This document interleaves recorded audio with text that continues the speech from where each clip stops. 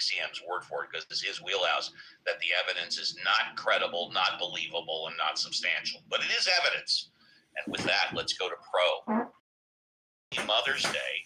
JCC, thank you. Yeah, I forgot to say Happy Mother's Day. Happy Mother's Day to all of them. Yeah. Pro, good morning. Happy Mother's Day. What would you like to talk about? We cannot hear you, Pro. I know we heard you earlier. There we go. Oh. Yeah, there we go. Hi. 1, 2, 1, 2.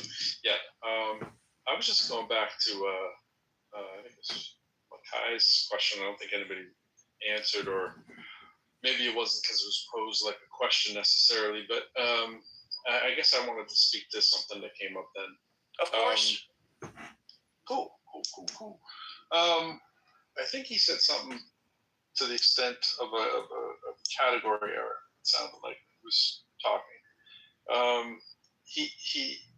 I forget what exactly. Well, how about if we start with, just to refresh all of our info, all of our knowledge, how do you define a category error? Well, when you're talking about something when you're making some kind of a claim about something that has nothing to do with the category of what you're talking about. So, like, he said something to the effect like, why, like, what's the benefit of being an atheist? Right? And I mean, it's kind of like saying, like, what's the benefit of believing Yoda is not in my basement? It kind of misses the category, right? Like the main issue's not whether your disbelief is useful. It's more if it's true, like Andrew is in here, he'd say true justified belief, right? It's the kind of thing that's supported by the evidence. I don't think atheism is something you adopt. That's why I call it a category. It's the result of just not being convinced that whatever these God claims are that somebody has are true. But I guess if there was a benefit, I don't know, intellectual honesty maybe, like being concerned with what is, what you believe to be that is, not pretending to believe something if the evidence doesn't persuade me, and that's kind of what I was expecting somebody maybe to jump on, but it didn't seem anybody went in that direction. Thank you. And I'm sorry. Well, please continue. I thought you were finished. Please continue. Well, I mean, that's the main thing. I don't know if that point is agreed to by everybody else here, but that's kind of the stuff that jumped out for me. I mean, I can speak more on it, but I guess it depends if other people have things to say about it. And before we move on, he criticized me for not answering the question, and I chose not to answer it, not because I didn't have an answer, but because of the time. I'll answer the question now before we move on. For me, the benefit of being an atheist is that I am not tied down in cement to the scriptures that are in the Bible or the scripture in the Torah. I am not going through life trying to reinforce what 2,000-year-old text says. I can keep my mind open and I can continue to reevaluate the legitimacy of God and the scripture with new information. I am not tied down to constantly trying to prove what was written 2,000 years ago. That is one clear benefit for me for being an atheist. Pro, did you want to respond to that before we move on? Yeah, go ahead. Yeah, I mean, I was trying to do the same thing too while avoiding what I think is the category, or I think you're trying to do it too. It's not what's the benefit, like he didn't ask what's the benefit of being an atheist. He asked what's the benefit of believing. Yeah. And so the thing is, like, the belief part is the part that, like, the benefit of belief is not, that's the category, or like, and it kind of reveals something. It's kind of like a question like that is saying that you think we, people who don't have that belief, is like a chosen thing because we're looking for reward or, some kind of social utility or whatever. And I get that because I think there is a social negative if you don't, especially if you're in groups and stuff. And I think that's telling. I think it's, rather than because someone is just convinced by the evidence. And I kind of hold, like a lot of people do who are agnostic and so forth, that we don't really believe that you believe. because we just think that you're going, what your question reveals is some kind of reward for you or comfort or identity or one of these things. And those kind of people are making those kind of decisions, and maybe, tacitly, maybe subliminally, like subconsciously or something like that, they're convincing themselves of the belief because they recognize the benefit first, and then true second, and it kind of gives people, the meaning and the morals. That's what I think they're saying. Thank you very much. Appreciate that. If you're in the audience thank you. And if you're in the audience and you want to come up, now's a good time. We're probably going to run a little late. We had some technical issues. And Pro, by the way, if you weren't here in the morning, if you were here at the start of the show, we had a couple of guys come on that literally locked up the show. We don't know how they did it or whatever, but we had to restart the room, and I'm not sure if anybody took their name. What does that mean? They came on stage and prevented us from doing anything except closing down the room. Yeah, JCC, please. Yeah, what happened was there was two guys with the same profile pic and name, Elijah, and I don't remember actually. And they were green characters, and they came on stage unmuted, and one guy had a noise, and I tried to, as soon as I clicked on their profile, it locked up my screen, and I had to leave and come back. So the only thing we could do was shut down the room. Yeah, we tried to mute them. We tried to mute them to the audience. We were unable to access any of the Clubhouse options to do it, so we had our only option left was to close the room. And pardon the pun, thank God at least we could close the room. It's a new glitch, so I don't know who discovered it. Yeah, it's a new glitch, so just be mindful of that when you run your rooms. Yeah, and there you have it. Let's go to Cartman. Oh, by the way, my current queue is Cartman, Jerry, Pluto, and Emma. Cartman, good morning. Welcome to the show. What would you like to...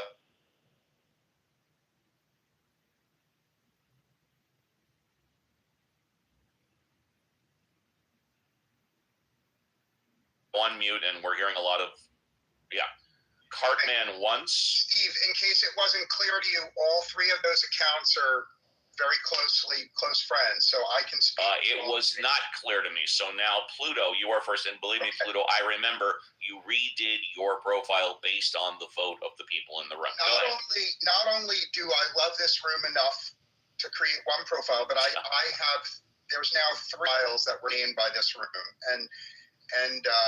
but it would be piggish to have all 3 come in and take 15 minutes instead of 5. So when you see all 3 of those characters, Steve, you'll know they're only asking for 5 minutes. Thank you, Pluto. Thank you. So I want to, instead of addressing Woodland Hills, I want to address my second favorite topic, which is atheism. And so I'll just start off by saying I think all the atheists in this room are smart to be atheists. I think it gives them comfort. And there's nothing wrong with the people in this room who are atheists being atheists. But I have a moral objection to atheists proselytizing for atheism or even praising it publicly. I think atheism should be a private vice because I think atheism is terrible for 99% of the population. Atheism only works for people who have a very high genetic IQ and great self-discipline. If you have high genetic IQ and great self-discipline, you should be an atheist. But if you are raising children that are not in that category or grandchildren, I think I look at atheists like the people in this room exactly the way I look at heroin users who proselytize for heroin usage, right? Ouch, that hurt. Please continue. Okay. So I'm going to explain why. Imagine there's a person on stage who has discovered he could take heroin and it has no negative effects. It makes him happy, it makes him productive, and he takes a ton of heroin every day and his life is great. And his first urge, you are such a person, you're taking heroin every day, your first urge is to come on Clubhouse and say, hey, I've got good news, I take heroin all the time and it doesn't hurt me. That can be the most ethical, moral person in the world, and they could be honest and sincere. but they are hurting society, because when they tell people that I take heroin and it's great, there's going to be idiots and retards in the audience that says, oh, that Sage takes heroin, he's okay, I should start taking heroin. And we know, we have ample scientific evidence, the overwhelming majority of people in Clubhouse that start taking heroin, it ruins the lives of their family. And so for that reason, I'm going to close by saying, I don't give a shit how happy you are taking heroin or meth. I don't care if it's helped you. You have an obligation to keep that shit secret.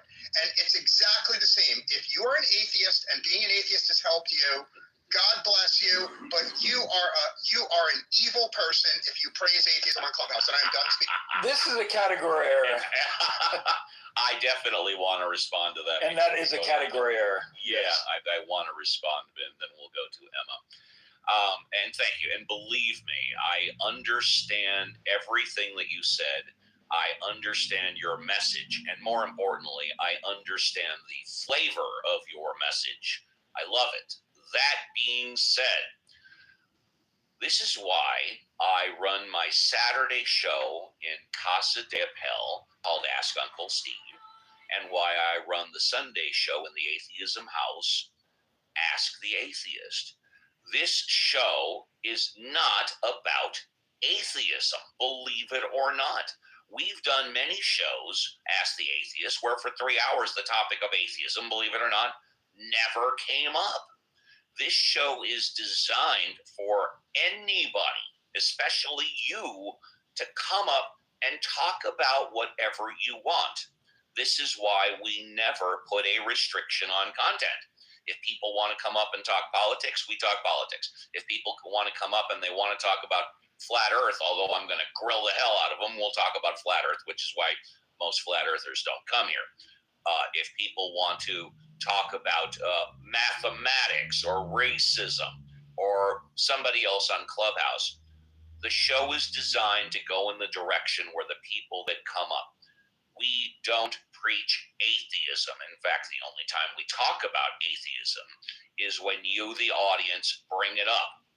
Then we don't preach it, but we give our honest, hopefully sincere opinions about it.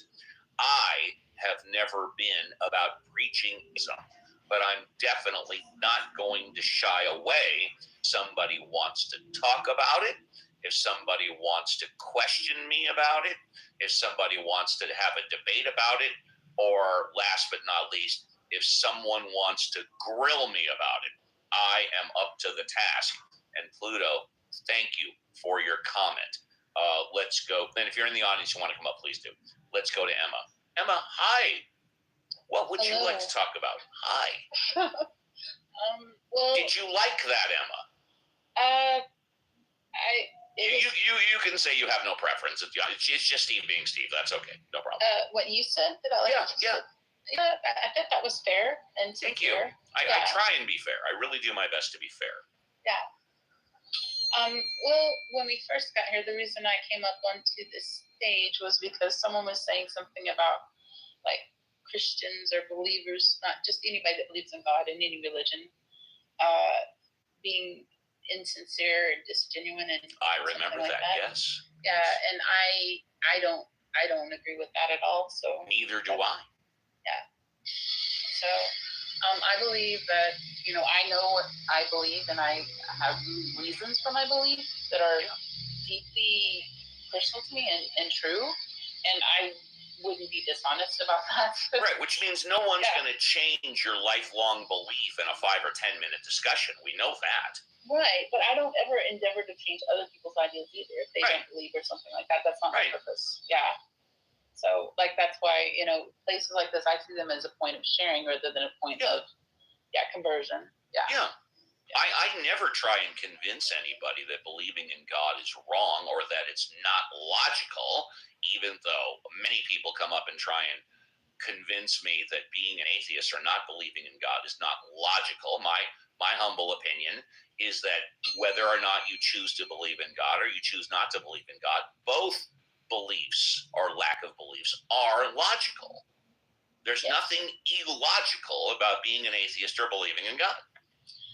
Right, because for me, like there's things that I've witnessed in my life that perhaps other people haven't witnessed. So that's why, yeah. You want to hear something that I personally witnessed? Yes. I've been thinking about when to bring this onto the show, and this is the perfect time to do this. Now, for those of you that have been listening to me for 5 years, I pride myself on being honest and sincere, and this may or may not blow you away. I witnessed my father's death recently, and the family and I were all around my father in and out of the room when it actually happened. Now, my father's had a dog, a Doberman Pinscher, for 8 years. And during the entire time that we were there, before it actually happened, when we were saying goodbye and when the actual event happened, up until the time the actual event happened, the dog was running around saying hello to everybody and such like that, but hadn't, for a dog, said a word or barked. And then when my dad was finally declared dead, within 5 seconds, and the dog was outside, the dog started barking. Now, I'm telling you that this is 100% factually true and correct. And when that happened, it made me reevaluate, not change my, but reevaluate whether or not there is a soul or not God existed. But I'm telling you all right now, 100% correct, that my dad's dog had not barked all morning, and then after he was declared dead, my dad's dog started barking. What does that mean? It's just something I'll never forget. Emma, did you want? That's a true story, y'all. Yeah, no, I see things like that as, I mean, I'm very sorry for your loss, first of all. Thank you. He raised a good man, so. You're very kind. My dad was an amazing man, but you're very kind. Thank you for the compliment. Yeah. I mean, this is Mother's Day, but we can think about it. It is Mother's Day, yes. My mom passed away a couple of years ago. Yeah. Well, sorry for both your losses. You're very kind. Thank you. But yeah, when I see things like that happen, it means a great deal to me. I do believe in the soul and the spirit, obviously, because who I am. And,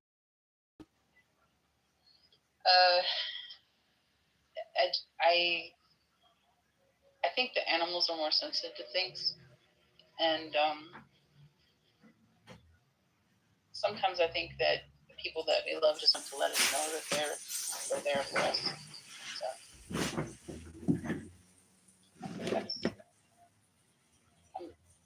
I'm glad that you'll remember it. I'm glad you'll remember it. Thank you. Yeah. Appreciate that, Emma. Are you good for now?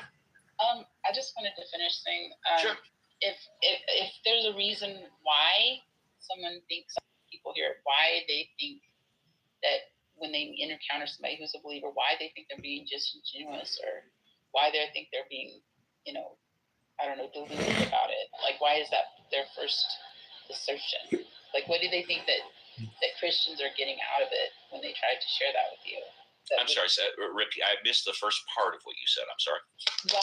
Why do people, why do any of you here feel like Christians are being disingenuous when they encounter you and they're just, when you ask? I don't think all Christians are being disingenuous. I think some Christians are being disingenuous.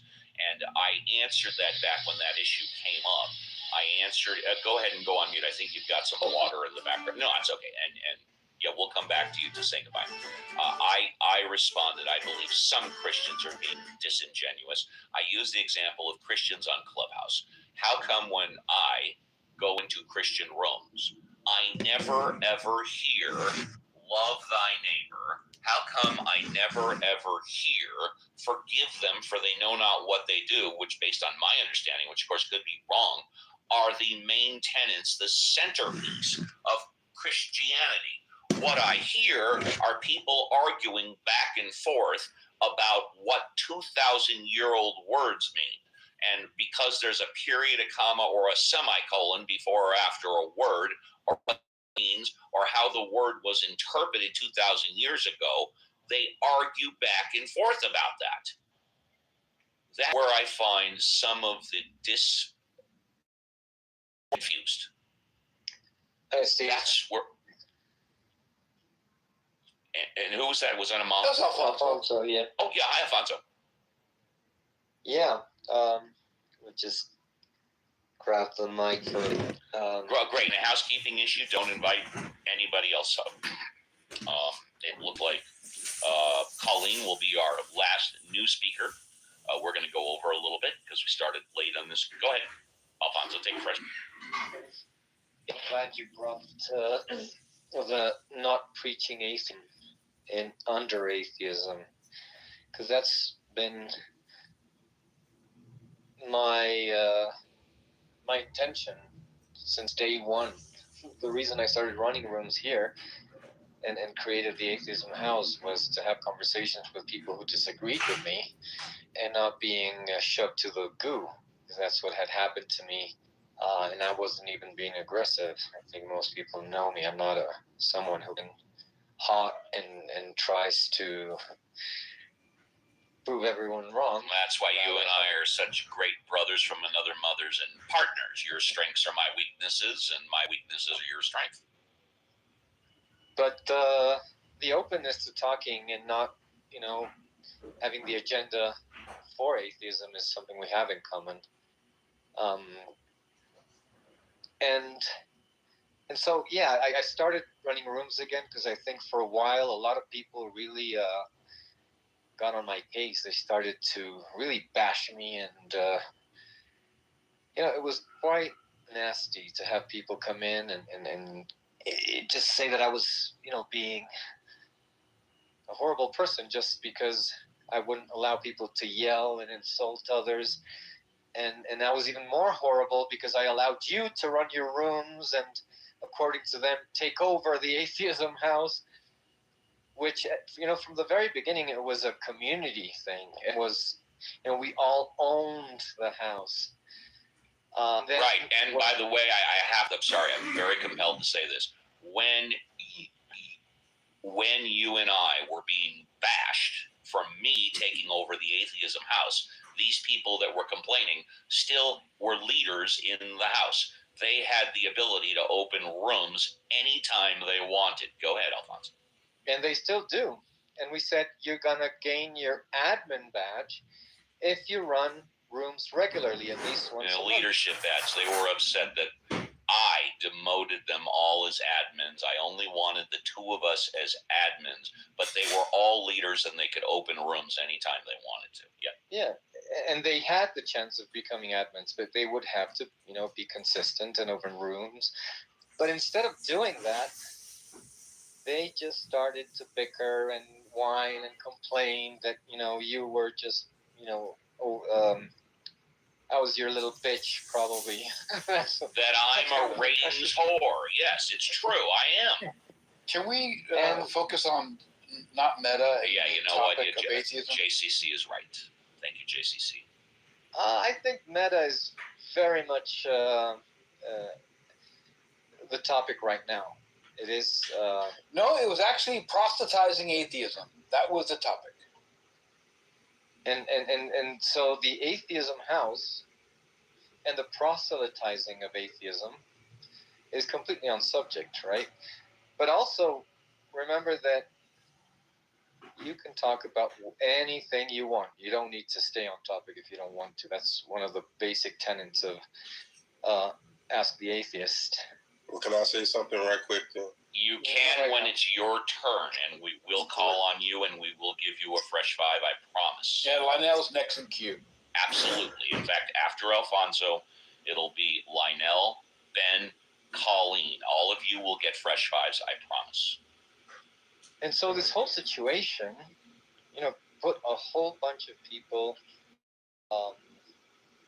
against me, just kind of backfired, and I decided to go down and not run room, just hang out. But I couldn't even go into other people's rooms anymore. That turned into this sort of Alfonso witch hunt, I suppose. And so a couple of weeks ago, I started running rooms daily under atheism, and that was it was so refreshing to see that still have a community, still have friends who care about having intimate, real conversations, not debates and bashing and insulting people. And so I invite everyone who wants to have a real, in-depth, kind, generous conversation to join my rooms. I'm running them every day. I will have a room under my house after this one. It's scheduled for 1 o'clock. I'll probably open at 1:05 when we end this one, or I might even step out a little earlier.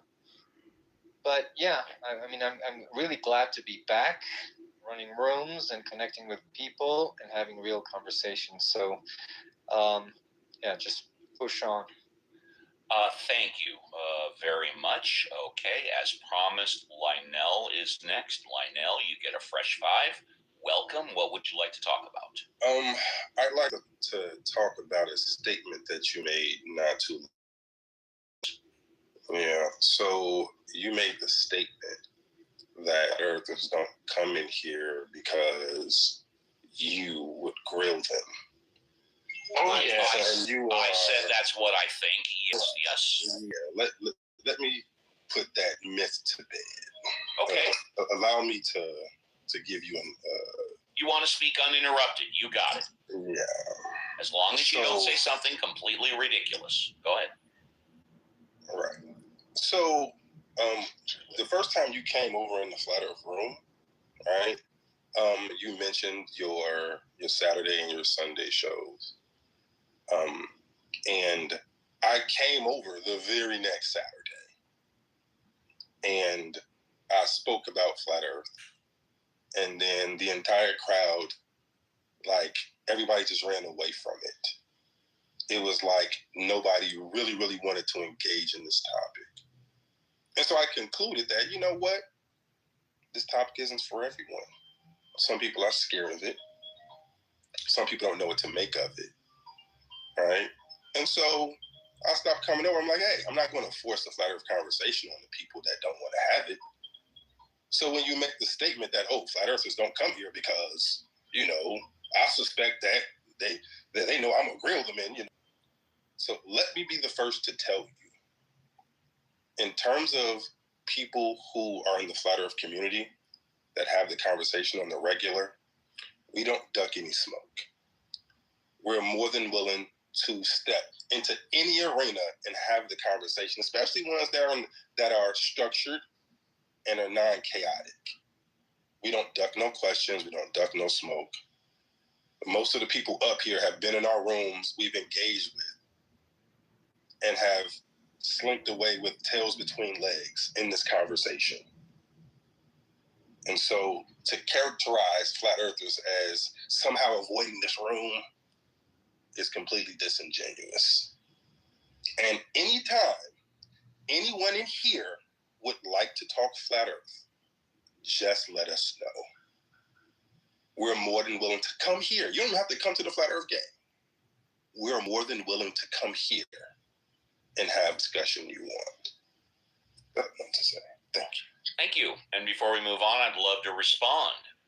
It is factually 100% correct that Buddy has come in the past couple of months to talk Flat Earth.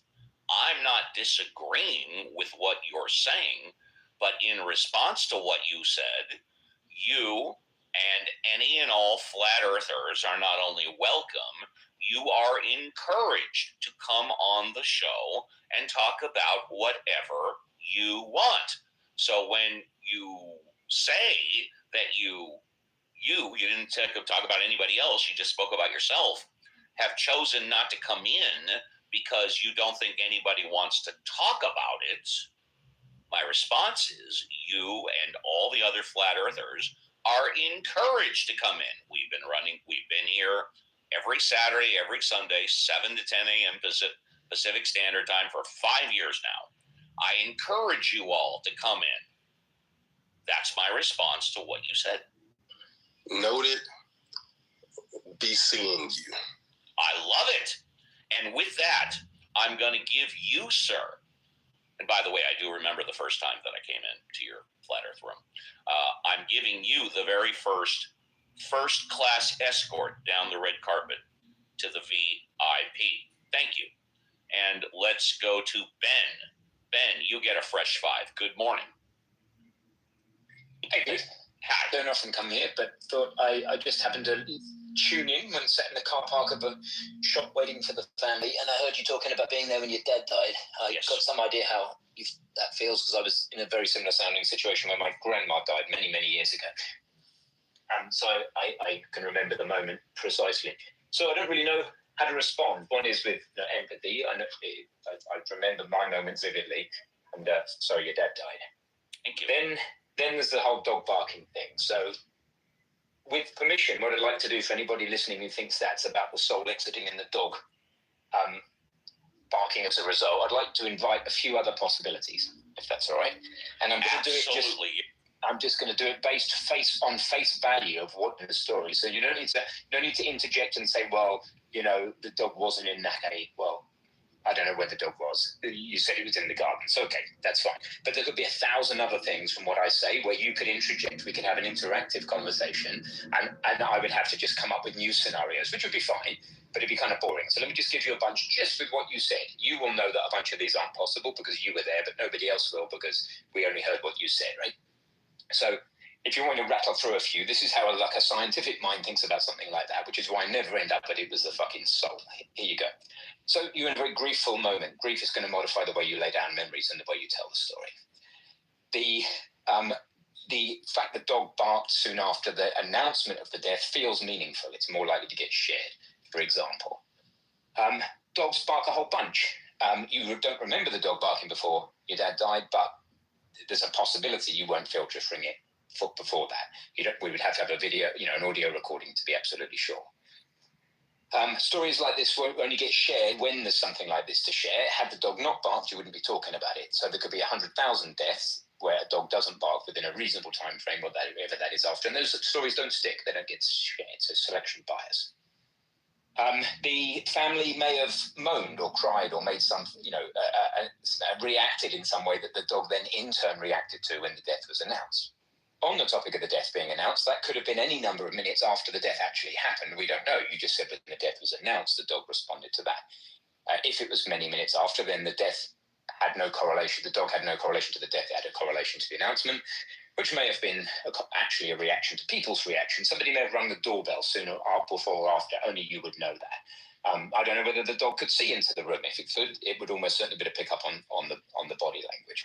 Pheromones, they've got very good sense of smell, even a directional sense of smell. There's a possibility that the reaction that this caused, either directly from your dad or the other people in the room, had a smell that the dog could pick up within, quote, a few seconds of the announcement of the death. I mean, I could keep going. I could make another 20 of those easily and just keep going. You could constrain those by saying, well, that one's not possible and whatever because of the actual circumstances. But the point I'm trying to point across is I could probably get to 1,000 before I even needed to take breath. Possible other things apart from the soul exited your dad and your dog was upset about it. So that's what I just want to bring to the table. None of those are as romantic or as interesting or as fun. I know which one makes better, I don't know which one's true, but I know which one makes better TV. It's the type of, I look at these things. So anyway, that's my super way of looking at it. And it's still on an emotional human level, it sucks. And when somebody's dead when they take the last breath. And it's, I just walked out the room when my grandma died and I was further noticed. I just said, I'm not coming. I never want to see her again. And that was that. And it was all quite peaceful. But sorry for your loss, and probably wasn't a soul leaving. Thank you. I'm going to respond, give you a first-class escort to the VIP. I'm trying. Move to the audience. There we go. Okay. Yes, your points are well taken. there were about 20 to 24 of us there. None of us remember the dog barking during the few hours that they were there before the death actually occurred. That doesn't mean that the dog didn't bark. The dog may have barked. None of us may have heard it. You are 100% correct. But what I described is what all of us remember, but your points are very well taken in that we are not wrapped up in remembering when the dog may have barked prior to that, but all of us remember the dog barking shortly after the death was announced, and you're right, that's how all of us remembered it. Is that accurate? Was it being recorded? No. Was it being filmed? No. Did somebody have their eyes on the dog the entire time? No. You're right. And maybe it is somewhat of romanticism that we all remember it that way. Those are very good points, and I respect you for saying so. Thank you for that. Colleen, you're next. Welcome to the show. You get a fresh five. Hi. Colleen. Yes, hi. Hi. Thank you.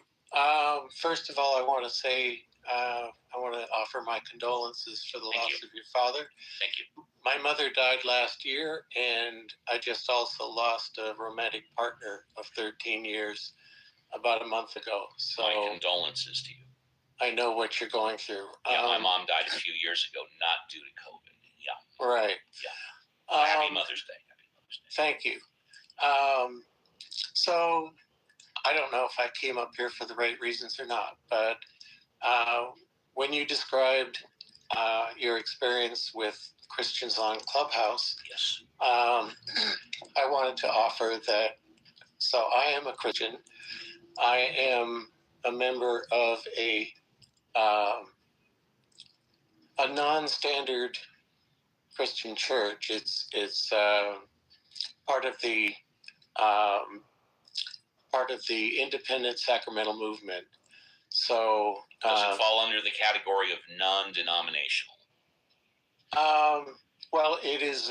We have Catholic beliefs. Okay. And a number of us come from the Roman Catholic Church. Fair enough. But we don't recognize the Bishop of Rome as the Pope or the leader of the church. We are an independent church. But I just wanted to say that if I got into a group of people and had the experience that you described of, arguing over a comma or a period or, which word was used in which 2,000-year-old text, I would leave quickly. That is not what Christianity is about for me. We are very much about love thy neighbor as thyself, and what we want most of all is to first practice our faith. And I am in fact studying for the priesthood at this point. I'm also a member of a religious order, and we have worship every Saturday evening on Zoom because we're geographically dispersed. But we practice what we preach. Well, we don't really. The bishop preaches, but the rest of us follow, and we very much. Our purpose is, first of all, to allow people who have been injured by mainline churches to worship in their own way, and we welcome all kinds of people. Whereas the Catholic Church does not welcome LGBTQ people, we do. Polyamorous, that's fine. So we're very progressive in that way. We don't tolerate, we celebrate. So I just wanted to say that. Thank you very much. I appreciate that. Thank you for coming on the show. Thank you for your comments, condolences. Another first-class escort down the red carpet to the VIP. Let's go to Emma. Emma, thank you for being on the show. Would you like to say goodbye? Yeah, thank y'all for letting me be here and talk. And I enjoyed hearing everybody's perspectives, and I'm very grateful for it. And I hope y'all have a nice weekend and happy Mother's Day. Emma, thank you. Happy Mother's Day. Another first-class escort down the red carpet to the VIP. Andrew, thank you for contributing on the show once again. Would you like to say goodbye? Yes, Uncle Steve, and I too would like to express my condolences. Thank you. I did not know your father had passed until you mentioned it during the show, and I know how hard that is. I lost my father. I wasn't planning on mentioning it, but I did want to mention the thing about the dog, but I just wasn't sure when to talk about it. So yeah. No, it's all, it's just unfortunate. And, I think, somebody was asking about, the benefits or not of being religious or not being religious. The benefits of being an atheist is whatever, right? Yeah. But, I kind of think, too, that there's a certain comfort that people find in that belief that there is an afterlife rather than just nothingness, because we don't remember what was happening before we were born, and I don't think we'll remember anything afterwards or after we done it.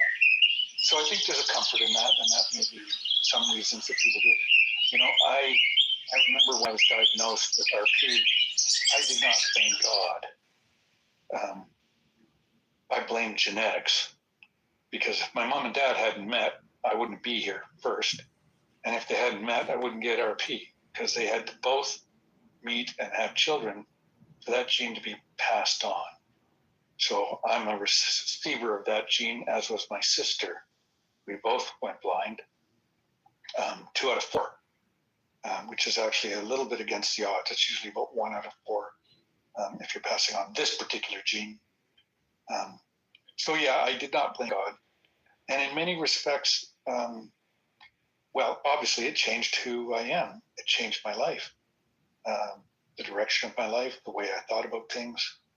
So sometimes I look at it more often than not as a good thing, because it's given me a certain amount of empathy that I may not have otherwise had. It's provided me an opportunity to be involved with other disabled people. And for that, I am forever grateful, because I've met a lot of fantastic people in those communities, and still meeting some fantastic people in those communities. So there's always, for every quote unquote evil, there's a good. And you just have to find it within yourself or within others that may be assisting you, and just carry on. So with that, Uncle Steve, I'd like to again express my condolences, and I'll bid you adieu. Thank you, and I will comment after I give you another first-class escort down the red carpet to the VIP. As Andrew knows, I am also afflicted with RP, retinitis pigmentosa. The most famous person that has RP is Steve Wynn, the billionaire casino magnate. He went completely blind about 15 years ago. RP, retinitis pigmentosa, affects approximately 1 in every 4,000 people. However, of the people like Andrew and myself that get RP, 25% go legally blind. I started being affected most. Enforcing membership in the guild. And I think it was it was hard to become a member of the guild. Let's just say, for sake of argument, because there are probably many ways to become, but let's say you had to pay them a year's wage to become a member of the guild. And if you were to create jewelry and you weren't a member of the guild, they would come to your house at night and smash all of your hammers or snatch your forge, the thing you use to melt metal. And the argument is that academia replaces the guild by insisting on regulation. So you can't be a jeweler unless you're regulated by, you have a license, regulated by the government to be a jeweler. And then they provide the classes you need to become a jeweler regularly, right? They get to charge whatever they want for those classes because you can't be a jeweler unless you take them. And in that, the same way you get a trade today, like you can't be an electrician unless you've gone to electrician school, basically. Electricians are part of a guild very often. So the argument is that academia is on the constant hunt for new things that they can monopolize it and make guilds out of. So it doesn't matter what it is. Like the Wright brothers they were high school dropouts. They never went to college. They weren't part of any guild. They made bicycles by the grace of God, and they invented the airplane. And then academia came along and said, whoa, no inventing airplanes. You got to come and take classes first before you can be licensed to invent an airplane. And now, because if it's going to fly something, you'd want to make sure the dude that built it was qualified.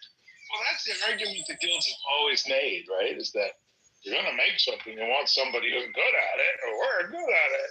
Because somebody else is allowed to do it. You got to engineer a plane. There's a bunch of math and science involved in making sure it's designed correctly. Like, sure, you could learn that by apprenticing, I imagine, but it's probably one of those things that you should learn through education. You and I, even though we didn't finish school. Wait, just to be clear, if you learn it by education, it means you go to a special place, you pay a lot of money, you buy an expensive book, you read the book, and you read the formula, and now you know the formula. Also, you could have gone to the library. I'm not saying people couldn't access that on their own.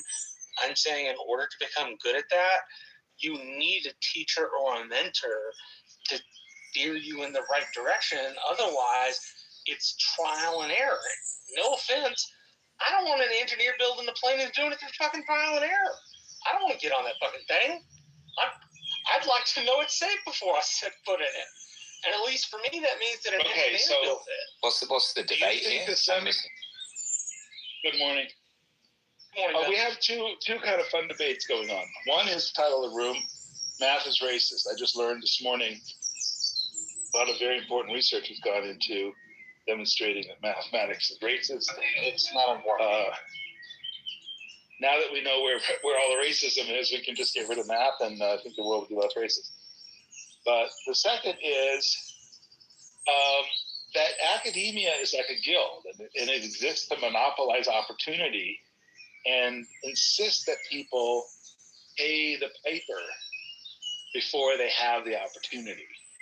So even though the Wright brothers explanation.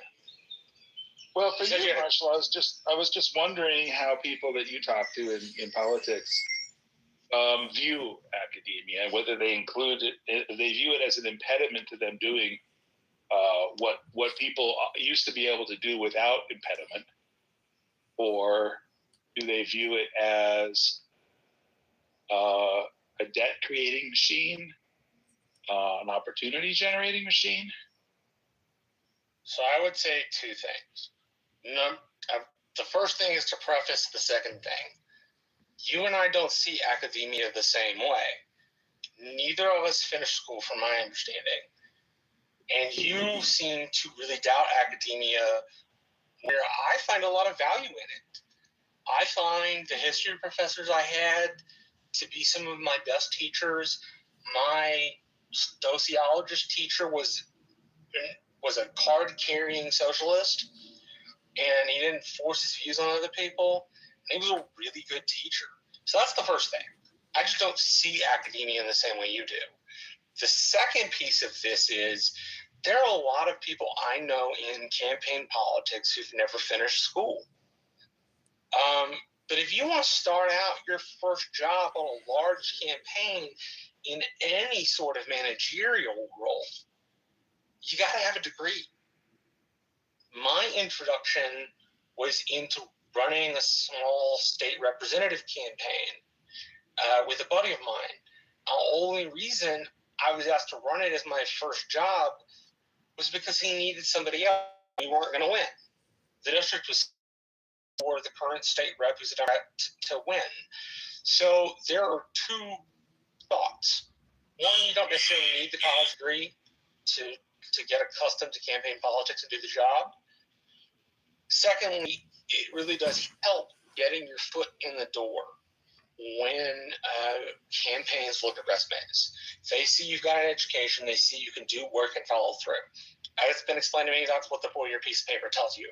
I can start a task and I can finish a task and I can do it in a reasonable amount of time. But if you go to school and say study political science, nauseous. You study political science, but not the political part of the My science. beautiful nauseous. That part makes you much more familiar with demographics. Good morning. How are you, beautiful? Beautiful. Just came back, went to the beach. Ooh. Had breakfast. Met up with for Mother's Day. Rode a little bit. There's a ranch right next to the beach. Came back. Met up with ex for Mother's Day. Paradise now. He bought me diamonds. Your boyfriend bought you diamonds? No, my ex. Oh. The daddy of my baby. Well, I hope you got a diamond tester. Dude, this is my profession. Oh, yeah, you work in jewelry, you know. And I think at night, probably going to go out, BF and my daughter. Now resting. You know, with my doggy. My little doggy is my real love of my life. I love my doggy. It is so small, so cute. So wait, is your ex-husband trying to get back with you or something? Initially that was the case, but I got bored. Bro, I would never get back. I know he still loves me and all that. But you just accepted his diamond, what was it, tennis bracelet? Dude, he's always buying me stuff. No. Yes, but my diamond nose ring. A diamond nose ring? Stud. Diamond nose stud. Well, damn, I mean, that's not a tennis bracelet. That's like one tiny little diamond. No, it's 1/3 of a carat. It's fine. So I guess you're not getting back, but he wants to get back with you. I mean, you're the mother of his child. Why wouldn't he want to be with you? He does love me. I won't get back. Did you initiate the separation, or did he? He did, right? That's the thing. He initiated the separation? Yes, man. Damn. I believe it was midlife crisis. Damn. It was a momentary lapse of reason. Didn't think about it. Kept using it. Finally, I didn't allow it. I didn't allow the gaslighting. I went in head-on headstrong. You were shocked. I mean, it's really like sick. You don't keep like threatening someone because you're going through a freaking midlife crisis. Mm-hmm. I was like, you want this? You got this. I want it. I got it. I want it. I got it. Well, that's ghetto logic, though. What do you want me to do? It was constant. If this is the case, then this is going to be the end. If this is the case, then this is going to be the end. I think that's fine. I want it. You got it. Yeah. Well, I don't know. If I go out with like single mothers, who are beautiful women, and they're like happy with their kid, they're happy with their life, they'll say, I just want somebody that, I can spend time with. And I'm like, well, what is that? Like, you want to have sex, with a partner. So I don't know. I just take it all with a grain of salt. Like, I don't even want to form a judgment about you, but I kind of do form judgments about women that have kids and ex-husbands because I'm like, was it you? Was it him? Why can't you work it out? You have children. It's so important to be together to raise those children. I tried, bro. 1 year I tried. Like, don't do this. What's going on? I don't know. I just don't feel fulfilled in my life. It was all about him. Like, bro, you have such a happy life. You have so much wealth, so much happiness. What a beautiful child we made. Why? This is the thing, right? For me, like, that was the thing. You had it all. You wrecked it. Never mind. Old news. Then I got with my BFF of many, many years. And then for a year and a half, we had like a breakup. Then I got back again a few months ago. I've known him for like 20 years now. I love him a lot. Mm. Everything ends up exactly how I think it is determined to. I'm a determinist. Yeah, I mean, relationships are kind of crazy in a way, like, because if you have to like maintain it just for it to exist, Yeah. and like, so it's like I don't want to have to like manipulate you to to have you, you know, like I want, because I'm totally happy being by myself. Like I've, you know, if I join with you, that's me taking you on my ship. It's not me joining your ship. Like we could pretend it's that way, but it's not that way, because a lot of it just deals with housing, right? I mean, no, not in this case. I mean, we both came from, like, I don't know, I guess privileged backgrounds, and that wasn't even, it wasn't a housing or, you know. no, I mean, I'm talking about me personally, I guess, but like. Oh, I see. I'm sorry. What was housing for you? No, I mean, it's just part of the equation now, meaning that like, oh my, you know, so crazy. I matched with this girl on Hinge. Like I changed my geolocation to South Beach, Miami. So I meet this incredibly hot Latina chick who has like 3 kids, and she's smoking hot. And every single Instagram clip is her working out, popping her amazing booty. And she never seems to work. She's always taking the kids to the beach, she's always doing an event. Like she's just, her kids are her life. So then you know, we're friends on Instagram, and then I start seeing what she's posting on Facebook Marketplace. And guess she's involved in some kind of criminal network. Oh, wow. She's selling stolen auto parts. Oh my god. Yeah, I couldn't believe it. I was like, oh my god. This is how this chick makes her money. She sells stolen auto parts that her ex-husband probably, you know, buys or steals. I mean, good lord. So this is, why do you attract such freaks in your life? Well, it's not like she's a freak. She's just a beautiful mother, but you know, I'm like wondering, how does she support herself? And then I see, you know, Facebook Marketplace, she's selling a $450 headlight for a Honda, you know. I'm like, holy shit, that's crazy. Crime pays. Oh, wow. So you only have 1 kid, right? Yeah. How old are you? Early 40. 41. So you're done. You're not having any more kids. Yeah, I don't want any. I guess I can, but I don't want. Yeah, I don't know. I mean, you'd have to like, it's a whole thing. It's like starting a whole new life. Yeah. I could adopt. Well, this app is, it's not, see, when people say this app, it's not this app. The app doesn't actually exist. It's just the people here. That's it. And so what we're not really criticizing the app. We're criticizing the people and what they talk about, how they spend their time, what their opinions are.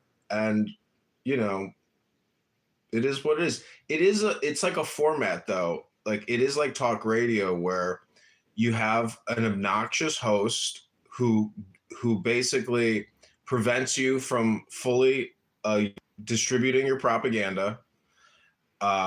he redistributes his propaganda or her propaganda to supersede your frame. So it's like talk radio where people come on, they get abused, they get kicked off the show. It's, you know, that's why I like recording people, because like I'm highly blocked, and I'm blocked from certain rooms. And so like my only justice is actually recording what I consider to be bad takes. Yes. Yeah. Did you like how we were reading Shakespeare last night? I didn't hear it. I was out at the bar last night. The fuck? We Yeah. read like 50 sonnets at least. Really? Oh, that would have been nice. Yes. You know, I used to do theater for 3 years, right? What, in And college? Shakespeare was our main like blueprint upon which we build stories. Mm. I love the arts. I love culture. I look down upon people who are uncultured. I don't look down on people. I just they just are not conditioned. They don't have the time. They don't have the environment. They don't want to do it. No, they would. They would, but they're conditioned and suggested with other art, which is like NFL football and NBA and college basketball. Not art. That's just empty. It's just your opinion. It's just your opinion that it's not art. Okay, fine. I don't want to be judgmental. Fine. But what I think the complaint. They don't read books. That's the truth. That's the truth. I think the real complaint is that the economy doesn't make a greater category for artistic living, where instead of military and industrial complex and medical industrial complex, we should at least take like $1 trillion a year and just redistribute that to our people so they can do art projects. Exactly. Oh my God, I love that. Yeah, because art projects are like science experiments. There's going to be great outcomes, and people's lives, like, we're all getting cheated all the time.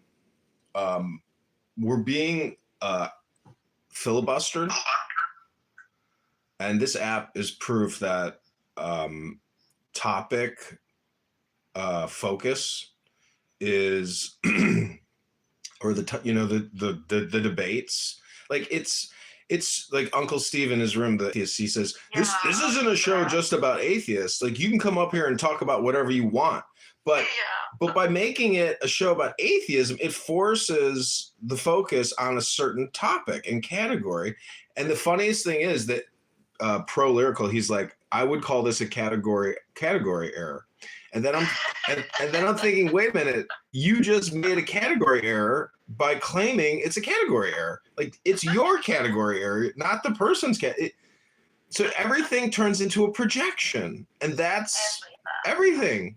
And that's to me like the biggest takeaway from life is, okay, your ad hominem or your filibuster is a projection. Exactly. And people can't see it. They can't see the log in their own eye. Yeah, but they're also like, to be honest, like, I would never date anyone off of this app, because this app is like psycho a little bit. Like, if I have to like date someone, I would never do it. I've met up with a few people. This is like years ago when it started off, and they were very cool people. I'm not gonna lie. When this app just started off, right at the beginning, and a couple of years into it, regular friendships were made, blah blah, and but now would I meet up with anyone, especially like for date purposes? Hell no. There's just too many. See, it's not a dating app because there's just too many people out in the real world, and then there are dating apps. Yeah, exactly. It's pointless. Like, but people still, I think, do Peacock, and like there is like this sexual component to this app that people. There is. Yeah. Because there's a lot of guys that just are not talking to women in the real world, and so when they get to talk to you, they're like, "Oh, this is what I want in my life, and here it is on Clown House." Exactly. I think this app is really important for like helping people. For me, it's like I love the fact that I can, like, I went out last night and there's so many people and I could talk to them, but they don't want to necessarily talk to me. You know? Why? Well, just because I'm just another guy, you know, like unless I can demonstrate some type of interesting magic, you know, otherwise I'm just not interesting. Like I was at a bar once and I was talking to this girl, she, you know, didn't seem interested. And then I did a magic trick. And next thing you know, it was like her panties just fell down. I was like a different person now that I demonstrated value. So that's the thing about attraction is if you can demonstrate value, well, now all of a sudden you're a valuable, you know, commodity. Of the few relationships, and I know a few of them off this app, most have failed. I wonder why. Because the relationship was based on Clubhouse dynamics. And, you know, a real good relationship is like quiet.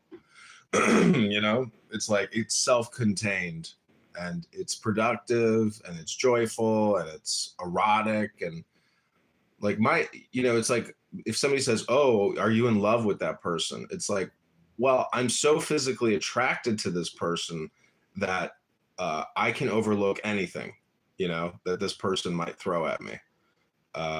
Like to me, that's actually more love than being in a relationship with somebody that you're not attracted to, but you're committed to out of duty or obligation or commitment, something to that extent. You know, like the physical attraction to me is actually real love in a relationship that transcends, you know, the protocol of the relationship or something. Like if that makes any sense. Like without that really strong chemistry.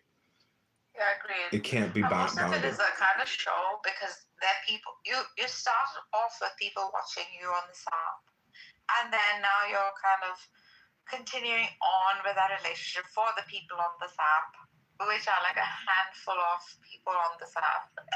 And so I don't know if you know, I can't use names, I don't want to dox them. You probably have recorded them too. This was from like 5 years ago. This couple started off pretty passionately. He was a famous, and still is a famous cupcake maker in the US. Like he specializes in cupcakes, and I'm talking about bougie cupcakes. And she was from Germany. I was much into the spiritual practices of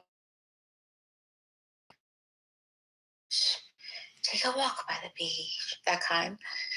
And then she had a huge house in Germany, right? One of those magnanimous heirlooms inherited. She sold that property, freaking vintage. I don't know how old that home was, probably, you know, from the medieval times. And then both of them, he from the States, she from there, they moved to Italy. Freaking within a few months, then they buy property by the beach in Italy, etc. Freaking the whole thing falls apart.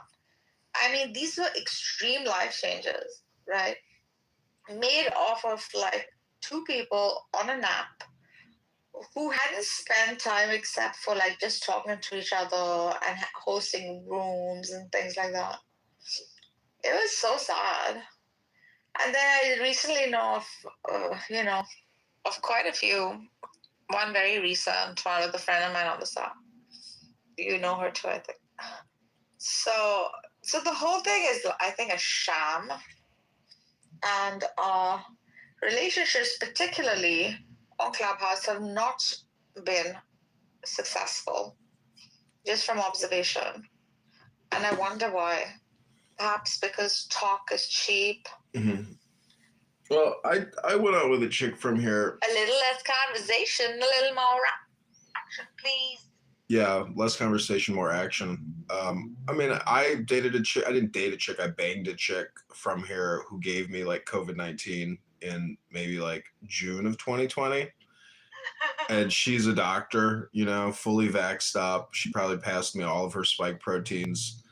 And like for 3 days, I was curled in a ball, and I was like, that was a mistake. But Oh no, John. the sex was at least good enough to endure the 3 days of spike protein metabolic processing. And, you know, she was a neurotic. Like, people might think I'm a neurotic, but, you know, I know how to shut up, you know, like, and be quiet. Some people want that dopamine talk to talk so bad that they're horribly obnoxious people who can't shut up. And you're like, you think we could get a little peace and quiet around here? You know, could you like not be annoying for 5 minutes? But, you know, I deal well with highly annoying people, and I'm more than happy to facilitate your annoyingness just for the sake of your company. But it's limited, you know, and I have boundaries and duration limits that ultimately, you know, I will separate and you can go on your way. And I know what to expect. You know, I know people out there that are so obnoxious, so self-centered, so narcissistic, and it's hard to even detect. It's hard to know that you're actually being manipulated by AKA a friend. You know, and the truth is, like, friends, I like to say friends for life, but a lot of my friends aren't actually friends. They were in a way using me because of the novelty or the dopamine that I bring with me, and the intelligence I bring with me, the sophistication, and the ability to also attract, you know, beautiful people to the situation. And I don't know, some people are just like dead weight, you know, you realize like, okay, I need you just for your company, but you're also dead weight. Like, you're not contributing to this equation anymore. Right.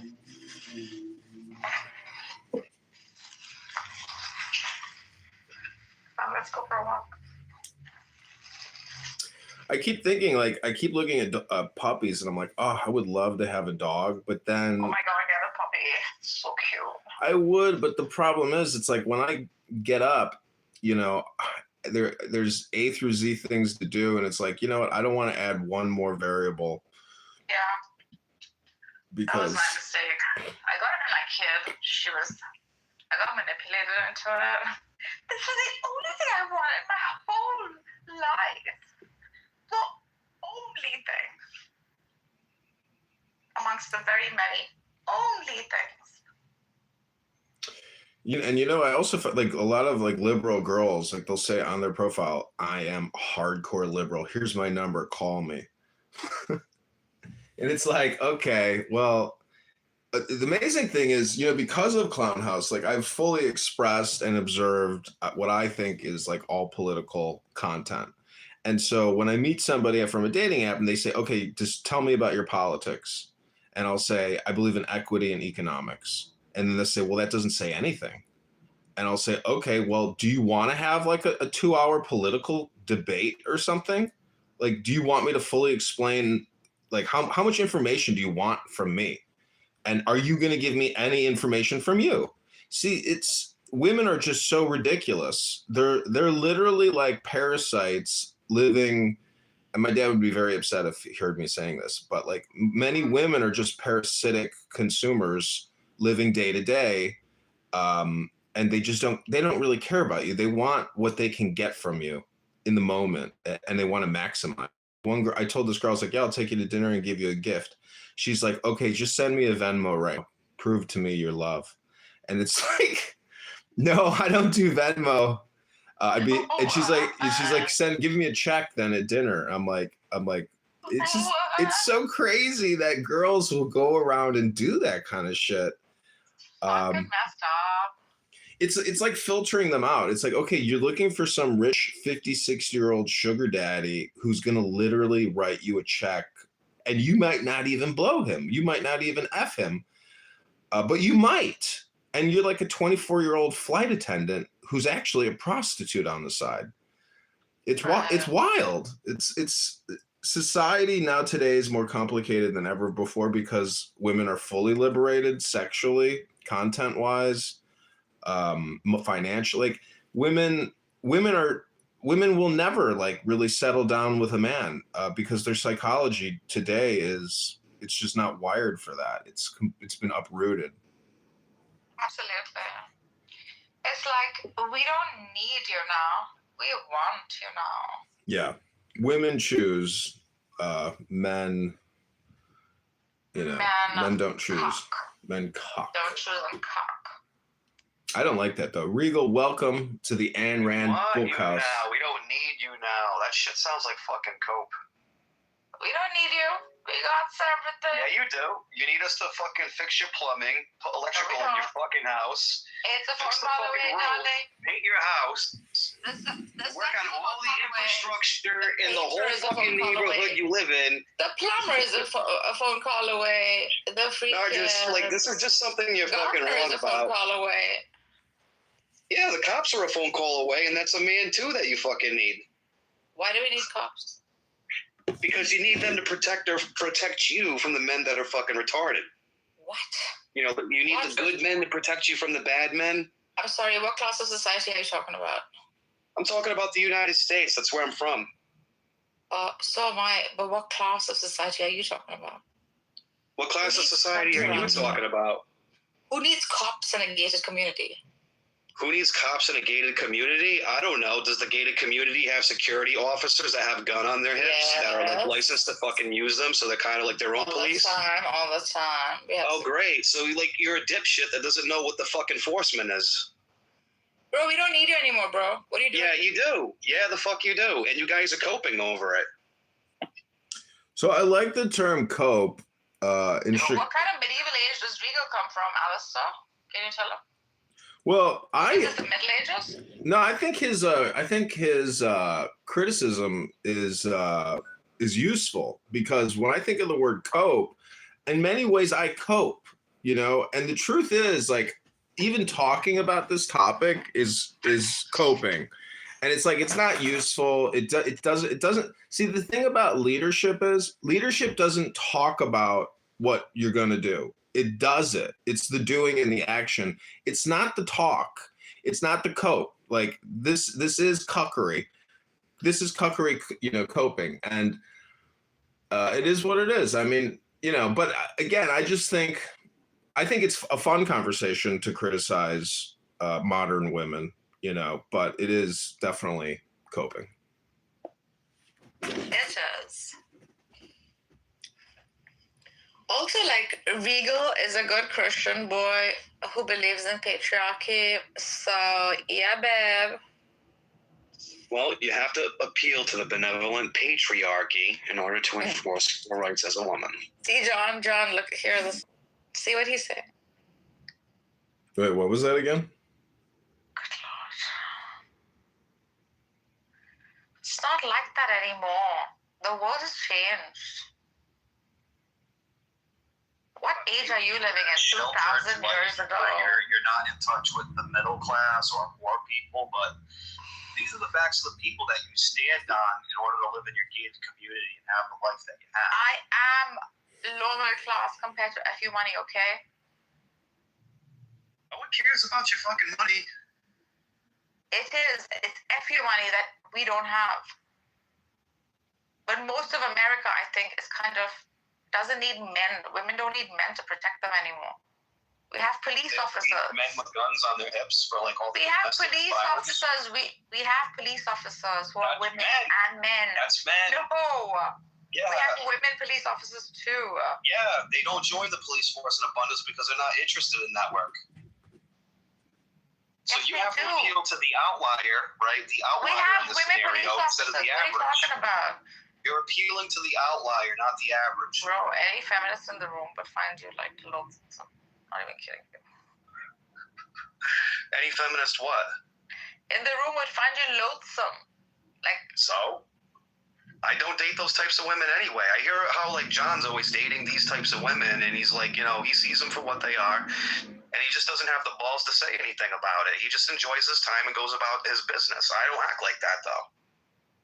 I have like values that I stand on, you know what I mean? This girl just texted me, John, what are you looking for? Are you looking for a sugar baby by chance? Or tell me what you're interested in. And then she sent me a photo and she's like hideous.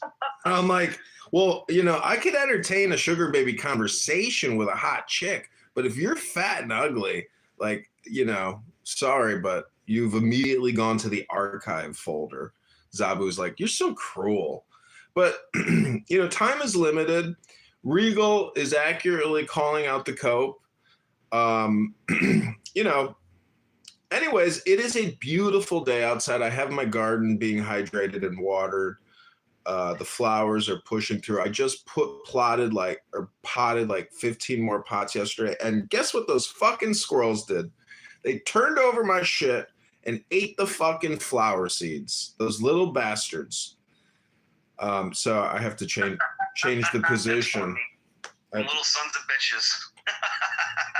Squirrels are so smart. I mean, they're just unbelievable creatures. They're like monkey rats of a high degree. And I love squirrels. I love bunnies. And I love shooting squirrels or hitting them. Oh my God, stop, don't. Well, I have a small business. It's controversial. It's called Squirrel Hunter Incorporated. Oh, no. And I have a slingshot with plastic pellets. They're not metal ball bearings to kill the poor squirrels, but when a plastic pellet flies past your face at 300 miles per hour, you know, the squirrels are kind of like nervous. They're like, what the fuck was that? And then they see me in the distance with a big shit-eating grin on my face with a slingshot, and they run like fucking hell. And then sometimes they don't even run. Sometimes they just strut away like, I'm better than that. Don't you dare fuck with me. And they just strut away. And then another fucking ball comes flying past their face at 300 miles per hour. And then that's when they're like, oh, fuck. I got to get the fuck out of here. That's called Squirrel Hunter Incorporated. You are not. It's actually a subdivision of a former company I had called Rat Hunter Incorporated, where you could actually go on like rat safaris with a pellet gun. And man, when you shoot a rat with a pellet gun, those fuckers can jump like 6 feet in the air and they can scream. They go, ah! You know, it's crazy. Dude, I think the true story is your neighbors are probably watching you run out of the house with a fucking broom, fucking batting at them, chasing them off your fucking lawn. I just wonder what the people in the cars are thinking when they see me standing on my balcony with a slingshot shooting balls off my balcony. Okay, well, I'm going to quickly read to you one page of Ayn Rand. Are you ready? Because I think that... Absolutely. I love Ayn Rand. I love you, Ayn Rand. Rest in peace. R.I.P. I think that all books are magic, and what people don't realize is that Ayn Rand is actually a magician, and her book is actually a magic book. Hello? Controversial statement? Hello? Is that a controversial statement? Not at all. Ayn Rand is magic herself. Okay, this is the virtue of rationality. The virtue of rationality means the recognition and acceptance of reason as one's only source of knowledge, one's only judge of values, and one's only guide to action. It means one's total commitment to a state of full, conscious awareness, to the maintenance of a full mental focus in all issues, in all choices, in all of one's waking hours and talking on Clubhouse. It means a commitment to the fullest perception of reality within one's power and to the constant, active expansion of one's perception, i.e. of one's knowledge. It means a commitment to the reality of one's own existence, i.e. the principle that all of one's goals, values, and actions take place in reality, and therefore that one must never place any value or consideration whatsoever above one's perception of reality. It means a commitment to the principle that all of one's convictions, values, goals, desires, and actions must be based on, derived from, chosen, and validated by a process of thought, as precise and scrupulous a process of thought, directed by as ruthlessly strict an application of logic as one's fullest capacity permits. It means one's acceptance of the responsibility of forming one's own judgments and of living by the work of one's own mind, which is the virtue of independence. It means that one must never sacrifice one's convictions to the opinions or wishes of others, which is the virtue of integrity. That one must never attempt to fake reality in any manner, which is the virtue of honesty. That one must never seek or grant the unearned and undeserved. Wow, the DEI, social equity, justice warriors would hate this. Neither in matter nor in spirit, which is the virtue of justice. It means that one must never desire effects without causes. You see how valuable this is in terms of like contradicting the left? And that one must never enact a cause without assuming full responsibility for its effects. That one must never act like a zombie without knowing one's own purposes and motives. That one must never make any decisions from any convictions or seek any values out of context, apart from or against total, integrated sum of one's knowledge. And above all, that one must never seek to get away with contradictions. It means the rejection of any form of mysticism.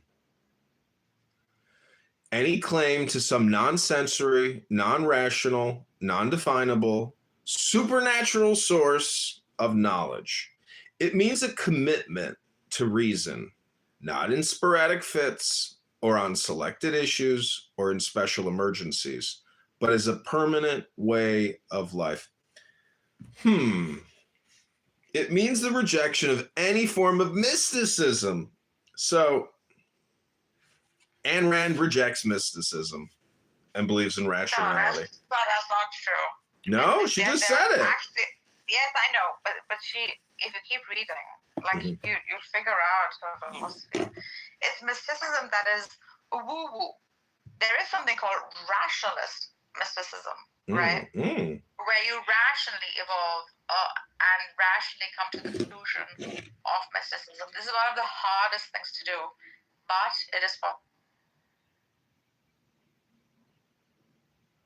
You cut off there at the end. What did you say, Narjas?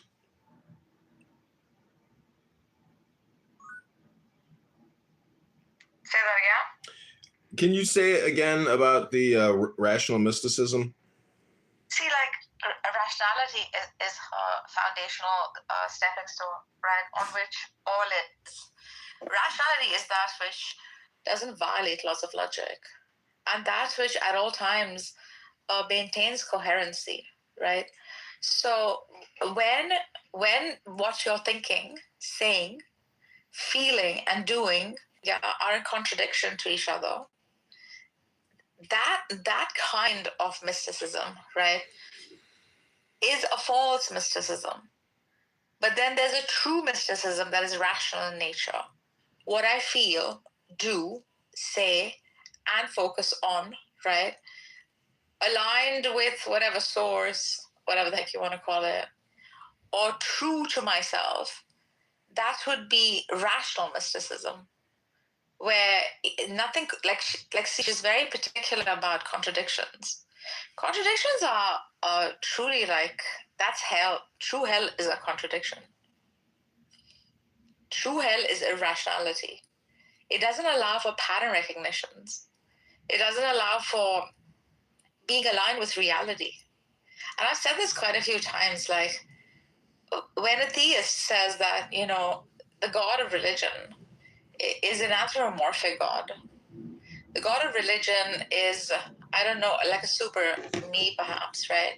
This is where you're not aligning yourself with the reality of things, because we'd like to imagine that.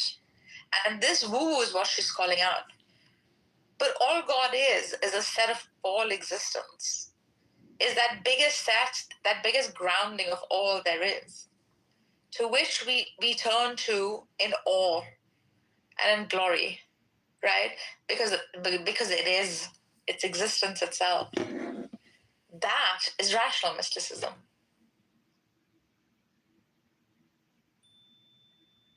Okay. See, I used to come on this app and try to disengage people, meaning like I would just say, okay, let's take the deepest breath of the day, hold it for 10 seconds. Meaning there's no reason to actually like engage in the conversations and debates that are happening here. It's all like this focused category error. It's just like I prefer the audiobook information distribution to like this broken, incomplete position that people present here. And it's pathetic. Like people here are pathetic. And I really like mocking them and making sure they know that I think they're pathetic and I've confirmed that they're pathetic. It could be a me problem. And I'm slowly moving away from all criticism and just getting into documentary, filmmaking, and just letting the audience decide without my interjection. I think that's the best way to do it. But I could also have, some people enjoy my criticism. And I've gotten compliments and people say, I went back and I watched your Instagram of me talking to all these people and I really enjoyed your feedback and your commentary about how ridiculous it is. And I say, thank you. I appreciate you for appreciating me.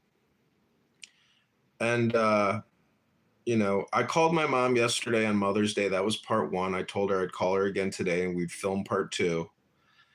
And, she said, I love that for you. And I said, I love that you love that for me. And then she said, I love that you love that I love that for you. And I said, I love that you love that I love that you love that for me. And I love that you love that for me. I was like, it was funny. And she got it. Because my mom is a chronic one-upper. And, she realized what I was doing there. I was trying to show her that, she's addicted to like one-upping you in conversation.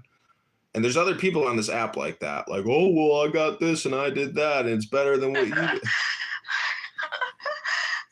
is so cute. It's a cute relationship. I think it's fun. People liked it yesterday. People enjoyed my little 50-minute conversation with my mom.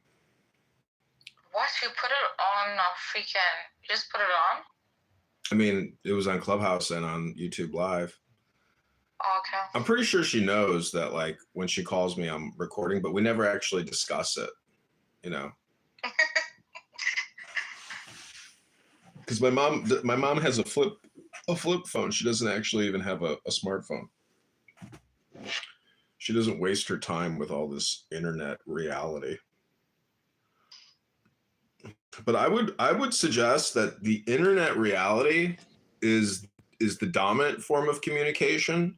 Therefore, it's so close to being reality that it's the only effective way to manipulate reality. Because all this political communication that gets pushed throughout Facebook, Instagram, YouTube, and other platforms, that is the marketing content to try to influence people to vote for their leaders who are essentially doing all the handouts. Because we're so broke, there shouldn't be any handouts. There should only be debt service repayment. And a lot of politicians during the election cycle, they just post now pictures and videos saying, hey, I just brought in 1.3 million for this bridge, 1.3 million for this facility that does this type of healthcare. And it's like, okay, so Speaker Johnson gave you $10 million to divvy up across your district. And now you get to create content about where you're giving the money out. It must be nice. But the country's totally, and that's like the reward, for the congressperson or senator to create that content and say, hey, I fought so hard to get this money for you.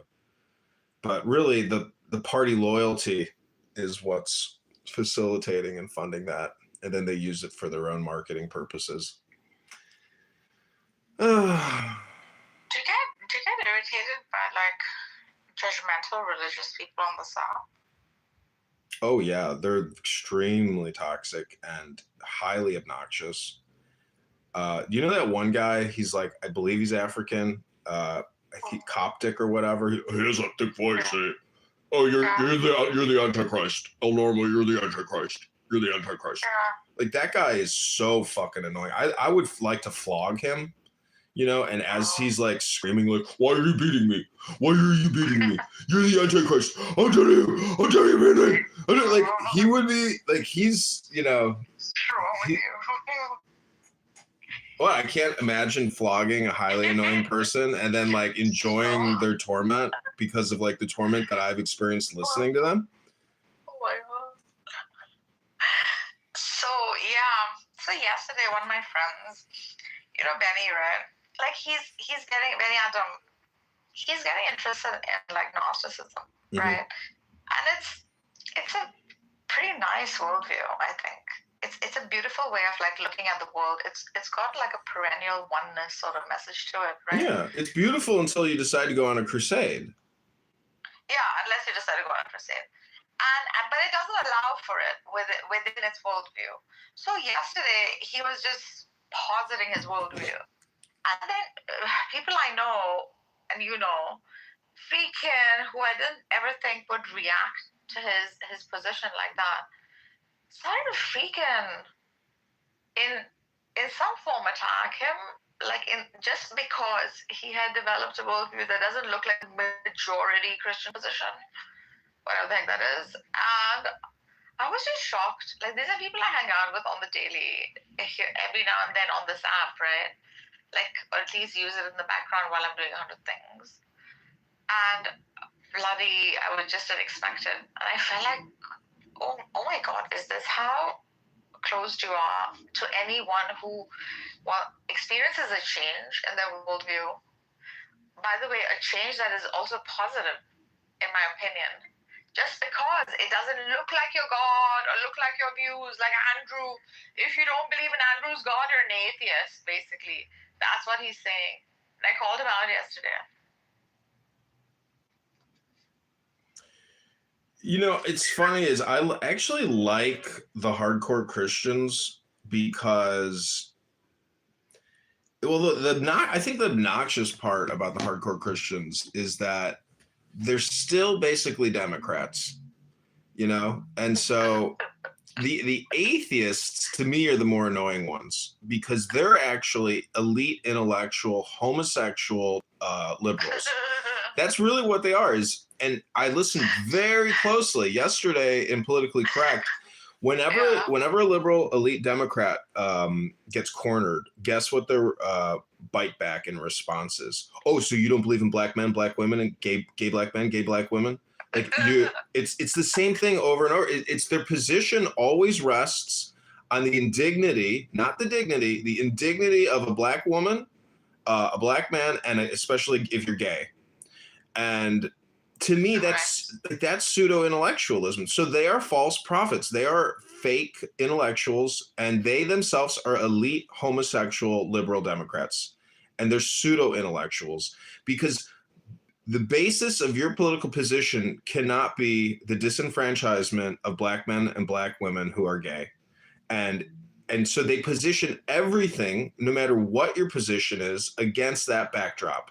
And that is so fucking disingenuous and so propaganda. It's such propaganda, and they're ruthless, and they know what they're doing consciously. They know that they are essentially doing filibustering on the backs of gay black men and gay black women, and it's pathetic. And actually, it's really just their own projection because they are closeted homosexual intellectuals who are married and have children, and they could never admit that they're bisexual and that they are extremely predatorial.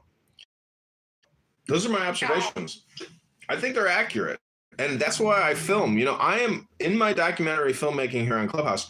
I'm actually like in the jungle recording chimpanzees interact with each other. And it turns out that we as monkeys are so good at trying to subvert, hypnotize, and manipulate each other. It truly is the economy. It's really how everything is happening. And when AOC gets on stage and say nobody can make $1 billion, that's impossible. Well, that's because she's propagandizing eat the rich. And she herself is rich. She's very rich. She's worth like 40 million or plus. A fucking bartender, congresswoman who's unstoppable, and people eat it up because she's so goddamn sexy.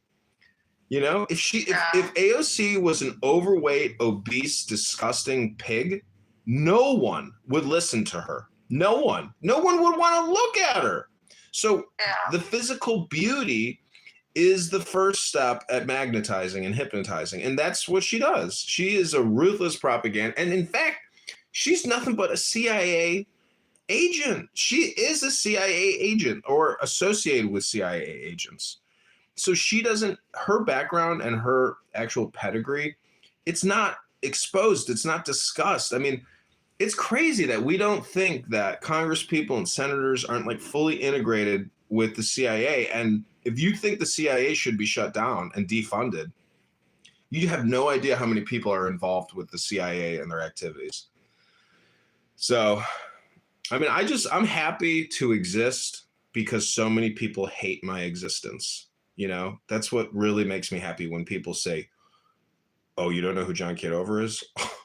Block this guy, kick him quick, get him the fuck out of here. That's when I know like I'm being successful, because everything has to do with apartheid, indigenous rights, neo-settler colonialism, structural white racism, and a whole list. There's a top 10 list of complaints, and philosophy is the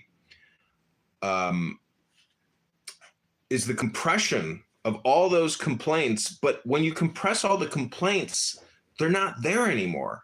But these people decompress the now into their history hypnosis complaint session.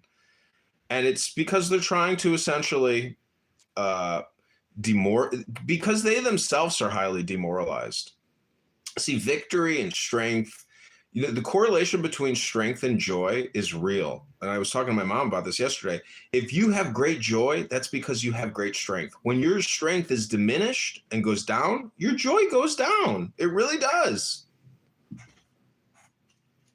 I agree. A lot of it is perception and lack of action. Because when you actually take action, you realize that you're not really doing anything for the most part, unless you're actually pushing back and putting good content out there. Force is like a combination of action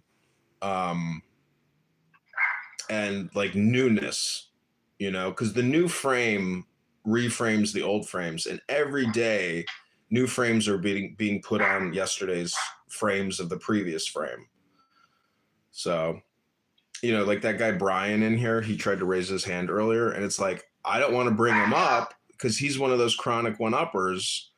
And you know, last time I talked to him, he said he's going to kill me. And welcome to your new life, bitch. You know, I know where you live.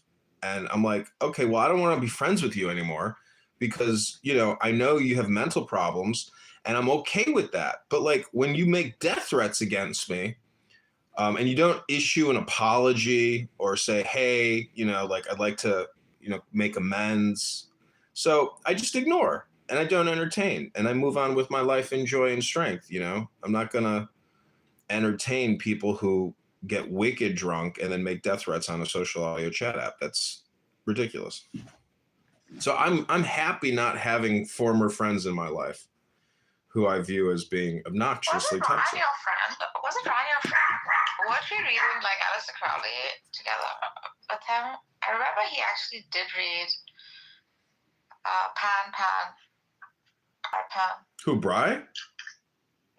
Yeah, was it Ryan or Brian? It wasn't Brian. Brian is extremely resistant to reading anything. Oh my god. But why? Because he just wants to talk. He's a talkaholic. He just wants dopamine from talking. He doesn't want to have any type of like plan or goal or outcome or alternative content. It's just he just wants to talk about whatever the fuck there is to talk about. He's yeah.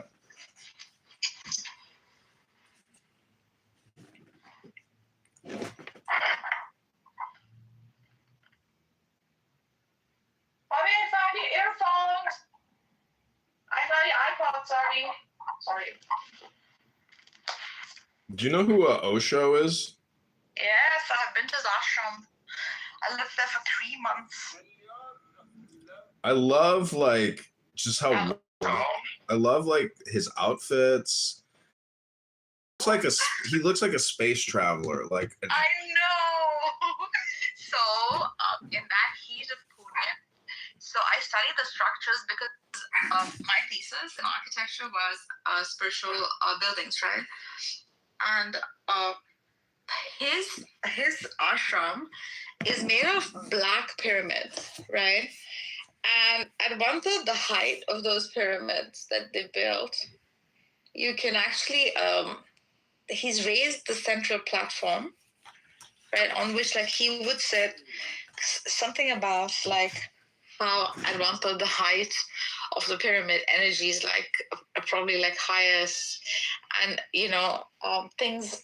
They've done some experiments like by putting apples and oranges and stuff, by making these models that are pyramids at that height. You see that no rotting happens, and I don't know, energies are different and stuff like that. Bro, Osho, like, first of all, he believed in like orgies and stuff, right? So it's an experience. You have to go and see it. Then they have a spring festival that I went for, and you can basically dance any kind of style. I think a lot of it is drugs. I'm not gonna lie.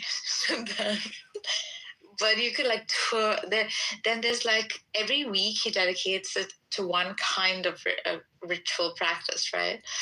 Like the whirling dervish would be one of them, and he gives you they would give you like robes and stuff that you could wear or not. So he's all about the essence of everything being love, and he's also like used to be highly hedonistic in a way that he sort of spiritualized hedonism.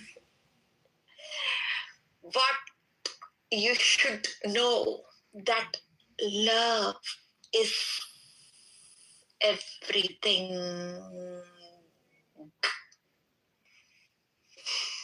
That's Osho for you. Yeah. I love these YouTube clips that come up with him. Listen to this one.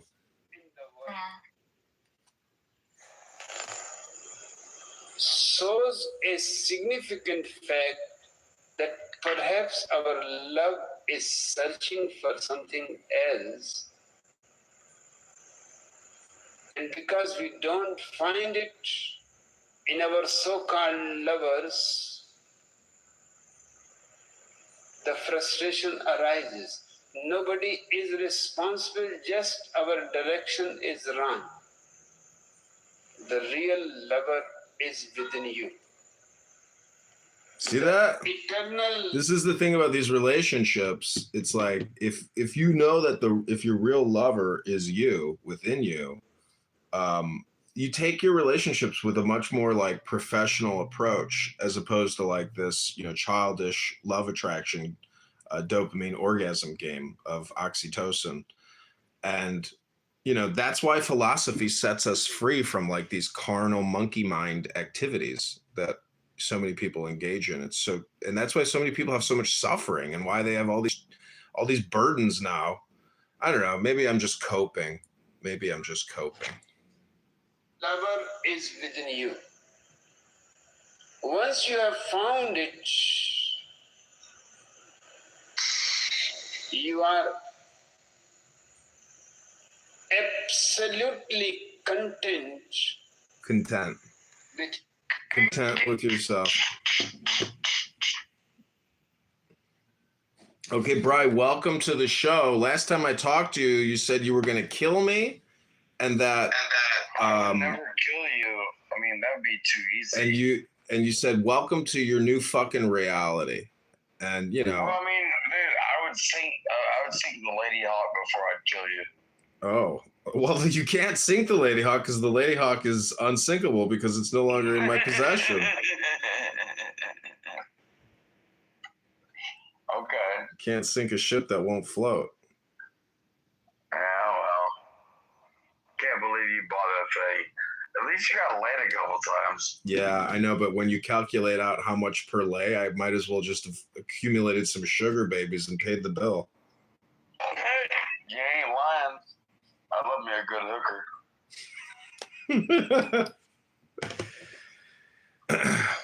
All right. Well, this is the Ayn Rand book club where we're gonna read another page from Ayn Rand. Are you talking about Ayn Rand, the Jewish woman that wrote, like, you know, Atlas Struggles? That's it. Struggles. Yes, Atlas does struggle. Well, who the fuck is John Gall? Who is John Gall? I am John Gall, baby. I am. Dude, I might be a dumbass redneck, but I mean, I have read a couple books. I'm so proud of you, Brian, for reading Ayn Rand, or at least knowing of her. Dude, I do Atlas Struggle. Dude, I've read like 3 of her books, I think. My gosh, look at my. I think it was Atlas Shrugged, Atlas Shrugged, The Fountainhead, maybe. Dude, but yeah, but like, you know, ultimately, they ended up with the community that they were meant to be with. And you know, the funny thing is, like, you know, in modern day, like, you know, they're talking about like all these scientists that are being they're like, you know, like vanishing. I think that that's Atlas Shrugged. These are the scientists that we need. I think this is like DARPA, like being ahead of AI.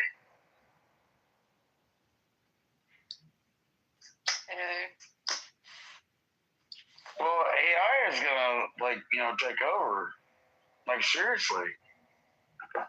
Yeah, I'm smoking a cigarette. I apologize. But yeah, no, dude, who is John Gall? What do we want from our future? We have to compete with AI as human beings. And dude, I was programming in 1986 when I was like 11 years old.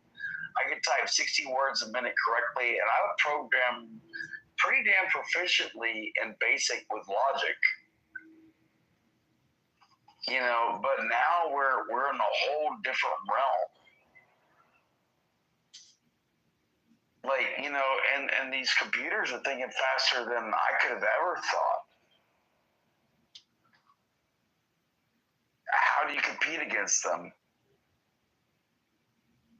I mean, I get it that I can do it abstractly, but logically, you can't compete. What do you want from your future for your kids? What do you think it's going to look like for your kids?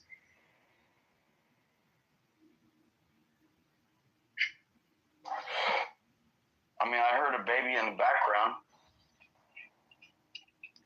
What do you think, like, you know, 25 years from now is going to look like? Because 25 years ago for me was 1995. And everything from 95 to here is crazy as the front door.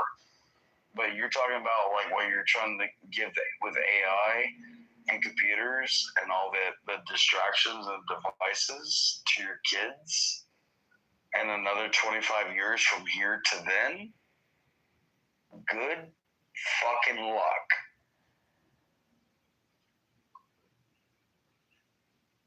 I'm being dead the front door serious.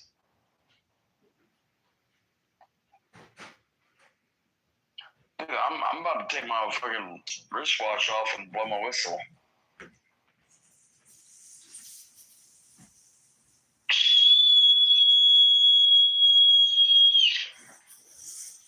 That's my boondoggle whistle.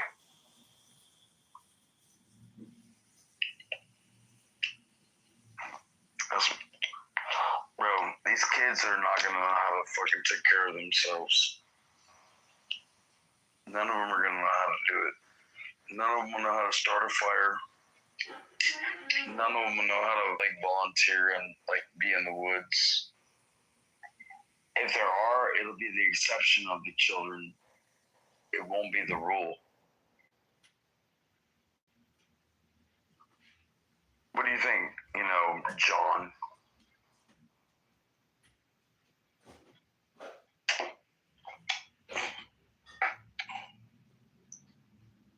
guess you don't want to talk about it, John?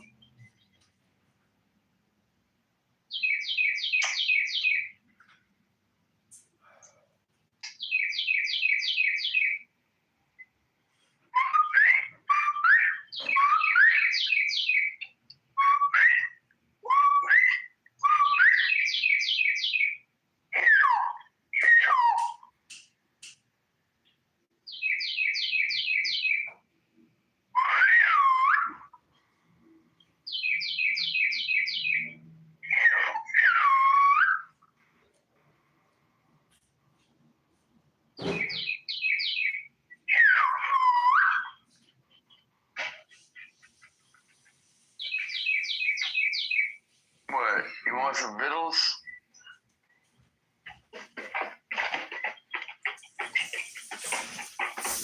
What about cornbread? Hello?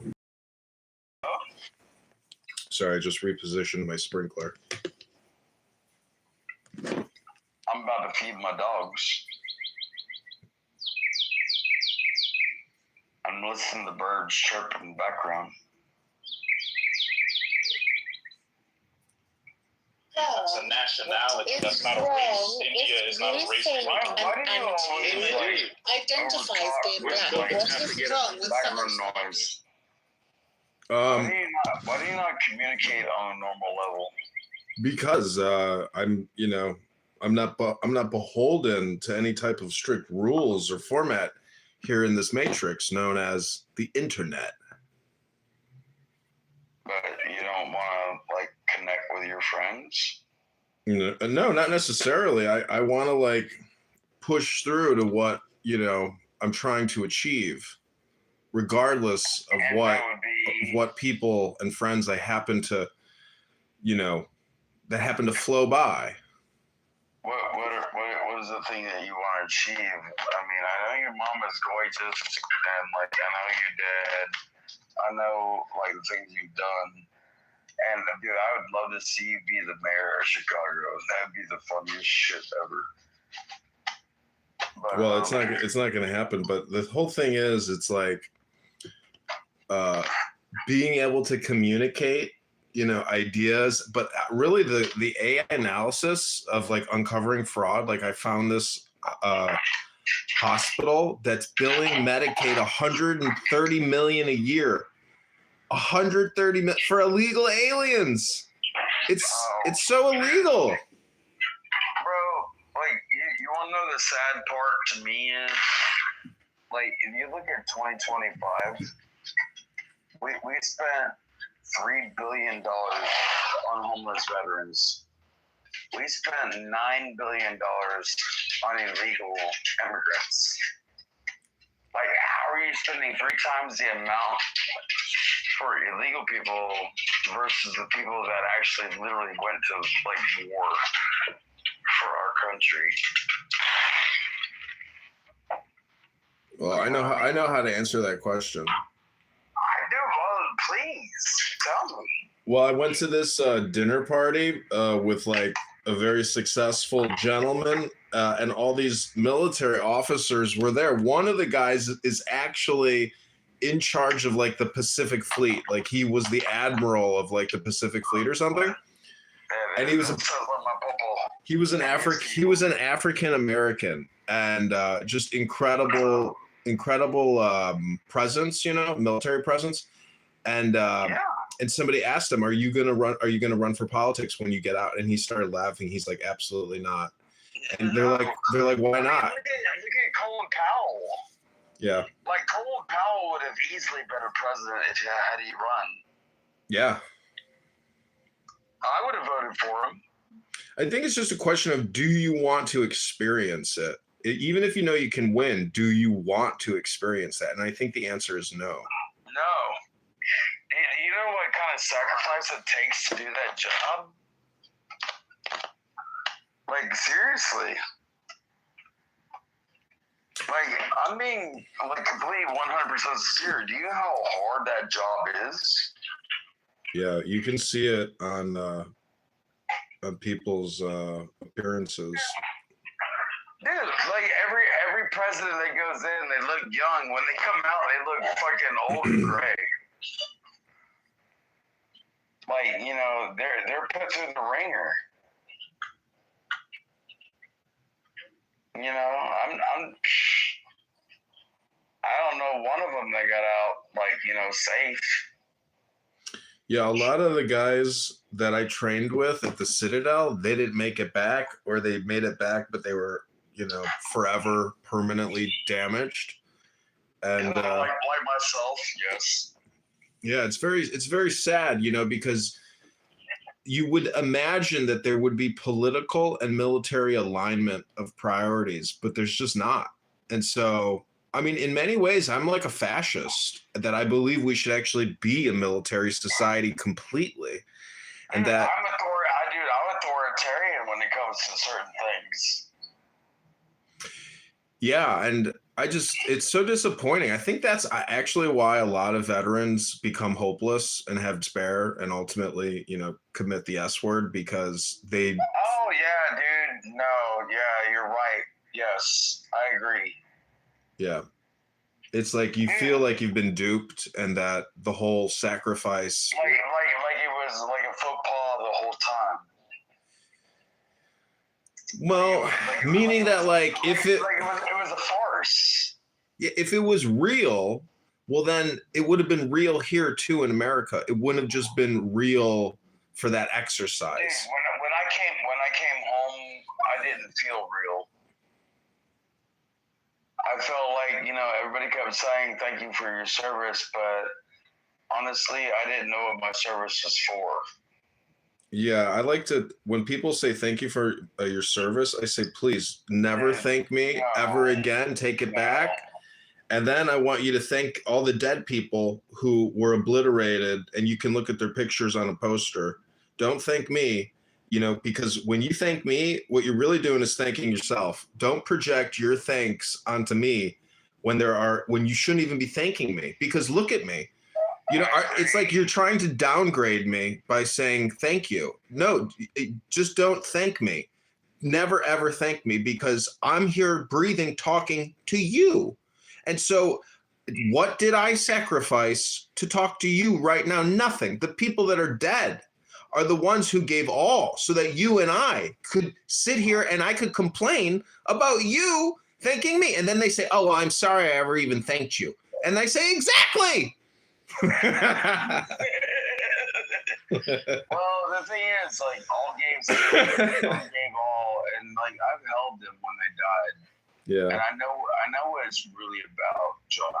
Like, seriously. Yeah. Like, you know, I know what the sacrifice really is.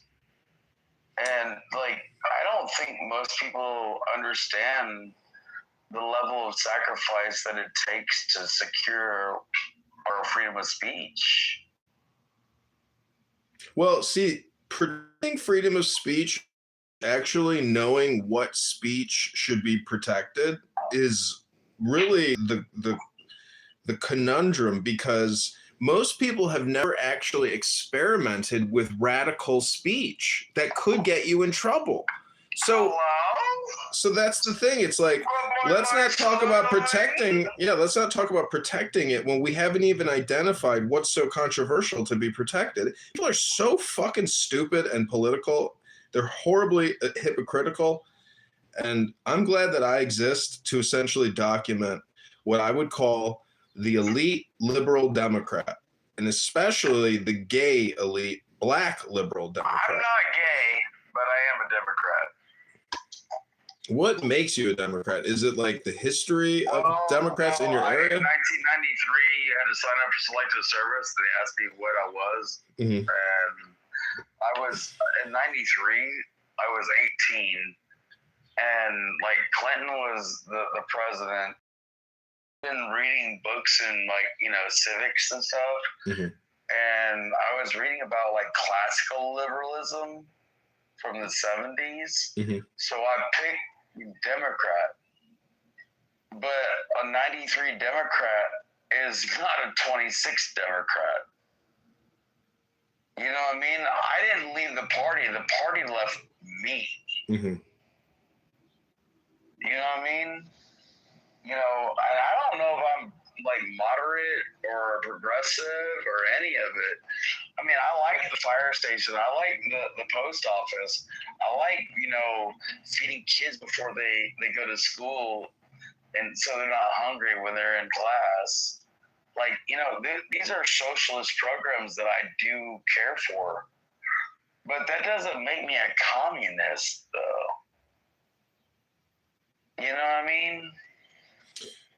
Well, what does austerity mean to you, and how long would you expect the people to sacrifice their well-being in order to right the ship? Because if a lot of people claim they're capitalists, but our system is actually socialist, it's not capitalist, because we print 7 trillion. No, I disagree. Okay. Well, I mean, you can have a socialist society within a capitalist society, but you can never have a capitalist society within a socialist society. So I disagree with you. Well, then the thing is, I've had so many conversations that ultimately I go back to what is economic theory and economic philosophy. Our primary goal efficiency and overall utility and equity? Are we trying to optimize?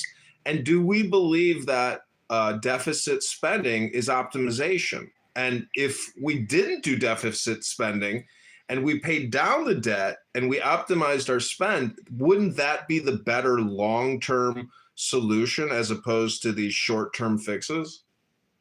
No. Why not? Because, the reason within capitalism that we do what we do, like if you make a boondoggle and I make a boondoggle, necessity is the mother of invention, and we know how to figure out how to fix a problem that everybody got.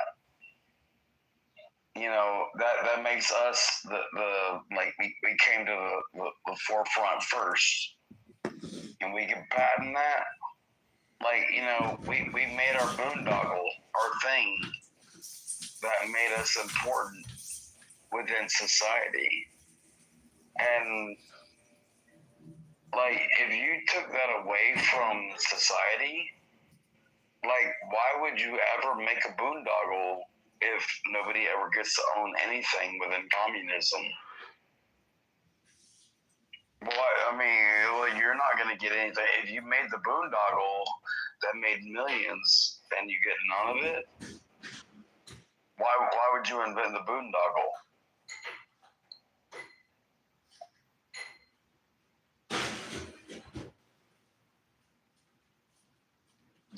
Bro, I grew up in a very fucking militant family. I'm sorry.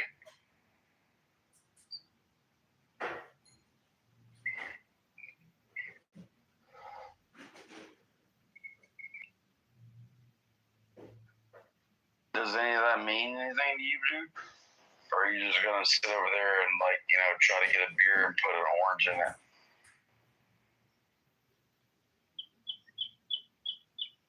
Damn, John.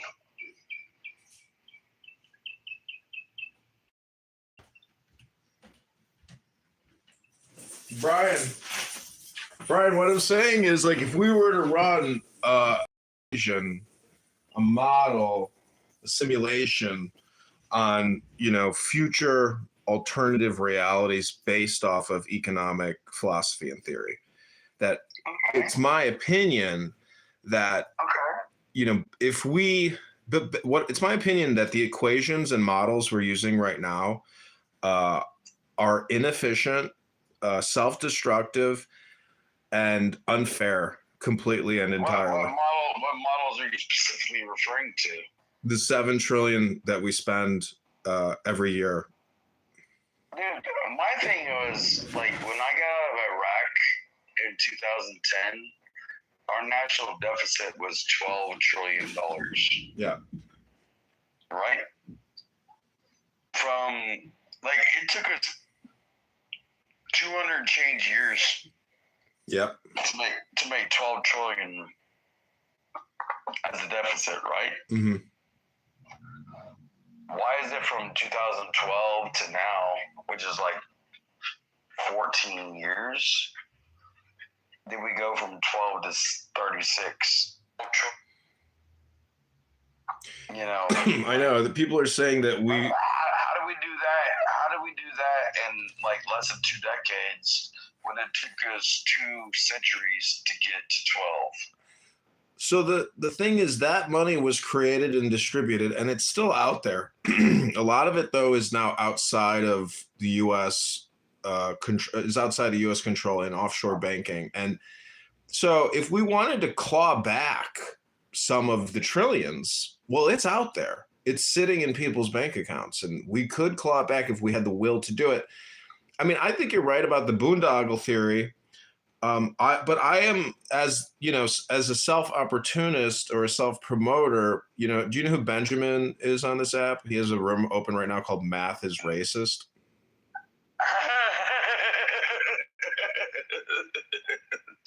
How is logic racist? Because in an inverted math is racist, as literally saying logic is racist. Well, they can make, see, this is the thing about making arguments for things that don't exist. Like, as the participant in their experiment, your observation, your quantum observation is what gives their ridiculous sentiment any credibility. It's like, were you in, no, I don't know if you were. Anyways, a flat earther came into Steve's room today, and he's like, we are ready to debate you. We're ready to debate you at any time, anywhere, any place, and we've got the receipts. And it's like, and you know, you just kind of feel bad for some people how that's their area of focus, you know, which is just fantastical thinking. Like straight up, Edmund. Like, you know, like if you could circumnavigate Antarctica and always turn left and like go around Antarctica, and like you have people that say there's an ice shelf on the flat Earth. Mm-hmm. How can you turn left? Everything makes you turn right on the flat Earth style. Like there's an ice shelf that goes all the way around. Like you'd have to turn right the whole time when you're talking about circumnavigating left. Like if you can't counterclockwise your ice shelf, you'd be on a flat Earth. But we can literally circumnavigate. How many times? It's been done like 150 times. I think Captain Cook was the very first person that ever did it. I mean, isn't it just basic geometry? Like the space between point A to point B is a straight line, and trigonometry, like side angle side angle. How can you just not use your mind's eye though and visualize? How do you just like not visualize it in your mind's eye? Like, how can you think that if I want to go from point A to point B and there's not curvature to that line, like how do you not see that in your mind's eye? I just don't understand how people can't see that from just a plane perspective, flying a plane. Like there's curvature to that movement. What the fuck is wrong with people? I completely understand. The point being is like, you know, why does people that deny the comprehension of truth? Yeah, I think that's their content though. But the irony, and this is why I think mocking people is fun, important, maybe a waste of time, but you know, there's just so many people worthy of mockery, and it's almost like they have a language comprehension and a language deficiency. That's really what's happening. Is they? I think you're saying they're Somali. Yeah, I think they actually don't have the words to describe the concept that they're. That was a bad joke. Well, that's why I say it's not. Flat earthers are actually a philosophy. It's not some kind of mathematical or geographic science or something like that. It's what they're really trying to express as a philosophy, but they don't have the words to really describe what they're thinking or feeling. That's what I've told them before. Bro, dude, when I'm telling you that we need to worry about the Shia, I'm not even fucking kidding you, bro. We don't need to worry about them? No, we totally need to. Oh, why do you say that? Because I serve with a whole bunch of I know a bunch of them are fucking whacktards. Mm-hmm. You know what I mean by that? No. They're fucking out of their mind. Is that projection or accurate diagnosis? No, I mean, dude, I'd rather kill them than be able to deal with them. Mm. But I'm not allowed to. But bro, these Shia fuckers, like, you understand what they're trying to do with Shia law? Mm-mm. Like, look at Dearborn and look at Texas. I mean, like, they're trying to enact Sharia law. Mm-hmm. Do you understand what I mean? I understand the sentence. Bro, I mean, but do you understand what that means to, the First Amendment? Yeah, that's what I'm saying. Like, we have to know what controversial statements we can and can't say based on First Amendment, because everybody is always so concerned about First Amendment, but no one here on this app actually identifies what are the controversial concepts and statements that you can't make because they'll gaslight somebody. Agreed. But see, it only goes one way, because if you're appalled by abortion, if abortion is appalling to you and you think it's murder, well, then everything that people say in defense of it is really offensive to you. So we live in this double standard, hypocritical environment. John, if you were literally pro-choice and I was pro-life, it wouldn't deter me from talking to you. No, I get that. The problem is people would make that oh, we're so different, and they would no longer talk. You and I can have completely opposite views. It wouldn't bother me. No, I think people that can express their opposite views peacefully is where the best outcome comes about, But the problem with the left is that it's not like that for them. They literally say on these stages, I feel like we shouldn't be having this debate, and that we should control the communication and content. That's what they say, because they feel that it's dangerous. You said the first thing was, I feel. That's what they say. And they say it's too dangerous to have conversations and debates about this because they can't let their position or propaganda be compromised. Your feels are subjective, and I don't give a shit. And everything I want to talk about is objective. And if you don't want to talk about the objective reality, fuck your feelings. So subject, object, subject, they say that the synthesis happens when the subject and the object, mix. And that's the secret synthesis. Your object is the shit you can measure and you understand your reality. Your subjective is once you figure out your reality, how you feel about the reality that you're within. Yeah. And then if you're trying to make your reality more important than mine, I'll tell you to go fuck yourself. Mm-hmm. That's the way it goes. No, dude. Do I sound dumb? No, I think you're 100% accurate. The problem is that in the world of green beans and control, and then the push down of content from media corporations, we're just living in a highly programmed communication that's literally pushed down top to bottom communication. Oh, we got Mountain, the man. I'm glad I've known you for half a decade, bro. Mountain is here. Mountain, yes. Mountain was just in the Math is Racist room. Math is an idiot. I'm not an idiot. Fuck you. You're an idiot, bro. No, I said Math is an idiot. Oh, okay. What are you guys doing, though? We've been talking about various topics, but just shooting the bubble. You know, yesterday Mountain and I had a lengthy conversation, and at the end of the conversation, guess what I told him? Well, you don't get it. I was no, he doesn't get it. So I literally have tried to explain to him the reason why I troll, the reason why I don't get too serious in this app is because I feel like it's not healthy and I don't have the self-control to stay away from it. So I try to not be part of a club. I try to get myself banned occasionally so I'm not part of the table. And then but then John goes, if you don't behave yourself, you're not going to be part of the conversation. You're going to be part of the table. Like, that's the point, bro. That is the point with this clubhouse. He said that to me many a time.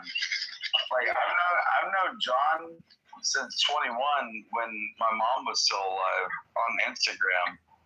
Yeah. Like, the only reason I'm on Clubhouse is because I had been, like, you know, you want to talk some shit. Don't start no shit. It won't be no shit. No, I wasn't. But I guarantee you, I'll come to Chicago and tell them how to sail a sailboat. I wasn't. See, Mountain likes boats. Mountain is a boat builder. Mountain, I was just making a joke saying that, like, you know, I told you about the time I fired this African-American kid from That was so funny. yeah, like, why the fuck you want? So it's like, you're just too much of a liability to bring back on the facility because you can't behave yourself because you think that it's unhealthy. And so then you make it more unhealthy by trolling just to get kicked to preserve your time. Like, that is madness. That's not what you're looking for. You're actually like, you're just going about it the wrong way. We got Bao here. Bao is a very funny individual. Bao, do you want to come up and say anything? This is Michael Braunstein from Miami. Welcome, Bao. Bao here. You know, I haven't seen Jeff Green or whatever his name is on here for a while. You know, his rooms in the mornings and stuff, he usually holds like a full day session while he's doing whatever. Haven't blocked, who knows? This is the Ayn Rand book reading room. Bao, have you ever read an Ayn Rand book? Bao is also a teacher, yet he comes on here and doesn't really ever have anything academic to teach. He never reads a book. And I always criticize people here who don't take the time to at least read one page a day. And it's just my belief that a book is more valuable than you, unfortunately. Like, which person actually knows that Rand Paul is actually a doctor? We know. Yeah, but you know that he was named after Ayn Rand because of his father. Oh, wow. I didn't know that. Michael, your life must be going great if you're on Clubhouse saying bow wow wow. So happy for you. Must be getting the stress must be getting to you, the anxiety of failure. Uh-oh. A beautiful Sunday in Miami. He's got a phone. He's looking at a cellular device and saying bow wow. That's Michael Braunstein's accumulation of life in 2026. I'm over here with my gun in my hand and drinking a beer.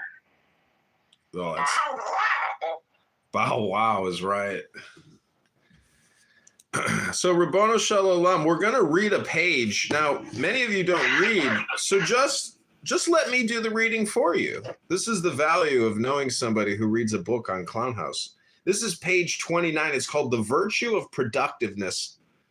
And productiveness is interesting because a lot of people think that what I do is not work or productive. But I just say, if I'm a politician, well, then I've already mastered the art of doing nothing and being highly productive.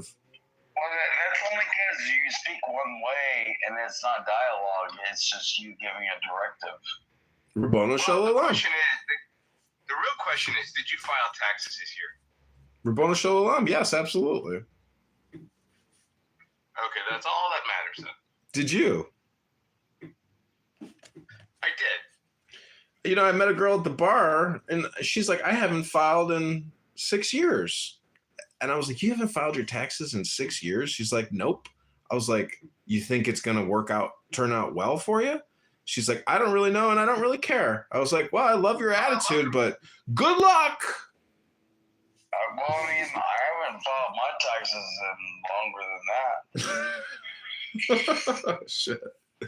Why not? Because I've made $0 since the last time I filed. Yeah, but can't you still get a refund even if you didn't earn any income? I've never tried. Oh, well, you ain't part of the community. No, I mean, I like 7 years I haven't made money. Yeah. At least the government can get a hold of. Well, if you have nothing to take, I don't think you have anything to really worry about. Yeah. Well, I mean, dude, but I'm still a millionaire. Well, Rabono Shalom, you're about to actually experience page 29 from Ayn Rand.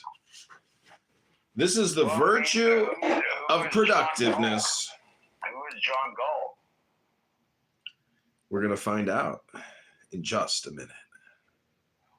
Dude, I'm the guy that has the electric bicycle company. I'm not sure I'm on their level. The virtue of productiveness is the recognition of the fact that productive work is the process by which man's mind sustains his life. The process that sets man free of the necessity to adjust himself to his background, as all animals do, and gives him the power to adjust his background to himself. Productive work is the road of man's unlimited achievement and calls upon the highest attributes of his character, his creative ability, his ambitiousness, his self-assertiveness, his refusal to bear uncontested disasters, his dedication to the goal of reshaping the earth in the image of his values. Productive work does not mean the unfocused performance of the motions of some job. It means the consciously chosen pursuit of a productive career in any line of rational endeavor, great or modest, on any level of ability. It is not the degree of a man's ability or the scale of his work that is ethically relevant here, but the fullest and most purposeful use of his mind. The virtue of pride is the recognition of the fact that as man must produce the physical values he needs to sustain his life, so he must acquire the values of character that make his life worth sustaining. That as man is a being of self-made wealth, so he is a being of self-made soul. Atlas shrugged. The virtue of pride can best...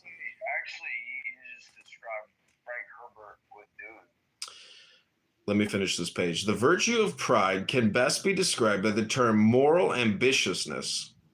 It means that one must earn the right to hold oneself as one's own highest value by achieving one's own moral perfection, which one achieves by never accepting any code of irrational virtues impossible to practice, and by never failing to practice the virtues one knows to be rational, by never accepting an unearned guilt and never earning any, or if one has earned it, never leaving it uncorrected, by never resigning oneself passively to any flaws in one's character, by never placing any concern, wish, fear, or mood of the moment above the reality of one's own self-esteem. And above all, it means one's rejection of the role of a sacrificial animal, the rejection of any doctrine that preaches self-immolation as a moral virtue or duty. Okay, gentlemen, you've just read one page of Ayn Rand. How do you feel? Ayn Rand. Her name is Ayn. Ayn!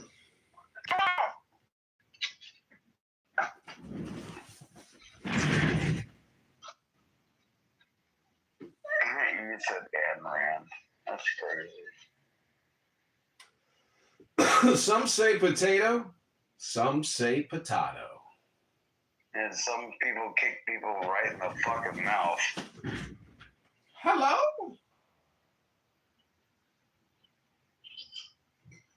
Dude, it's not my fault I'm this angry. It is your fault. Nah, it's the world that made me this way. Check out ashwagandha, bro. I've been recommending that to my fellow man. Check that out, bro. It's been really good for me. Ashwagandha. Matsikati Yinyo Shamari. I don't know what it. No, this is ashwagandha. It's like it's a natural. I know. I was speaking Shona to you, which is like the dialect of the area. Yeah, You check out probably seen ashwagandha. her on. It's not my fault you don't understand. Like how you doing today, my friend? I'm good. Dude, it's bro. How are you? How are you? Hi. We're good. No, I'm high. Good. Smoking big blunt or what? Hi, how are you? So Michael Bronstein, what's new in your life?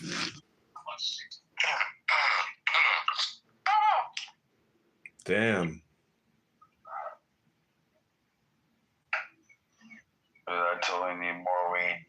What a life. Well, I mean, fuck you, motherfucker. Hello? Hello?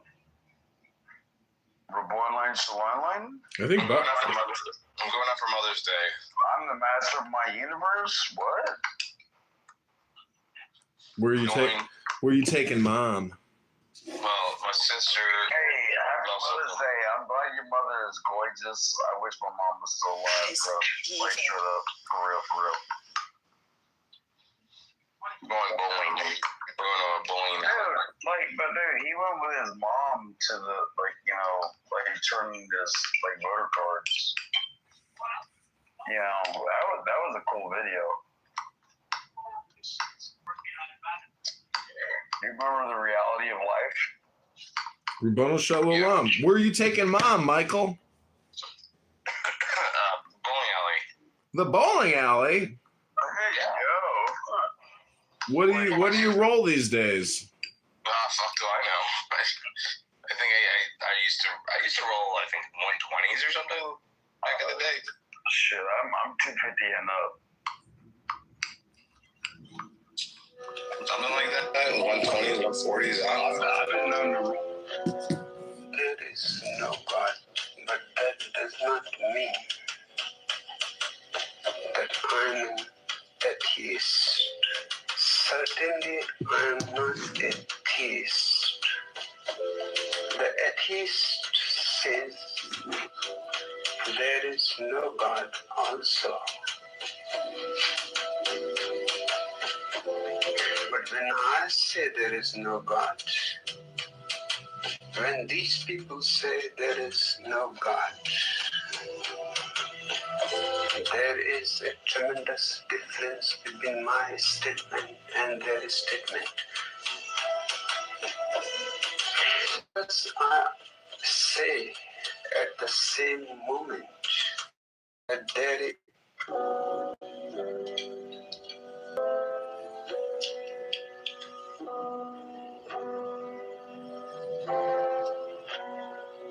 is no God, but that does not mean that I'm an atheist. Certainly, I am not a theist. The atheist says there is no God also. But when I say there is no God, when these people say there is no God, there is a tremendous difference between my statement and their statement. Certainly, I'm not a theist. The atheist says there is no God also. But when I say there is no God, when these people say there is no God, is that we have a consonant fifth and a slightly dissonant third, and they were really, really into consonant thirds, or the sweeter third, and the somewhat dissonant fifth, which would sound weird to us today. Yeah, I think people should listen to like just intonation and like any way they can listen, like a pure third or a pure fifth. every perfect fifth, every power chord that you've heard all your life is out of fucking tune, people. You don't even know it. You're just used to it. That's why it's convention. It's just like, it's all like, artifice, convention, hundreds and hundreds of years of this shit, And you still got the fucking, the polka dot duo playing the microtonal music, right? What are their guitars? All sorts of crap going on there.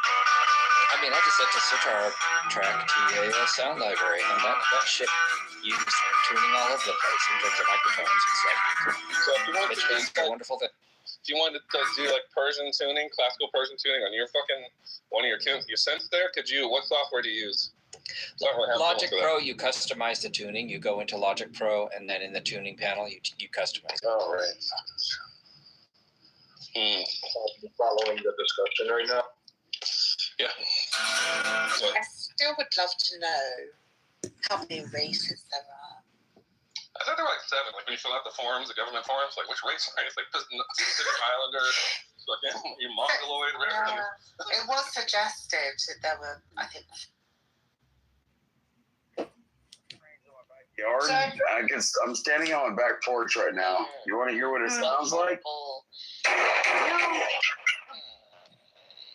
Children. Yeah, try to herd cats all day and see if you don't lose your mind, Regal. I mean, I bet you that if you were set up in a system where you had to... Did you just say herding 8 cats and like a fucking animal? Like, yeah. Regal, the organization I run right now, the organization I run right now has a fleet that I have to manage and do the asset management plan for the whole thing. Where do you do that from, Cora? Well, I have multiple locations. Where do you do it from? Do you have an office? Excuse me, I have 3 different office sites, and I work from home. And you sit on your ass when you do this work, right? No, we all sometimes I go to the fucking garage maintenance facility. That's what we all. Bro, it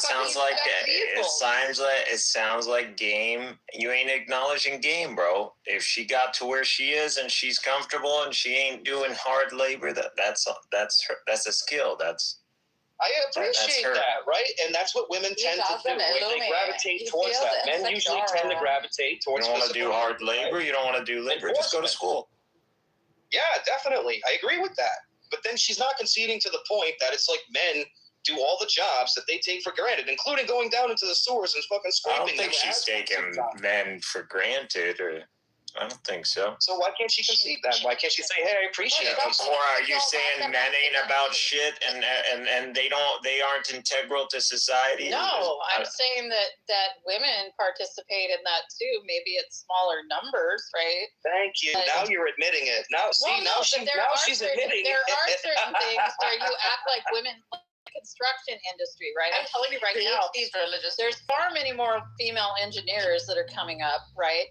They work in the project management what are their side. names? They work in the materials management. Name 3 of them. They do all sorts of shit. When you show up at the site and there's a pallet waiting there for you, there might have been a woman on the other end. There are female engineers. That's no doubt about that, Robert. They're not that many. What? No, I mean, they're a double-digit percentage. That woman is drunk. Who the hell are you to talk about it, Rigo? I mean, when it comes down to hard labor, when it comes down to workers or laborers, that's mostly men, without a doubt. But when we're talking about managers or technical skill or any of that, women are involved in all that. And I'm not even an engineer, and yet there's a cul-de-sac in the downtown area of my little neighborhood, right, that has an experimental drainage design that I came up with. And it fucking got built. It cost $2 million fucking dollars. Find enough time My to fucking hobby. Then you are an engineer. You are an engineer. I mean, it happened. How do you do all this stuff and manage to be on Zap all day long? Don't talk about I did that like 15 years ago. Because we made our money, and I did that 15 years ago. You drunk ass haven't gotten there, and you're jealous of women. We did it all. I don't think he's that. He just wants the acknowledgement that men, get down and dirty. They're usually involved in a lot of the fields that women typically aren't seen or don't really have a representation. I think that's true without denying that women are involved in managerial I can't believe you can just walk into this conversation and see it for what it is. And these chicks over here are so fucking prideful they can't admit it. It's the way you're coming at them, bro. It's like you're trying to bite their heads off for what? I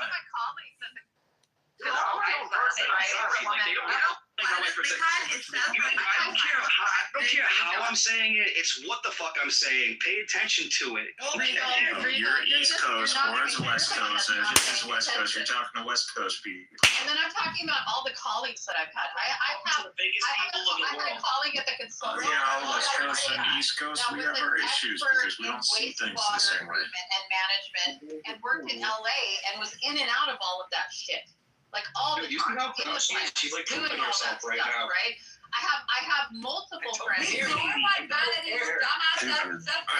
tell just from where the way speaks and articulates. She's a highly technical person. It's high skill, so you should be able to detect this. Skilled women, and I know that they exist. Whereas Regal, right, who's up on roofs, can't see them. Like there is a thing that needs to be highlighted. Man. Or he just can't see him while he's on top of the roof. He's like, where are they next to me? All he sees is a bunch of births and a bunch of, I don't know. Which is fair. I think women should give that to men. Labor is our thing. We take care of that, no problem. I personally wouldn't do it unless I'm paid very well. But, other than that, I wouldn't engage in labor. Because we're from the West Coast. We don't do. But women, you gotta understand. Like women already understand that they're not gonna be the best fit for these environments. They're not gonna be able to keep up with men, so they focus on other career avenues. So they go technical, they go STEM, they go admin. So it's just fair, and we wouldn't have gotten through World War II without women. Like you understand that, right? I'm sorry, Illumi. Maybe you're right. I have to talk to the children and be like really calm in my tone and act like their daddy and then listen to what I'm saying. Let me be a self-righteous, high-striving human being who looks down upon others because they're not patriarchs like my religion allows for. Lady, I look down on you because you treat me. Why are you adding kerosene? It's already landed. Like, why continue the shit talk? He is East Coast, West Coast. You understand how they are. Yeah, exactly. Not coming to know actually Illumi. I didn't know them. They're like from the Middle Ages. This is they're all about HR. They're all about. Live on the East Coast. I can't deal with this fucking shit. I didn't even know people existed like Rico, to be honest. It's so far away from our world. Because you think that men are fucking feminist cucks, dude, and you really don't care about what men like. You really don't get to know them. You don't know what they're like. I'm not even lying at this moment. At all. It's all about you. It's all about holding the door open for you and then being like, I don't need it because I'm a boss bitch as an engineer. I'm going to be in a competition with you. And then, I fuck that, dude. I wouldn't. It's really not like that. You're the one that. We open doors. A woman opens doors for men. If you're ahead of someone, you open the door to the guy behind you. That whether it's a man, whether it's a woman, whether it's anybody. That's just how it works. No. I'm talking about the expectation, the social contract. Men are supposed to. If you're on a date, be charming. You're supposed to. Yeah. That's the least you could do before you. There's so many things that you have to be, right? Okay. What inherent duties and responsibilities do women have? Why do they get so many entitlements? Because they know how to make men happy. Because they know how to make men happy. When she's doing doggy style on you, that's why. Send me to war based on their vote, right? But then they don't have to sign up for the draft neither. That's a privilege, don't you think? I'm good. I don't need them on the battlefield. Okay, great. Neither do I. But the point remains is that they're so entitled to have. They can be on the battlefield. They're nurses. You want to be cutting off people's limbs tell you and every day how they can do holding all down, this. screaming Men, men. they don't want to join the military like that. They do. Women are in the military. What are you talking about? They don't. Supply chain management. I was in the military. There are women in the military. I want my equal right to sign up for the draft and let it be automatic as soon as I fucking register. There's a lot of women in the military, bro. There's not a lot of women. There's no feminist organization out there today saying I want my equal Honestly, rights. I don't want women in the military. Personally, I'd rather I don't give a just be fuck. You're fully. still not dealing with the fucking point, dipshit. Okay, guys. They're already drafted. They're already in the draft. Women are in the draft. They want to live vicariously through this fucking equal rights movement. Then how come they equally don't want to be able to sign up for the fucking draft? Why? They're already signed up. They're already signed up. Why don't they want that equality, bro? What, you got a consensus from all women in the United States and their positions? You asked me this question before, Regal, and I'm like, I would like to see something more like the European system where you could do. So you guys have no explanation for that, but there's the one right that you guys do not have that men have, right? You know? How come you guys don't want that kind of equality? I'm sure you wouldn't be talking about this right now. And then when I ask the question, what inherent duties and responsibilities do women have as grown adults in this fucking country and to society, you can't tell me not fucking one. One of my duties is to sign I up don't for the think fucking draft, anybody dipshit. has inherent duties, Regal. Yeah, it is an inherent duty. I'm forced to because men will come to my fucking house and Not arrest an me. inherent duty. Yeah, it is an inherent fucking duty. As a United States citizen, as a man in this country, that you don't have to fucking do because you're privileged. Are you not privileged? Is that what it is? Actually, there's a lot of men that prefer women not be on the battlefield because, and We're quoting, not women on the battlefield. We're talking about women who want equal rights to men, that want to do the things that men do. How come this is the one thing that they don't want to do? You right now are saying that you yourself believe that women are not. Do rights come inherent with responsibilities and duties? It's a contradiction. Bro, I'll tell you right now, I don't care what government, shows up. I don't care who shows up. If I have a wife, and she's called for some sort of draft, it's gonna be over my dead body. Generally speaking, most men that are, and I've heard this from a Marine, they said they don't want women on the battlefield with them because inherently they will go and who cares about anecdotal stories? I don't care about anecdotal stories. This is the truth. Women just can't be physically. I don't expect her to drag my 200-pound ass by the collar if I'm fucking hit. Like, I don't see how she's gonna do that. I'm not saying there aren't women who aren't capable of that. It's just very few, and then the exception doesn't change the rule. They're just not physically built for this kind of environment. Not that men are necessarily physically built to murder each other, so it's not a great place. You don't want to be a part of that. Women can stay as support roles, admin, medical, the officers, so technical officers, stuff like that. Not as a combat. Definitely not combat. And I think prime example is October 7th. Like, you saw that it wasn't pleasant to see when you're dealing with combatants who are females. It's not a good scene. Okay, whenever we talk about our contribution in laborious jobs, we actually ignore the fact that we are physically stronger, and it's a gift from nature. It's not something that we own. You have more upper body strength and more bone density. Women actually have quite strong legs, so we could compensate for some things by that's true. It's done. Yeah. Yeah, it's not one is better than the other. We complement each other. Our natures are meant to unite and bring about the full human dynamic, and that's what keeps us going. When we try to do these black and white lines, it's like, what are they, a different race or species? Like, no, they're of us. Who are we criticizing? Our mothers, our sisters, our aunts? our daughters? And who are they criticizing? Their fathers? Like, which woman is going to say, my father didn't support, my father wasn't expected to be responsible and provide? No, obviously.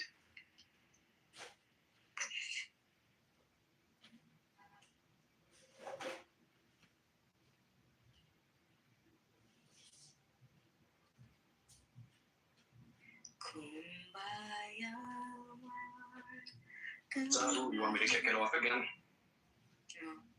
encourage this guy's about. I don't know why you freaking hang out with losers all the time. What do you mean? You hang out with them more than I do.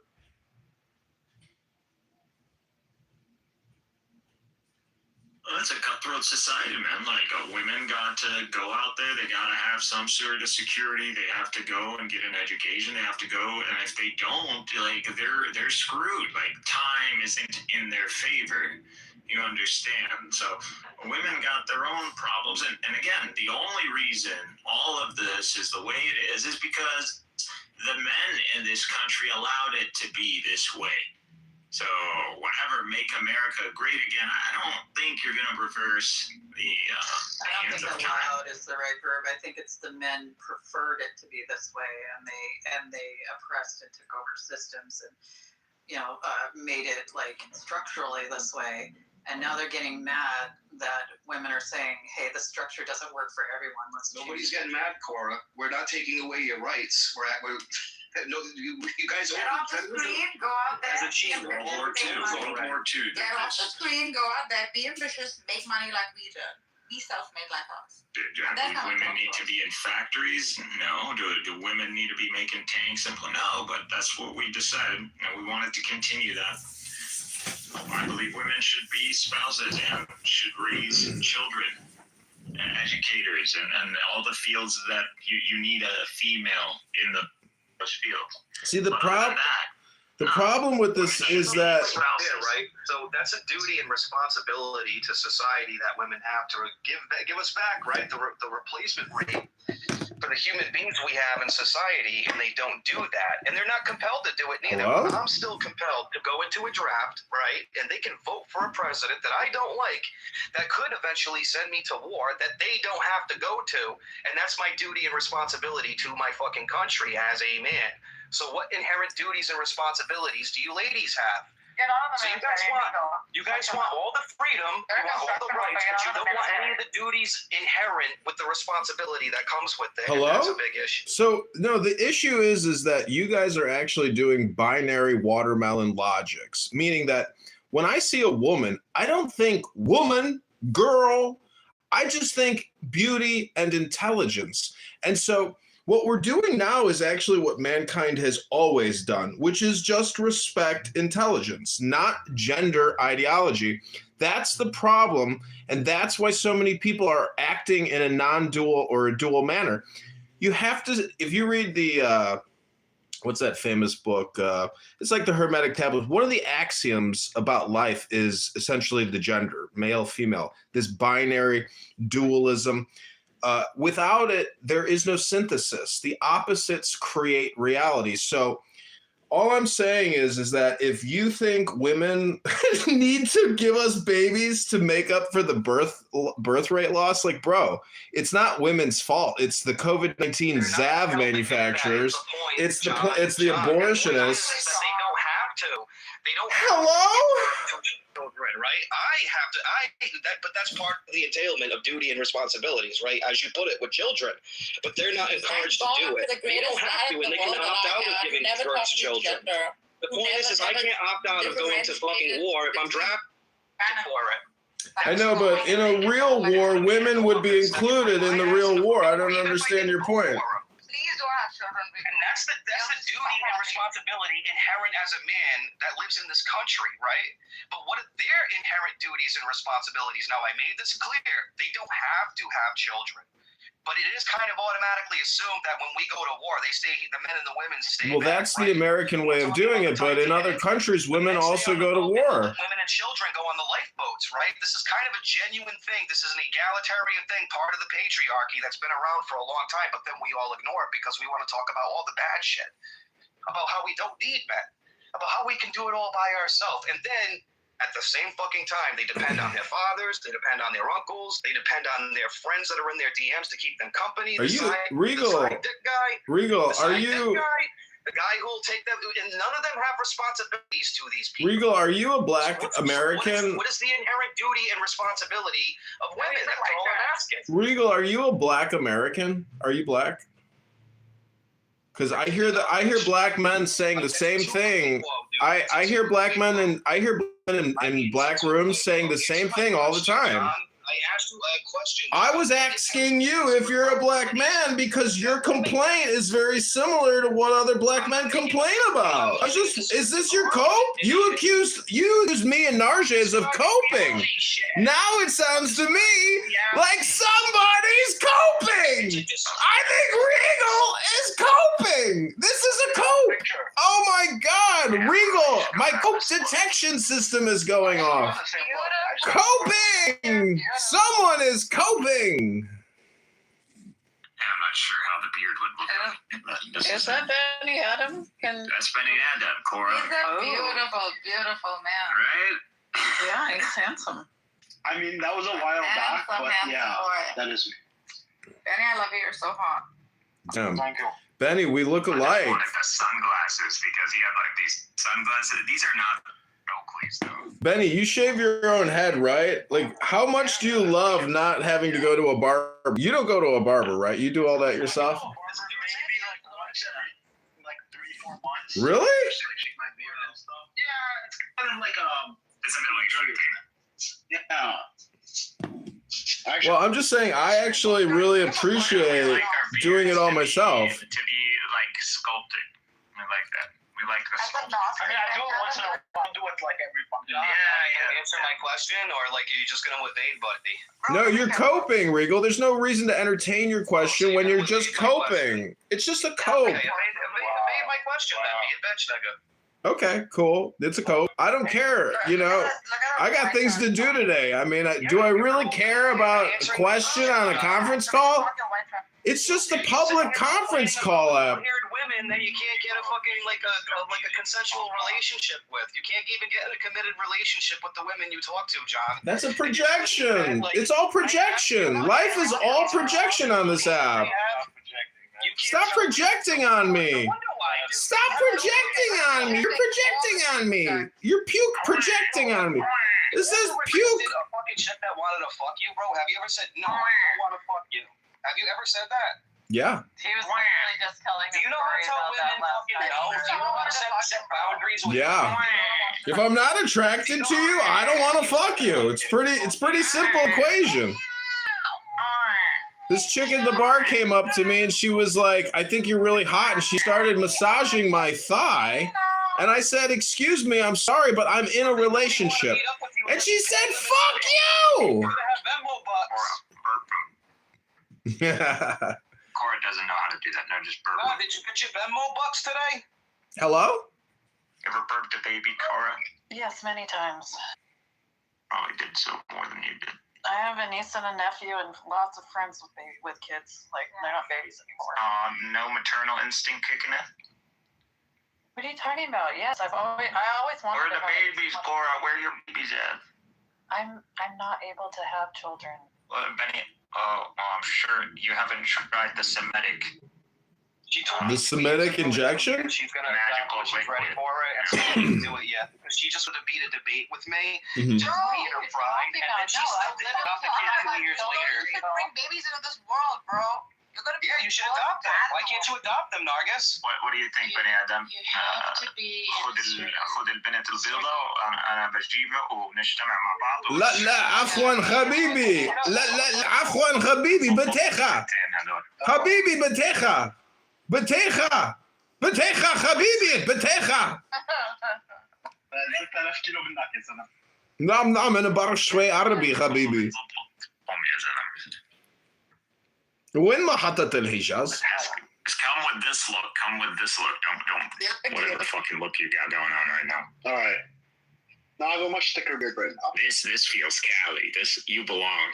You look like that. Dude, I was like 22. The facial hair, please. Oh fuck! You could tell. Like I thought this was third. You see, the problem with California is people move to California thinking they're going to achieve some kind of enlightenment, as if they're going back to something, like going back to Cali. It's not true. It's a wasteland of elite liberals. That's it. Elite liberals. Elite liberal Democrats. Oh, I'm an elite liberal Democrat intellectual.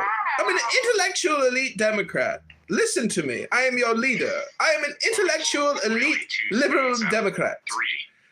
I am your leader. Listen to me. Do as I tell you to do. Hello? I'm talking Austin, Texas at this point. Austin is so like.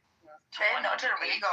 Everyone say no to Rigo. I know it's COVID, but like I went there during COVID, and it was brand new. It's like a freaking everything's brand new infrastructure, heavily geared towards tech. They have a waterfront. They have this river thing going on. I've been to Austin. I would if I were going to. And it's all Californians. I'd rather go to San Antonio, like. Well, that's what it's all about. Austin, San Antonio. That's your like. A Bay Area or Tarrant County. Look out, everybody. Regal is sending 2 cents to everybody. I think he's trying to say something. At least 1,000 coins. Did I get 2 cents? I didn't get 2 cents. You're not a woman. He has to suck up to us. So let's talk about the patriarchy versus the new matriarchy. Because if you can't have a patriarchy, you can only have a matriarchy. And all I got to say is that the matriarchy, without the patriarchy, is not an archy. It's not a party. Not an equibiarchy. Yeah. Well, Rabboni Shalom, I'm very excited that ungendered leadership. it turns out that Israel. Ungendered for the win. It turns out that Israel is annexing Gaza. I don't know if you saw the news, but they're going to forcibly remove all the Gazans. No, it's in the news today. It's crazy. And guess who's doing it? The spy, Jeremy Pollard. If he has a big old beard, you have to reproduce humanity. But like the beardless, I don't like facial hair very much. So No? So what? You want him to? You want a moose? I mean, you want a razor? Well, I don't mind the. Damn, she likes 19-year-olds like and shit. Long beard hair. Got a fantasy for that. We hate facial. How do you not like facial hair? It's disgusting. I've been growing my beard for like 6 months. I don't get it when women tell me like get rid of the beard, like they like it, but it's just like I don't. I literally don't. no, y'all don't like it. Yeah. No, they don't like it because it intimidates them. Like masculinity I appreciate it. I totally get it. Men that I'm not interested in being intimate with, I'm like, go have a beard, whatever, it looks good on you, right? But the thing is that like because of my like sensory issues with my autism, I can't stand the feeling of it. Like it doesn't work for me. Like what are we talking? Soft or coarse or? I don't like the little hairs touching me in places. Like okay, so you don't like a short beard. You like a longer one. I don't mind like the shadow. That doesn't bother me. I like the shadow a lot. Yeah, it's like when the hairs can like move, and I don't know how to explain it. It's sensory overload. Yeah. Well, Narja's is cleaned head to toe. Longer than a shadow is too much for me. I can't. A shadow is gorgeous, but anything longer than that is. Yeah, she just doesn't like beards. PTR, look at my beard in my PTR and tell me, how does my beard make you feel right now? John, you wouldn't be able to. No. Well, if you knew that I could play the. Well, my beard is far longer than that. Just imagine what I could do down. Just imagine sitting on my face and imagine me playing the harmonica on your pussy. Dry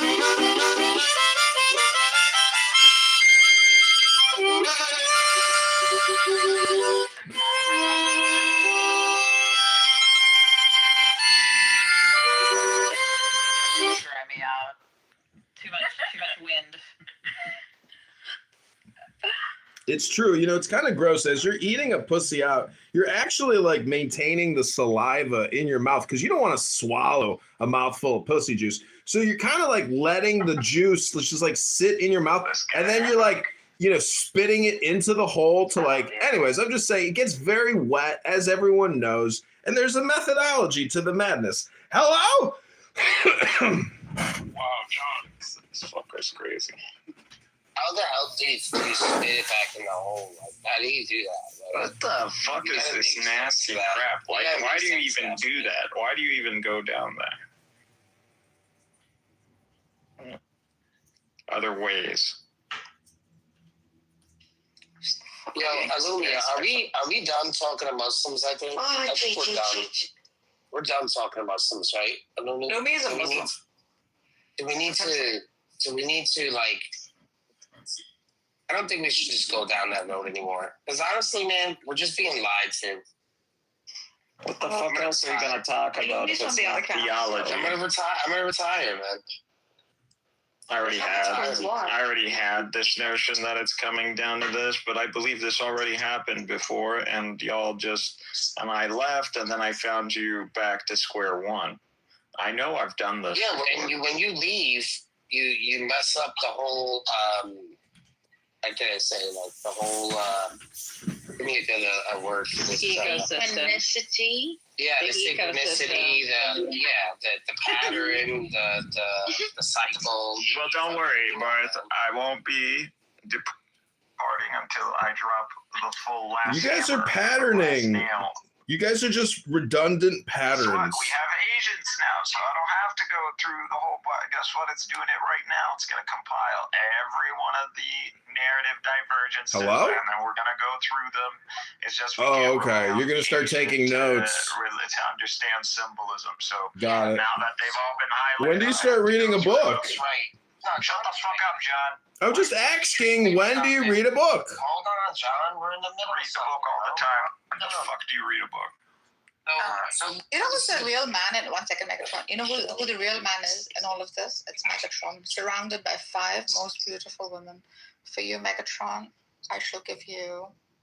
Yeah, I'm gonna focus more on other stuff. I gotta find another topic to get obsessed with. There you go. I can give you 5. The Icarus hand. I can have history, which would include divine providence.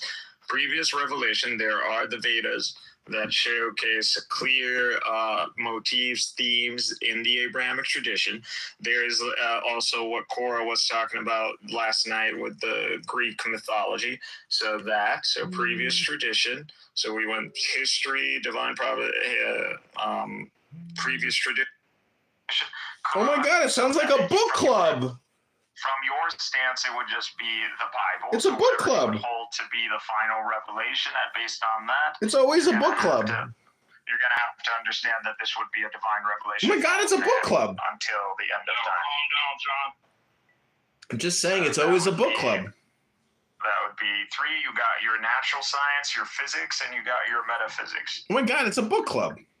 No metaphysics, natural science. You pick a book, you read the book. Divine providence, history, and your chosen final revelation. So this is what you're going to base your axioms on. Yeah, you know what's going to happen in the end? All your scriptures are going to get debunked. Once Cora takes on... It's a book club! On the Greco-Roman, I take on the Vedics. Megatron takes on the Bible. You haven't taken on the Vedic. Like, why haven't you? It's already done. It's done. It's already Please provide me the project, create a consolidation file, and a PDF so I could download and provide for my. All your Abrahamic scriptures will be debunked during this. Because I already have project like Vedas on, but I can give you the outline if you want the full like structuring of what it's that a book club. I can already give you initial data that showcases symmetry or highlights clear motifs shared. So we can do that. I already have a preliminary on this. But like I said, it's someone who would be more familiar with that branch, that they would understand better and probably be able to read the original language or within the same family tree. Otherwise, a good evening to everyone on this platform. My name is Mugenjo Duafula from Uganda, and There's a new member on this platform. Just wish to send greetings to you people and really appreciate the great work you are doing on this platform. Thank you. Let us keep on discussing issues. I'll join with my view. Great work. So you didn't see like 3 days ago. Let me give you a good example of what I think is a biopic that worked, in part because it wasn't cradle to grave. And now I'll do one that you blacks likes. It was the Tina Turner one. Yeah, it was good. It's not a cradle to grave, and so what it really is the Ike years, right? And that's what I'm saying. It's just the Ike years, and it isolates that, and it gives you some detail. There's more to go. She's not popular enough now for them to do another one, so they'll never do another one that people care about.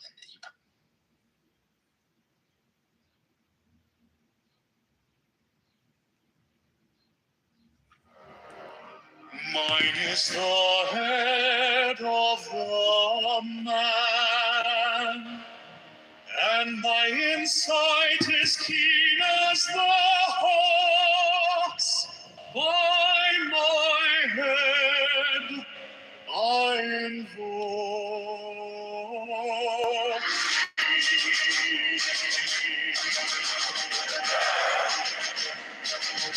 I am the only begotten child of my father and mother. My father is dead.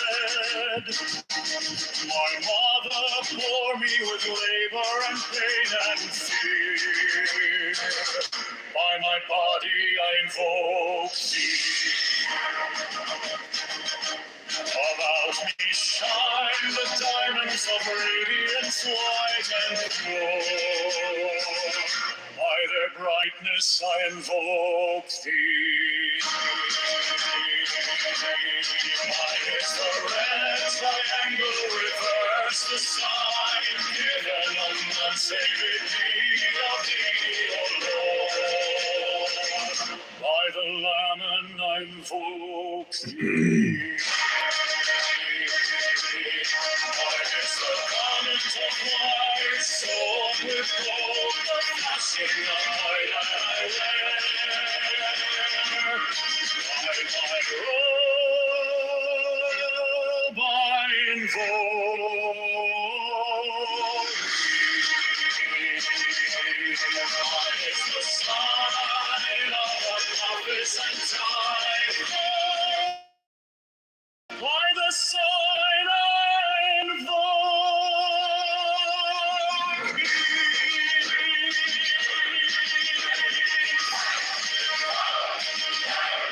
Mine is the turban of white and gold, and mine the blue vigor of the intimate air.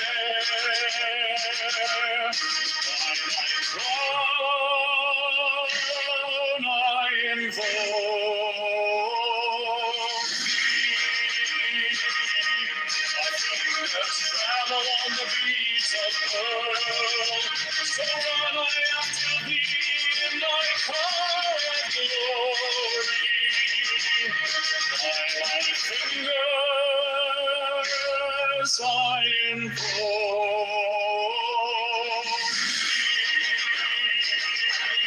I bear the wand of double power in the voice of the Master. Abraham, by the Lord I invoke thee.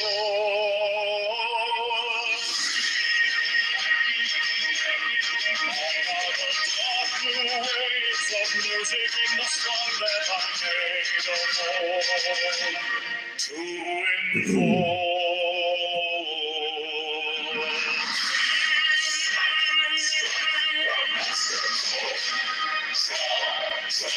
The flaming sword, crown, child, and conquering Lord, horrors, and blood.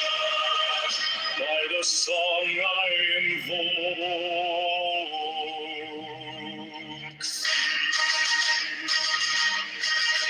My hand is thy sword of revenge. Let it strike at thy bidding. By the sword I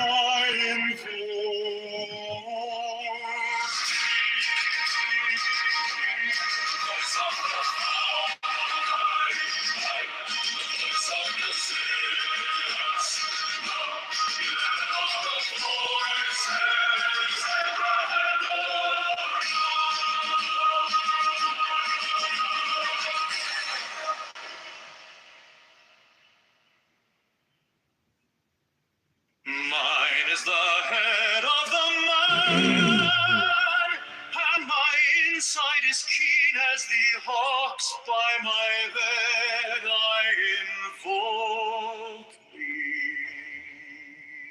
I am.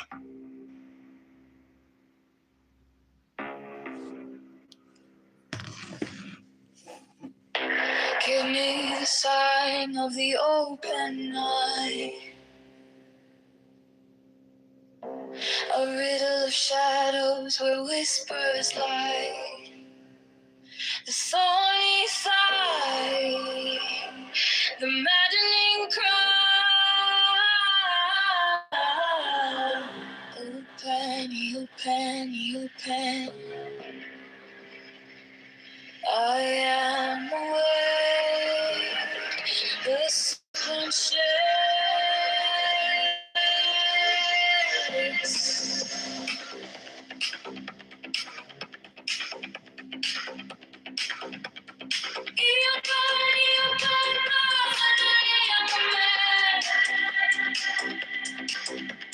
Doest thou wilt, as a God can.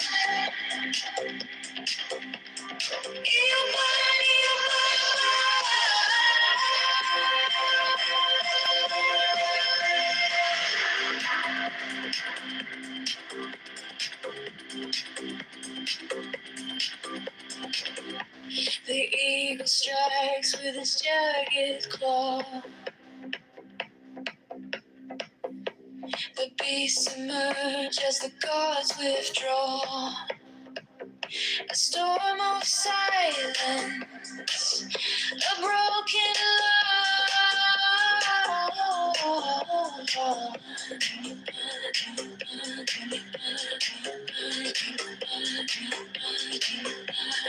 I am born to death, reborn on the heart. I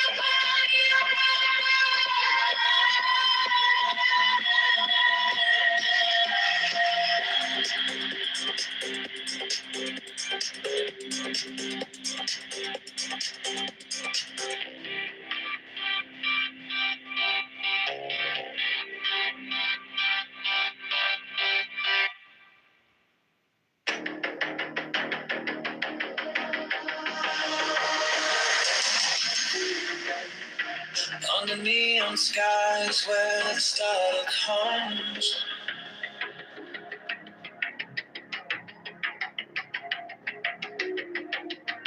shadows whisper truths as the bassline drums.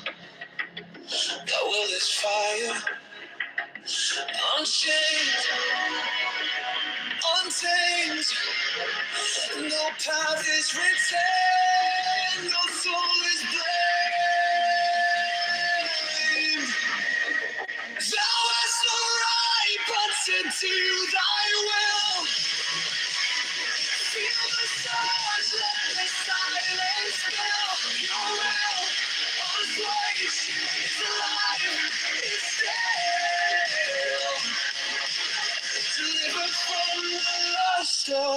thrill.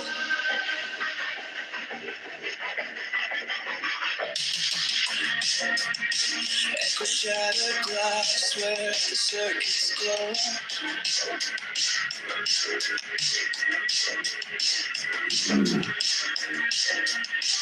The clock ticks slow, but it doesn't show. No purpose, no tether, just a beating sync. Every way perfect, on the edge, on the brink. No chains, no bars, just a void to fill. Every pulse, every spark is a perfect way. Thou hast no right but to do thy will. Feel the surge, let the silence fill your will. But it's right, it's alive, it's still. Deliver from the lust of the thrill. In the endless dark where the echoes play, no other shall say nay, no other shall stay. Through the light, through the smoke, let it all decay. The will remains forever in the fray.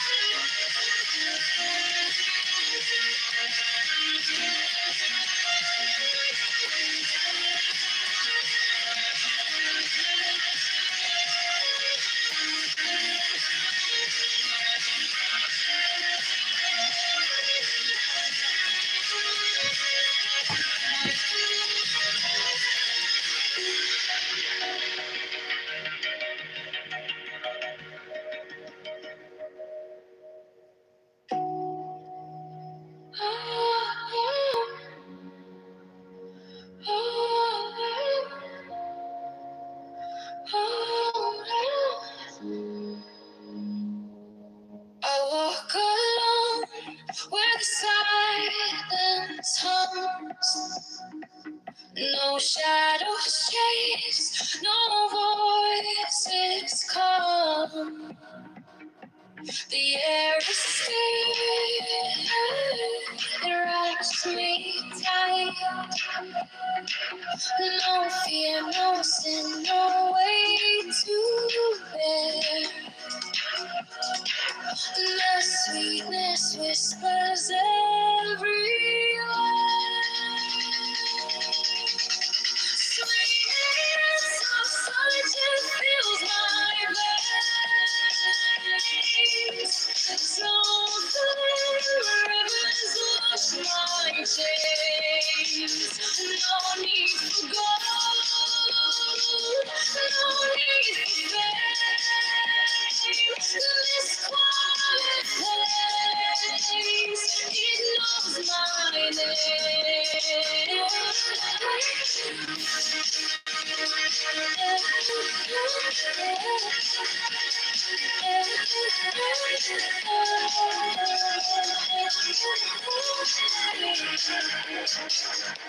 The gift of health, it lights my way.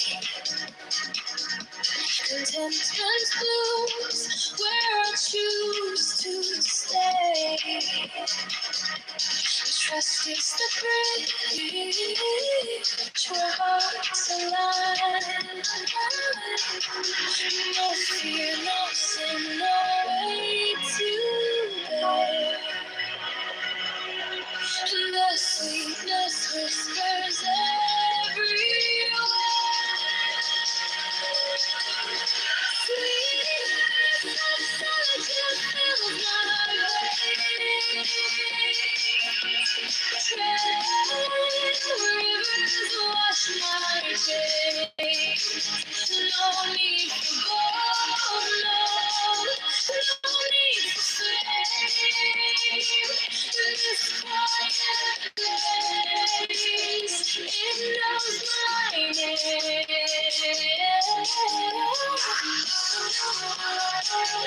No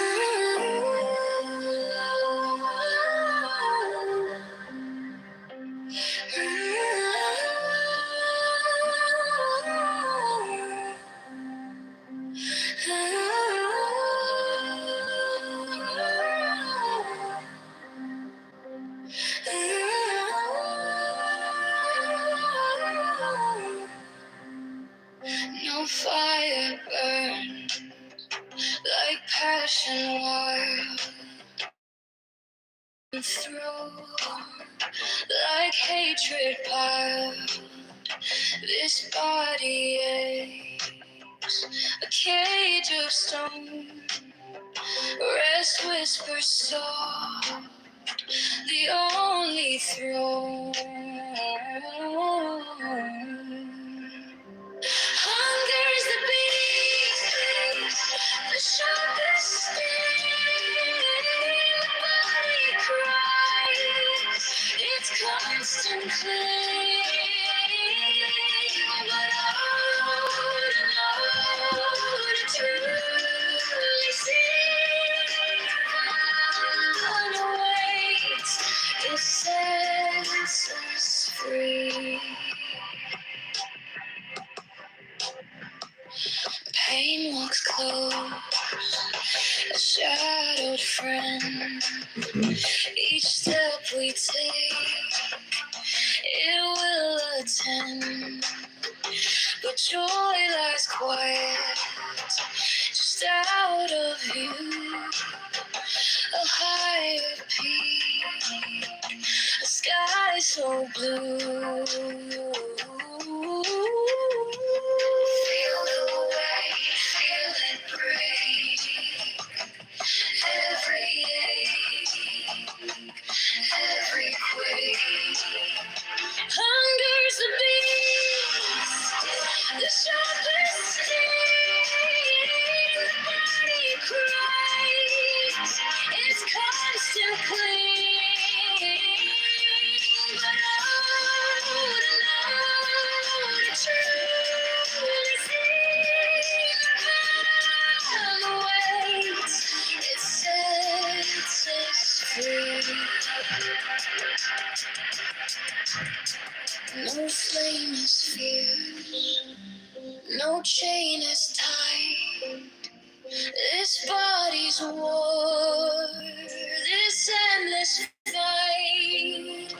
But higher still, beyond the fray, rest calls my name, and I obey.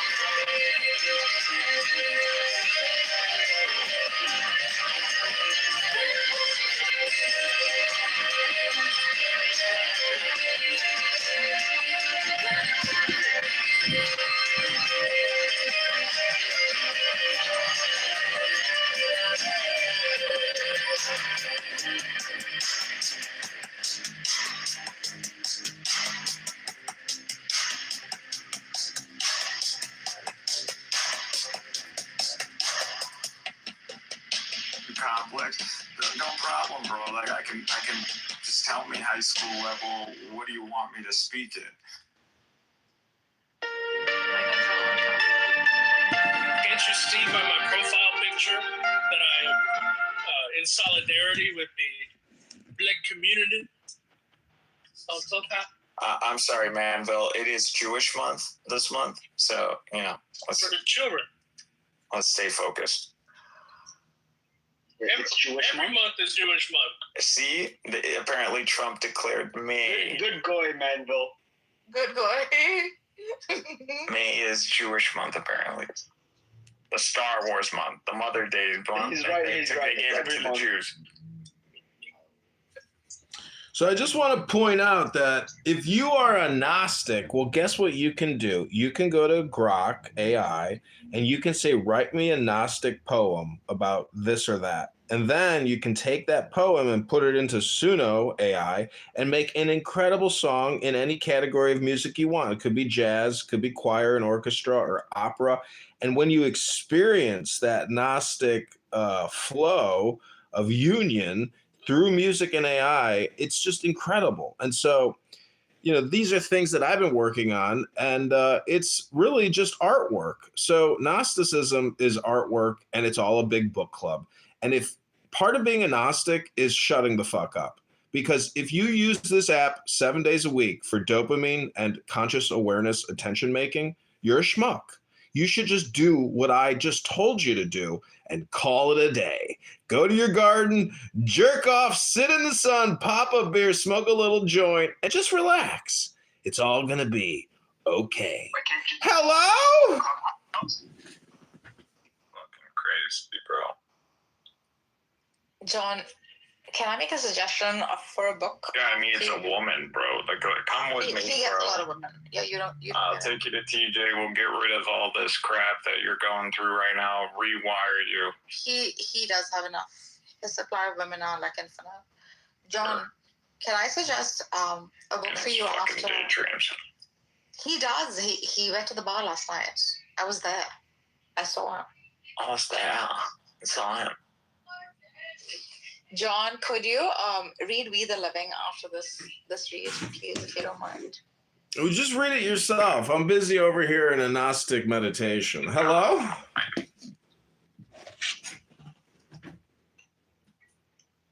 Manville, keep talking, bro. Just don't let this man talk. I heard you're a sheriff now. Maybe. Well, that's good.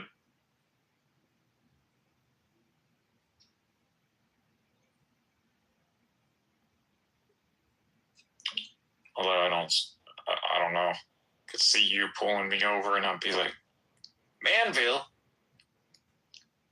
you need to chill, bro. Show me your bang. Like the hell. I'll be like, sir, I'm a veteran. You gonna really do this? You gonna give me a ticket? Oh, dude, that's the best. We used to go camping. We used to take my boyfriend at the time. His dad had Purple Heart plates. We were like driving through Montana, like fast as we could, and yeah, made the truck bulletproof. Those Purple Heart plates. No one fucked with us. Little did they know that he got scalded by some water out of the microwave that some fucking specialist left at the barracks. No, he actually lost his leg, and he after he got back from in World War II, and after he got back from that, he became a prosthetics engineer, and he made prosthetic limbs for other people. But he wasn't on the trip with you. You were just borrowing the car.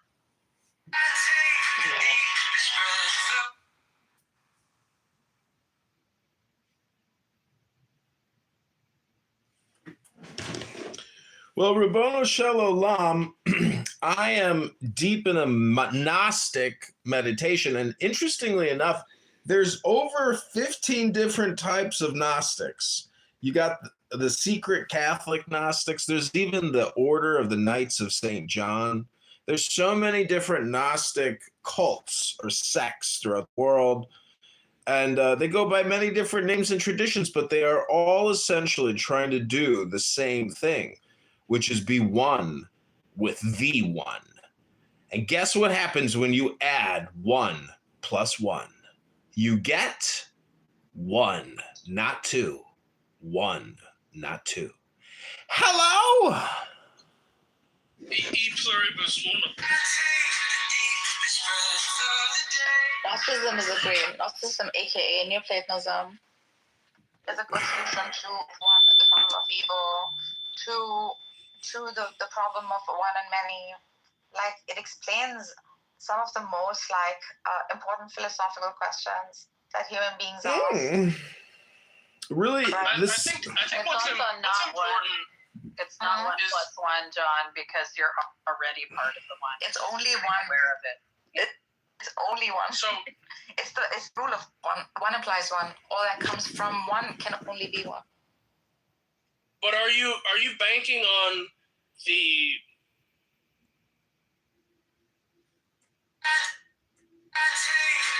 What are you banking on? Your ass. Well, I just would like to contribute a little more to this Gnostic meditation and encourage you all to take the deepest breath of the day and hold it for 10, not 11, 10, not 9 seconds. Fuck you, motherfucker. Who put Mandel down? Well, why'd you do that? Megatron, why did you do that? Should I bring him up? Come on, Mandel. Oh, I did that by mistake. What the fuck was that? Sorry. I did that. No bell ringing unless John. Yeah. So what's going on, man? No bell ringing, please at all. Ring my bell, ring my bell, ding, ding, Back home. ding, I'm in ding, Florida right now. Oh, that's good. On my way back to Georgia, God's country. God's country. That's right. Are you up there in the panhandle or what? What are you guys going to start talking about the weather next? This is a Gnostic meditation. For a group of Gnostics, you guys sure don't know how to be very Gnostic. Sorry for ringing my bell, but sometimes I like to ring my bell, ring my bell, ding, ding, ding, ding, ding. His name is Manville. So the first step in initiating a Gnostic invocation is to shut up and to listen.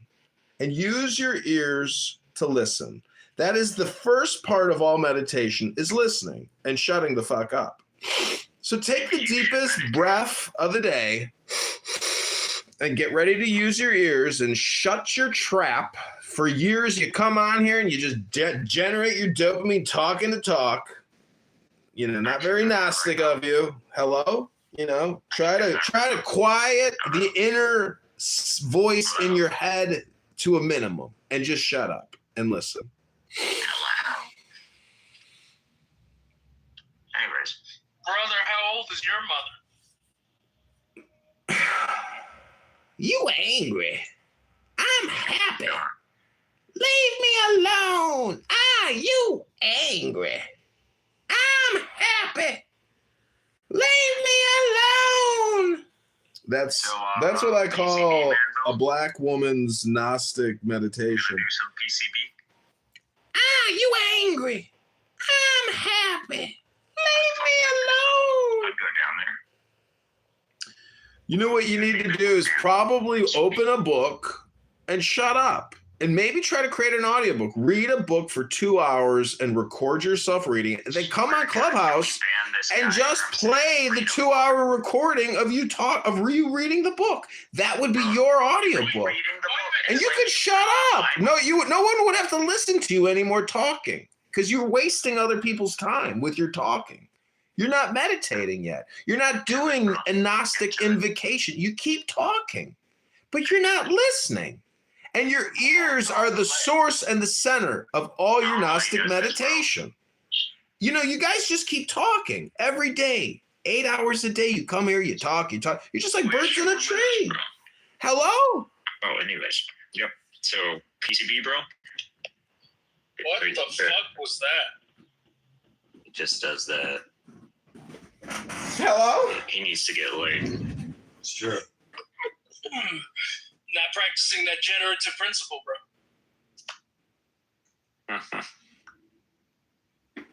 He is a Jew. Hypocrisy is kind of their theme. Not Jewish. I'm a Gnostic.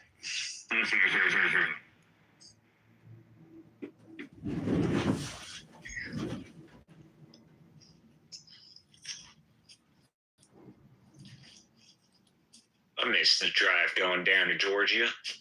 You know how neo-Nazis allegedly stole the OK symbol?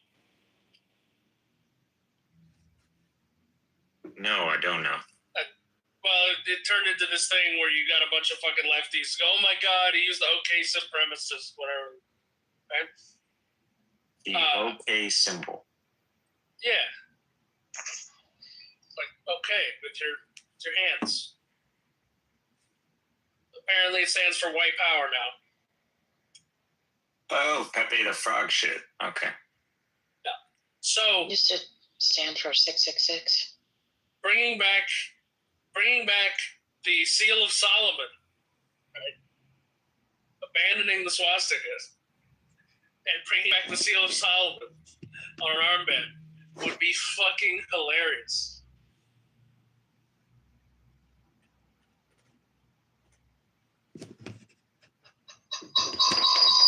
Hello? Hold that. Quiet. Can you hear the birds outside? Can you hear the clocks ticking on the wall? Release your breath.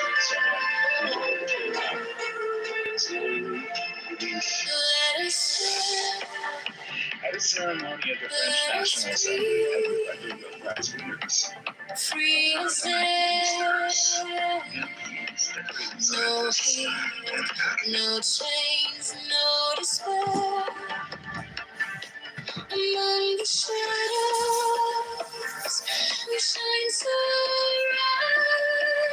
bright. We carry peace into the night. Happily then, we'll rise again. No hatred, no pain, no regret. Happily then.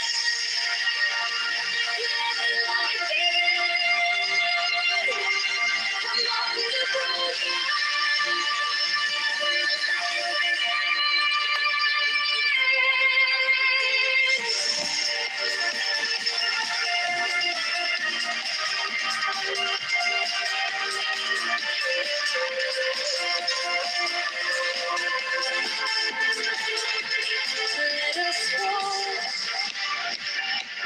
let us heal, free from strife. No weight moments cling, no weight on life. Among the weary, we'll stand.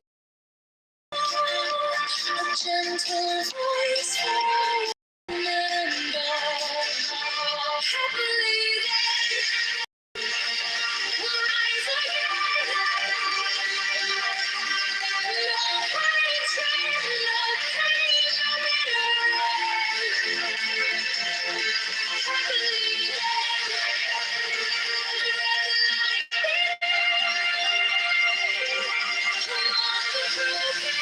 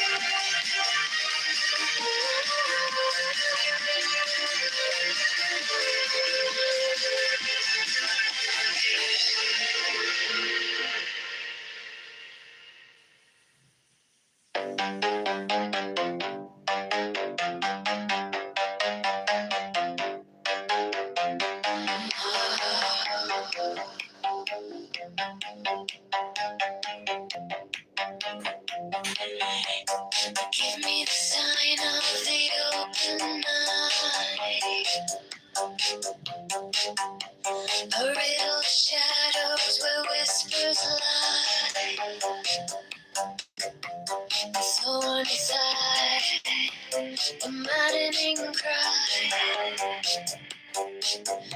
Open, be open, be open. I am awake. The serpent shakes. Be open, I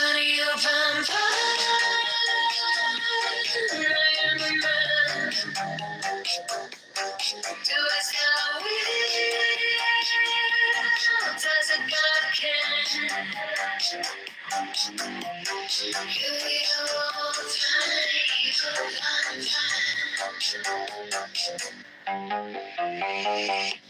The eagle strikes with its jagged claw.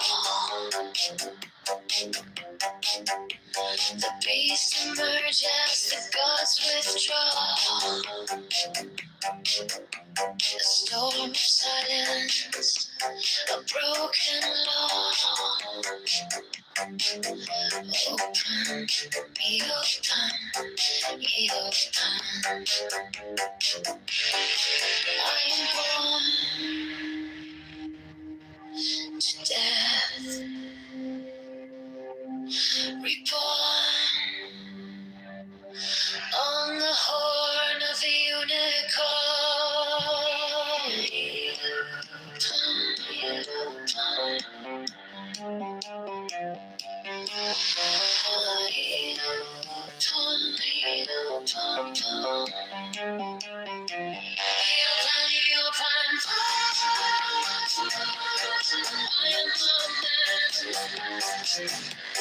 Do as thou wilt,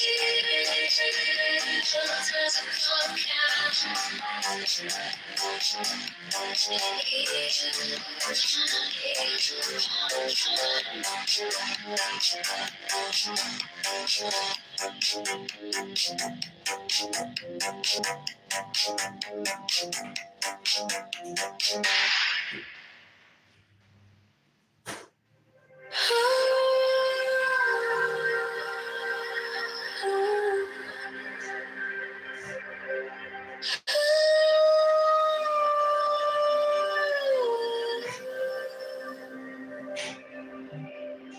by the mystical union of fairy and fawn.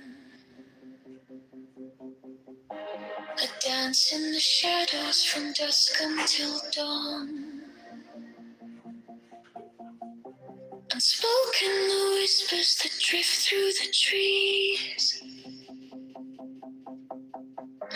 Unbroken the vow carried soft on the breeze. Oh, fiery Valkyrie, I invoke. Through the flames and the embers, the spell is bespoke. Your arrows and slinging, the spring's tender glow. A force wild and brilliant, a power I know.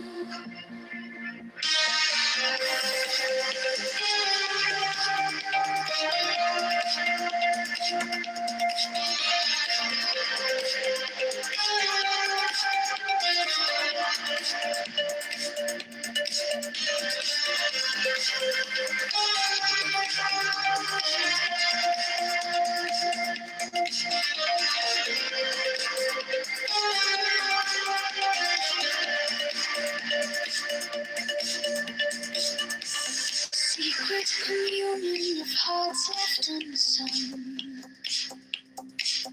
The listless, resistless, tumultuous tongue. Through veils of the morning, her armor does gleam. The warrior spirit ignites every dream.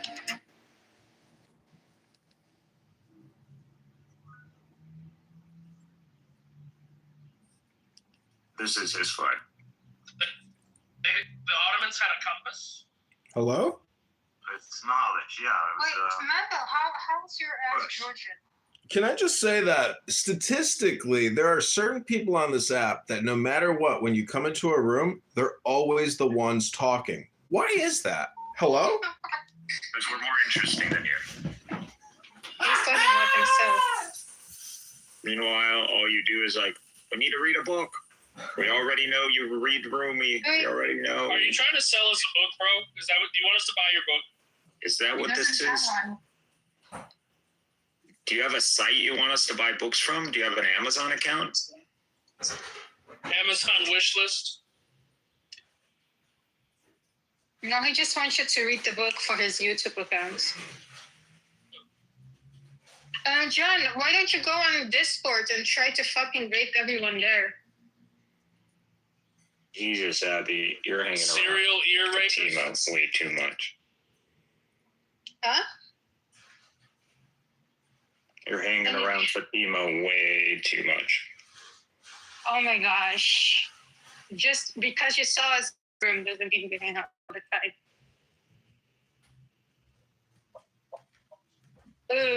Cool. Oh, you're quite similar to Fatima. Not at all. Just because you're European, that's things there. No, it's because you're both very nice. We? You Turk? You Turkish and fake? Shut up, Bolivian. Hummus is not fucking European. I don't eat hummus. No, It's but not you part make of- it. Shut up, you guinea pig eating Peruvian. Make me a big fat fucking hummus platter. Wouldn't you? I will make you a big fat guinea pig dish. Anyway, how is your ass Georgian? Like, you're from the States. Where's Bill? You're literally Latin Because American. my father's lineage goes back to Georgia. Okay, so what of your mom's? She is Magyar.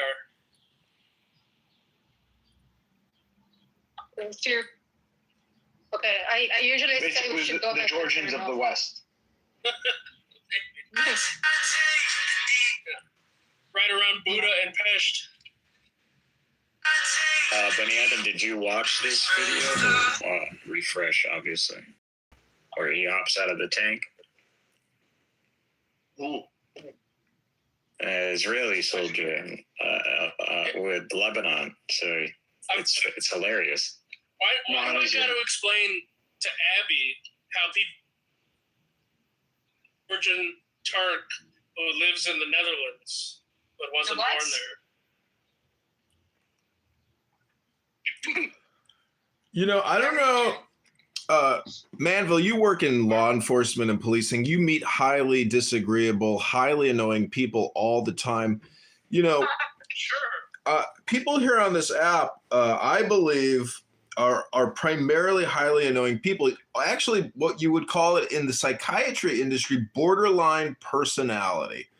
And you know, really, they just come here to talk, to get the dopamine. They go, I've even heard people say, I'm saving $400 here, you know, as opposed to going to my psychiatrist because I'm getting all the talk therapy that the psychiatrist doesn't want to do because they don't practice psychotherapy anymore. It's all just pill, you know, distribution and, you know, moderate conversation if you're polite and nice. But if you're a highly annoying person or you're even violent, well, now we've got a problem.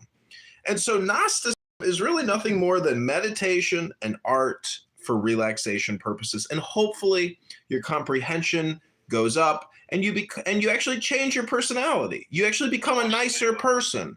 And by being a nicer person, you're nicer to yourself. It's too much. I am complete. Like Abby used to be a nicer person. What makes you say that? I don't know, because there's a big gap, right? Your mother and your father. Yeah, you see, this is exactly what I'm saying. There's a big gap between being a nice person and what you do, right? Like if you didn't want to do what you do. You want me to listen to you. You're literally paying sure. me money. I mean, sure, if it makes you feel better. You're literally cash-apping me. But if you really wanted to be nicer, Do I have to post the Cash App money you sent to me? Post it. Okay, I will do it when I'm home. Post it, I'm yes. almost home. Give me 15 minutes. I'm in Canada. We don't have Cash App.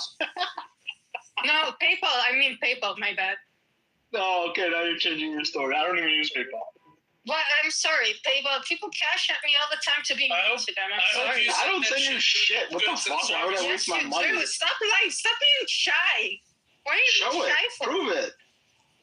I will when I'm home. I'm literally biking right now. No, I'm way too cheap to pay for something like that.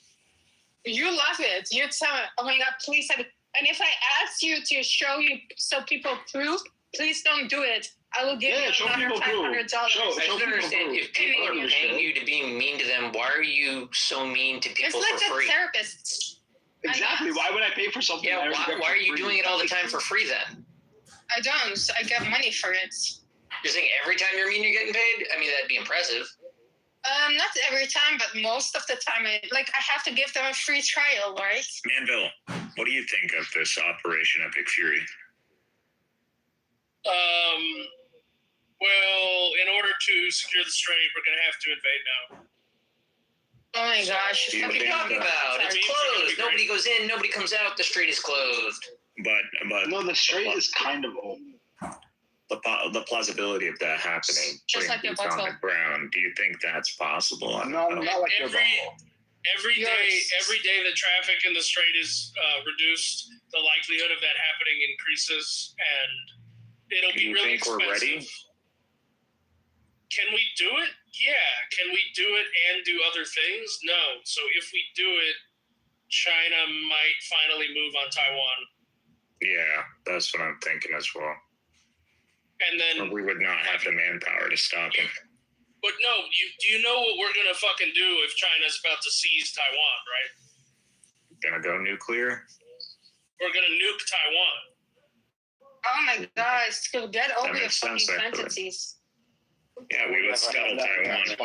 Why nuke Taiwan?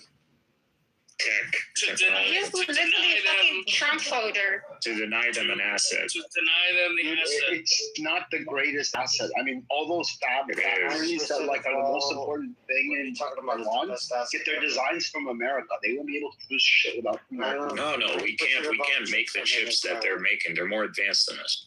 No. TSMC gets their designs from America. If we destroyed the factories in Taiwan, and then you can destroy factories without nuking them, bro.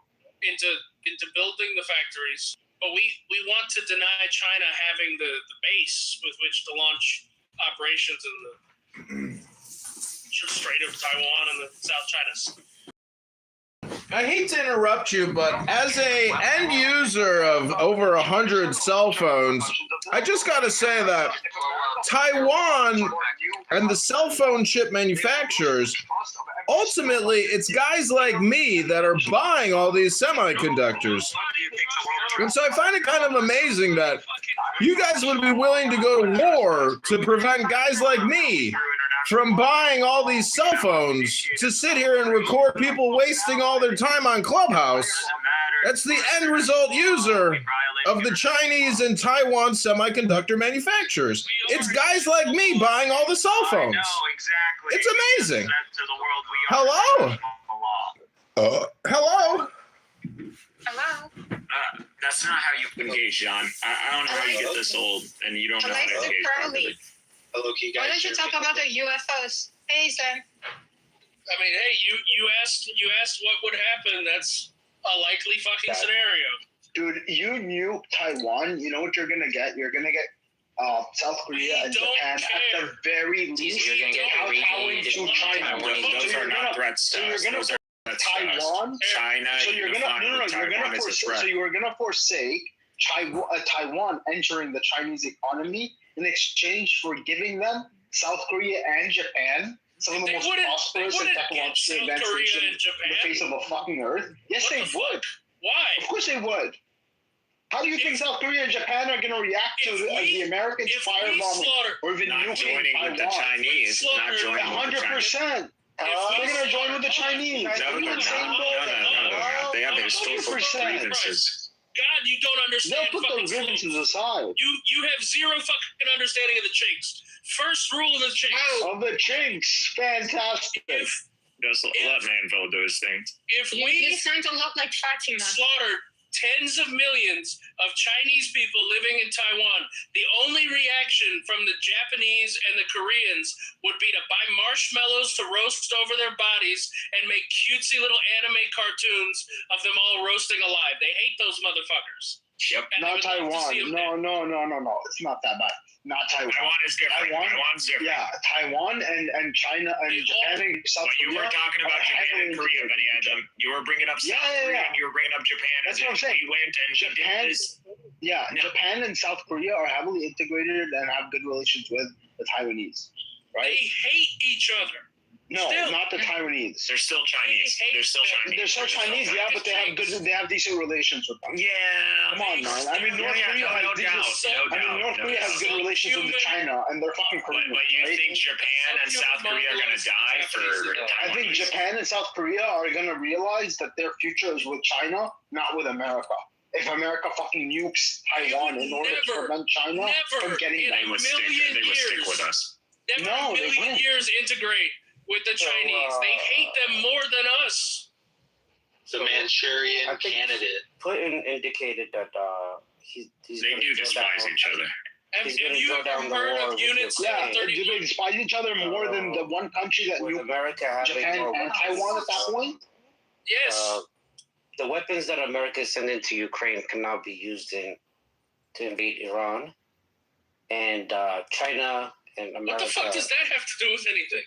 Well, the weapons that we're sending to Ukraine, now we can use it to bomb the fuck out of Iran. I mean, how does that not make sense? What, the fucking, the tanks and shit?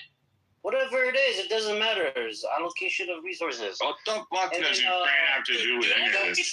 China, Trump is going to China, in the next couple of days? Okay. He's going to make a deal with them, right? He's going to make a deal. These civilians, bro. What the fuck hold are you on, talking about? hold on. Let me paint a fucking picture for you, okay? How much armament are we sending to the United States is going to send 3 carrier strike groups up to the Gulf. The United States Marine Corps is going to come onto the beach out of amphibious assault ships, while the 82nd Airborne and the rest of the Army and the Army rain on top of the Iranian little cop sees all of the roads. They're going to seize all of. Yeah, they're going to cut logistics. Major routes of Matrix. What the hell? What's going on, bro? No, he's making sense. He's explaining it to you. You guys should be listening. And fucking hovercrafts and take the beachhead. They're gonna get plummeted if they go like that. They need full force, bro. Like that is full force. That is full force, you dumbass. Now, while this is going on, those ships that the amphibious assault ships arrived with are going to be launching hundreds of cruise missiles, completely eliminating their ability to shoot back at any anti-ship weapon system. We're going to secure the LZ on the road. Right, and the road between the Iranian military bases and the Iranian fortifications along the coast is going to be littered with bodies and husks of any vehicle the Iranians own. And then after that point, after we've established the beachhead with, I don't know, about 250,000 Marines who are pissed off, haven't fucking jacked off in a week, were made to clean fucking little brass things until they were mirror polished with a toothbrush. In a Middle Eastern sun, under Middle Eastern sun. Under nicotine withdrawal and fueled by fucking meth-laced caffeine drinks, they're going to be unleashed onto every Iranian town in between the mountains and the coast. And once they are done doing what they do best, which is fucking ugly women and murdering people, the Iranians are going to try to fight back.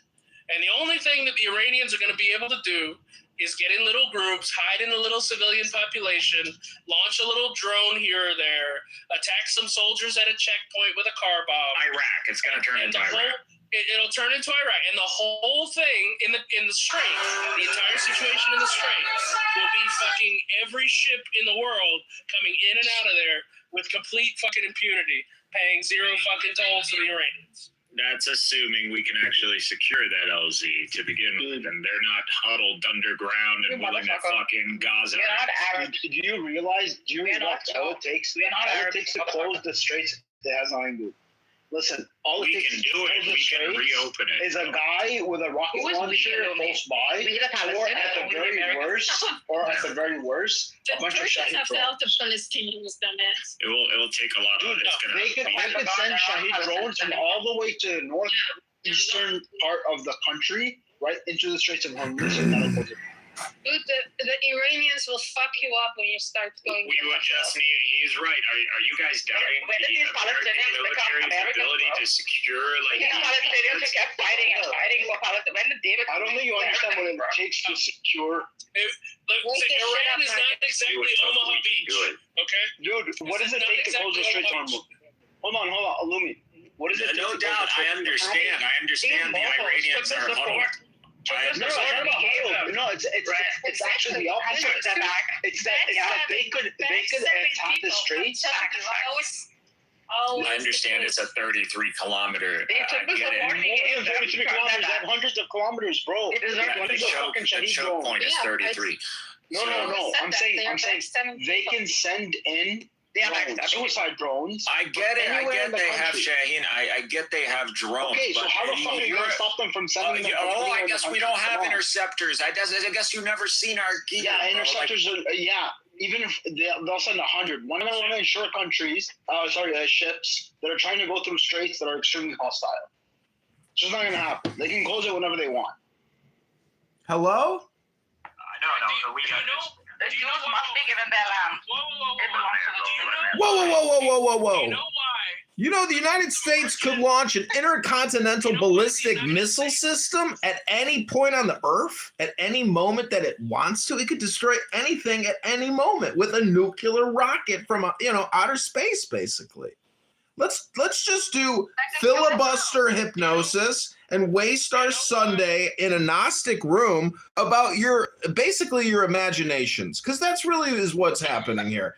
And let's be honest, your geopolitical analysis or foresight it's not going to come true. The mere fact that you're here even saying it is indicative that it's never going to happen.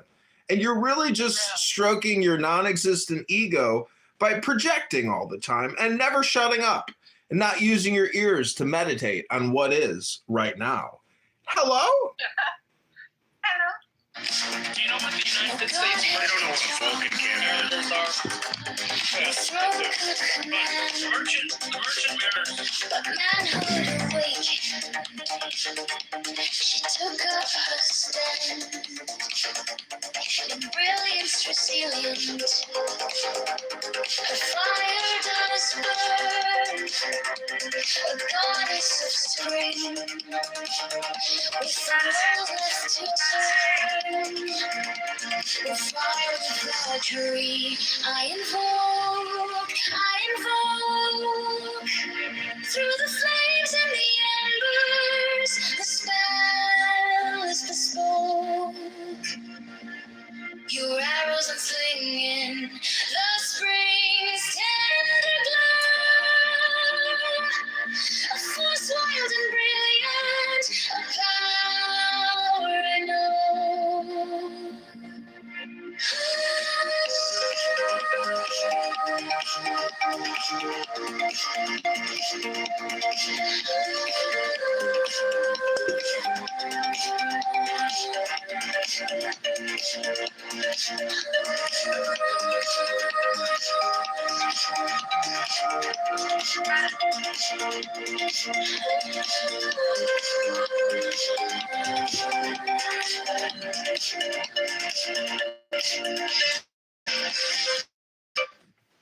I would just like to remind everyone that if you want to become a Gnostic right now, you can do it just by simply turning your phone off or just lowering the volume and using your ears to listen to the truth of the earth, which is right now. Illumi.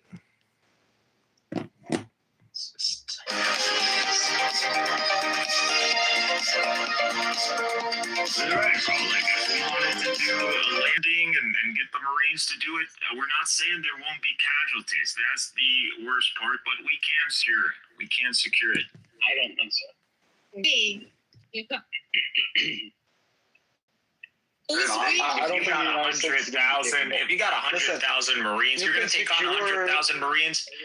Listen, man, you can secure beachfront. Listen, America can secure beachfront.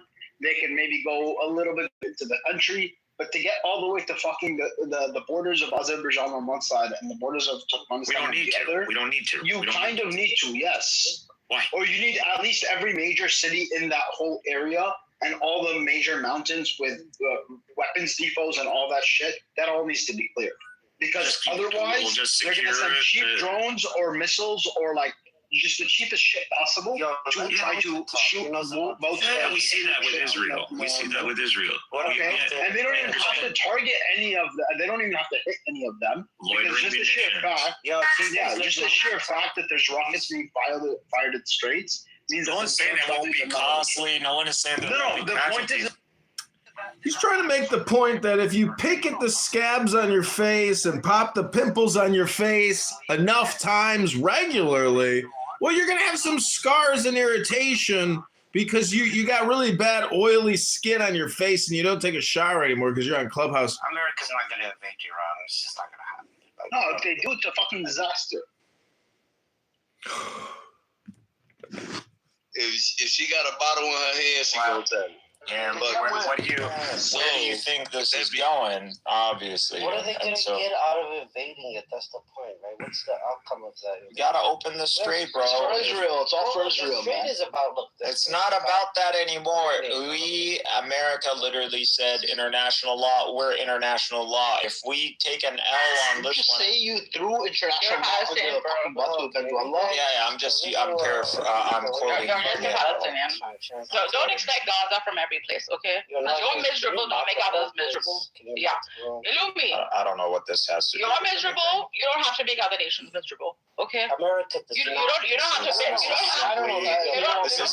Gaza for everyone. This is strategic analysis. This is geopolitical strategic analysis.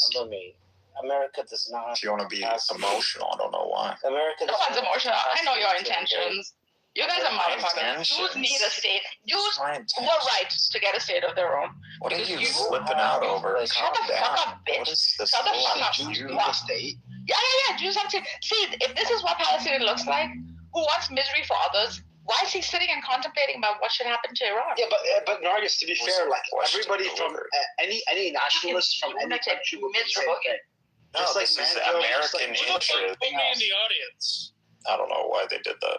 Hello. Yeah, Nargis, this isn't like a unique thing to say that. Oh, as a result, Jews need a state. Like no. Yeah, I mean, there's a reason why on this fucking earth, and not all of them have a state. Like get out of here. We've seen this movie 1,000. Yeah, 1,000 times. We did it's it not gonna in repeat itself. The same shit we did in the Gulf. Same shit we did in Iraq. Okay, there's going to be a fucking invasion. The excuse is going to be that we have to open up the strait. Yeah, we fucking learned our lesson from Afghanistan and aren't going to go we that situation again. Oh, we did. We did. This is insane, man. No, we didn't learn our lesson. Many Adam was the destruction of Persians because many Adam was in his heart the avenge for Syria. Illumi was in his heart the avenge for Iranian as an Arab, I would love to see the disintegration of Iran into various ethnic states. And so does Illumi. You motherfuckers. Hold on. Actually, I'm not. Every fucking Iranian was right who said, why the fuck did we support them? Yeah, that's fine. Every Iranian was right. Why did we support them? The Iranians actually killed Syrians. They didn't support them. Should have destroyed you all. But wait, hold on. But Nargis, let me just finish what I'm trying to say. I would never. The reason why. Hold on. The reason why I'm opposing Mandel on this is because I'm looking at it from a Western mindset. From a Western mindset, this is the. Now you become Western from Syria. No. How conveniently you move?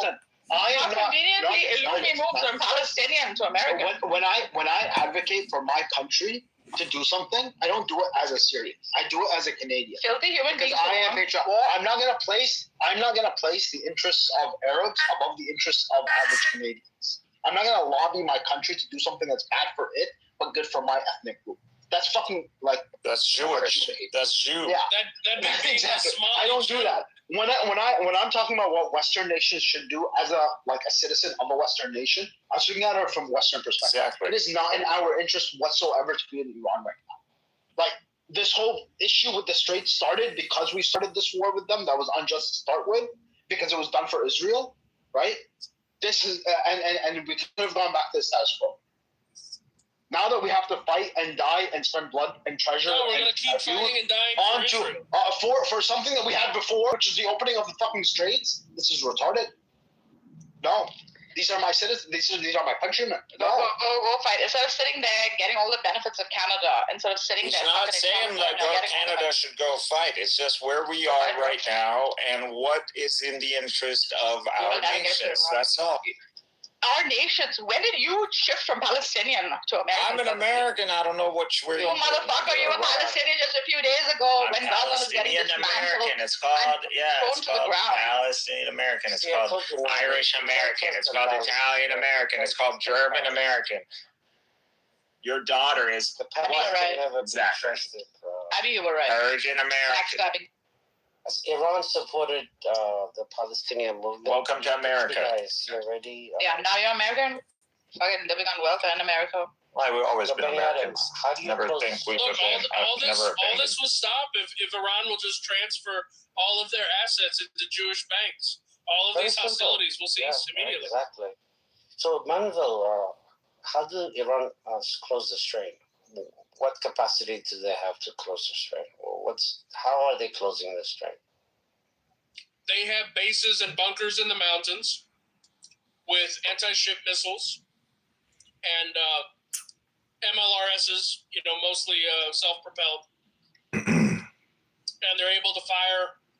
Mainly, they have two zones. They can launch from the actual choke point of the entry of the strait, and they also have another base around the bend that they've been firing at the refineries over on the Kuwait Gulf side.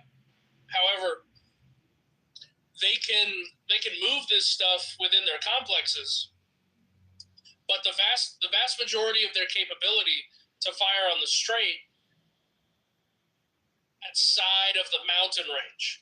And so if you push the Iranians back over the mountains, then you severely limit their ability to interfere with ships coming in and out. And that would be the main objective of a land force, would be to push them back up over the ridge and then shell the shit out of them. Okay. Yeah, if you think we're not just gathering logistics right now and figuring out where they're positioned and all that for that scenario, then you don't know. But if it doesn't go through negotiations, it's gonna be an invasion. You know what else we did during all this media bullshit? Those big bunker busters that we used last year when we bombed Iran. We just ordered 50 of them. We had only built 16.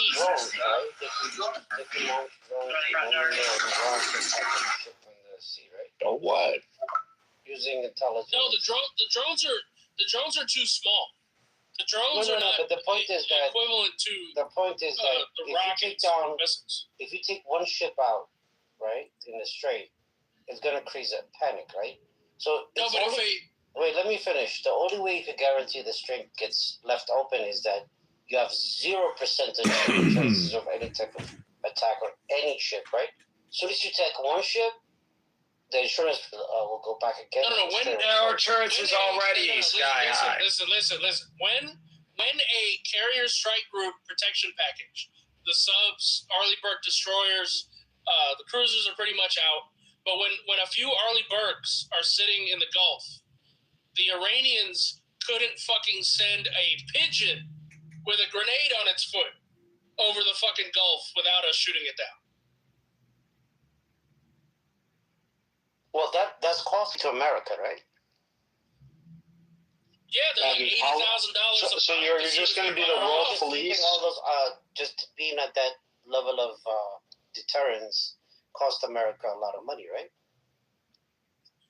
Who's going to pay for it, right? That Arabs, the money and sell the T-bills to the Bank of Japan and the Jews so that we can pay fat Americans that drive big diesel trucks to put missiles together at Raytheon in fucking Massachusetts. That's what we do.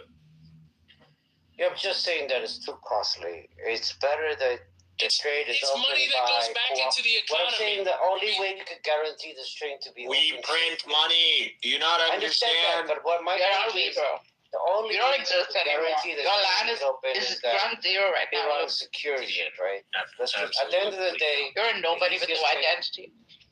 The easiest way to keep the strait open is by having Iran control its side of its border, right? You need Iran to keep the place secure. Period. No. So this idea that America could ever open up the strait is just fool's errand. It's solely based on what Tehran is going to do. What? The only You don't thing think now, less than 100,000 Marines. What's going on right now, right, is that Trump is holding that card, and when he goes to negotiate with China, because who benefits the most with the strait open?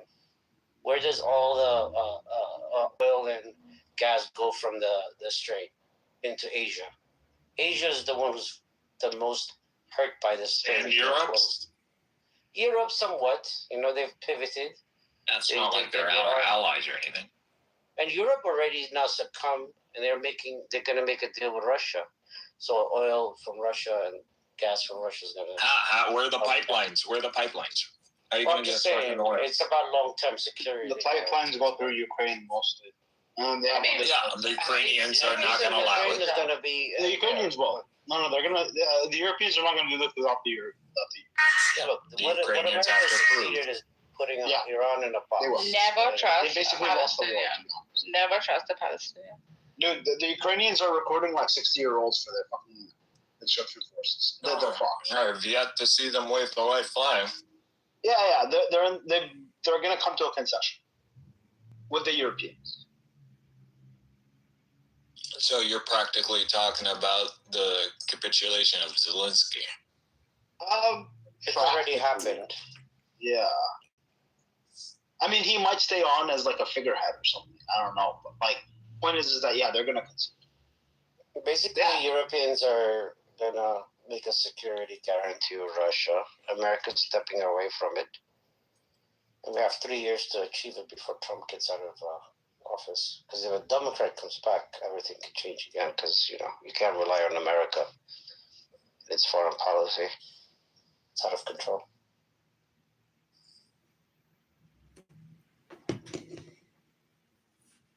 Not saying anything crazy. I'm saying we have the ability. It's not going to be cheap. It's going to be costly. And there are going to be casualties, but it can be done. It cannot be done.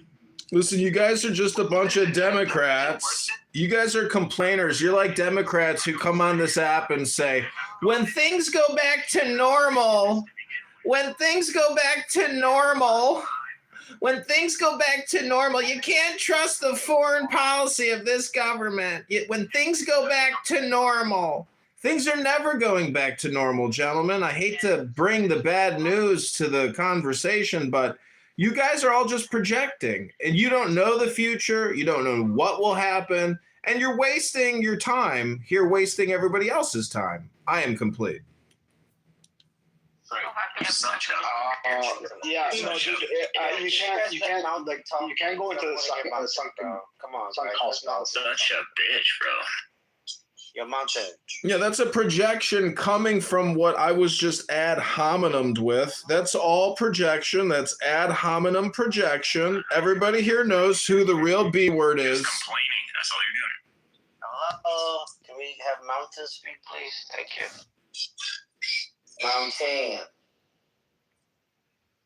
So, Jen, do you see what's going on, right? Yeah, the Palestinians, but you can't trust them. I'm telling you. You can't trust them. Especially the Syrians ones too. But It's like we have power to make any of these choices. And then when they have no country of their own. The only country that ever supported they started like 100% was Iran. Yeah, they are backstabbers. Yeah, they're sick. Yeah. We shouldn't have helped them. Nope. Well, you learned your lesson. Helped us. Well, they're not the only country that supported Helped us for what? I'm going to let Benny Adam answer this question. All the weapons. Benny Adam, do you believe that Iran assisted the Lebanese resistance against the Israelis or the Palestinian one, or any Middle Eastern one? What the Lebanese? Never help a for altruistic principles. Never. Do you believe it was for altruistic principles, or do you believe it was national security? Never help them. Listen. First of all, of course not. Even Hamas leaders have always said, going back decades, that this is not like an altruistic thing. This is their interest, like whitewash Shiaism. I mean, they said that. Not national security. But the point is, expansionism. But whatever. The point is that even when it comes to Hamas, it's not a huge deal of support that came from Iran. Actually, the support came from Qatar through Israel. Like, Israel knew that they were blowing this shit up. Yeah, Iran gave us certain technical skills. They showed them how to build these tunnels and bury that's all. And then some equipment. That's it. Which most of the gear is not from Iran. It's from Libya and Sudan and Egypt. But we're not denying that there wasn't gear, but that mainly came by floating little gears and through the water. So a lot of that also, we never got it or was intercepted by the Israelis. No one is being ungrateful. We're just saying it is what it is. We know that Iran doesn't care to bring about a Sunni hegemony in the region. Obviously not. Nor are they interested in a unified Levant, because we would just be very powerful. It all makes sense. We should support the Zionists from the beginning. I think that's where you guys can. Both are backstabbers. Yeah, it looks like Iran and Israel were backstabbers after what happened in Syria. So look, the only way to stay out of it. Listen, the only way. Honestly, if we wanted to cry like these people, holy shit, man. But Iran is honestly, the thing is, Hamas in the beginning, they actually wanted to. No, we're not. Actually, fighting. We're fucking fighting. We're fucking fighting. All the time, we made them. We already won too. Dude, you have no land. What are you talking about? We won. Just go wait. Y'all all gonna be fucking eating your words when the international forces enter in 2027 May. You've made a lot of prophecies. For Israel to control it. This is not a prophecy. No, this is part of stage 3. Be part of Israel's this is stage 3. I don't know why he's wasting it. Gaza is Israel now. Once Iran is out of the way, there's no stopping the Zionists. They're gonna conquer every land from the Euphrates. Yeah, let them. What manpower? With what manpower? They're gonna push the Arabs back to where they came from. Yeah, where you guys which came is from. nowhere. Where y'all from? Are they from the Shut up. They're from Russia. What a bitter Eritrean, bro. Yeah. There you go. I'm all for Iran now. All in. Yep. Yeah, no, thank you. You're right. And by the way, Iran is not the only one stopping. Right, the Israelis already started talking about the Turks. This kind of talk is the talk that the Syrians against Iraq, a country that we knocked over in 5 fucking days. Iran, great country, couldn't even fucking beat Saddam. We won. I mean, they didn't have Bro, that was like 50 years ago. Yeah, it's a different ball game now. But I understand what he's saying. We want the Jews to live with us. Yeah, Saddam when he was at his peak, and Iran when it was at its weakest. Well, I mean, they are reducing Iran right now to a Saddam level, probably even at this point. I don't know. No, they've invested quite a bit. They destroyed all their main military command. Which we will with open arms. America can gain air supremacy on Iran, no problem. Right? I'm not saying that they can do a lot of damage. I know, and they can maintain that for a long time. We already I'm not saying they can't do a lot of. Yeah, and they can do a lot more. How many civilians? How many people have died in Iran so far? I don't know. What, 3,000? I'd love these numbers to be confirmed. I mean, I'm interested as well. Around 3,000, right? They really wanted to in a month and a half. Come on, this is America. But the point is that there has to be a long-term strategy. Long-term strategy: either you occupy the country, you change its regime completely. We want to be occupied. Right? Don't you get it? Or we want fuck off the and you make a deal.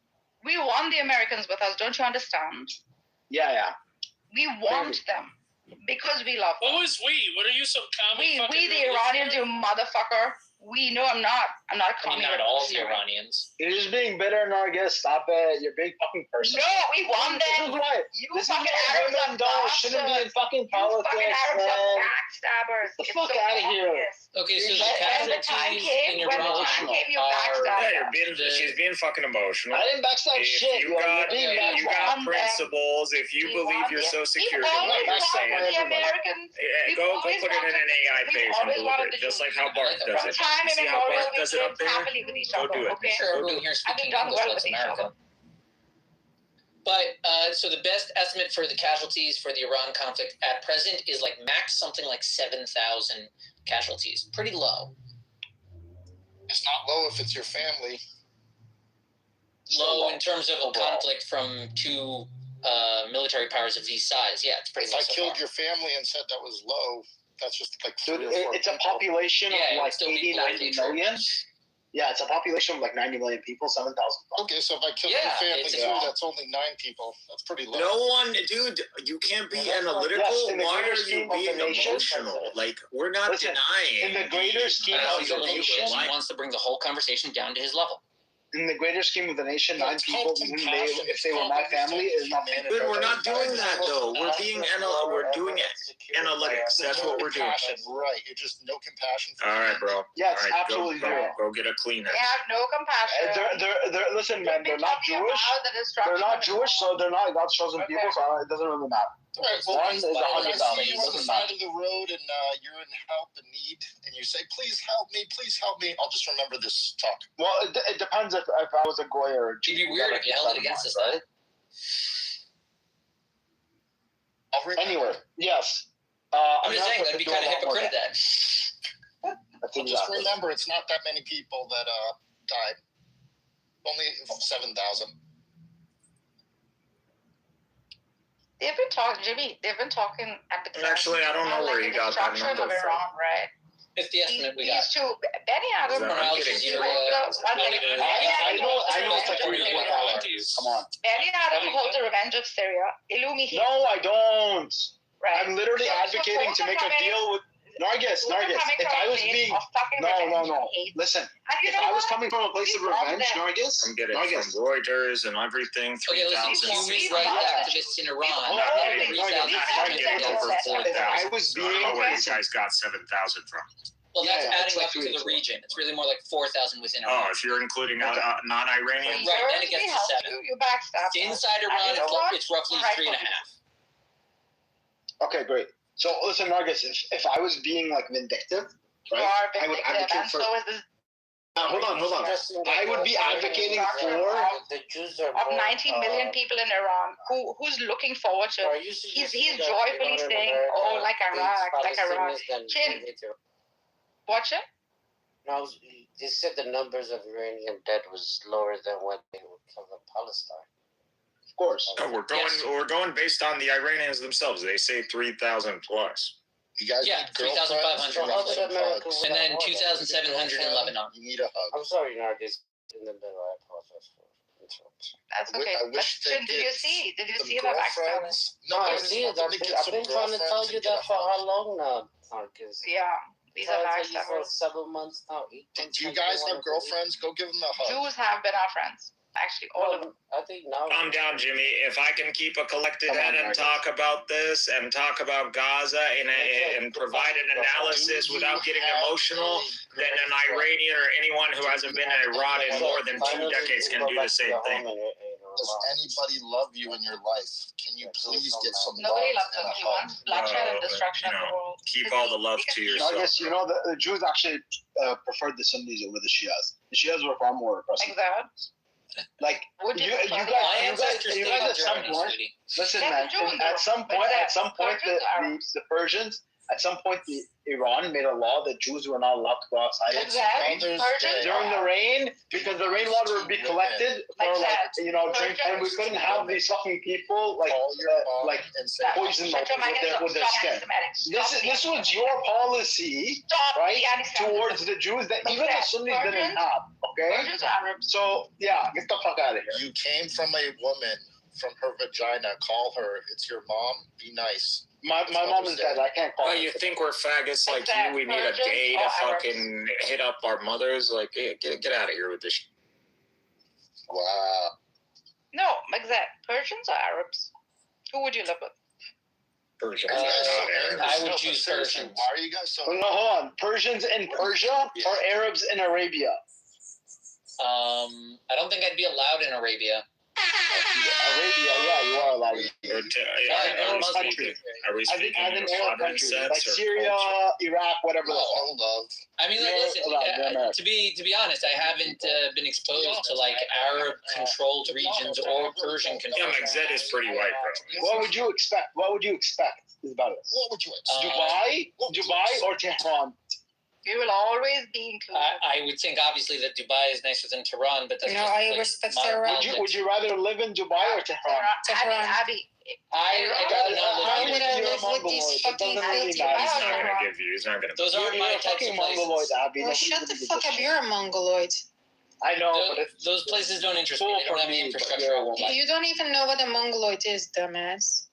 So you are. I prefer to go to Tehran because at least these people are real and not fake. I don't need a fucking golden toilet in my bathroom to feel superior. Why not? I'd rather because it's stupid. Iranians are all about See, that just goes to show that I know you've never tried it. It's actually pretty cool. Sitting on a golden toilet makes you feel like a this is why you're an Arab. Yeah, listen, it provides self-esteem. That's fine. It's good for you. Well, you can help. It's healthy. Benedict, take a shower, bro. You stink. Like, instead of having a golden toilet, you can help your community. This is what people from Tehran would do. Yeah, they do that too. Sounds like someone's jealous of the golden toilet. They do that too. No, they don't. The Arabs don't. Of course fucking Can we not do this? We're doing a simple analysis of the current theater. That's it. Like, this is nothing. No one is dismissing any suffering or any casualties or any of that. I think the harder thing to predict is how China and Russia are going to move based on America's not going to. That's harder to figure. Gaza is going to be given to Israel, and that's just where it's going to. Yeah, so it's the given by whom? The Palestinians. The West Bank is also going to give up, bro. Just shut the fuck up. You're trying too hard. You're trying way too hard to insert your fucking black ass into this. Keep your Ethiopian ass out of this, bro. Keep your Ethiopian ass out. Y'all all the same. Y'all all the same haplogroup, bro. Shut the fuck up. Going to be the best city Israel ever had. Yeah, haplogroup trash. You wish I was Mongolian so I can rape your mother and your father at the same time, Benia. What is up with this woman? But listen, I don't have a problem with Mongolite. I actually respect her history. Yeah, I never They were very fucking conquerors. You were Mongolian. Yeah, With they my were very fist. Nice by her. She has a nice accent on top of it. I don't know what you have against being Mongolian. You should take pride. I don't know what your haplogroup is. Oh my gosh. Like, take pride in your heritage. It's a beautiful heritage. You guys Imagine running away as a man from your country. Yeah, I know, right? But I don't do that. Embarrassing. I think Benyatta likes. I don't believe this campaign is in the interest of the United States. Just to clarify things, I'm agreeing with Manville in the sense that we only have two options: either we invade or we take an L, and the L is going to bring us down. It's going to be the beginning of the end. So we're just between a hard place. Because that's the way I like my penises, shaped to the side of my ass. I'll take an L. And only you thought that was clever, nigga. Only you thought that was clever. I said, all right, bro, like, I'll go shit on you. You hang out too much with Fatima. Why do you say nigga? Where the fuck are you from? You're just fucking an emotional bitch. All I hear is emotional bitching. All I hear is someone who can't analyze anything strategically, someone who hasn't done a push-up in his life, someone who can't fucking take off an M16 into pieces, someone who can't clean a gun, someone who's gonna be a crying pussy when the day comes when you need to fucking feed your family. You're hurting my feelings. Stop. No, bro. No need to hurt your feelings. You're just a bitch, that's all. With your talk of guns. Oh my god. You're gonna talk in a little fucking sarcastic voice. Oh my god. Let me bring up Lumi. Lumi, my name. Moron who can't do any analytics. Can you do calculus? Can the news? Do you go around watching around a fucking hippie peace sign on your fucking back of your fucking Prius? Is that what it is? Are you a loser? Are you someone who can't keep a cool head and calm and collected? Maybe you wear a tampon. Is that what it is? Perhaps you wear a tampon. No, I'll hurt other people with my voice because I hurt other people. I'm sorry. Are you just speaking nonsense? You're talking shit even though in front of me I would squash you like a bug. Is anybody wondering why these two gay guys are fucking civilian pussies, bro? I went to the war and people made fun of me and hurt me. And now I'm gonna hurt other people. The war is your asshole against the BBC. Yeah, Illumi never went to war. He's just being a dick. Stop being a jerk, Illumi, okay? Yeah, what the fuck do you know about me, bitch, before I flip my dick in your mouth? Because nobody friends with me, turd. Stop. I've fucking seen war. What the fuck have you seen? Stop, Illumi. I don't know what's got you in your little mood. Shut the fuck up. Don't talk to me as if you fucking know me. Yeah, we've been friends for years on this app, okay? It's me. We're acquaintances. We're acquaintances. Respect your mother. Understand? I'm your mommy now. Oh, shit. Okay, mommy. Actually, he's more pussy than you are, so he's more of a pussy. I miss some breastfeeding. Happy Mother's Day, kitty. Like, what the fuck you got me, bro? And also Mando. Versus what? Versus a godless fucking hedonist? Versus what, Mr. Humanity? You can't even justify anything. What are you gonna justify your ethics right now, morality? You're a moron. You're a moron, bro. I drag you intellectually and physically, bro.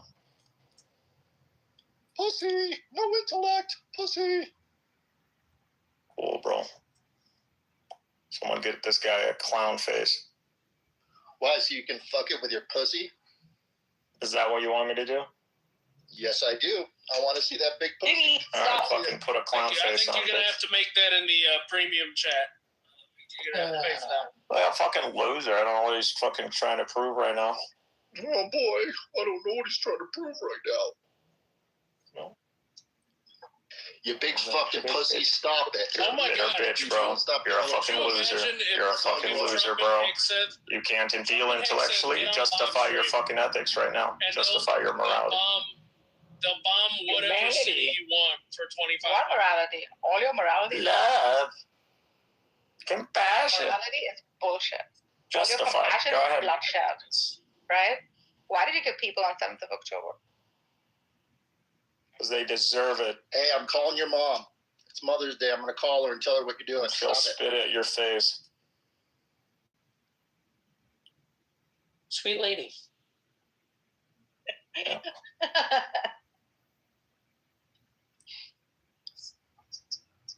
Don't give him any sandwiches for lunch, okay, Mommy?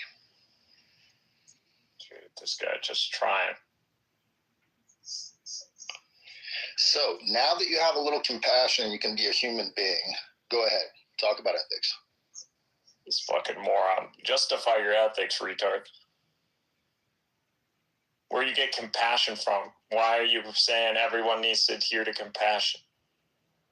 It's called being a human being and being a nice person. Really? Okay, no. Implying what? Is this the objective morality? Are you implying an objective moral framework in the world? Feel good. You'll have some dope. Really? How do you predicate that? What's your epistemology? I don't need epistemology. Are you a theist? I don't need theism. I don't need the Bible. No, you're just an irrational fool. You're an irrational fool who has allowed an emotion, has allowed emotions, a bunch of hormones and chemistry to fucking literally override their intellect.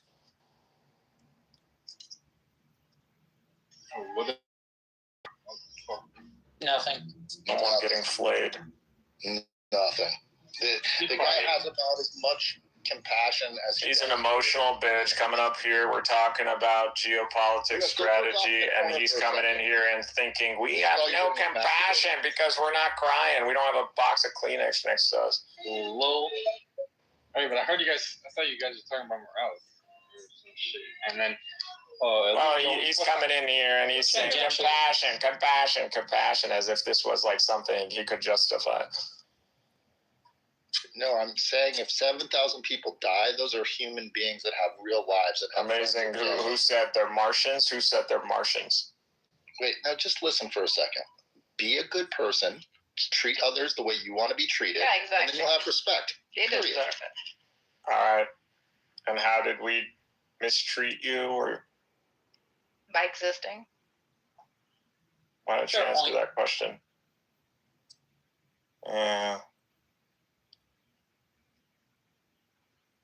Anyways, Vanderbilt.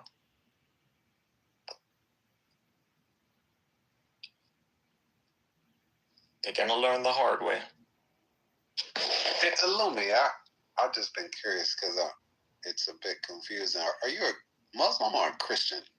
I don't care either way. I get mixed signals from you, it seems like. How far you want to go with this question? It's just surface level. I thought I told you. Sorry, it's Chrislam. Well, no, I'm wanting to believe that, but this app is so low IQ, bro. Not really Chrislam, but it does seem like he's both. I just want to ask him though directly. Can we just define real quick a Christian? He's gonna fight you. It's Chrislamism. Well, no, I see where he's going. He's see him shut the fuck up. I'm a follower of Christ. Exactly. So Muslims are what? The opposite? Treat other people the way you want to be treated, and then you'll be having a good time on Clubhouse. Try it. Muslims are blasphemers who deny the divinity of Christ. I show you what's a good time on Clubhouse, blocking your ass. Christ, the way, the truth, and the life. Indeed, he is the way, the truth, and the light.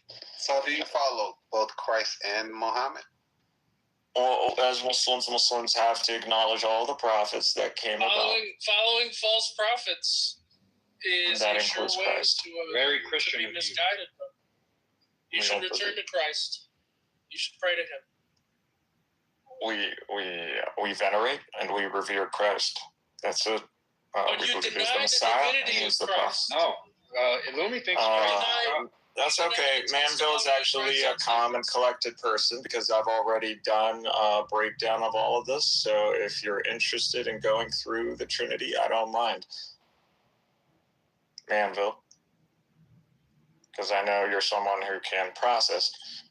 So what you're saying is that we're denying divinity from Christ. Let's just go look at the Trinity for a second. God, how is God defined in the Trinitarian framework? And is this equivalent to Allah or the colloquial sense of how people reference God? Before we have this beautiful conversation, how about you evolve just a little bit more? One God and three persons. All the entire structure of the universe is Trinitarian. I don't deny the metaphysical triad. I don't deny the metaphysical triad. Muslims don't deny the metaphysical triad. We believe in a metaphysical triad. Trinity. You're Islamic Trinity. There's a triad. There's a Hinduism, the Greeks, the Muslims. It's all over the place. Everyone saw it. Like I said, past, present, future, absolute, actual, actualized, potential, actualized. That's my version. There's someone, body, mind, soul. There's several of them. So you're devolving. Try to. Yeah, but even pure physics can't escape it. Every physical building block is Trinitarian in structure. Good about special, general, quantum. You guys get any younger role? Well, even just the parts. What, you mean you want them to talk about flat Earth or something? Yeah, the universe is Trinitarian. Oh my God, protons, electrons. Jesus is uncreated in the Trinity. Maintain the truth of the Trinity. Proton made of? And water, Positive, negative, and neutral. What is a proton made of? Yeah. Trinity. The proton is made of 3 quarks. 2 up, 1 down, or 1 up, It's 2 a down. trinity. There's some quarks that have 5. 3's all the way down. Some that have 5. Anyways, so with the Trinity, Manville, God would be described here qualitatively. So it would be plurality too. You can't say gods. God here would be category, a type. It would be. That's why in the Bible you can see translations that say divine. They interswitch between divine and God because you can. So what it's saying is divine reality or timeless divine reality or the divinity. You could just say instead of God. So the divinity consists of the eternal dynamics, the Father, the Son of God through the Logos, and the Holy Spirit. So the Father being the absolute nous, the rational awareness, the eternal experiencer, the one bringing forth what? The actualization of the Logos. So he is actualizing what he knows, the structure of reality and the way that he has set it up. So he has set his seat. So God sets the seat, and that is what the Logos is. And he actualizes this Logos to bring about the ordering principle, which is the Son of God. So the Son of God is an eternal archetype disclosure that is brought forth into reality for the Son of Man, the anointed Son of Man. So the Father actualizes the anointed Son of Man via the Holy Spirit to fulfill this archetypal disclosure. So in hypostatic union. So the Son of Man in hypostatic union with the Logos brings about the Son of God to the Son of Man, which is us. So we may follow an example. So that's all it is. Now the issue of Islam. Also salvation. One caveat to add to that is salvation, because redemptive versus prescriptive theology, there's a schism between the Orthodox and the Roman churches and the Protestants that came from the Roman churches on this. However, the Orthodox view is that Christ rising from the dead, right, and fulfillment of redemption of sin, right, Christ's fall and rise was something only possible through his humanity. Yeah. And as Christ rose, One second.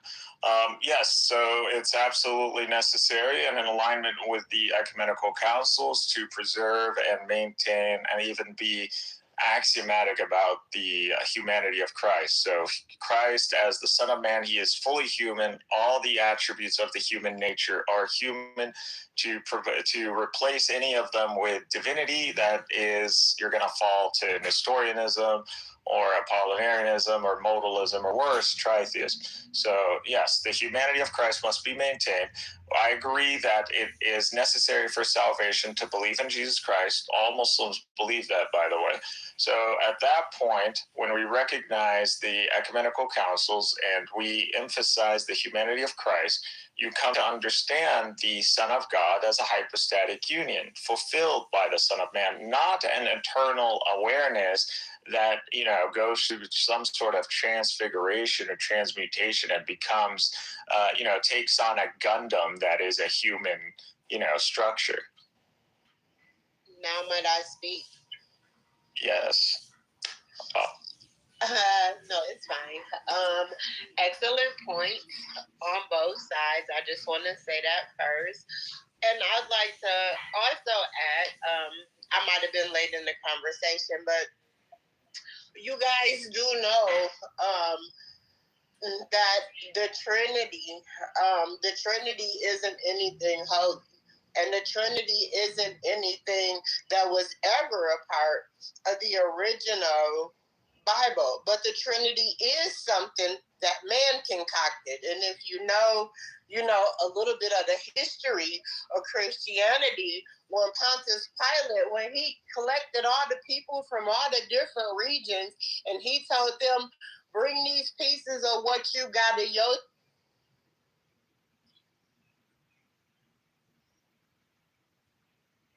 What the fuck happened? I don't know.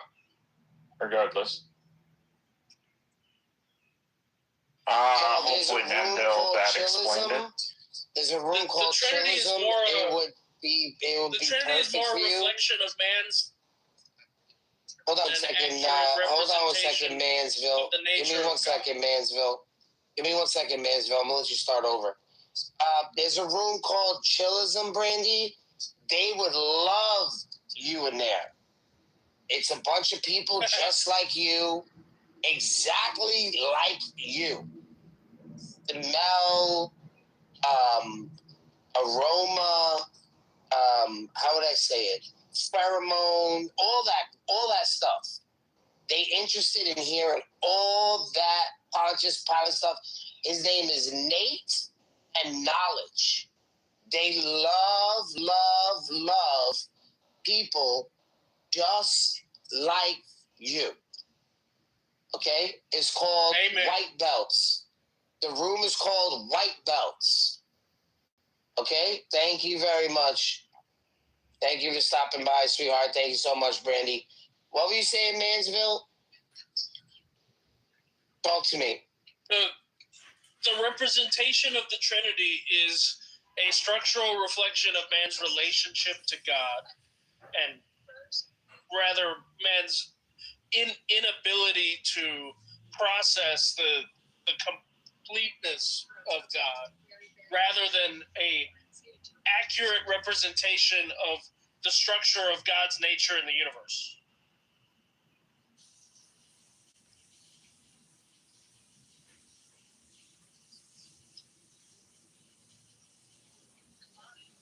It's our limitations that creates the Trinity's relationship.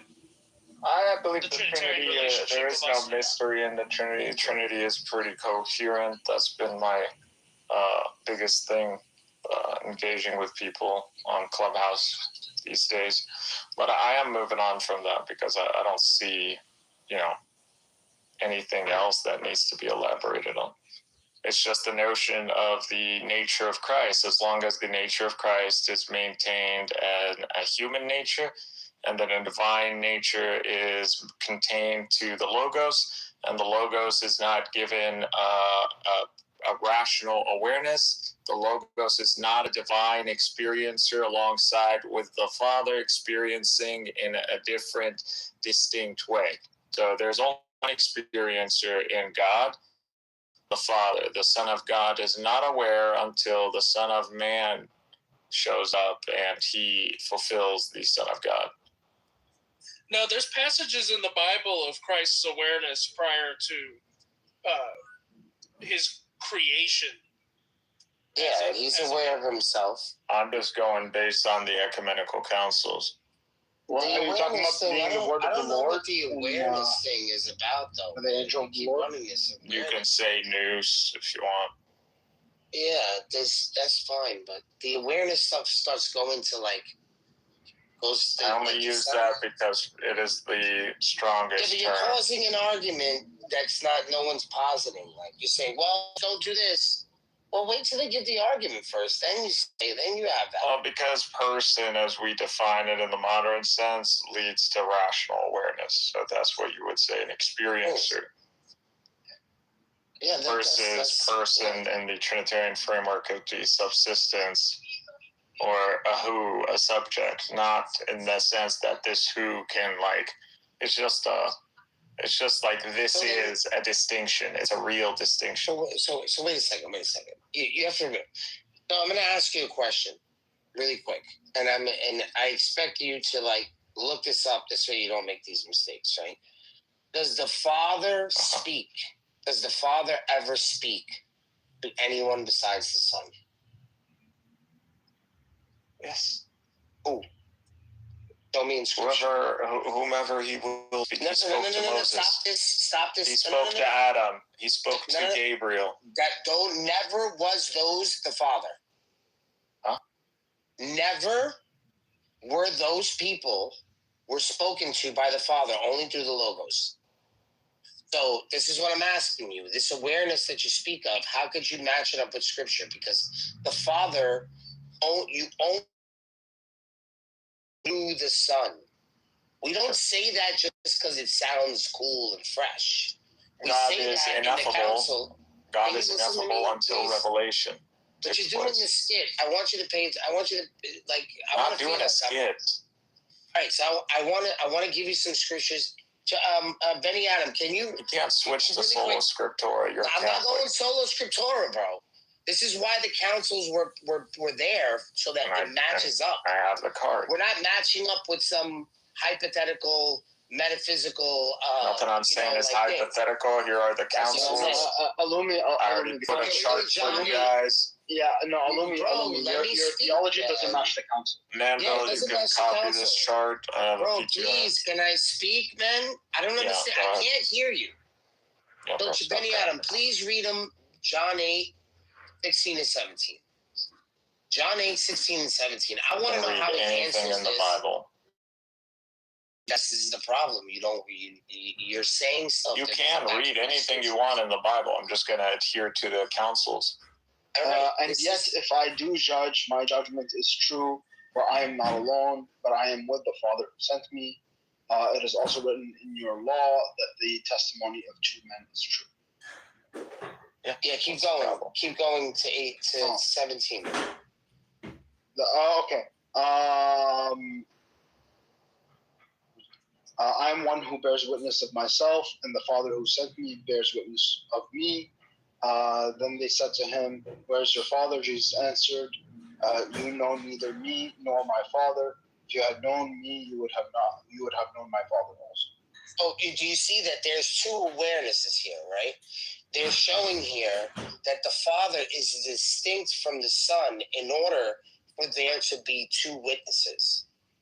So when you speak of an awareness of his judgment, and so is the Father as a witness. And they bear witness with one another. Okay. So when you speak of these things, right, and you're talking about, you can't be aware, and the Son of Man, and the Son of God, and you start doing that stuff, it doesn't match up to the scriptures. The Son is handing over the kingdom to the ecumenicals. What do you mean? We can bring up the ecumenical. We can bring the ecumenical. Bro, you really want to do this, Benny? No. I'll slam both of you right now. Bro, listen?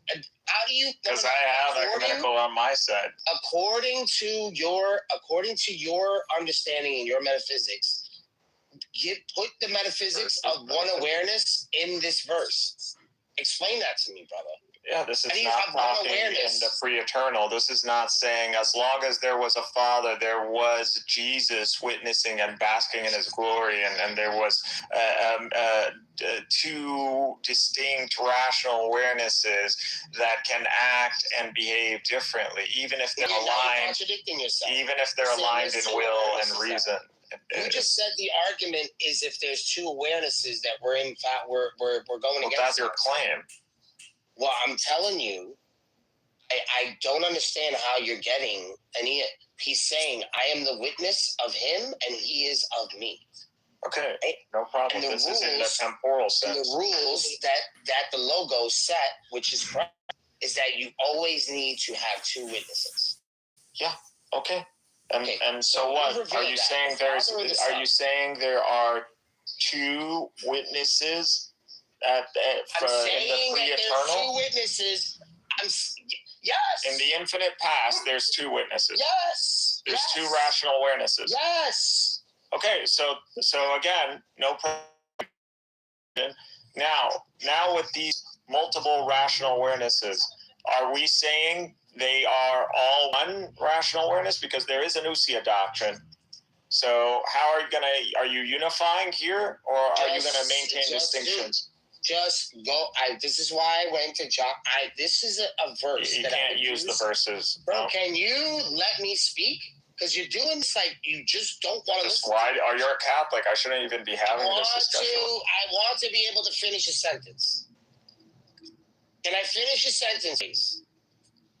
I use this verse against oneness. Anyone that spits a oneness doctrine to me and tell me that the Father is the Son, I go to this verse and I ask them, how is the Father the Son if the Son is bearing witness with Father? He cannot be the Father. He must solely be the Son. Right? He's his own So now, right? Yo, I gotta put these people in the audience. Like, I'm having like really like difficult time talking on this app because people just say random shit. I'm asking you, please match up this counsel that you are abiding by with this verse. If you don't, we could go to Isaiah 48 and we could start from verse 1. I did this with Muhammad all on Friday. So we could go to Isaiah 48. We can go to verse 1 to verse 15. And then I can ask you, who is the rational awareness speaking in verse 16 and 17? But since you don't like to read the scripture and you just want to build a metaphysic from what you think it says, this is the trouble you're going to go against. Like, it says here, I have never been in secret. You have always known who I was from the beginning. This is not the Father. The Father only speaks to the Son. And like you said, the burning bush, the Adam and Eve walking through the garden, all of the physical representations, wrestling with Jacob, all of these is the logos and knowledge of God to his people. The Father is the distant God that does what the Son does. The Father does what the Son does, or the Son does what the Father does, because the Father is always working, right? So he's always doing what his Father does. This is how it is. The Father doesn't speak to anyone. He has a voice that he hears from the Son, and that is it. So I'm not sure. You see, this is what I mean. Like, you have this model that you're saying you're getting from the councils, and it doesn't exist. So I hear you out. I listen. Why don't you chat GPT that? I don't need to. I can go to the councils and I can go to the scripture. Yeah, but just like how you provide me these little packages, just like another page where you break this down for me. You want me to break this down? I'll break this down for you. Yeah, just on an AI. All I'm gonna do is, does the Father speak in the Old or New Testament? That needs to be highlighted in the notion that you are predicating two rational awarenesses to the divinity of the pre-existence. What's this predicating two rational? I don't know what you understand. Because the whole debacle is over two rational awarenesses. How do you bear witness? Okay, I already wrote the response to that. That's just a legal thing.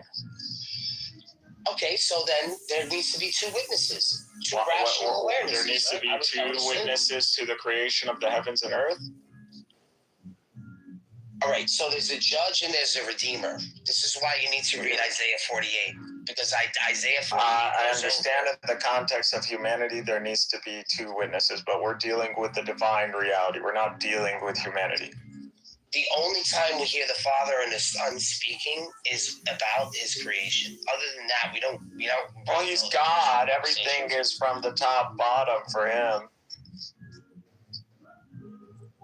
Who's God? Who's the first cause? Who's the first cause? The Father.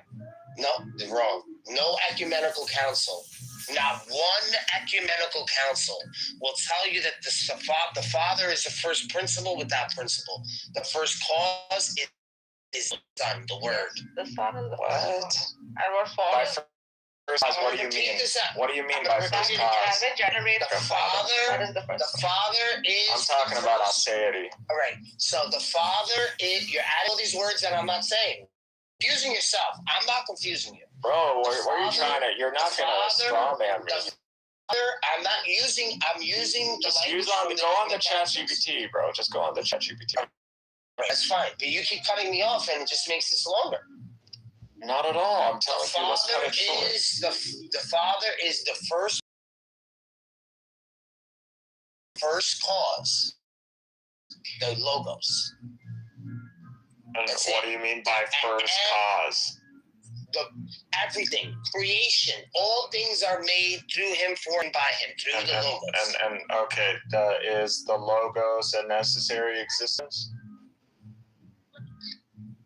I don't understand what that means. Is the logos cause? Is the logos cause? Yes. What comes from Father is the first cause. Okay. Father itself is uncaused. Okay, so that's right. So he's not meaning the one.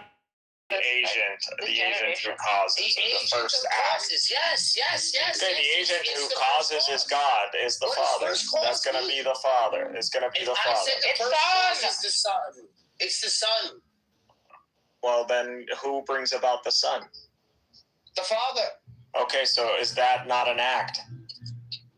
It generates from him. If he doesn't act upon it, he is the Son. I'm embarrassing myself? Yeah.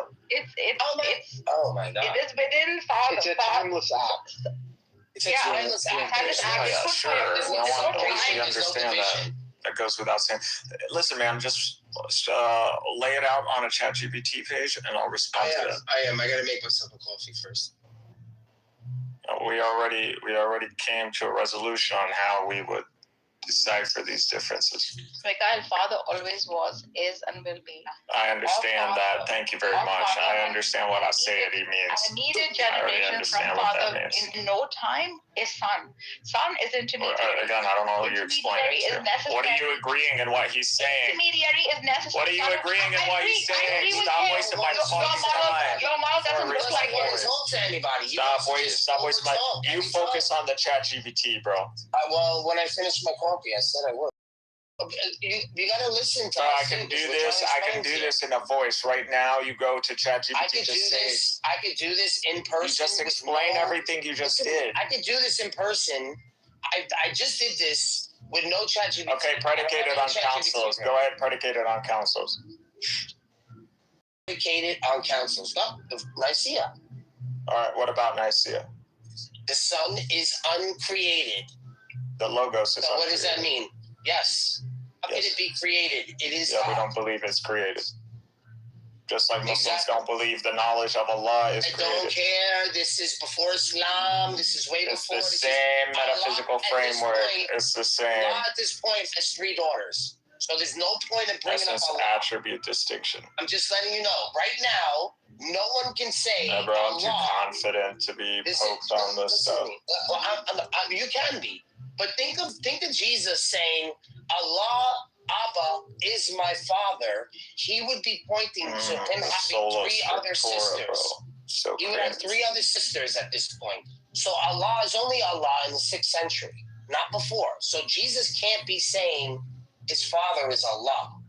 I'm sorry. He said he would be saying his father I can't believe the time has spun to the point where I am a traditional. I hold to ecumenical. I totally understand. You guys always do this grandstanding thing. Every Muslim need to be taken care of. Oh, I'm right. And you start laughing. I'm waiting. I'm coming at you as a Christian. So when the Council of Nicaea says light from light, true God from true God, or very God from very God, so what do you understand? I understand it as the Trinity, the fulfillment of the Son of God via the Son of Man, a human nature. So true God from true God. Does that mean as divine as he is part of that? True God as true God. Yes, he is the divine dynamic. He is a subsistence that is eternally brought forth. Yes. So he's God. He is without separation, without division. In the Trinitarian sense of God, yes, he would be God, but that is not what we're talking about. We're not saying that Christ is not a divine subsistence or he doesn't fulfill a divine subsistence. But what we're talking about is whether he holds to multiple experiencers in the pre-eternal. I love Islam for teaching me this word. What does that even mean in the pre-eternal sense? The pre-eternal is an Ash'ari concept. I always give credit where credit is due, so no one thinks I'm ungrateful. Been with Father. Even though I slapped Nizam in that debate, but he did teach me this word. Jesus is never separated from Father. But in my fair defense, everyone didn't really understand pre-eternal. And it's a hard term to continue to jug around. I'll just say in the infinite past. Marcus, he cannot stay on one subject. So don't talk about anything else. Don't do side notes. What is the Council of Nicaea saying? Give me a ChatGPT page, bro. Bro, we do this from memory. This is the reason why God Logic and Sam Shaboon are You're getting crushed, bro. No. This is why I don't need AI. Me and Benny Adam, we don't need AI. We just need a Bible, and we need to know the councils. That's it. I literally give you the verses. When I give you the verses, I'm literally playing out the counsel, because the counsel is explaining what the theology is without confusion. So when these verses come up and he's saying the Father is sending the Son, the Father sending the Son, that means he's whatever you want to say, pre-existent. Which one? The Son of God or the Son of Man? The Son of God or the Son of Man? That is within context. Remember, that is brought up in Daniel to show how much of a fuck up Solomon was. Right? Solomon was given all the wisdom of all the. He's not a prophet for us. Doesn't matter. I mean, he's not a prophet. Doesn't matter. Solomon failed the prophecy. He did not fulfill all of God's laws. You believe in a Messiah and David. And his king. Why do you keep changing the subject, bro? Like, let's stick on one thing at a time. You bring up the Son of Man. The Son of Man is brought up after the throne of David, right? So Daniel comes in way after Solomon. The temple has been destroyed, right? There is no temple. This is what I'm trying to explain to you. Like, we're in. You have to try to understand the Bible within. That's my Project Maccabee, and I got all the historical data and all of that. You don't have the historical data because when do you think Daniel's happening? You don't even know about the Jewish Civil War, the Hasmonean Civil War, all the events changing prior. The subject again. You keep changing the subject. Let's stick. You don't take into account the historical academia. You don't take anything. This is what I'm saying. Like, bro, how about that ChatGPT page, bro? I need ChatGPT. I'm doing it. Why are you afraid? Why are you afraid? I know, without a shadow of a doubt. You really want to do Apollinarianism? Like, you really want to be an Apollinarianist? Don't be disrespectful and call me a heretic. I'm not a heretic. You're the one who's giving the Logos a rational awareness. So Nick said, go to your ChatGPT and punch in John 6. Already 16 and 17. And what did it tell you? What did it tell you? Two witnesses does not equal two rational awarenesses. It means twofold testimony within revelation. The Son is sent and the Father bears witness. Legal distinction and mission does not equal multiplied divine consciousness. Which one's in space time? The Son of Man. The Son of Man, bro. The Son of Man is a divine figure. The Son of Man is a divine figure. Human. It's human nature. Listen to me. I'm going to read this to you. Oh, my God. Who comes in the clouds? I'm not doing this, Who comes in the clouds? The Son of Man. What does it mean to come in the clouds? The Son from heaven. That you are God. That you are literally God. Well, no, I think angels can also be sent. Pay attention. Does Allah come in the clouds? Nazim, does Allah come in the clouds? No, it's a different model. Wait, Nargis, stop. Nazim, does Allah come in the clouds? Chapter 25, 24 through 25. Bro, don't do this. This is what I mean. Like, guys. Bro, just bring me the AI. When you speak to people, listen to me. When you speak to people like me that are very Trinitarian-ish, right? And I'm only reading the typologies and basically the motifs that Allah is using and stealing from Jesus. Every single motif in typology. What did I say wrong? Just, bro, why are you trying to antagonize right now? I'm not antagonizing you. If Allah is saying he's the first and the last, Allah saying he's the first and the last, Jesus says he's the first and the last. The Son of Man comes in the clouds. Why is Allah coming in the clouds? Because coming in the clouds, according to the Abrahamic faith, means that is God. Not doing a proper internal critique. We are analyzing the framework of the Trinity. We are not doing a comparison with the Islam. Quran is not giving us new language about God. You're not going to impose on me an understanding that stems from the Quran. You don't believe in the Quran. So wait a second. No, I believe that the verses of Jesus are true. except for obviously it was made to appear You so. cannot point at this Quran anywhere that this is a lie or couldn't come from Yo, Allah. Benny Adam, does Allah come in the clouds, bro? Come on, man. Like I don't know that. Allah doesn't come in the clouds. This is talking about the Son of Man. Hold on, don't angels also come from the clouds? I'm sorry, did Jesus, how was Jesus actualized into the world, the Son of Man, Benny Adam? You gotta give me the verse, bro. How was he actualized? Just Benny Adam, please. Sorry, what? How was the Son of Man actualized?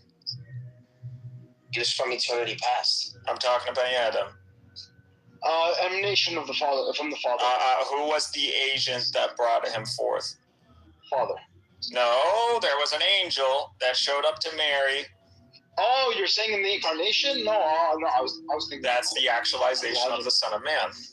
That I mean, sure, in the carnal sense, sure. There's no it was via the Holy Spirit brought forth by an angel, which we believe is Gabriel. So that is what took place. Actually, hold on, Megatron, you're right. Clouds is representing God's presence. Say it again. Of course, I don't need God in the clouds represents. Oh, he's trying to say the Son of Man is God. Yeah, like sometimes in some it says generally speaking, the Father. The angels would not be, but yeah, basically. You said angels are not coming in the clouds, correct? Generally speaking, not. Okay, but you want to know something? Moses, right? This is heavily symbolic. He was in the clouds, right? God, I'm gonna say that he was with the when he was speaking to God in the mountain, in I think is it Deuteronomy or Exodus? I forget which one it is. Moses is in the clouds, so it may seem as if what it's saying is that he's within like the midst of God, right? He's speaking to God. Because he's up so high in the mountain that it's above the clouds, right? But Moses himself is not, riding the cloud. Or is it, what word did they use? It's true, metaphysics. It's a specific thing. No, but this is what it says in Scripture. So I don't want to be saying, but Moses was in the clouds. No. This is what we're saying. Moses, in this explanation of it, is that he's up on a mountain so high that the clouds are in with where he is. Okay? So he's in the clouds. But it doesn't mean that Moses is God. But when we use it in a specific way, it's giving the presence of God. So if the Son of Man is coming in the clouds, what do you think that means? Well, I see here in Ezekiel 1, it says, immense clouds with flashing lights out of the center of the fire emerged a cherubim moving alongside intersection wheels. What are cherubims? Cherubims are the angels that are at the throne. Cherubim, yeah, they're one of the highest angels. All right, so they're the ones at the throne. Did you know that the Messiah has more knowledge than the cherubim on the throne? Yeah, I'm just saying that it's not only for the God, but it would be more higher in gradation, basically closer to the source. Yeah, there is no if you're coming in the cloud, if you're coming in the clouds, then you're God. There is no other way to say that. If Allah comes in the clouds, he's not using a motif that says that he's the Son of Man, correct? Hoping that Allah is not the Son of Man. Because what Alumi's saying is that if you're like the Son of Man, you can't be God. But yet, he's standing in front of the Ancient of Days and coming in the clouds and standing before the Ancient of Days. Who's the Ancient? Not the Son of Man. These are two distinct figures. Distinct. Remember, absolute distinction, right? We can't use the same sort of metaphysics for dummies with the Quran and think that you're gonna get the Trinity or other metaphysics of the Torah in it. You're not. You're not. It's completely dumbed down. There's so much mystery when it comes to Allah that he doesn't have. He's one person. He relies on creation. He's literally the incarnation of Christ. That's what he is. There is no other unknown thing about him. He's just incarnated in creation. He can do nothing without creation. But he's basically the incarnation. There is no other way to look at it. Unless you want to like... Oh, David, thank God Almighty, bro. Unless you want to like, you know, I don't know what you want to do. But I don't think you're... I want you to fucking get on the AI before I revert back to cynic again. The belt, like DL likes to say. So already you came into a room. God doesn't like hypocrites. You came into Andrew's room and you were crucifying him right next to me.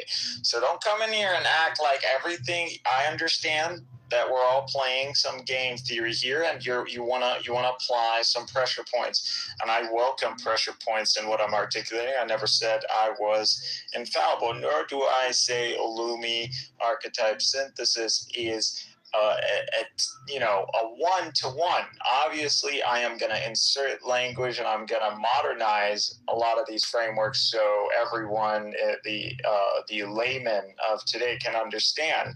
But like I said, everything that I am espousing is granted by the councils. And not only that, logic. There's necessary induction, deduction happening here.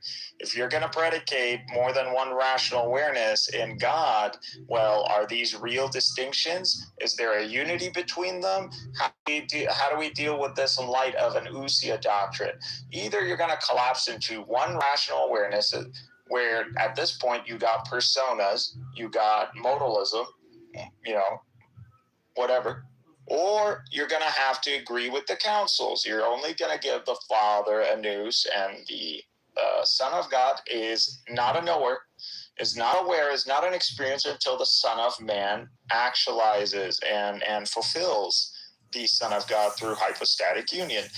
I'm not the one with the concept of hypostatic union. This is your councils. So just submit. But you want to be a monophysite, you want to be a monophysite. I'm not going to call them myophysites, they're monophysites. And if you want to be that, just go ahead, go do it. Go join one of the Oriental churches. Why are you in the Catholic Church? You want to be an Apollinarianist? Well, that's a heresy, according to Chalcedon and Constantinople. You want to be a modalist? Well, that's a heresy too. Arianism, that's a heresy too. There needs to be one person, that is Christ, two natures. This doesn't mean Christ is God or is a non-human in the infinite past and only in the temporal reality, or he take on a human vessel.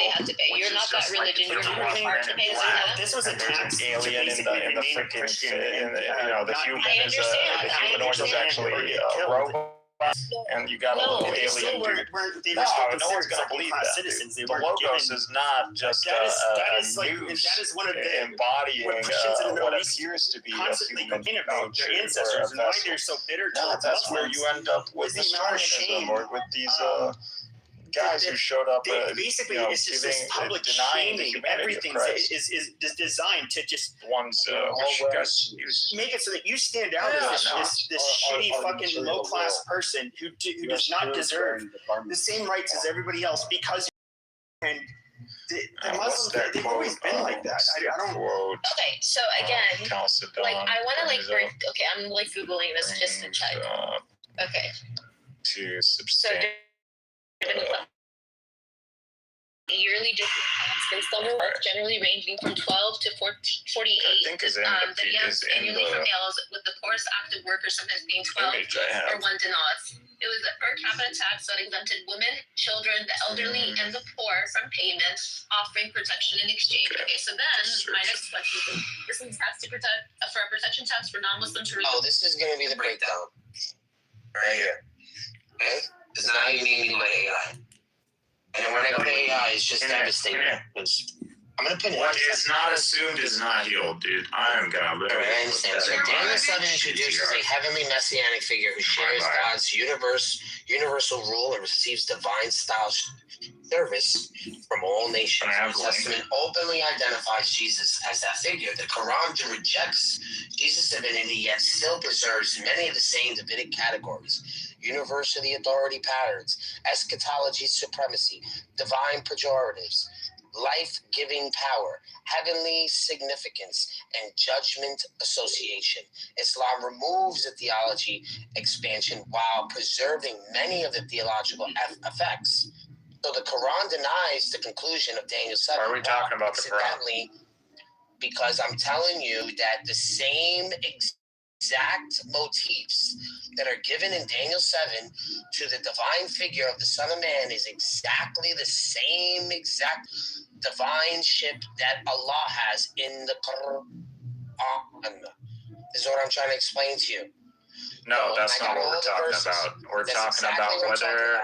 You keep saying dude, we're talking about rational awareness. We're talking about whether the Son of Man is aware prior to the incarnation or the actualization of the Son of Man. He's in front of the which you're arguing for.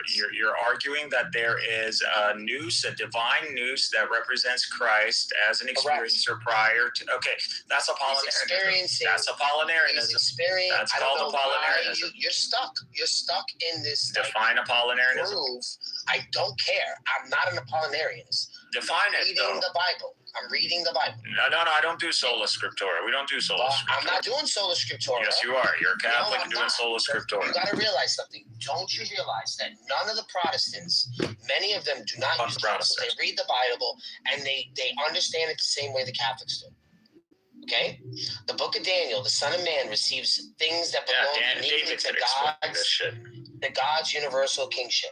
But the Quran repeatedly gives the same Davidic style or Daniel style directly to Allah, while simultaneously denying the divinity identity of Christ. This creates a massive theological tension because the Quran unintentionally preserves divine language patterns associated with the exalted heavenly Messiah. That's great. So, Daniel 7, 13 and 14.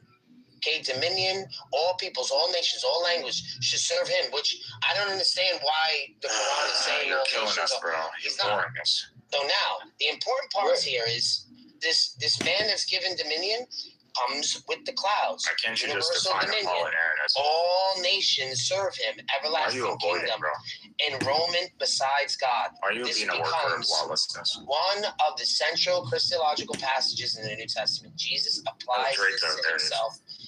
Draco, come put sense into this kid. Serve worship problem. In the Aramaic, the word in Daniel is what? Halich. This is worship. Daniel, this verb is used for religious services, worship, service given to. It is a waste of time, I know. I'm about to walk out of my room and just let my recorders record them wasting all their time, repeating themselves in watermelon logics. Cyclical, rotational, never ending. They're just repeating themselves every single day. It's such a huge waste of fucking time. Do you see what I'm saying? Do you? They are repeating themselves and they are using all these technical terms to talk about nothing. They are literally retarded. Especially Megatron. He is so pathetic. He is on here all day talking all the time. He doesn't work. He's got the family, but he is always here talking all the time. And same with Alumi, but Alumi has a family and he is probably withering away. His body is probably pale. He stinks. He doesn't work out. He doesn't clean his toes. Alumi is probably dirty, stinky boy because he's here all the time using and just reading ChatGPT. Let me ask ChatGPT. That's what he does all day. Then you already know that you. Now you're doing the voice. That is why you don't want to define it. No. Then go ahead and define it. I don't have to. That's all right. I will read the definition of Apollinarianism. Ancient of Days gives dominion to the Son of Man. This is the killing Father blow. gives authority to the Son. This is all in Matthew. Authority, judgment, Apollinarianism. Universal submission. Directly from Daniel 7. Proposed by Apollinarius of Laodicea, which argued that Jesus Christ had a human body and sensitive soul, but not a rational human mind. News, which was replaced by the divine Logos. It was condemned as heresy by the Council of Constantinople in 381 for failing to acknowledge the full humanity of Christ. Okay, so that's the heresy. Do you deny this heresy? Yeah, I don't believe. So you deny the notion of a divine Logos having a rational awareness or a nous? No. That is what Apollinarianism says. I don't know why you keep. Why don't you read the council directly instead of your AI doing this? What? Just read the council. Like, do people think that councils have like a newspaper or something? Yeah, they do. Just read the Wikipedia. That's the problem. There's no problem. Just read the Wikipedia. Yeah, I got you. So the Old Testament what do you think I just read off? is a divine attribute. This is an example in Psalms. Wikipedia, Apollinarianism, Christian heretical belief. Apollinarianism is a Christian Christological position proposed by Apollinarius of Laodicea that argues that Jesus had a human body and sensitive soul, but not a human rational mind, the divine Logos taking the place of the latter. It was deemed heretical by the first. You said he did not have. But not a human rational mind. The divine You're saying it does not, though. The heresy means that he did not have. Read it again. Yes, no problem. From the Wikipedia. Yes. So then he does have a rational mind, correct? Apollinarianism is a Christological position proposed by Apollinarius of Laodicea that doesn't have a rational mind. That argues that Jesus had a human body and soul, but not a human rational mind. Exactly. Not a human rational mind. That was a comma. That wasn't a dot. That wasn't a dot. That wasn't a period. But not a human rational mind. Exactly. The divine Logos taking the place of the latter. It was deemed heretical. So there's one rational awareness, correct? That is the Son of Man. That is the news of the Son of Man. So Son of Man is the divine figure, right? The anointed Son of Man. When was the Son of Man anointed? In the eternity past. No, you're wrong. It's at his baptismal. And this is in the Old Testament. Wait. You think God literally was like, right before the incarnation? Who should be the Son of Man? Let me guess here. Pick one. It's like, which one should I choose of all these Israelites, all these Jews, all these Samaritans? Who should I choose? Pick one. Which one you like. You're killing your own Christology. I'm not killing any of my Christology. You're just not explaining it. If you're saying that God decided temporally who should he anoint as the Son of Man, then you're killing yourself.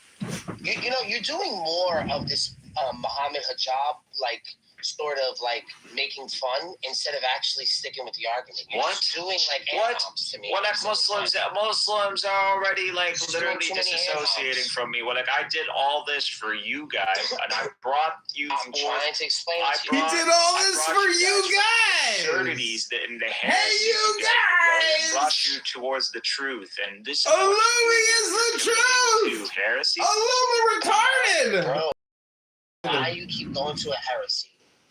When you keep saying Son of Man, right, is not a divine figure. Does the Logos have a pre-eternal nous? Is there a nous the Logos has, and where? The councils don't. Just a question. I don't know if the councils is the Logos aware? Does the Logos have an awareness? Yeah, it's one God. I said if it has an awareness distinct from the Father. Well, I don't. It doesn't say aware. Where does it say awareness? Like, mind, nous. Yeah, he has a. In order for him to have a human people nature, have left the room in droves, but there are new tards in the audience thinking perhaps they are listening to something which is not redundant. Okay, now this is why books are superior to illumitards. The Logos. There's no he. Himself. Who's aware of himself? The Logos. Who's the Logos? The pre-eternal Christ. Oh, Okay, Dr. Sam is distinct from the here. Father? Mathematics is racist, I see. Okay, so there are two minds now. There's one mind. There are, but you just said it's distinct from the Father, bro. Speak English. He's aware of himself. Remember, there was two. That doesn't answer anything. Are there two minds, or is there one mind? Is there one mind? Is there one experiencer, or is there two? Bro, you just got to take the L, bro. Take the L, bro. Oh, I'm not taking an L. You're not reading the councils. You just explained to me what the council. Then go give me your AI. Give me your AI. Give me your AI. I'll just keep letting you say wrong shit. Yeah, like, link your AI. Why you pussying out? Why are you pussying out? I'll put the Son of Man here. Just go ahead, do whatever you want with your AI. The Son of Man motifs. You ain't gonna do better than Amin. You ain't gonna do better than me. I don't even need AI to know these things. No. Go ahead. Conjure all the humans. Conjure all the humans. Allah, if you gathered all the humans and all the jinn, it's not gonna help you. And Jesus are equal to each other in every single way possible. If you gather all the jinn AIs right now. The kingdom is only given to Allah. And the kingdom is only given to who?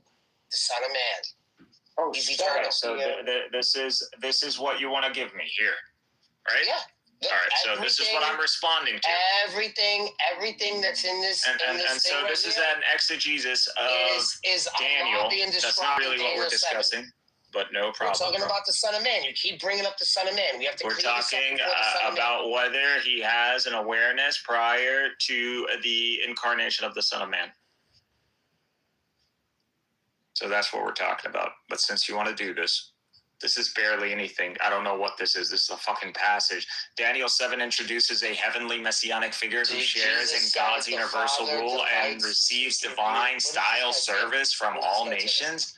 The New Testament openly identifies Jesus as this figure. The Quran rejects Jesus' divinity. It still preserves many of the same Daniel categories: universal authority patterns, eschatological supremacy, divine prerogatives, life-giving powers, heavenly significance, judgment, associations. Islam removes the theological explanation while preserving many of the theological effects, or even shorter, the Quran denies the conclusion of Daniel 7 while accidentally preserving much of its frameworks.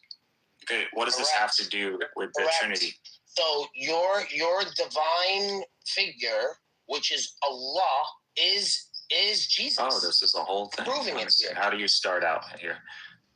This is actually one of the most devastating, blah, blah, blah. And the Son of Man receives things that belong uniquely to God's universal kingship.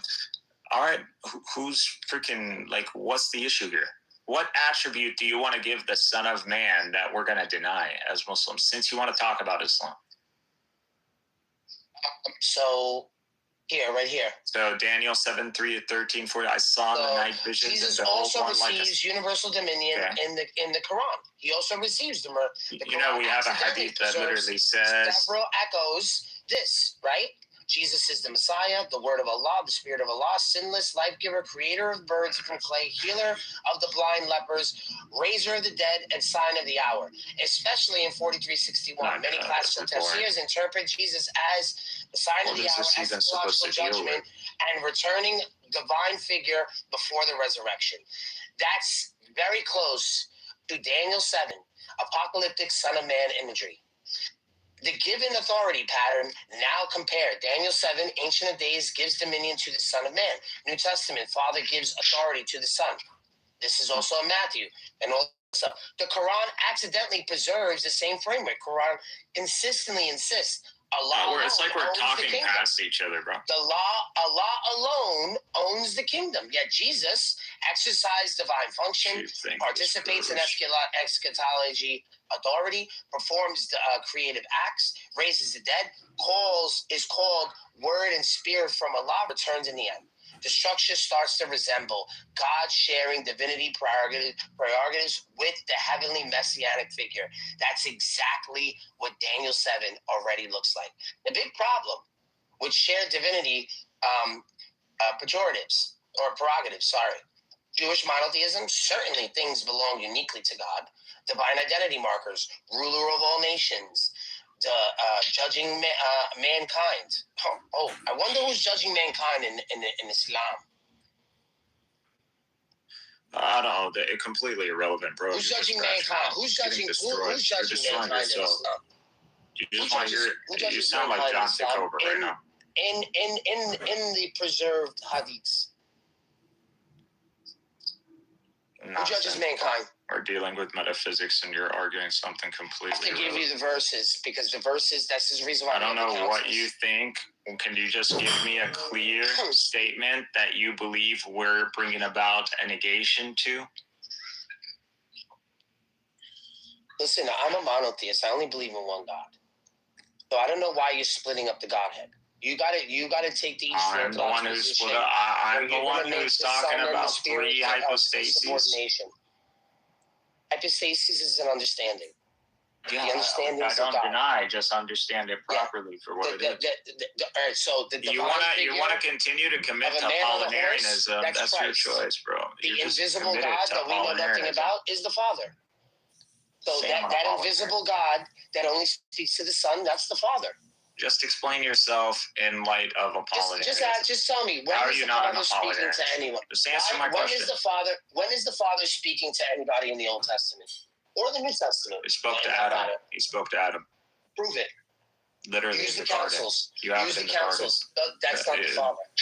That's not the Father. Who's that? That's not the Father. Who's that? Give you one guess. Exactly. Are you saying it's Jesus? Right. That's called Apollinarianism. That's called Apollinarianism. Are you saying the Father's a man? Are you saying the Father is a man? You're saying the Father's a man? Just okay. So we say God, Abraham walked with God. We say Abraham walked with God. So what? God got 2 feet now. So who do you think God got 2 feet? Yeah. Who do you think that is? Bro, you think you're anthropomorphizing God big time? What do you mean? Yeah, that's Christ. That is Christ. That's Christ. Okay, now, no problem. Megatron, no problem. Now go to your councils and substantiate that.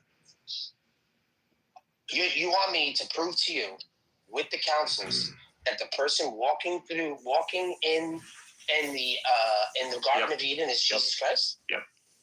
Okay, no problem. Yep. Let me make a new thread here. And their understanding in light of the councils. With the councils. Oh, David, I already packed these guys up. Explain why it is. I changed all of Clubhouse, bro. Jesus is walking. I did what you Unitarians failed to do. And Eve in the Garden of Eden. By the way, you Unitarians, I was hoping for you, David and Zero, to show up because I wanted to set you guys, because I have questions for you. How do you not end up collapsing into monism and removing the distinction between God and creation? So I don't agree with Arianism. I don't understand Unitarianism in light of the Trinity. Are we saying the Trinitarian metaphysics is incoherent and you're positing another one? Or is Unitarianism simply in alignment with councils? So like, anyway, question for them. I was actually hunting them down on X or TikTok, but I couldn't find David or Zero.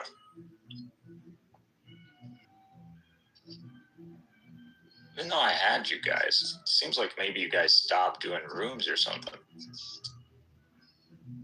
Okay, here you go. Okay. Here you go. And this is a big shout out to all the Muslims that are that don't believe that this stuff actually makes sense. You guys just think that we all speak the same language, making this shit up. Hey, this is for you, Arban, because they love calling me vegan. Now, right here, I'm going to read this. I'm going to put this on the top. I have no problem. And it goes down the council. Right? And they heard the voice of the Lord God walking in the garden in the cool of the day. Genesis 3:8. The question began, if the Father is invisible, transcendent, beyond all created sight, then who is a divine person repeatedly appearing, speaking, eating, walking, being seen through the Old Testament? The councils didn't invent this idea out of nowhere, Arban. They inherited it from early fathers. Like I'm talking to Arban, Justin Martyr,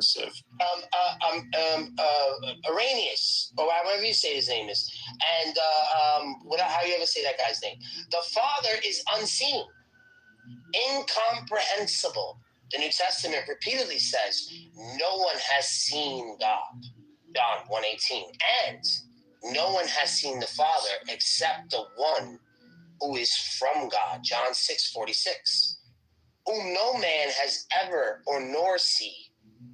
Right? We're asking for the church fathers. As the fathers, fathers asked, how then did Adam hear God walking? Abraham eat with God. Jacob wrestle with God. Moses speaking face to face with God. The visible divine manifestation where the Son, the Logos, revealing the invisible Father. The Son is the revealer of God. This is the council. First council, Nicaea. You wanted councils, I got you. Centered heavily on John 1. In the beginning was the Word, and the Word was with God. I wasn't denying All that. things were made through him. You're saying the one who spoke to Adam in the garden is Jesus. That's all I'm asking for you to prove Christ did not begin in Bethlehem. Which the church Son father in alignment with council? The Son eternally existed. The Son was active in creation from Genesis onward. So when God appears in a visible form, the fathers often identified the manifestation with the Logos. This became the standard Nicene theology. The Father remains transcendent. The Son reveals him. The Spirit manifests divine presence. Why specifically the Son in Eden? Because Genesis describes movement, speech, interaction, rational presence. God walking. The Father's connected this with later verses, like he is the image of the invisible God. Colossians 1:15. I mean, I've read that to you so many times. Oh, here we go. John 14. You guys like using this for Muhammad. No one comes from the Father except through me. Especially no one has ever seen God. The only begotten Son has made him known. John 1:18. The reasoning becomes, if anyone truly encountered God visibly, they encountered God through the Son. The council said the Trinity. The council is where it's defending two things simultaneously. Jesus is truly God, not a creature, not a lesser being, not an angel, but eternally divine. Yet the Father and the Son are distinct persons. So the Old Testament appearances help explain this distinction. God appears visibly, yet also speaks of God and mediates with God. You fuck your Apollinarianism. Bro, all you have to do is showcase how you're distinct from Apollinarianism. Because you think this means Christ, and I'm No, because Apollinarius was saying that Christ had a divine will, but not a human one. Right? Had a divine what? He had a divine will, not a human one. I mean, yeah. Apollinarianism would include anybody who would take a human attribute and replace it with a divine. But in accordance to Apollinarius himself, he gave it the nous. He replaced the nous with a divine nous. So the mind. So yes. So if you look at further ecumenical councils, later on, the will and the modality of the will. And all that, that's because that's where it comes from. Now, if you want like early church. It was Jesus that was walking in heaven with Adam. There actually are, not that many, but like there are, especially early ones. Talking about pre-Constantinople and post-Constantinople and Chalcedon. No, pre. No, I don't need pre. Yeah, pre is more important. No, post because the been settled. Okay. has to come post. Or from any of the church fathers presiding over these councils. No. The exegesis of the councils came as a direct result of the exegesis of the early church fathers.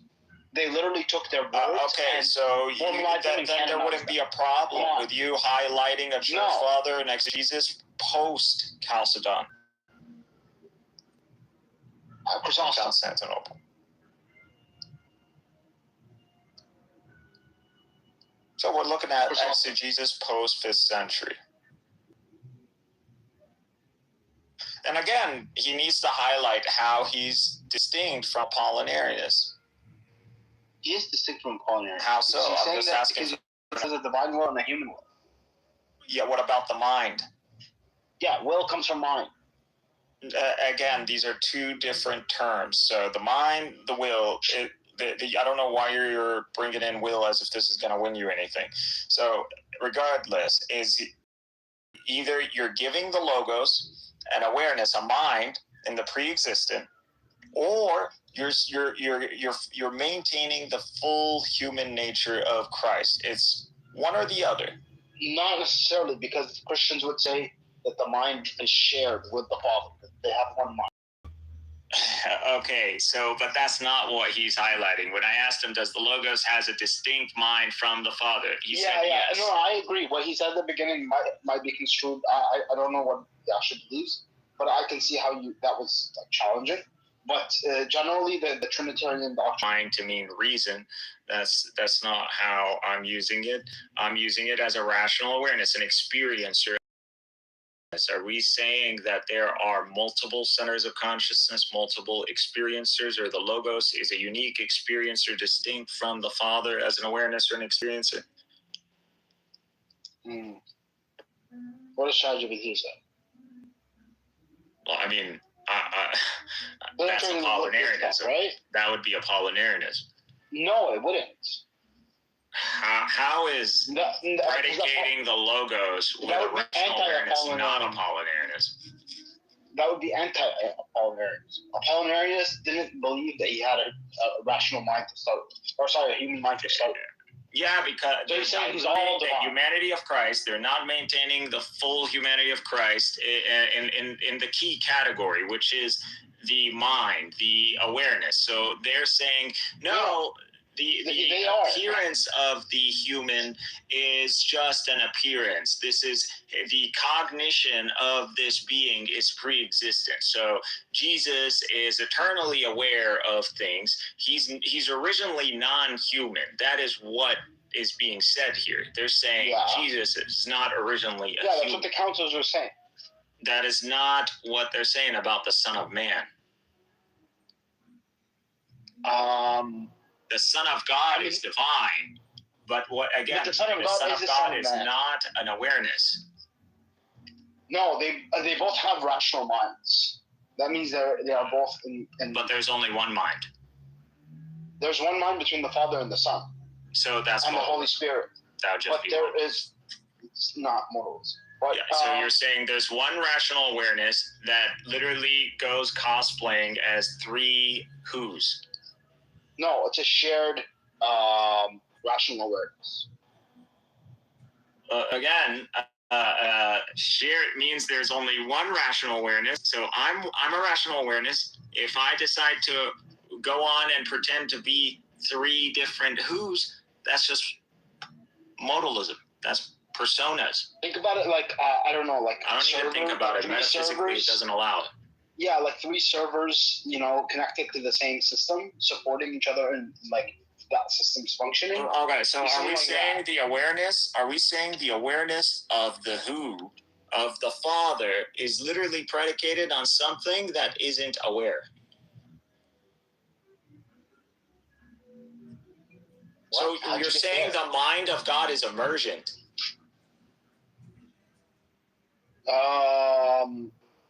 I don't know how I said that. That's the implications. I don't know how you got there.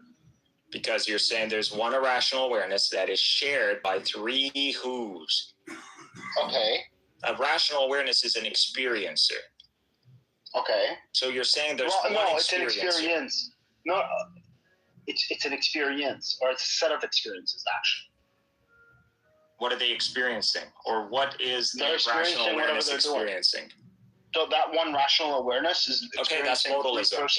You're saying one rational awareness is experiencing functions. Yeah. That's modalism. So how can you guys make an acknowledge God himself as a human? Looks like a human to me. Yeah, so here, modalism is by saying that that God is a single person who appears in three modes, either Father, Son, or Holy Spirit. I'm not saying that. I'm not saying God is a single person. Yeah, but why not 4 or 5 or 6? Because this is what we have. So it's possible to be more than 3. If you want to be included, sure, why not? Well, everything being equal, then it doesn't make any sense.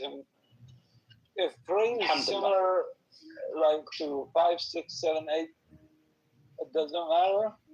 We're saying I hope you're here to stay, David. I would like to move on from these Trinitarians to the Unitarian. If it works for more than 2, why not 2 trillion? That's the thing. Once you make it work for 2, any number can apply. No, it's just 2 of us up here. Then we'll take it in faith because he told us so. The thing is, has he told us so? No. Me and my Father are one, and we took it from there and stretched it to infinity with our metaphysical garbage, Greek gymnastics. Come on, people. Metaphysical garbage. Oh, first of all, you're throwing Ibn Taymiyyah under the bus. You're throwing Al-Arabi, Ibn al-Qayyim, al-Jawzi, al-Razi, Ibn Sina. All of them are being thrown under the bus. Cares about any of those. Yeah, they're self-indulgent people. They just want to feed on their own support. You don't care about the Greeks either. You don't care about St. John Chrysostom.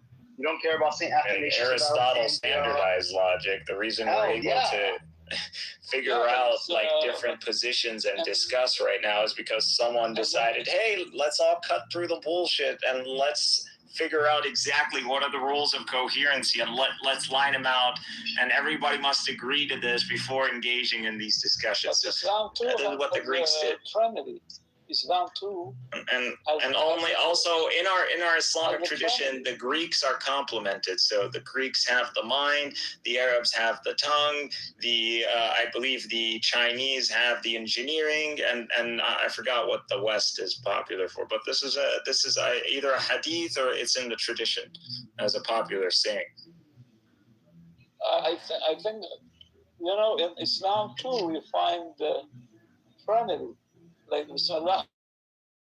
Why Quran chooses 3 names for God? Like why it didn't say Bismillah or Bismillah Ta'ala? And monotheism will be clear, but he said Bismillah Rahman Rahim. He chose 3 names. Why? There is no problem. You need to understand the Trinity when they're saying God in accordance to that Greek or Greco-Roman framework. Their metaphysics, they're not saying the God is qualitative. So it's a category, just like you would say like human. In that sense, it doesn't mean Allah. Allah qualitative. Or quantitative, you can go and pluralize. You can say Aliha, or there is only one Allah. So you can't say really there's only like one God technically, like versus like 2 gods. The term doesn't apply. So if you try to say there are 2 gods under the Trinitarian, it's a category error. Like this wouldn't allow. It's like saying there are 2 cereals. There's 2 category cereal. No, there's only one universal cereal. Yeah, but how you categorize God? I mean, is God God just means divine reality in the Trinitarian framework. Divine, absolute divine reality. So it's something that we don't know. No, we know. We say Allah, Father. So we say God's names and attributes. These are distinct from the possessor of the attributes. So Allah is the possessor of the divine attributes. They are not created. They are real distinctions from the essence. Now, we're not applying some sort of concrete, that they are like substances, like kind of where the Usio went wrong. And So they how tried to God gets angry? substance. So does God get angry? Allah yaghlab ala man yasha if he wants to, So if you he's incur a the human. wrath of God. He's a human. This is your anthropomorphism. You're Bro, just understanding anger to mean that which is a human quality. Bro, just give me one sifa, one attribute of God. الخالق المميت المحيي المبدئ المعيد. All these names are exclusive to God. Please let me finish. Give me one attribute that is not taken from human attributes, because I believe the that Alpha and Omega, the Alpha and Omega. all God's attributes are human. الأول والآخر, these are human attributes. Yeah, number, when you give it a number. I'm sorry, humanity knows itself to be the first? Yeah, like in the tradition, we believe in Adam, so that's number one. Adam is not the first among creation. There's the angels, there's Iblis, there's Allah. So there are numbers. Huh? Then God is a human. No, you're weak, bro. Just take a break. No, I'm serious. Well, this isn't complex. There's nothing difficult here. The Trinity is coherent. It just needs to be understood, and you need to hold on. Apollinarianism is a bad one. Why modalism is a bad one. Why tritheism is a no-no. Nobody's talking about Apollinarianism. Yeah, as long as he continues to predicate a rational awareness to the logos, or implying that there is Dude, that's the opposite. Even if you were to say, how is that the opposite, bro? Do I need to get you to hop on a chat GPT as well? Yeah, because what Apollinarius was saying is that he doesn't have a human will. Talking about the noose.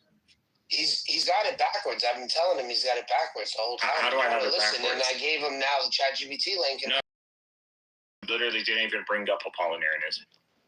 Well, he said you refuse to even touch it with a 10-foot pole. Rational bro, I will literally concede right now. Doing like these, I can because I want to get to the bottom of it, because I hate arguing in an empty circle. Just go ahead. Go with your ChatGPT, present Apollinarianism, and showcase how you're distinct from this, and I will take the fucking L. I'm not looking for you to take the L. Bro, this is cowardly. This is cowardly. This is cowardly. Why are you trying to knock me down, bro? In whose mind are you doing this? Whose scoreboard are you fucking trying to keep up? Bro, all you have to do is I'm giving you the nail to the coffin, bro. Go ahead. Go ahead. I'm going off the Wikipedia definition of Apollinarianism. You said go off Wikipedia. Went off Wikipedia. Go ahead. Just go. I don't care. However you want to define Apollinarianism. You want to stick to your AI's definition or whatever plausible definition you can put.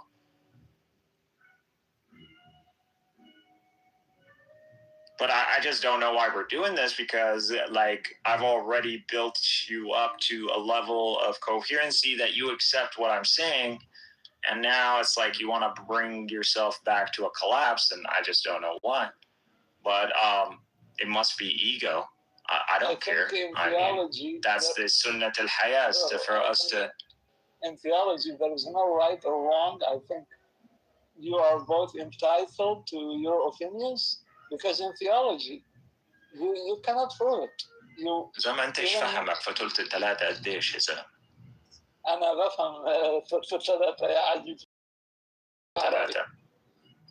30 من 90. الله يعوض بعوض الله. قلت الثلاثة 30 و90 ها؟ قلت 3 1 من 3.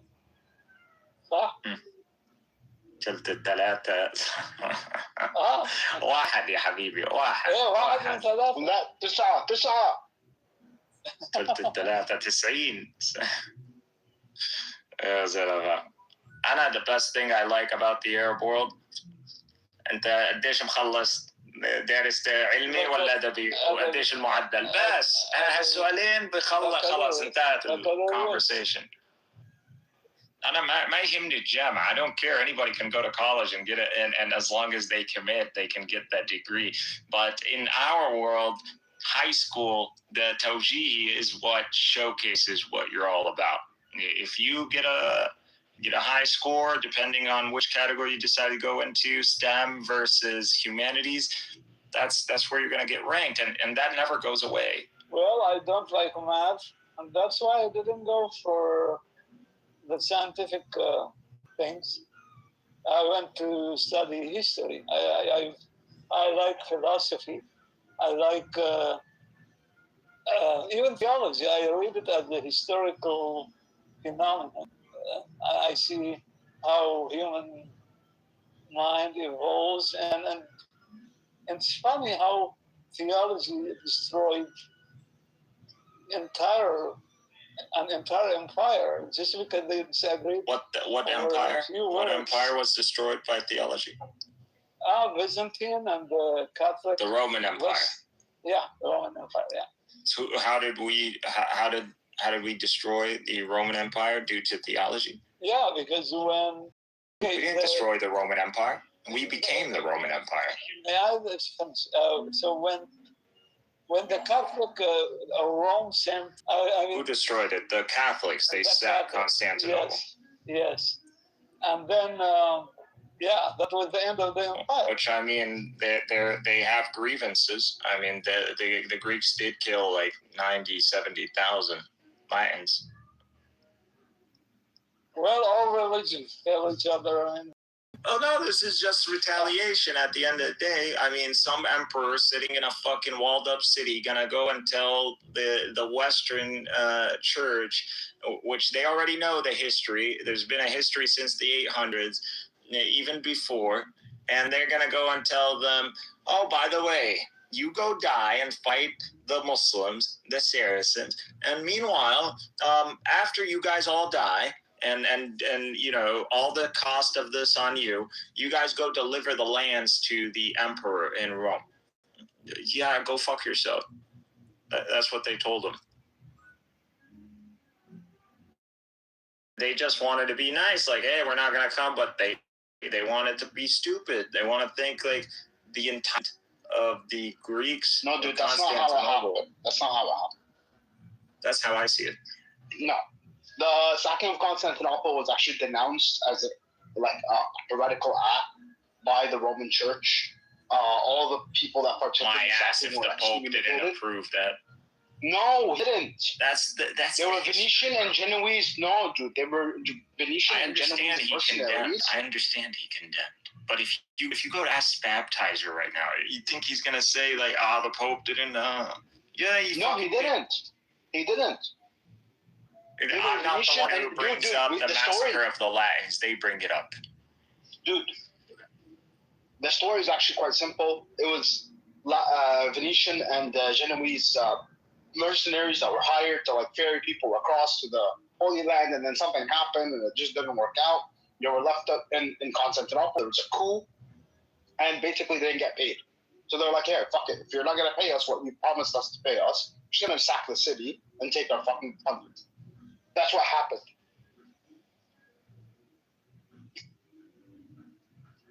The Catholic world was revolted by this.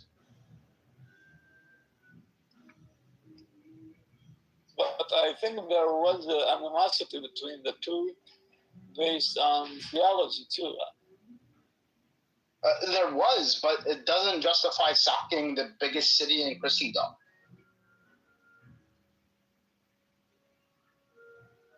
And a royal city, like a holy see.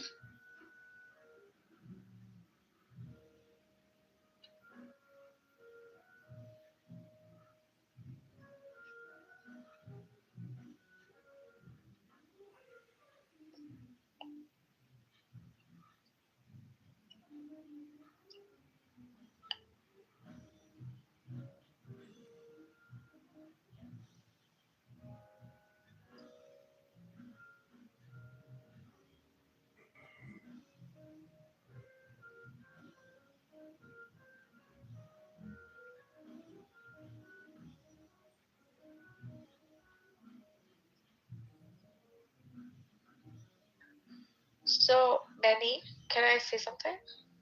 What's up? Okay, so the three, right?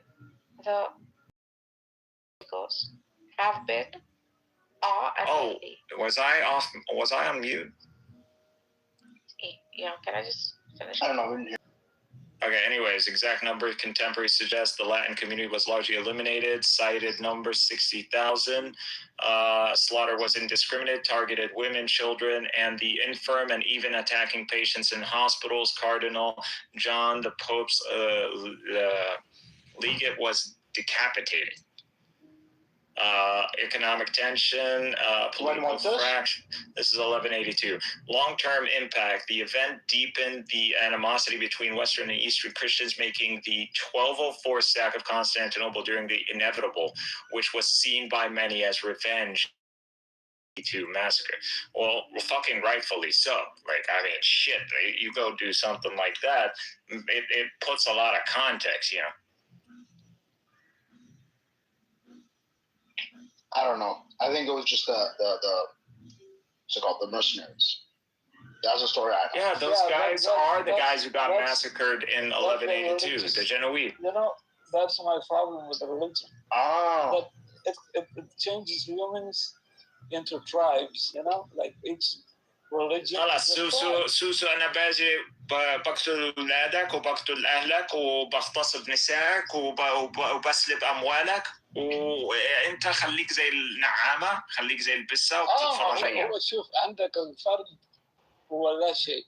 يعني إذا واحد من مدينتك ارتكب جريمة، اوكي انت تروح ترتكب نفسك. cash the collective or the individual. انا بحكيك بشكل شخصي، انت واحد بيعمل فيك العمايل هاي، تاخذ بتطلب الدم او الفديه او خلص بتسكت وتقول والله هذا غباء الدنيا. هذا خط طارئ، يعني ما اعتبر الناس بهايم. خلص تاخذ طارق صح؟ بالضبط. يعني لا، انا مؤمن بالقانون. إذا واحد مجرم يؤخذ. هم كيف ما نفذوا القانون؟ العين بالعين. هو هذا قانون الغاب يا حبيبي، هذا قانون. أنا معك، هذا قانون الغاب، بس في حيوانات إيش بدك تعمل؟ هم حيوانات يتعاملوا زي الحيوان، هذا موضوع آخر. أنا ماليش دخل. هم بصراحة يعني حتى لما نهبوا القسطنطينية ما قتلوا، ما عملوا زي ما عملوا اليونانيين في اللاتينيين. يا حبيبي الاثنين زي بعض، ما سلبوهم. ما فيش فرق. عمي عادي بنقول مو اخذوا الراهبات، اخذوا الراهبات بشيء. والله انا بعتقد، ما بعرف. اظن يعني the Genoese they did that. No. I don't know. Let me look into that. The Turks. ليش انتوا دائما بتبعدوا يعني في صلب الموضوع؟ يعني مش فاهم. فكرتك عم تحكي عن المسلمين لما اخذوا قسطنطينية. No, we're talking about the Latin Greek. We're talking about the sack of Constantinople. Now, are you saying they took nuns, or are you saying that when the Turks took over? The Turks did. Or not even the Ottomans, but yeah.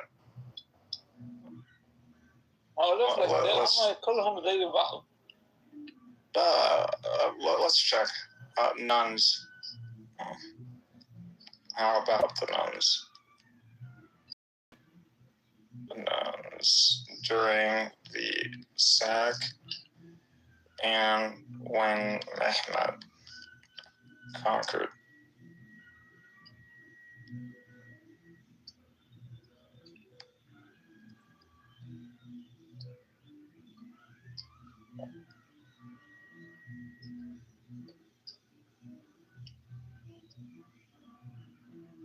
تعرف أن قانون العين بالعين والسن بالسن كل هذه الأديان الإبراهيمية حمورابي. من وين حمورابي أخذها؟ حمورابي هو أخذ قانون، وهو قانون متخلف جدا. يعني إذا تقرأه كإنسان من فاهم، أنا فاهم.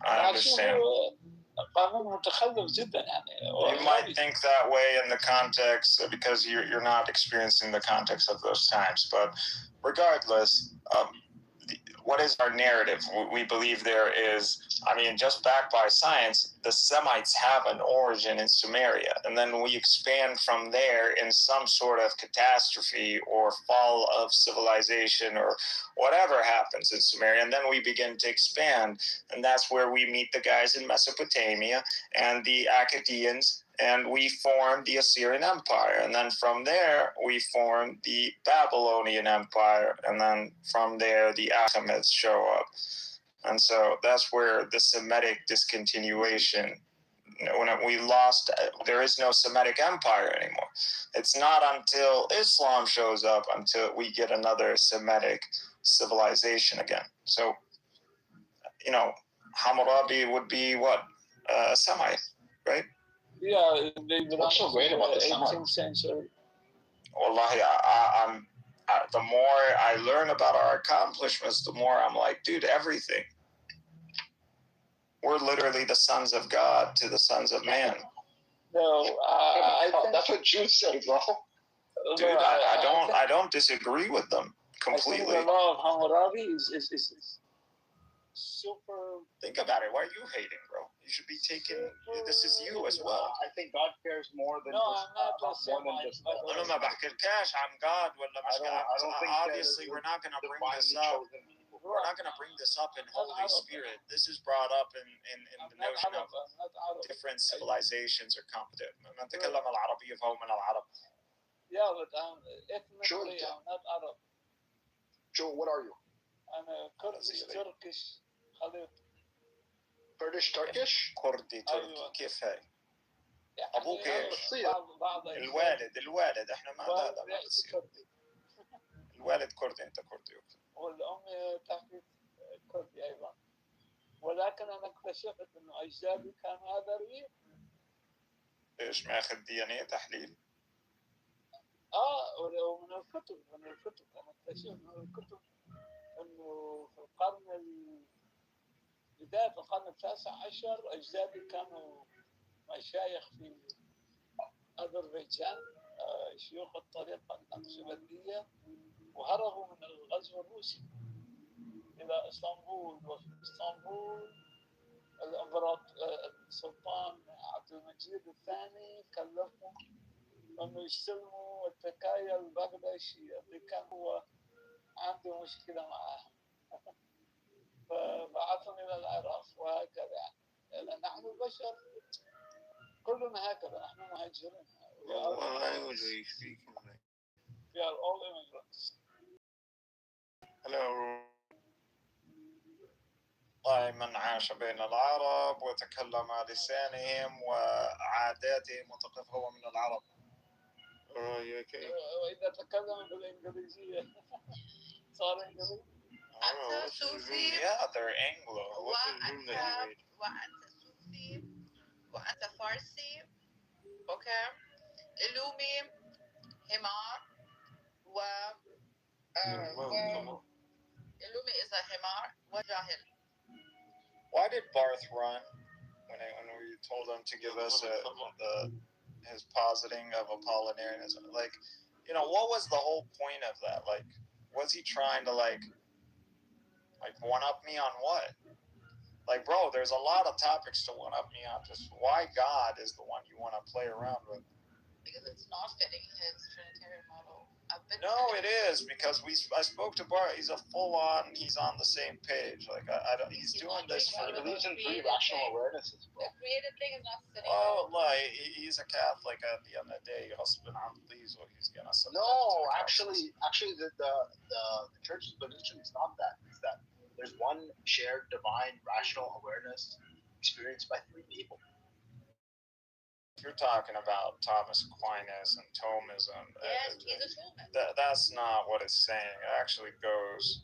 I don't see how it can be reconciled with the Trinity, Thomism, under absolute divine simplicity, because real distinctions are rendered conceptual. So at that point, like, how's this not monism?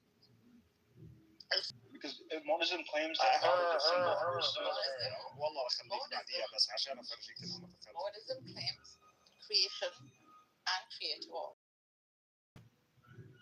Buddhism Yes, doesn't there is no grant real creation. distinction between God and creation. We got that. Now, in light of the Trinity, how is ADS compatible when you have a system that relies on real distinctions between the subsistences? Overthrows the Trinity. ADS Exactly. is the Thank only you. system, Thank you. is the only system Now that you can go, Benny Adam. You see what I do to these people. So, Benny Adam, this is why I want to break it down, but allow ADS to be ADS and allow Trinity to be Trinity. Oh, No, ADF ADF and Trinity. No. Listen, ADF and Trinity are dialectic. Sorry. If ADS is used so far as nature, as I explained. However, when persons come into action, the action of this one, right? Then they become free, not ontologically, but in relation. So like the distinction is real. They continue to reference relational dynamics and without referencing the who's, the subjects of these relations. So in relation to the subjects or the subsistences, in light of the Trinity, which says it encompasses three subsistences, or there are three eternal dynamics or subsistences. In light of ADS, which says there are no concrete distinctions or real distinctions. How do you maintain the Trinity? So far as, again, nature, as I explained, a divinely simple nature is the starting point, right? You're saying Father, Son, Holy Ghost are one in nature. That's established. It's going further, which is what is one ousia. That's what everybody says. Right. Okay, this so yes. Logos is timeless. It's good for your food. Don't give me classical theism principles. We already know that. It's like why are you getting angry? I'm not being refuted. What are you talking about? Only in your mind. Okay, I don't want to fight you. All you have to do, again, ChatGPT, lay out everything, and that's it. You just don't understand it. You don't understand it. You're just telling me the Trinity. You're just expressing the Trinity. We're asking how is ADS, which holds to no real distinctions, compatible with a framework that highlights real distinction?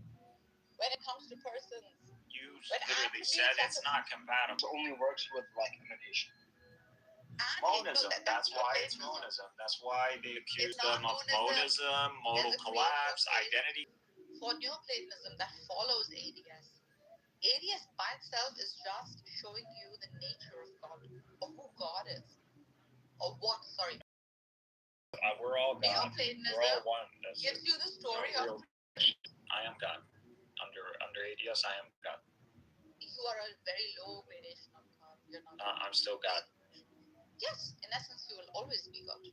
You know, we're created from one enough, the ruh that is blown into you. No, you don't know what is the nature of the soul. You don't know anything about that. Yeah, you know everything on nature. No one does.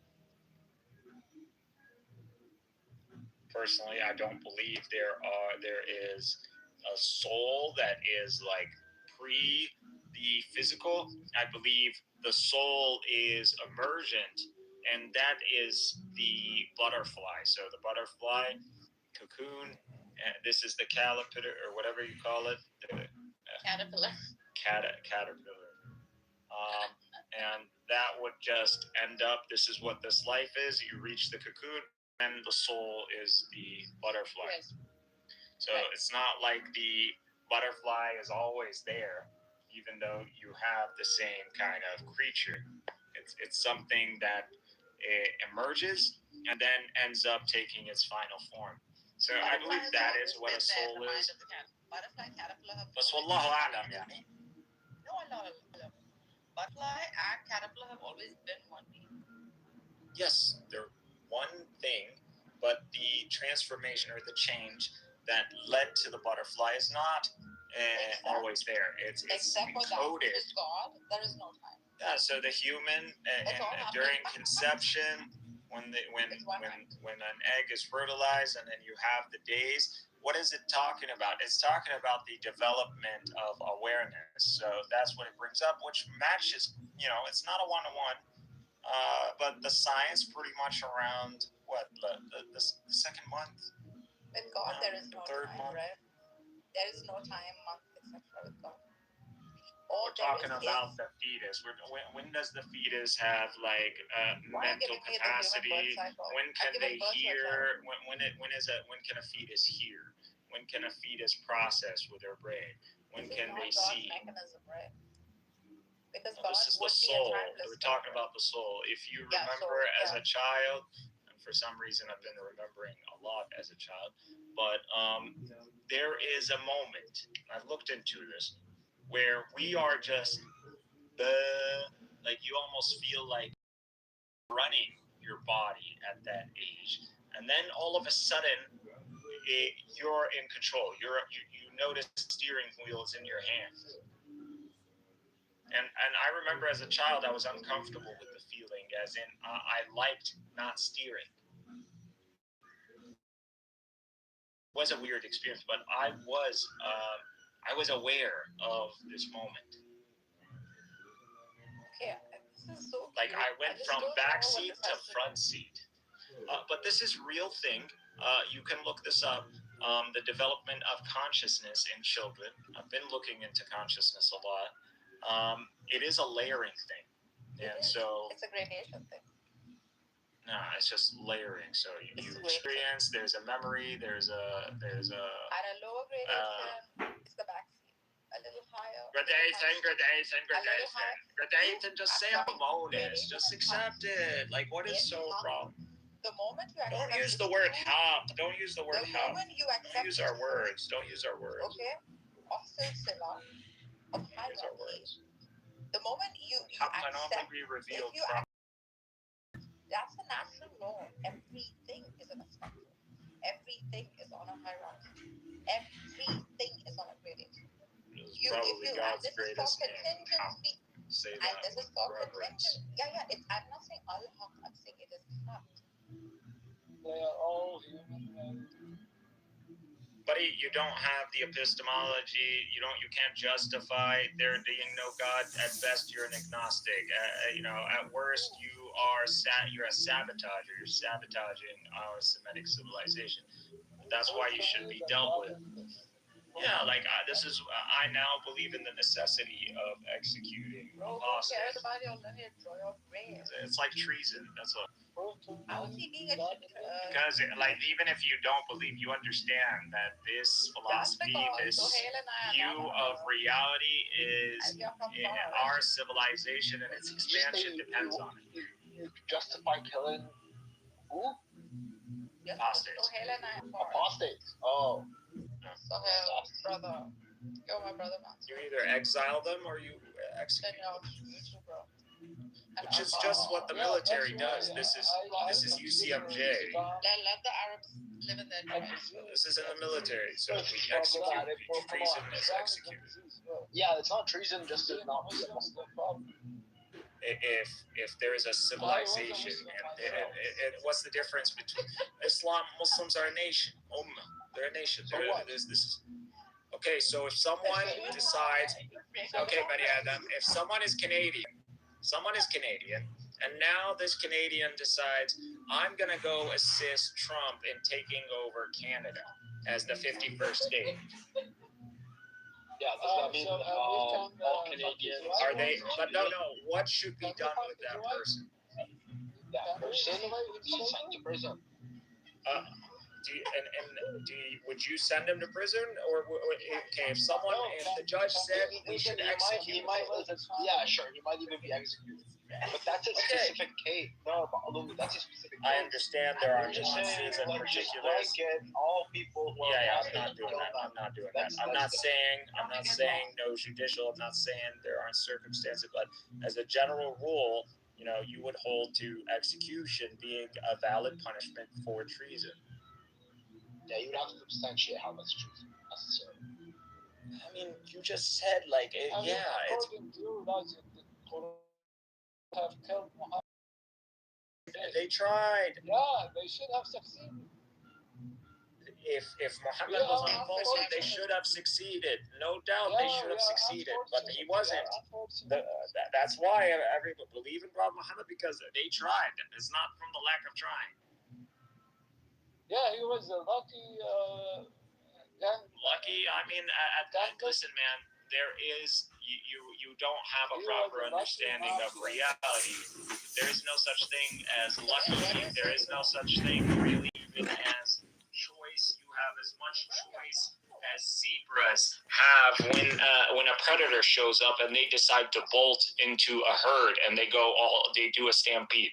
That's as much free choice you have in all this. You get to just choose if you want to align with the stampede or you'll do a fuss and you might kick the zebra behind you. And that's at why you Muslims. the end of the day, a zebra is going to get eaten, and the herd is going to move in the pattern that the herd moves in. There is no escaping the nature. You are.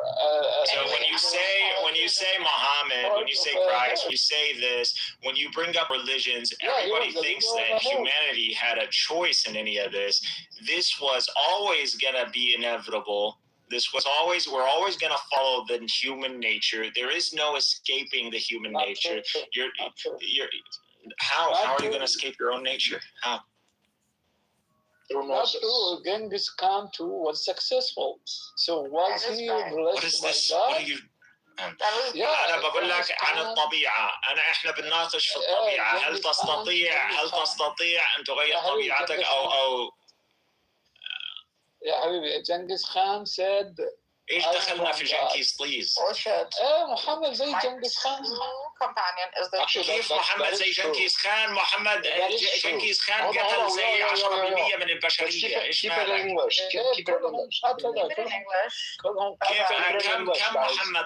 كم محمد قتل؟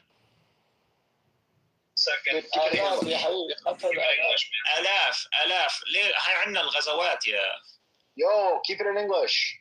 No, he's about casualties during the. I know about, but other people don't. Well, I'm translating, motherfucker. Like, what do you want me to fucking do? Just speak English. Yeah, I understand, but I gotta give people context since now we're including them. Jesus, like, I don't know why y'all trying to show yourselves up.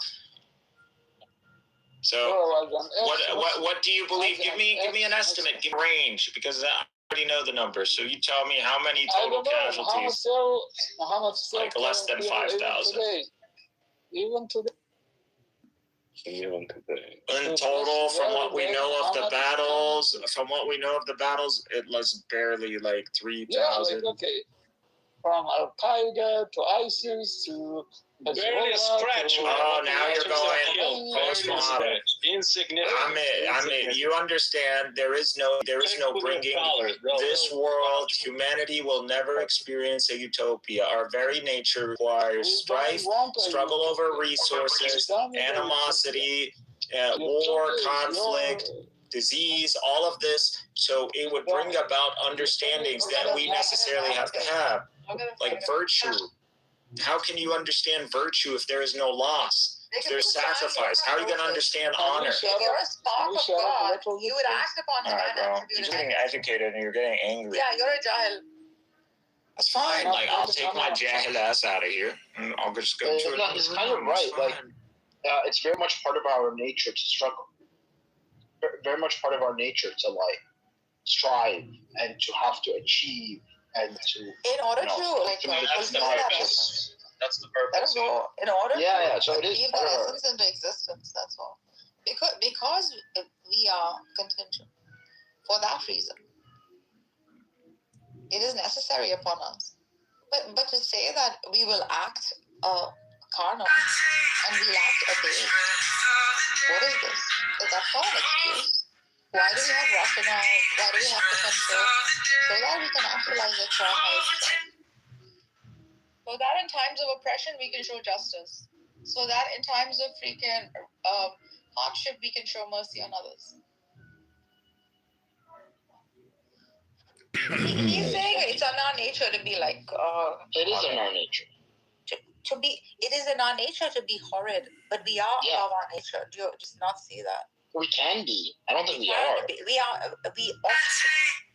This itself is the very. Even but in reality, we're not. Most of us are not. In reality, most of us are not. Yeah, I think the vast, like 99.9%. Yeah, correct. Unless that 0.1% are those that become those guides, those messengers, those that light, right? Those that Buddhas, shines brighter those, than yeah. ours. So it's gnosis. It's only gnosis that gets us close to that God. The knowing, the knowledge. Gnosis, solar gnosis.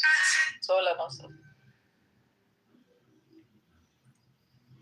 That can come through salah, through meditation, through prayer, through alignment, through awareness, all of that. The Trinity is not Tawheed. How many times should we explain this to Mikhail? No matter which model you take, there's enough academic work. Dr. Cizana has done Lam Yalid wa Lam Yulad, that whole verse, neither begets nor is begotten. He's done a good paper on that. I've told him so many times, just read it. It doesn't align with, it's not just that it's saying not to use the words. The model doesn't align with the model of neither the Jewish Maimonides nor the Tawheed of the Quran, nor Ikhlas. Yeah, for sure. We just need to accept that. There's no marriage between the two. This is why. Yeah, I don't know why he's so trying to. Well, I know why. I have a theory. Why? So it's because he read through the literature, he read through all of it, and he realized the primary focus of the Bible is to have this sort of connection with God, and he realized that that's the primary thing. So he's going to favor explaining away the things that don't align with Tawheed. He wants to be like, he wants to move the conversation to somewhere else. So that, I think he's using that as a justification to do that, right? And I challenge him on this. He tried to compare. Exactly. He tried to compare that to Tawheed. I'm just like, nah, dude, it's not. God is a Trinity. Like Allah is a Trinity. Na'udhu billah, astaghfirullah. And he's trying to just go move forward towards the narrative and just discuss the narrative of how it's this amazing story. Is a Trinity. No, man. Rahman, Rahim, and Allah not. Is a Trinity. If they are distinct, no, of course. Yeah, it's a Trinity. If they are distinct, yeah. But if they're not distinct, if they're the very essence of God, then no. Who's they? The Rahman, Rahim, and Allah. No, it's Rahman, Rahim. I know, Sohail. Yeah, they don't They don't see it like that. And no, a Trinitarian will say Astaghfirullah, not the Tawheed. I mean, come on, it's pretty much clear in the model. And the worst part? The worst part is Bart now thinks he has an out. He thinks the logical problem Trinity has been solved. Bro, he refuted him today like anything. He said we don't need mocked it right now. Well, he refuted Lumi? Yeah. Yeah, 100%. He's been peddling what he's been saying. Because he didn't know. Mikhail understands. I don't you Islamic. Islamic, you know what it is? What? Illumi wanted to get away with the word created, okay? Trying to make it look like freaking Tawheed. I'm sorry, no Christian in any council throughout history will grant you a created Jesus. It'll always be. I'll grant you that yours is like us, but I won't grant you that ours is like yours. That's basically what he's saying. Yeah, see, Megatron is here. Ask him. I told him from the beginning, uncreated and created are the two key words you have to kind of look in his argument. No, finally, Megatron understands. Yeah, Megatron, man. He's been peddling what Lumi's been saying and trying to convince me that he's correct, right? Martin's trying to convince me of that, and now it looks like he switched sides. Okay. No, I told Bob, he's like, no, give him a chance, let us see what he's saying. No, he broke down the councils yesterday. Benny and I were there with Cora. Okay, we have 3 objective people looking at what he's saying. Okay? Lurking in the background for some reason. So, he's saying basically all the councils as they evolve in the formation or the concept of the Trinity, right? At some point in the end, seems like the Council of Nicaea too, okay, is saying that Jesus, the Chalcedon is saying that Jesus is created. Okay, no, it's not saying Jesus is created. Now, it's I saying have that been clear from day in one one. sense, he's created as in holding flesh. In another sense, he's uncreated as in he contains and manifests divine nature at all times. So the model, you must be true. I think one should be true to each model. If you're objective. No, you know what it is? He was initially, when he was talking about it, he was merging the Son of Man and the Son of God. Yes. Right? And saying that, like, yeah, since the Son of Man is created, therefore the Son of God is created. It's also created. When we caught on that, now he's splitting them too much. Now he's saying there's the Son of Man and the Son of God, and they're like different people to the extent of like Nestorians. Like the Nestorians. So yeah. Prior to the Euphyses, right, that came before the Chalcedon, there seemed to be a confusion between Son of God and Son of Man, right? Euphyses came and said, no, they both hold the same, they're the same people. And when it came to Chalcedon, it says no separation, no division, and no confusion. These are the three words the council used clearly, establishing that all of it is an uncreated thing. It is the one God. It comes in flesh, demonstrates whatever. That flesh is temporal, is whatever gets. What is the word? Reincarnated? No. क्या है वो Islamic? What is he becomes flesh. It's called the incarnation. Incarnation. Me forget too now. My goodness. Sorry. Incarnation. Oh. So, like, just be true to each model. And if anything, the historical Muhammad, peace be upon him, came to say, bro, don't use three, don't use one, don't use words beget and begotten. Because we're going back to the original God that was there, okay? This is creating confusion amongst us. This is hard to explain, even if it's a monotheistic model. This is what he's doing for his people, right? So, let's just be true. For whatever reason, you can say he was wrong. That's what you were saying yesterday, right? The noble, like, Muhammad was a lie. Yeah, the noble lie. Yeah, Muhammad was a lie. The noble lie is something that is a necessary truth. Again, he's starting this Jahil Murakkab talk, man. Benny, what is this? I'm just saying, like, that's the natural conclusion of the person. That prophets were sent to lie to people. The Trinity is not intuitive. No, forget the Trinity. What does it have to do with the Trinity? Why are you changing the topic? That model topic? is not intuitive. So why are you changing the topic? The noble lie? Yeah, because it's not intuitive. Even if the Christian the noble lie is not intuitive? At this time, the noble lie is not intuitive, no. Okay, so they did the noble lie is a necessary truth. Oh, it's necessary to lie. It's a necessary truth.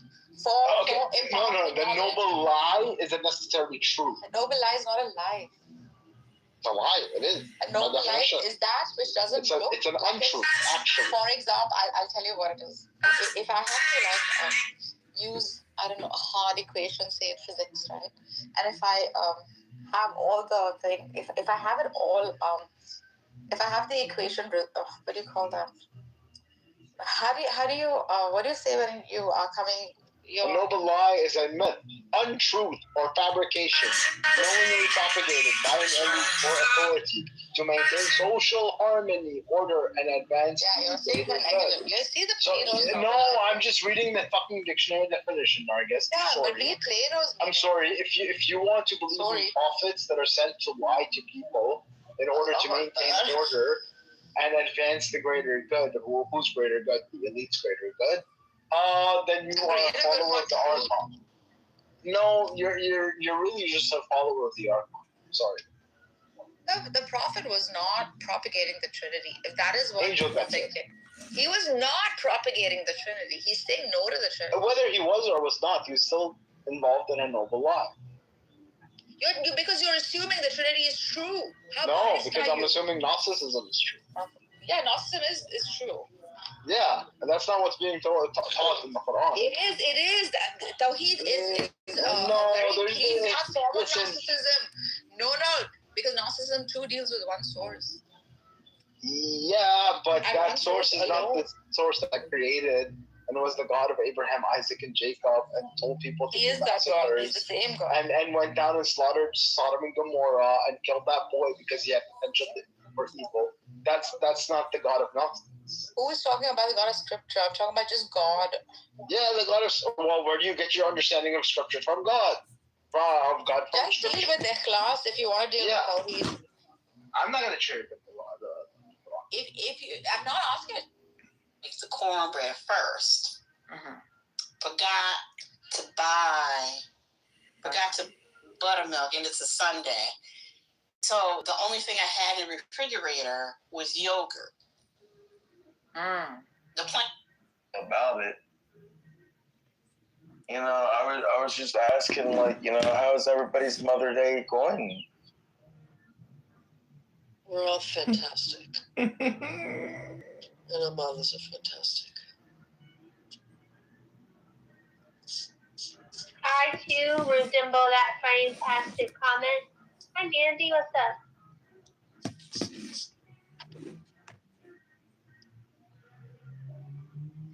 Yeah, Doc, respectfully, please shut up.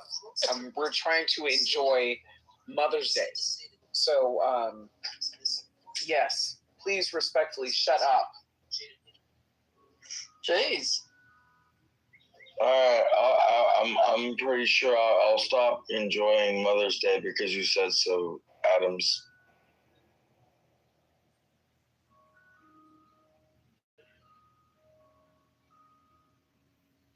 I need someone to tell me to get up.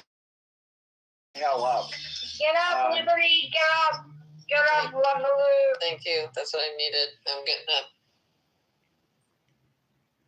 I have to clean this house before Cheyenne gets home.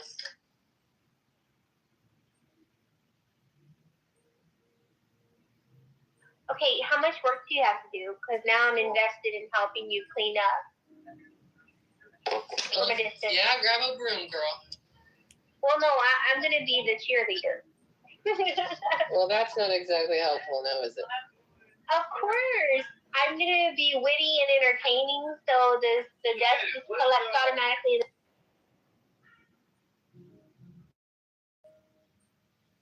I just need you to, like, Snow White style, sing a song that will gather a flock of birds and squirrels and forest animals that will help me to clean. Can you do that?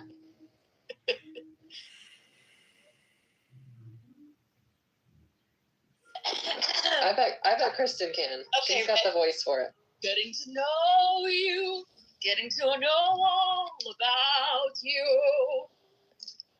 Oh, here they come. Uh-oh. Getting to annoy you, getting to know all about to. Yes, but keep going. It's good. They'll eat the garbage. Yeah, their rabid fury will make them be even faster with their cleaning. Nicely.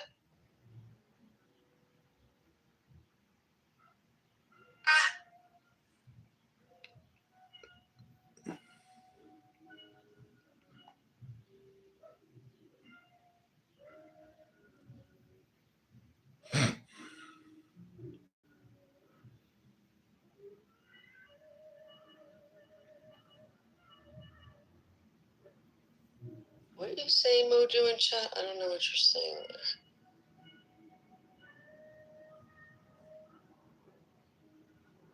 I can't invite you up anymore. It said I sent you too many invites. You've been pushed down too much. Oh, he'll be fine. We also can change the settings to hand raising not needed, but he's the reason we had to put it on. Right. The movie Enchanted, where the cartoon princess is called into the real world and she calls the creatures to help her, and it's the pigeons and the rats and the cockroaches.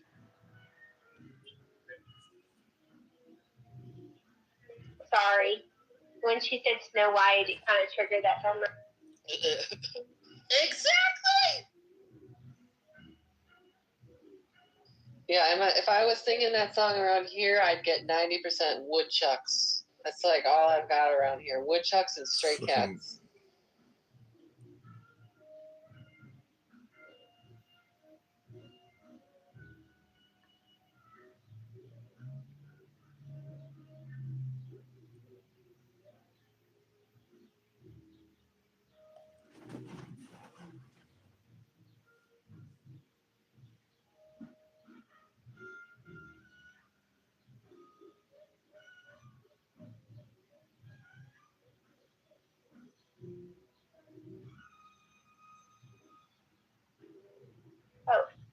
okay, this episode of Monica being engaging and charming is over. She's reached her maximum capacity. She's turning it over to the professional. Serendipity, take it away.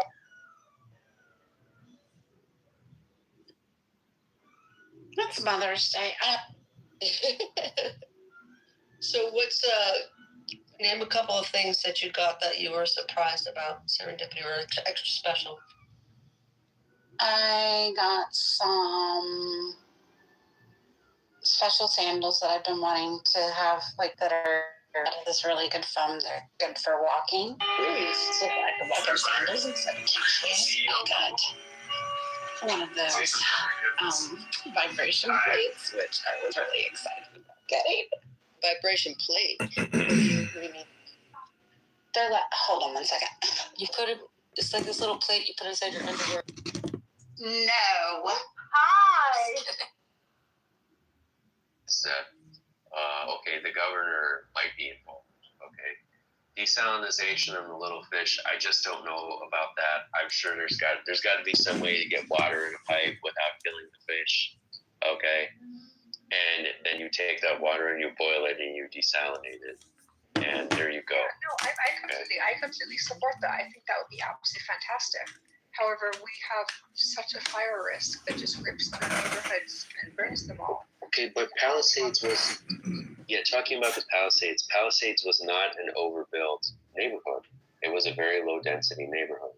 It was built in an outlying part of the city. Built at a bad spot. And so what you're talking about there is that when you have low density, the ability that the reach of city services becomes a problem. Okay, and what you're describing there is really the inefficiency that is due to low density.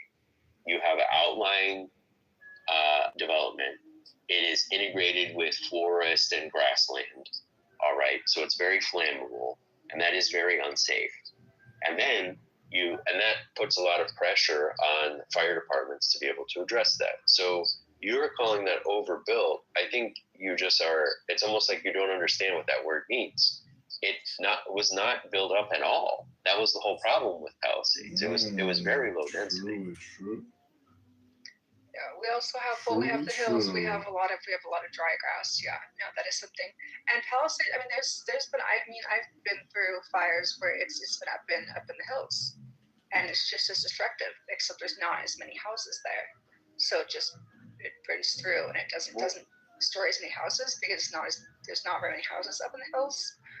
But it completely rips through and is much of a problem and it's hard to stop. Well, what about not living in the hills?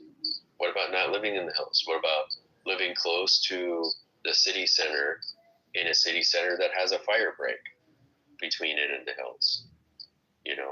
But you can't do that without density. Well, the hills are where you have the $100 million houses. So, that's their problem. Okay, but there are lots of people living. There are not lots of people living in $100 million houses. All right, well, let's drop it down to like 25, and then you've got lots. There are not lots of people living in $25 million houses. Have you looked at the real estate of Los Angeles lately? Look up a place called Hidden Hills. Most people are living in apartments, Mexico. Oh no, most people are not living in the hills. Yes, but good. Okay, that's so. This is again like. What is your issue? I mean, thesis. Can you you're just going round and round. I mean, the cycle in circles. And what is your thesis? Can you state your thesis? That Los Angeles is a very fire-prone area, and it's actually having desalinization would be probably the best thing for it for various reasons. That's not something that we are doing. It is because of degrowth ideology, degrowth policies, people wanting to keep their nice view of a hill or something like that. And the thing is, that's just not good from a city management perspective. Okay. And the city can, squeeze those people and approve higher floor area ratio and higher heights of buildings and all that kind of stuff. Yes, the city can do that, in fact. And in some cities all over the world, the city government has approved things that are good for growth and not good for the people with the $25 million homes in the hills. All right. And this delusion in California you guys have about being progressive and everything else, when you actually have very regressive housing policies that are transfers of wealth from working people to a reclining landed gentry, basically. And it's just wrong, okay? But also it's bad policy. It leads to all the problems that you guys have in California. And in California, who do you blame for it? You blame the productive members of your community, okay? You blame the productive businesses. You say they're the ones who are the problem. That's why our housing prices are high. And it's just completely distorted and despicable. As a Jason, if you live in Los Angeles, feel free to go to a city council meeting and bring it up. Wait, as a productive member of California with a great credit score, and who has never missed a payment of anything, I want to say, Jason, you are wrong. It is the Republicans' fault, and I'm done. Yeah, you're a degenerate. The Republicans' fault. They don't manage the damn state. Right, yeah. Okay. It's like blaming Republicans in California is like Dan Patrick and Governor Abbott blaming the Democrats for why Texas politics is so fucked up. California is fucked up because of capitalism, and the right wing in this country has kept capitalism alive. Yeah, that's not my point. My point is it's a clearly all blue state, which is solidly blue, down to the city councils. And if they're choosing to do dumb things, that's not Republicans. Just like in Texas, when the Texas legislature decides to do really dumb fucking stuff, like not winterize its power grid when it gets told 5 separate times by the state legislature over a period of like 15 years, right? Like, that's not a Democratic problem. That's a Republican governance problem. In the same way that, like, not taking care of the underbrush or, like, moving stuff out in California is the vast majority of the time a blue issue. From what I understand California, and correct me if I'm wrong, Labubu, but, like, Bakersfield is, like, a pretty strong Republican place, but that's, like, basically about it. That's the biggest shithole in California, right? Bakersfield, Modesto, Fresno, Central California. Southern California, Los Angeles is about the only kind of blue. You have San Diego, you have Orange County, very red. It's a big problem with California. So then the Democrats in the state have just gerrymandered the ever-living hell out of the state in such a way that the Republican representation can't get through. Oh no, it's getting through. Our chance of having a Republican governor is pretty high. So. Well, that's yeah, strange. no, like one Republican governor in the state has been controlled by the Democratic Party high and low for the last like 30 years. That's an outlier, right? Like, I find when I'm in Parson half, people listen to me less. So I'm not being hackish, I'm just being honest. If Texas has problems at the state level, it's a Republican issue because the Republicans govern the state. If California has issues at a state level, that's a Democratic problem because the Democrats govern the state. Right? Like, look, I think Marshall, I think you're a very smart guy. Am I oversimplifying it? No, what I'm getting at for here is that I think there's a misalignment of our epistemology here, one could say, right? In that teach me the right vocabulary. Always down. The right wing does not think in terms of systems and structures and mechanisms and processes of systems and structures that lead to potential outcomes of society, right? Instead, the right wing thinks in terms of conspiracy. You have many conspiracies on the right wing. The right wing is nothing but conspiracy theory. the most famous, you had QAnon, where they literally believed Hillary Clinton was eating children. Drinking their blood. Yes, yeah. I'm quite aware. So I guess what I want to get at is, why would we want non-systematic thinkers to run California? And why would we want what is generally regarded in America as the less intelligent party, the Republican Party, to run California?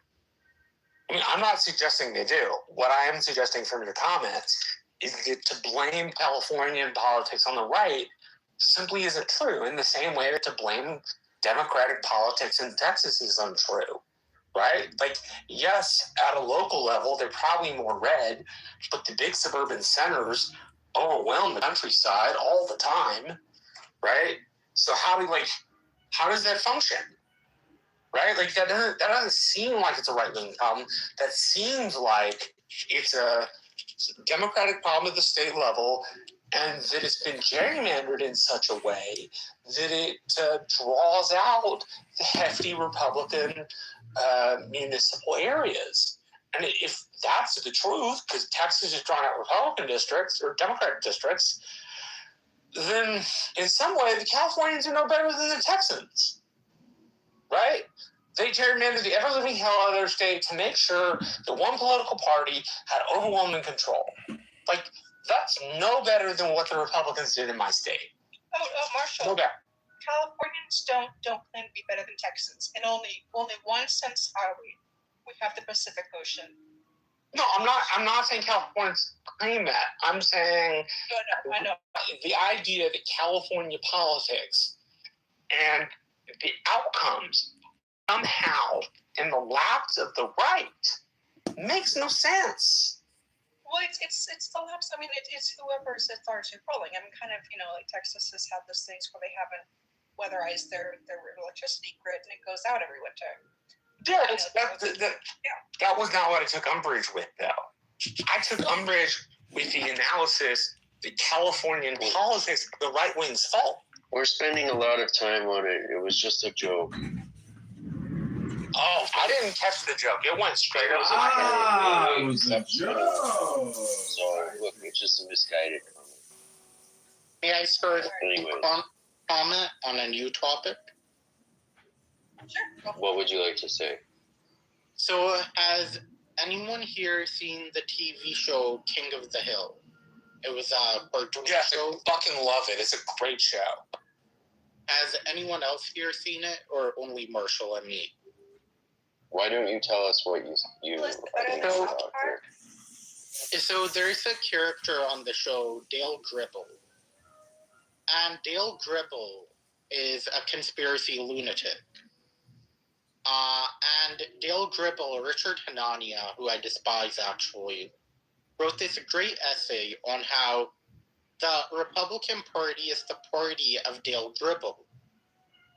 And so, one should completely throw away the nonsense of the Republican Party. They're not systematic thinkers. They're not structural thinkers. They do not understand mechanisms and processes and how they lead to potential outcomes. Now, potential inputs lead to a wide variety of potential outputs. And so I do think we should shame people who are right-wing. And I would also like to make another comment. That is to Gumby. Thank you. I'm listening carefully. Thank you. Me and Gumby had an interesting conversation.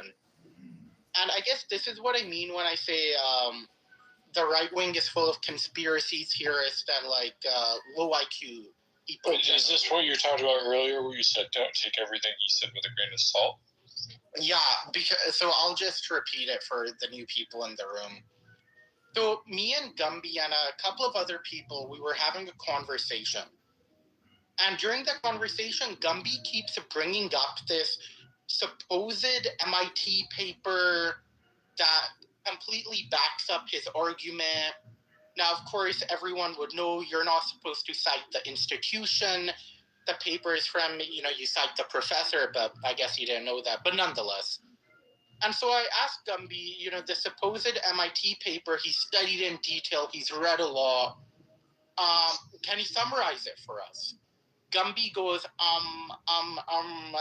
it would take a lot of time, and I don't want to waste the room's time.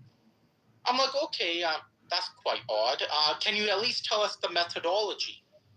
This was a scientific paper about genetics, and, you know, as everyone here knows, Benjamin is back. I already told the story, so I won't tell it again because Benjamin's back. But, yeah, this guy's a complete... Would either of the moderators like to respond? Hold on 2 seconds. All I gotta say, he's not a sample of the majority of people that are conservative and not extreme right wing. Gumby tends to do this thing where he makes broad, overarching claims and then cites stats that are not really accurate.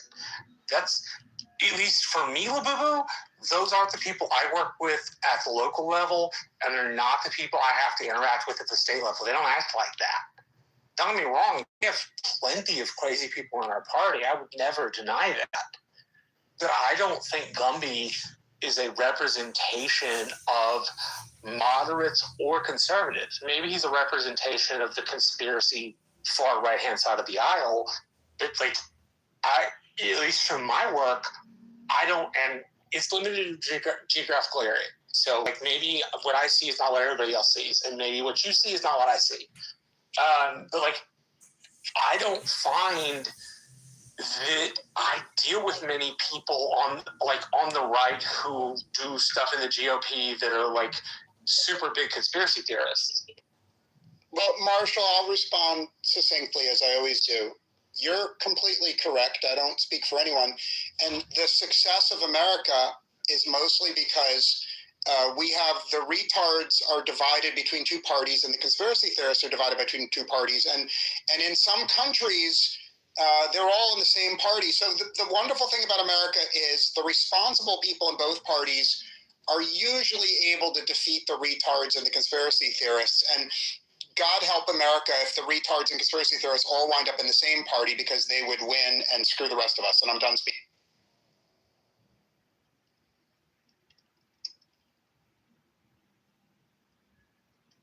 Chicha, you're new, and for some reason I have a mod badge, so I decided to poke at you and see what you had to think of the topic you were just listening to. Well, I just got here. What have you been talking about? We were talking about California urban management, like why low-density areas have higher prices, I think. And then we got onto this tangent about the right,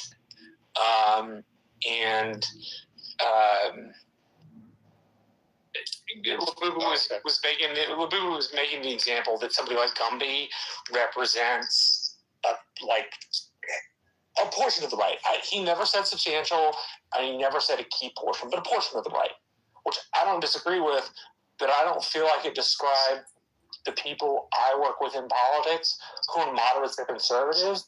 It describes the craziest of people who I have to throw out of politics in my area. But I don't I live in a 95% Hispanic area. Like, it's a unique area, so maybe what I see is not what everybody else sees. So that was kind of the general trend of the conversation. Oh, okay. Well, I'll say this. I think Ezra Klein has a good thing on California building costs, housing, rail.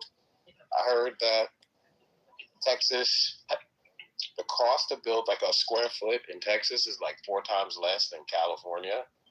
And from what I saw watching Ezra Klein, it has to do with like the regulations in California and like the special interests. So because of the regulations, you can get into this like perpetual suing hell. It's the cast of California Democrats. Democrats, they use racism. I'll be honest, they use racism to hide their caste. And what they want. I don't know about that. But. Well, they use their power wherever they have it to enforce laws that make it difficult for people who are poor to get ahead. And then they turn around and pass another law that makes it easy for somebody. I disagree with that, considering I live in the South where a majority of black people live, and they're poor Black people are poorer in red states than blue states. So objectively, less education, poorer, worse health outcomes. Look at Alabama, Georgia, Florida.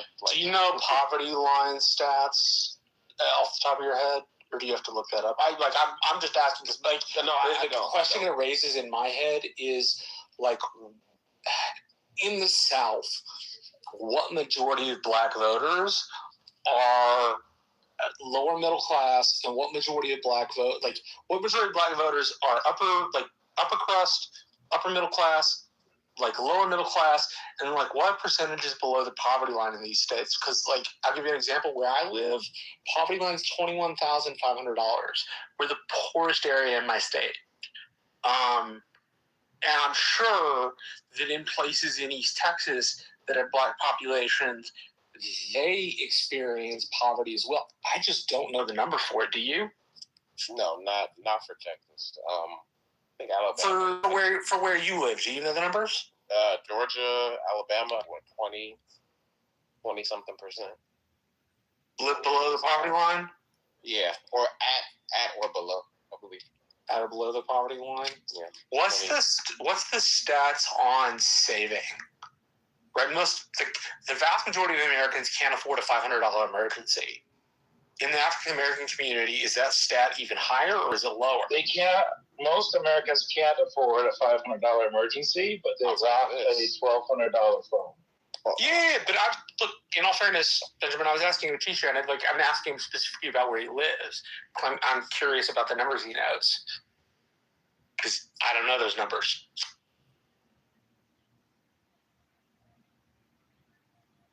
I think the definition of poverty in America has changed a little bit. I think the definition of poverty in America is that you have to borrow somebody's Netflix ID on your iPhone. No, I mean, colloquially, if you're having a conversation, maybe it's changed, but the measure hasn't changed. We have kind of lost sight of anything substantive here already in Uchihama. Well, let's tie back to something substantive. Would you mind tying us back to it? So, to back up, I think Meg Sita had a lot to say about the cost of housing in California, and I guess all I and Hanson were arguing here was that, well, I mean, if you look at it from a policy perspective, it makes sense, and the real problem in California is the policies that the government has chosen there, and that's why housing is expensive, and expensive housing makes people poor, and that's bad. And but you got to blame the right people. So I don't know. Does Meg Sita have any objections to it? And you've been pretty quiet. What do you think of all this? What do I think of all this?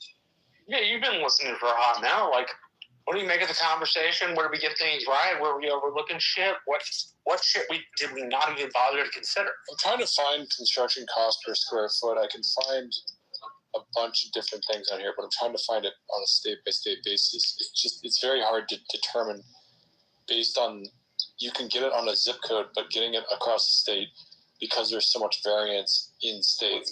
But you just pick a major city in the state. You pick a comparable area. If you want to do this in Africa. Sure. But I find the conversation really fascinating, and I think that is like, we have these conversations, and I think the cost of housing, I think, is the biggest driver of so much of what we're talking about. Like, again, I'll speak for the areas that I've lived in, but particularly here in Maine, there's so many empty houses and there's so much open land. It's not a densely populated area compared to a lot of the country, and yet there is so many people here that struggle with housing instability. Like, it's a little wild. I think that there's a variety of different reasons for it. I think the fact that we threw Airbnb out there just the way that we did it, and it completely jacked up the rental markets in a lot of areas, kind of had some effects that I don't really think were properly accounted for.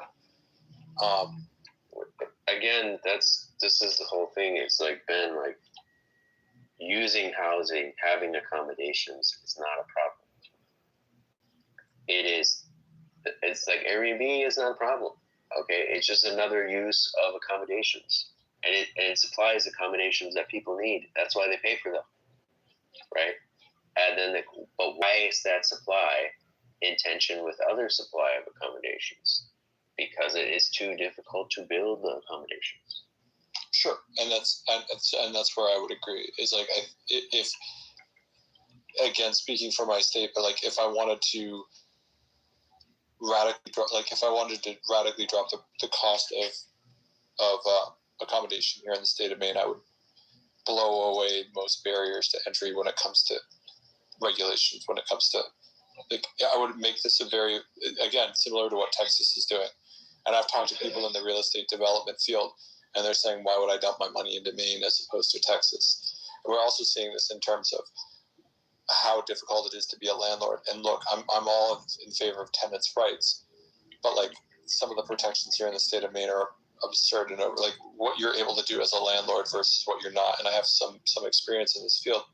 It's just like, it's crazy. Like the cost of getting people, bad tenants out is like, it's crazy. Like it's just like, and again, tenants' rights are a good thing. Those protections are in place for a reason. A lot of them are, but the people that know those oftentimes are the people who are taking advantage of them. And so you're basically making it like you're taking away a lot of incentive for people to build with the intention of renting. I mean, it depends, right? If it's easy to build more units, then maybe you don't care if there are like some tenants you have to write off or some units you have to write off. You know, no, and especially if the cost of building the unit is lower.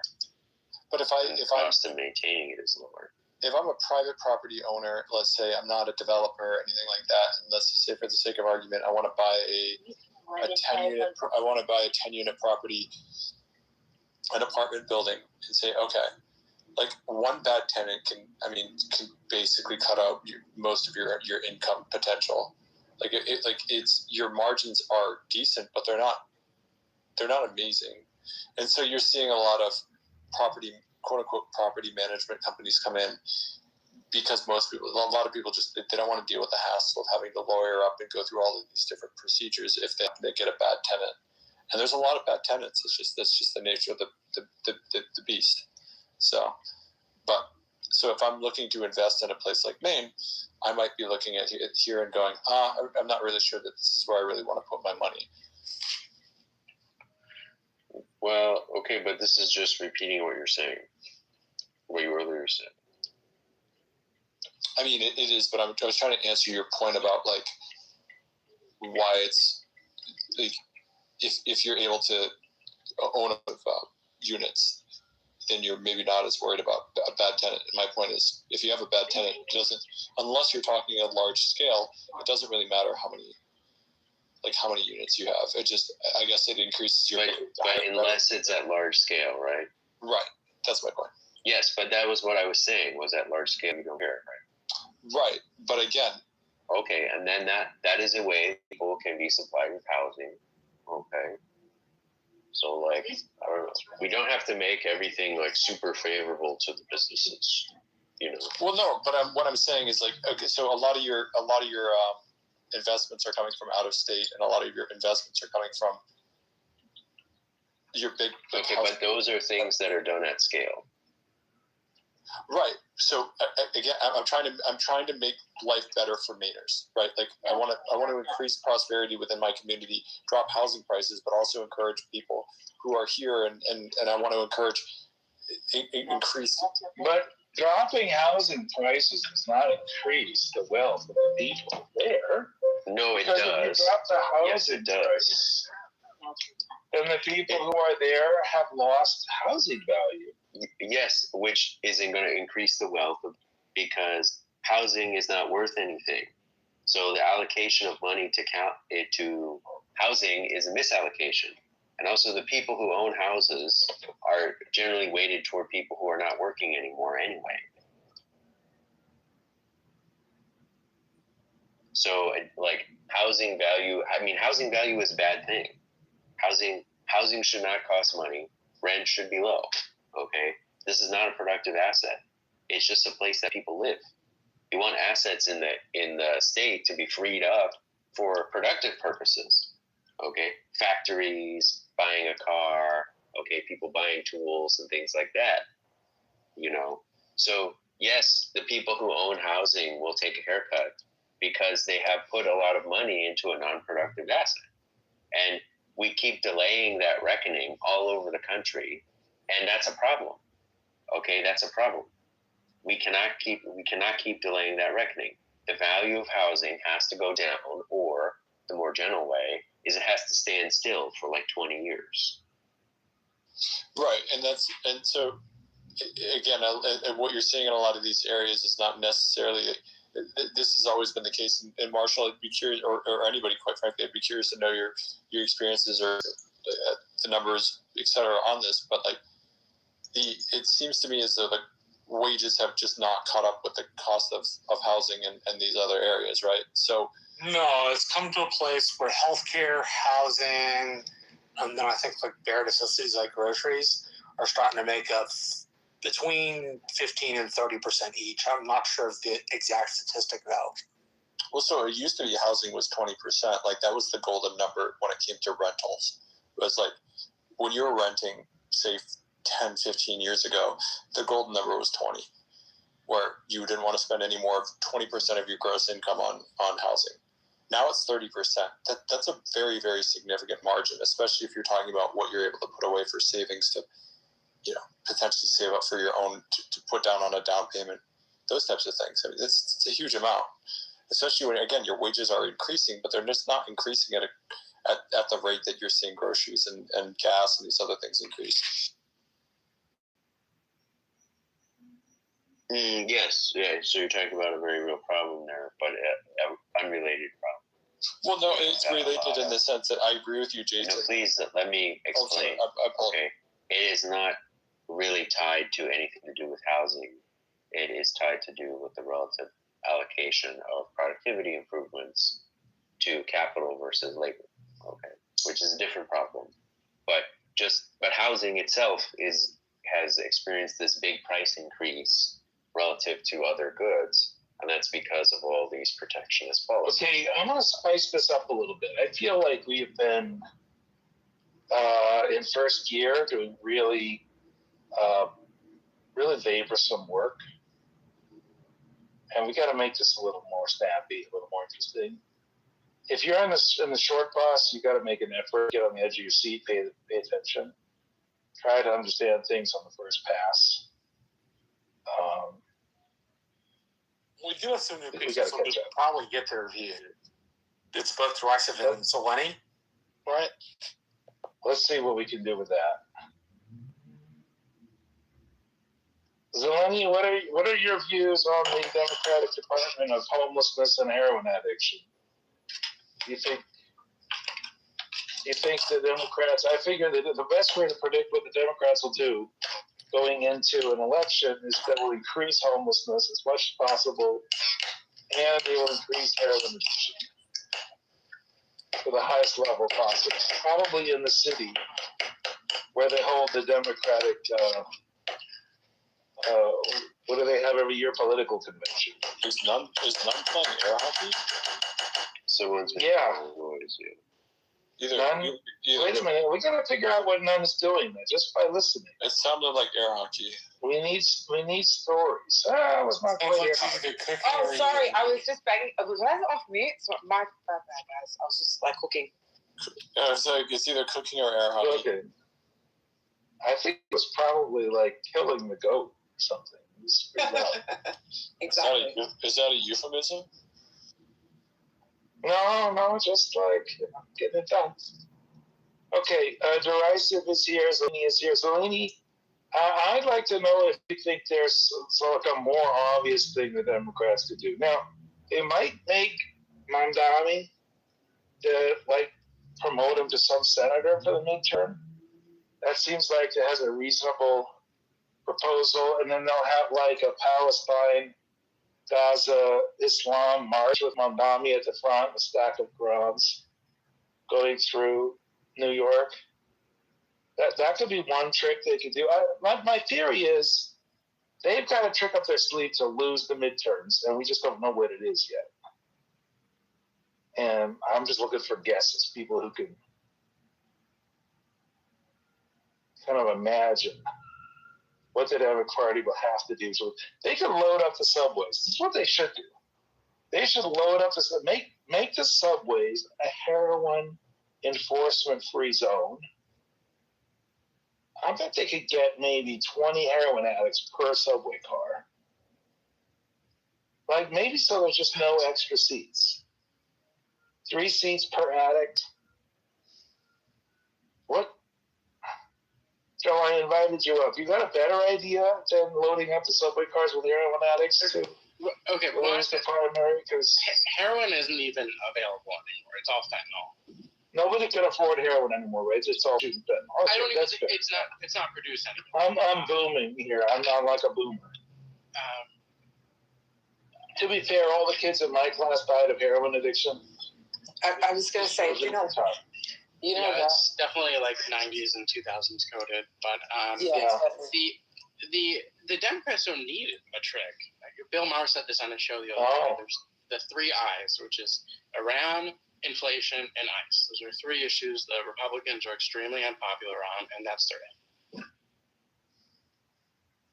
No, I understand. If the Democrats could just like hold still and not fuck up, they could probably get through the primaries in a pretty good order. But here's my guess. I don't think that's the Democrats. To be frank, I don't think it's the Democrats' issue nationally.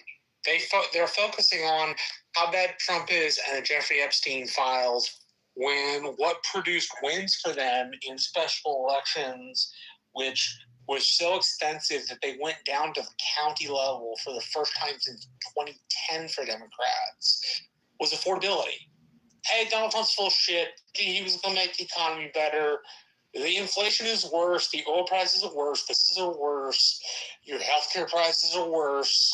Right? And like that produced them big wins. Sticking around with Epstein, sticking around with the Iran war. Well, the Iran war is probably not a bad thing. But like the economy was the thing that had the most success with. Yeah, so no, I like the this. economy, I like this they'll be theory. successful if they pursue a hatred of Donald Trump, the Epstein files, and some sort of other weird shit. They probably won't be as successful as they could be. They're going to follow the economy, right? Like you can almost see the ad. In fact, you're going to see the ad. Yeah, Brent, the ads, I'm saying this because the ads write themselves. They're sure. The ads certainly write themselves. And you have a good narrative, right? You have, Donald Trump, gas prices are at $7 a dollar a gallon. Fucking Donald Trump talking about his goddamn ballroom and you paying $1 billion. You have... You just juxtapose all the things that are hurting Americans in their real life and juxtapose it on the bullshit this administration is actually focuses on, like wars in the Middle East that we're supposed to not have it, and you have how much very faith effective. do you have the National Democratic Party will actually take those lessons and not like jump onto some obscure hobby horse? And I only say this, and maybe you heard me say this in the back room, but I was in D.C. several months ago, and I got to go to dinner with the chief of staff for a Republican congresswoman and the chief of staff for a Democratic congresswoman. And the Democratic congresswoman said to me, you know what the Republican saving grace is? And I said, no. And she said, the Democratic Party. And then she gave an example of a meeting she was in with some activists. And this is the example of the kind of stuff she's talking about when she says this. So I'll let you get right back to it because I think this is valuable to what you're saying. Oh, I agree. I was just going to answer it. I was just going to say I have all the faith in the world. The professional apparatus will follow my advice. I have absolutely. Brent was under the misguided assumption that we wanted to hear. We needed to hear from Brent and not Marshall. Marshall, no, I like him when he was answering my question. You were telling. I like Brent. Brent and I know each other. We have a rapport. It's okay. Sometimes I interrupt Brent too much, and sometimes he interrupts me over it. It's okay. Like we've known each other for a while. Why don't you finish your story, and then you can invite Brent back up. How's that sound? I want to hear your story. So she was in a meeting, and her was not snapping to, and she said, "Are you slow or something?" Not like, "Are you mentally retarded?" but like, "Are you having a hard time? What's going on here?" And the activists in the room spent the entire meeting talking about why that phrasing was the wrong way to do things. So because this is the thing that happens to the Democrats, they can't seem to get out of their own way. Right? In the same way that Republicans in some states have that exact problem, but I thought that was very valuable, that as bad as the Republican Party is, saving grace to the Democrats, because they distract themselves from the truth, which was my point about talking about the economy over talking about a thing like Epstein or something superfluous, right? If they bow to the petty picking instincts, they will pick, "I hate Donald Trump." If they go with the smart play, they'll look for the pocketbook and say, "Hey, this is about the economy. Donald Trump didn't tell you the truth. He fed you a line of bullshit and everything's more expensive." And they'll win. They'll win on that because I'm running into voters who got their top issue, right? I don't think we needed to kick Brent, but I can understand why it's supposed to. I didn't kick Brent. I just No, I think he left because we moved him down twice. Yeah. All right, he won't be missed. Trust me, he will not be missed.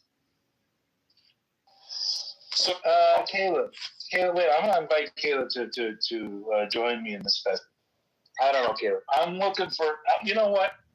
I think that Caleb could speak to this. I think the Democrats have lost their way when it comes to Israel, Palestine, and Islam, and they have just not got a clue. So they're gonna come out and say we are against the war in Iran, and they're gonna stand there with their hands together and upstretched, with 13 people named Muhammad, and say we support the Islamic Republic of Iran. And this is just gonna be it's gonna be the end. Well, and what is the problem with that, Benjamin? What is the problem with that? What is the problem with the vision? Yeah, what is the problem with the Democrats? No, listen. What is the problem with it being? What is the problem with it being the end for them? What is the problem? This is not a problem. It means that we will continue with the foreign policy of Donald Trump and the policy of Donald Trump, which will be good. Okay, if we get 4 more years of that, it will be a positive thing. This is not a problem. I don't understand what you're worried about here. You should be telling your Democrat friends, stop trying to help your Democrat friends win an election and ruin the country, okay? They're just going to be delaying the hard work that has to be done to make this country great. That's certainly one view. Yeah, so what's the problem? I mean, didn't Democrats do that a couple of years ago when they were all the money they stacked behind specific Republican candidates that they thought were easier to beat? Is that kind of what you're talking about, Jason? No, I'm saying I don't see what is the point of Benjamin's complaint. Yes, that the Democrats are going to do this thing and then they're going to lose. And so what? Is that bad? Is there a problem here, Benjamin, that you're trying to solve? Because let's say they win. What policies are they going to implement that you actually want to see them do? Well, I would kind of prefer the government were run by somebody who wasn't a pedophile. Is there anything else? Is that it? Again, as I said, Marshall, hold on. Is there anything else, Benjamin? How is that not enough of a preference? But is that it? Is that all? You don't have. What about policy preferences? Is there a policy that from the Democrats that you want?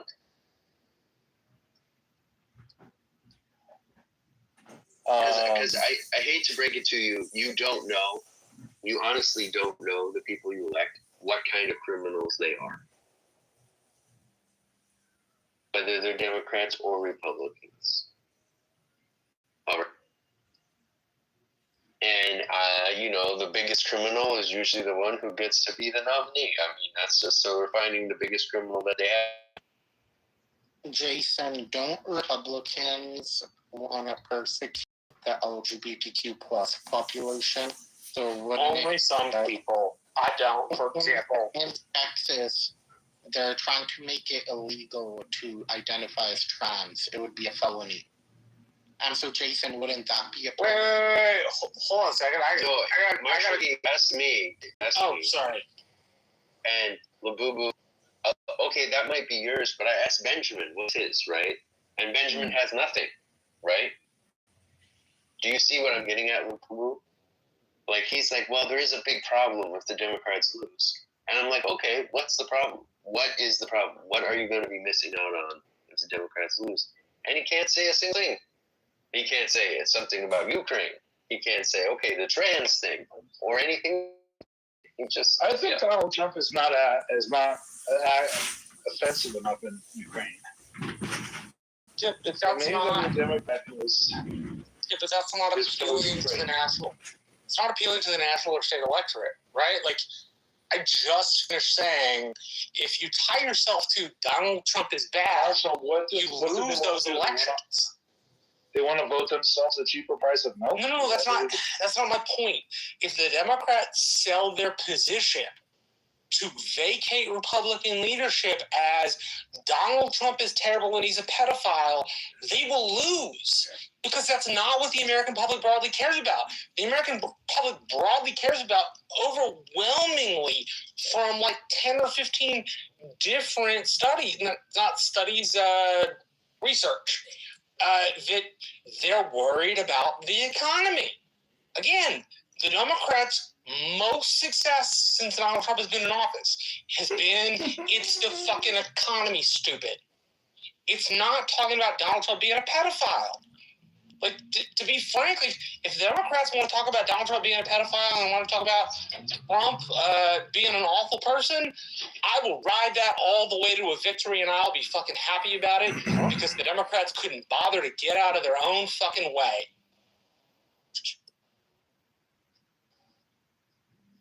Excuse me, can anyone explain me where is the proof that Donald Trump is a pedophile?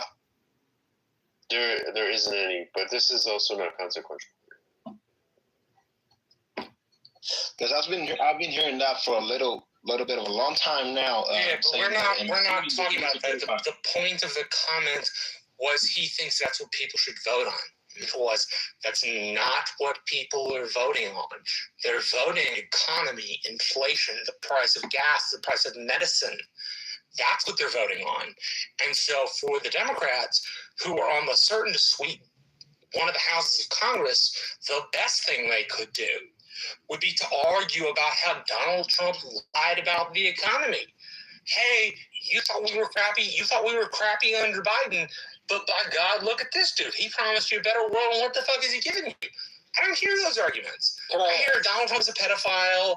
I hear he's an immoral man. I hear he's an authoritarian. Like, I don't hear the logical argument. Can I ask you a question, Marshall? Yeah. So let's just say, for the sake of argument, and by some miracle, this war in Iran wraps up in the next month, or even 2 months. That would put us at mid-June, mid-July. So let's just say by mid-July, this war has wrapped up. I think you and I both agree, because we both have followed American politics for long enough to realize the American electorate, not you and I necessarily, but the average American voter has a very, very short memory. Like, I think we could both agree on that. You got a memory like a gnat. Right. So being said, so let's just say that this war gets over, and I'll even just say 2 months in July, mid-July. And then all of a sudden the gas prices take a major, major shift down. I don't think that the Republicans, I still think, I agree with you wholeheartedly that I think Republicans lose one of the houses of Congress. I think that, like, if Donald Trump figures out, like, if gas prices take a serious downturn and shit suddenly becomes a bit more affordable, like, I don't think that it's doom and gloom for Republicans. I still think that they're going to lose. I just don't. No, if the affordability somehow turns in our favor and it gets back to low prices and a booming economy, and your health care is not taking up 30% of your paycheck. Gas prices in themselves will do enough to get people to. Like, yeah, dude, I think if gas prices calm down in more moderate districts, you'll have an easier time. But I also think the midterms for the Republicans are going to, in particular, depend on how closely they tie themselves to Trump. So two things. If the economy remains poor, the members that nationalize their race and say Donald Trump's the shit, he's the guy, they're going to be running on him, and they will probably do poorly. But if you're a congressional member and you're running on your district or your state, and you're closely tying your campaign to the locality, you'll probably have a better time winning while the economy is poor.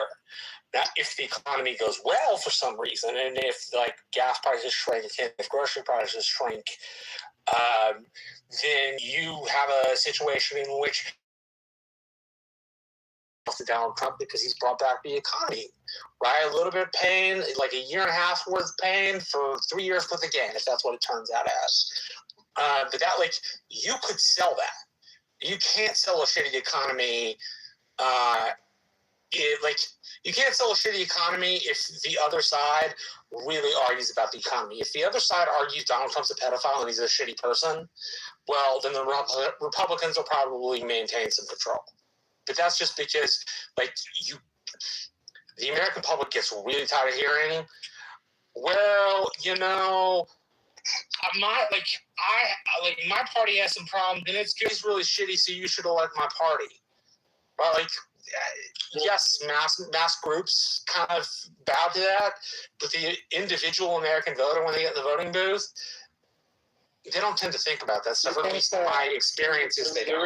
The reason I asked Marshall is like we have a very hotly contested Senate race here in the state of Maine. Long-term incumbent Susan Collins and Graham Plattner, who is most famous for having a Nazi tattoo that he just got rid of a couple of months ago. No, was the head skull. Right. So, you can't turn on a TV in this or go anywhere without seeing a Graham Plattner ad. And God, you guys are going to be ready when that ends. Yeah, no doubt. And like Susan Collins is all of her ads are touting her record for all the things she's done for Mainers. And Graham Plattner's entire thing is, I'm an oyster farmer. And he doesn't talk about democratic socialism. He doesn't talk about any of that stuff. But he is he's extraordinarily radical. He signaled to the base that he is a democratic socialist and that's the route that he wants to go. He's done what Tallarico did. Correct. Exactly. Well, he's and way what he's running his entire left this very like kind of more redneck, basically a more redneck bearded James Tallarico is kind of what he's modeling his, like you say, modeling his campaign after. And so it's very, very interesting in a state like the state of Maine, which they both come off as genuine. Like that's the thing. I don't think James Tallarico comes off as genuine at all. I think Graham Plattner does. I don't think in Texas, if you look at the poll rate, people consider his stuff to be more genuine. Now, when you corner him on Gaza stuff, and when you corner him on his view of billionaires, the approval ratings just drop like a fucking stone. Because nobody believes in that covetous, like, the billionaire shit belongs to me because I don't like the fact they have it. And, like, Texans don't tend to like being involved in international affairs in that way. Like, they want you to talk about the state. So, like, where he succeeded over Jasmine Crockett was that he talked about the state. He talked about what he could do for Texas. And he hid his progressive craziness inside of, I'm a former preacher, I've been a legislator, listen to me, I'm the calm dude in the room, right? Where, again, if you corner him, the perception of him gets a lot different. But when it's at a 30,000-foot level, people tend to like him. I want to say on the Tallarico Plattner comparison, they are not comparable at all. Why? Why don't you tell? What am I missing? Graham Plattner is an actual socialist. He's actually radical. He actually has these like revolutionary ideas for society. If you listen to his speeches, he actually does lay out his policy initiatives, such as abolishing private health care in America, not having options for public health care, but abolishing private health care as we know it in America. Another thing I noticed about Graham Plattner in his speeches is he uses actually a lot of Marxist terminology. So he'll constantly be talking about the material conditions of society. Your regular politician does not use such terminology. His speech is to whom? Let me just finish, Ben. Can I? Sorry. Material conditions, I'm a Marxist. I material conditions for Marxists. We all get a lot of this is another big Marxist idea, right? That leisure time is the most important time we have in society, and first we should make a leisure-full society. And Tyler Rico, he seems much more into the hypergram, with milk, both, all that down trying to produce it. He's like kind of with the establishment. And so I wouldn't compare the two at all. He's progressive for Texas. Their policy initiatives are completely different. Tyler Rico has never called for abolishing private health care in America. He has called for options for public health care.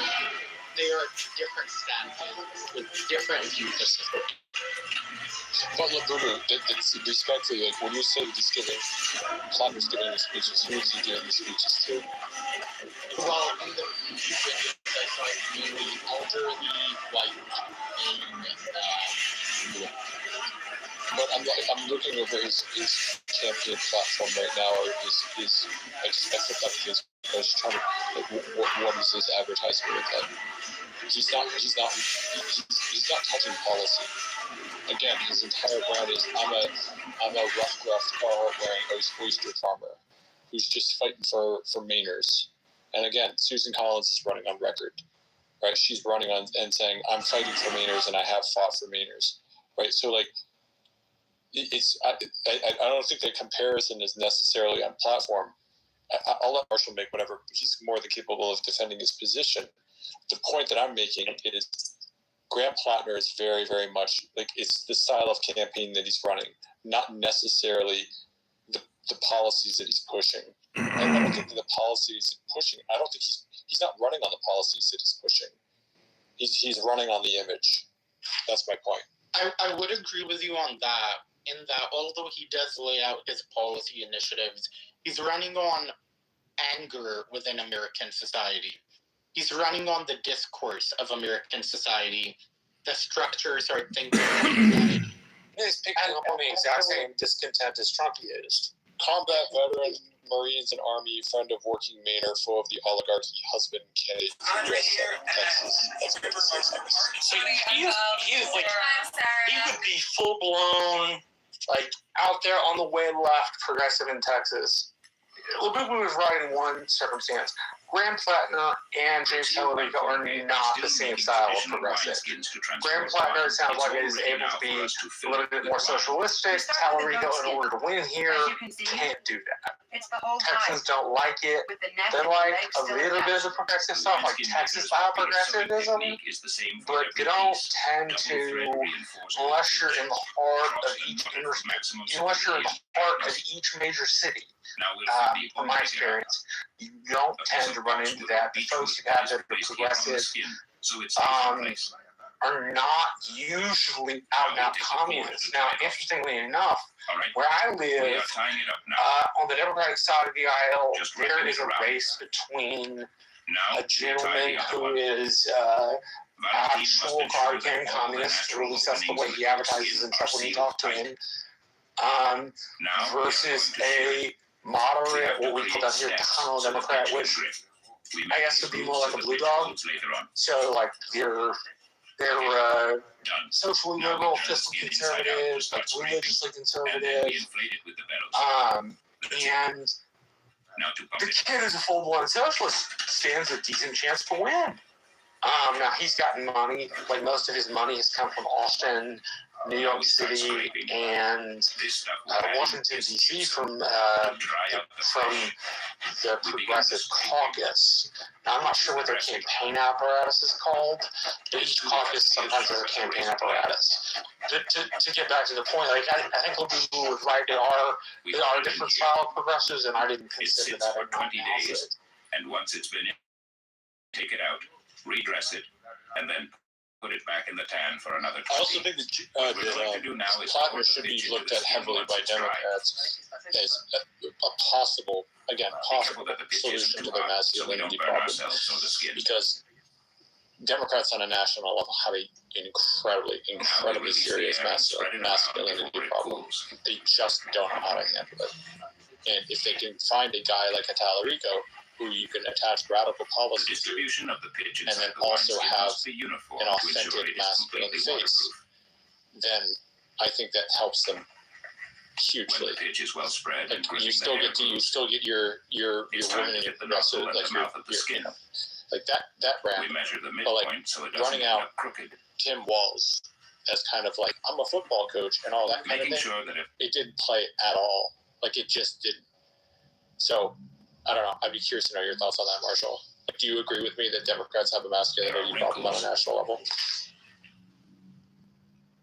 I think there is too often in my perception of where I live. I can't talk about where you live. I can't talk about where Pro lives. I don't want to talk about where I live.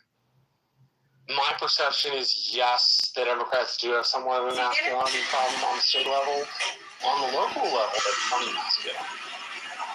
Julio Salas is not very masculine. Like, okay, what I should say is, like, he gave me a limp dick handshake, and they gave me a daddy pressure. I shouldn't judge his masculinity based on his handshake. But where I live, I find less of a problem with masculinity in the local party. At the state party level, there seems to be a little bit of a lack of it, and then my perception of the national party from the outside looking in is that they do have a problem with it. Yes, there's toxic male behavior, and yes, it should be checked, but like constantly complaining about toxic masculinity, like just like reading about the clothes people would make people's eyes glaze over, I think that also makes people's eyes glaze over. So, to answer your question, I don't really have a firm stance on the national issue other than a perception, at least in my area. No, the machismo stuff in the Hispanic culture is like ingrained into our politics. So that's like masculinity down here isn't going anywhere anytime soon. Robots instead of human beings. She's getting fired. No, and that's why I say national and not state military. Yeah, my perception nationally is that they do, but it's like maybe as an overreaction to Republican rhetoric on the subject. But like, yes, they talk about toxic masculinity. There's certain things of poking it. There's certain action of poking at people that makes them do the exact opposite thing. And I think there's some of that. Well, screw you. If you're going to say that's what I am, I might as well be that. I think there's a little bit of that. But like, I don't have a strong sense since I'm not in the Democratic Party. I like the opinion I would really be curious of is somebody like a Pro or a Royvis or Labubu. Like I'd be interested in their views of their own party. I really don't feel like I have a good judgment nationally on it other than an emotional feeling. And emotional feelings are not what we should make decisions with. Yeah, I don't feel like there's a masculinity issue. Maybe I'm saying that because I'm a Chinese, but I think it's much more that the Democratic grammar or the logic of their grammar has been overtaken by corporate speak, and corporate speak brings upon its own logic of how to deal with politics. And you really saw that logic just engulf the Democratic Party for a while. And what Graham Plattner is doing is he's getting out of that logic of corporate grammar and going back to populist logic and a logic based on anger, right? A logic with like Julie P. Long from Louisiana. Yeah, a logic that directs anger at the political class instead of trying to satiate the masses on behest of the political class. I think a female could have easily done it. It didn't. He simply used the verbiage that is in vogue for the times, whereas other Democrats haven't. Right? Male Democrats, most of them don't speak like Graham Plattner. Even the machismo Latinos, right? They don't speak like Graham Plattner. African American Democrats don't speak like Graham Plattner. White Democrats don't speak like Graham Plattner on average. His grammar has been a break with the contemporary logic of the Democratic Party that has been contemporary for at least the last, since Bill Clinton.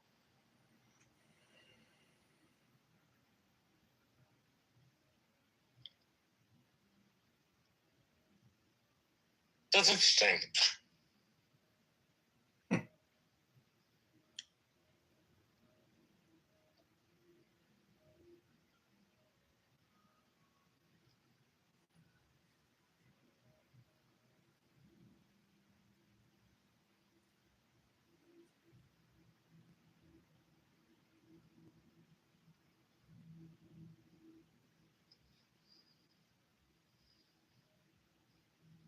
It is similar to Trump, though, in that Trump broke with the grammar of the Republican Party, right?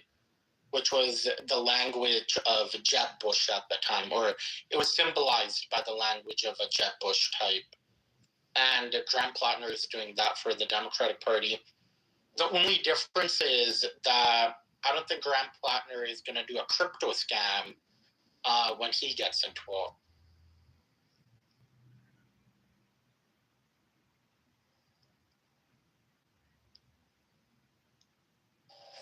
I don't think he will either, but I also think he has to be very wary of the state that he's running in. And I don't think that Maine, there's a lot of progressives in Maine, but I question whether or not, again, I don't think that he's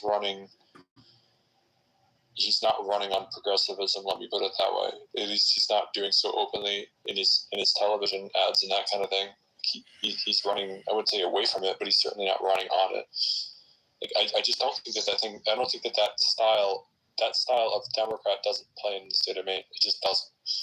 I think it does to certain demographics of people, but not to the average Mainer. Maine is still a pretty independent state. It really is. Again, Susan Collins is the incumbent. She's a Republican. She's not a staunch Republican, but we just had Paula Page as our governor not too long ago, and Paula Page was basically MAGA, right? So, I don't know. Make of that what you will.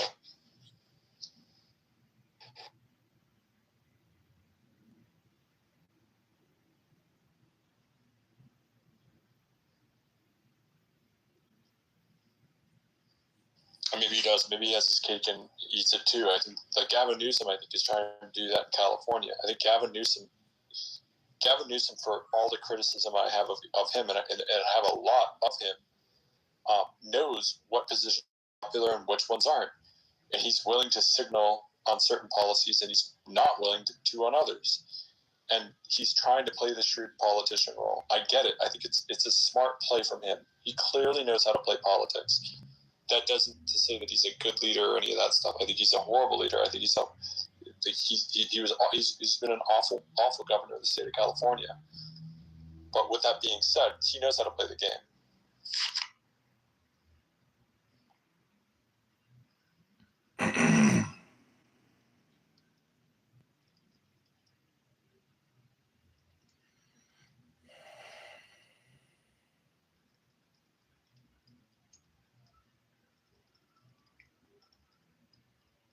And Jason, you're typing away pretty fast.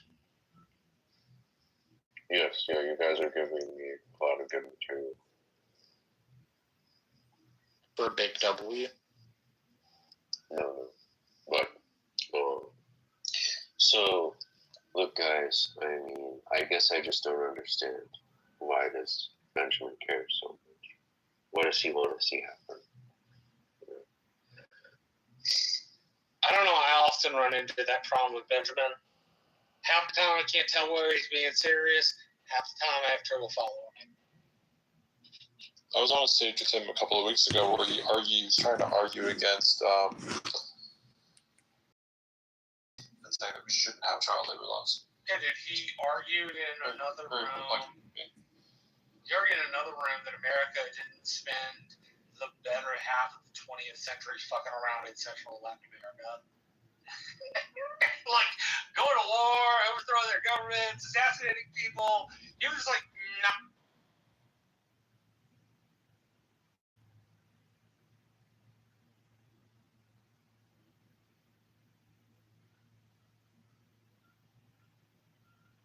See them doing the actual penetration, not having sex. The actual penetration. Yes, if that person kills, it's halal. There's no accountability. And by the way, there's no one caught in that scenario in the entire history, so it just doesn't apply. You can't find 3 men seeing your wife getting fucked in. Yeah, but every time they get killed, though. They get killed every time, though.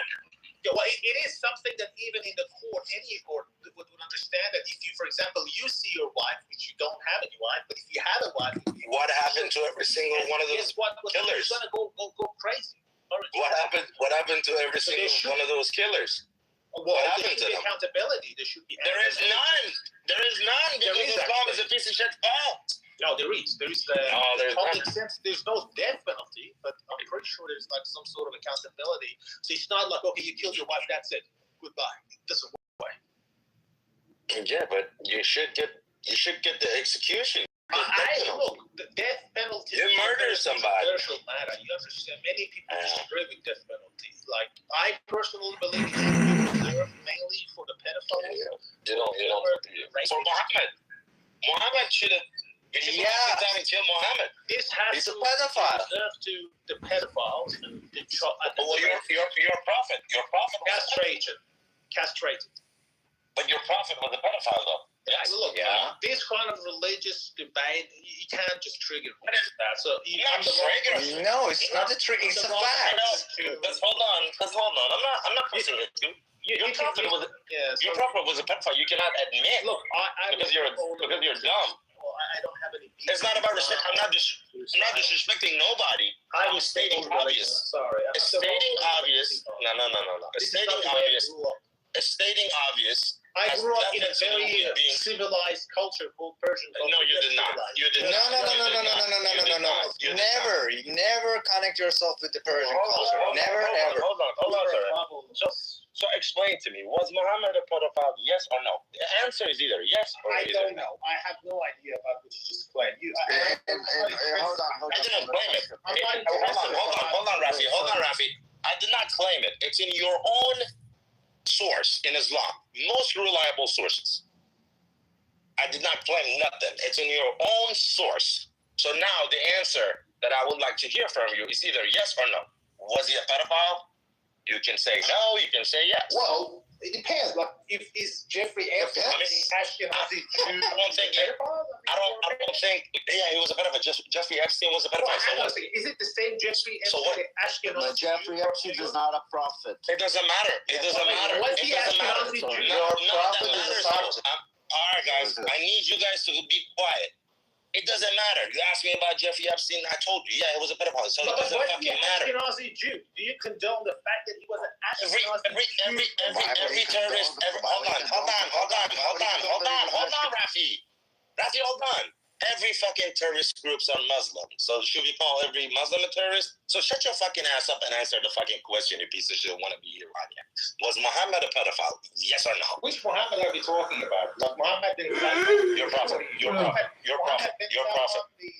right. Well, he's a piece of shit. Your prophet. Was he a pedophile? Yes or no? The answer to this question. I never. The answer to this question is either yes or no. I don't know. I have no idea. How do you not know? Well, I don't know. I'm not interested about religious theology. Unlike you guys, I'm not interested at all. You're interested in your mom getting fucked in the ass, or what are you interested about today's pedophile, which is an Ashkenazi Jew from New York called Jeffrey Epstein. I'm more interested about there is millions of Muslims raping little girls in Europe every day. We can look it up together. Every day. Every fucking day. Yeah, every day. People ask ChatGPT. Every day. Muslims. Muslim? So are you gonna answer the question? Was your Prophet Muhammad a pedophile? Yes or no? You can say no. You can say yes. I don't give a fuck. I want to know what you think. Muhammad was I don't know about these kind of topics. Do you know? Were you there? know. He married Aisha, and fucked her now. I'm simply asking you a question, but you're not capable of answering the question. You know why? Because you know your mom is a whore, your sister is a whore, and you're gonna fucking go down like you do a fucking piece of shit, fucking bitch ass motherfucker. You see, this is how they are, bro. You don't have to just give them. Why the fuck you give them the opportunity to fucking? I'm confused. You have to ask them a question. If they don't answer the question, get the fuck out. Suck my dick all fucking day long. That's it.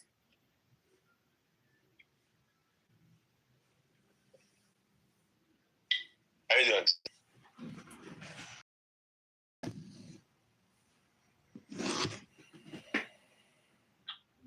Yo.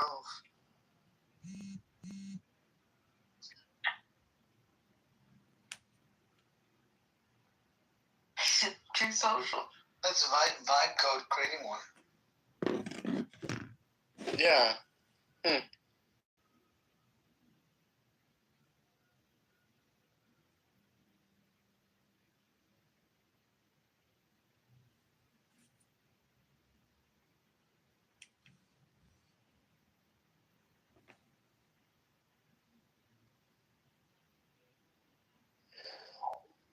Not related, but I came to Norfolk, Virginia, and the hotel doesn't have parking, so I had to park down the road, and then they're like, oh, your parking expires at 2 a.m., so now I got to go move my parking. It's so ridiculous.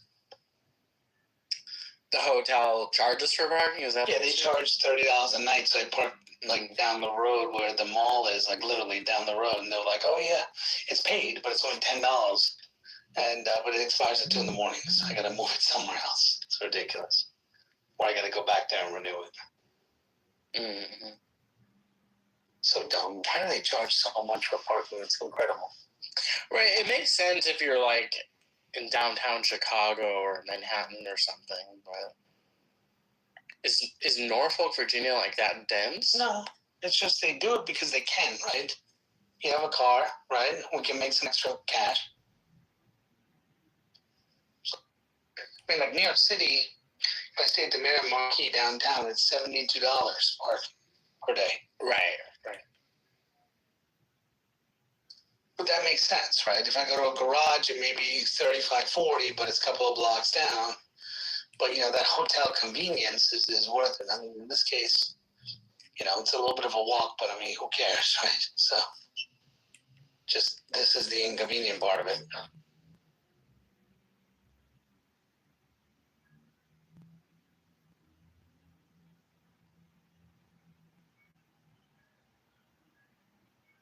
I'll be right back. Guys, now that serendipity's gone. I'm just kidding. Monica, happy Mother's Day.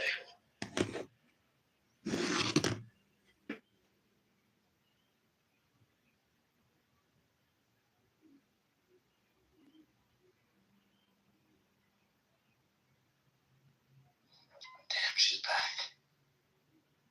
I told you so. To his brother, right? And as soon as he gets to his brother, that horse, when he gets to his brother's horse, leads him right to the finish line. I've told you 100 times that half of them are rigged.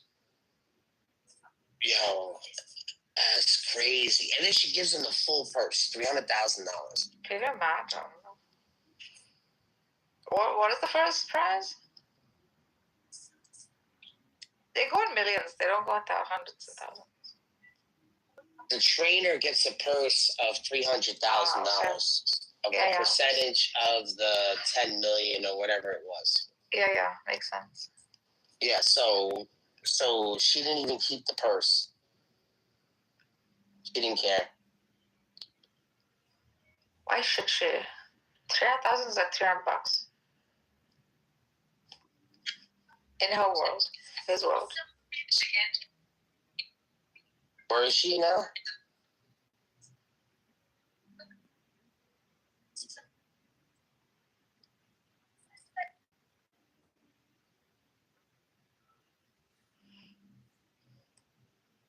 Is Daniel around?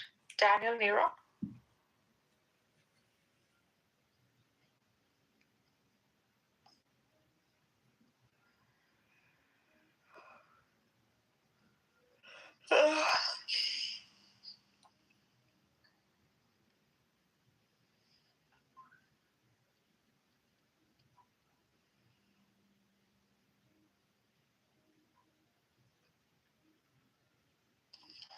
I'm still confused what that guy was trying to say.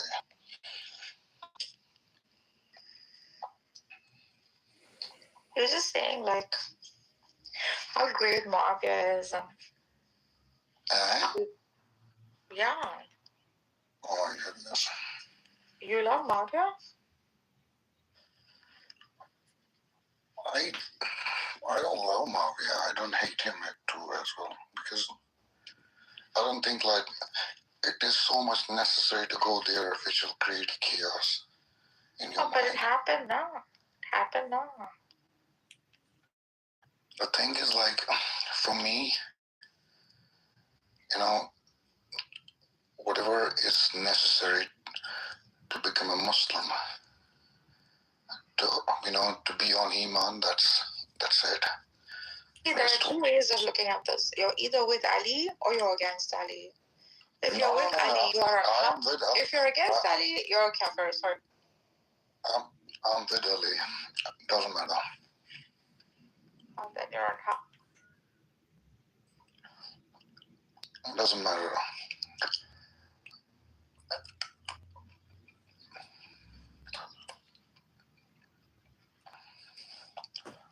Was not a normal man.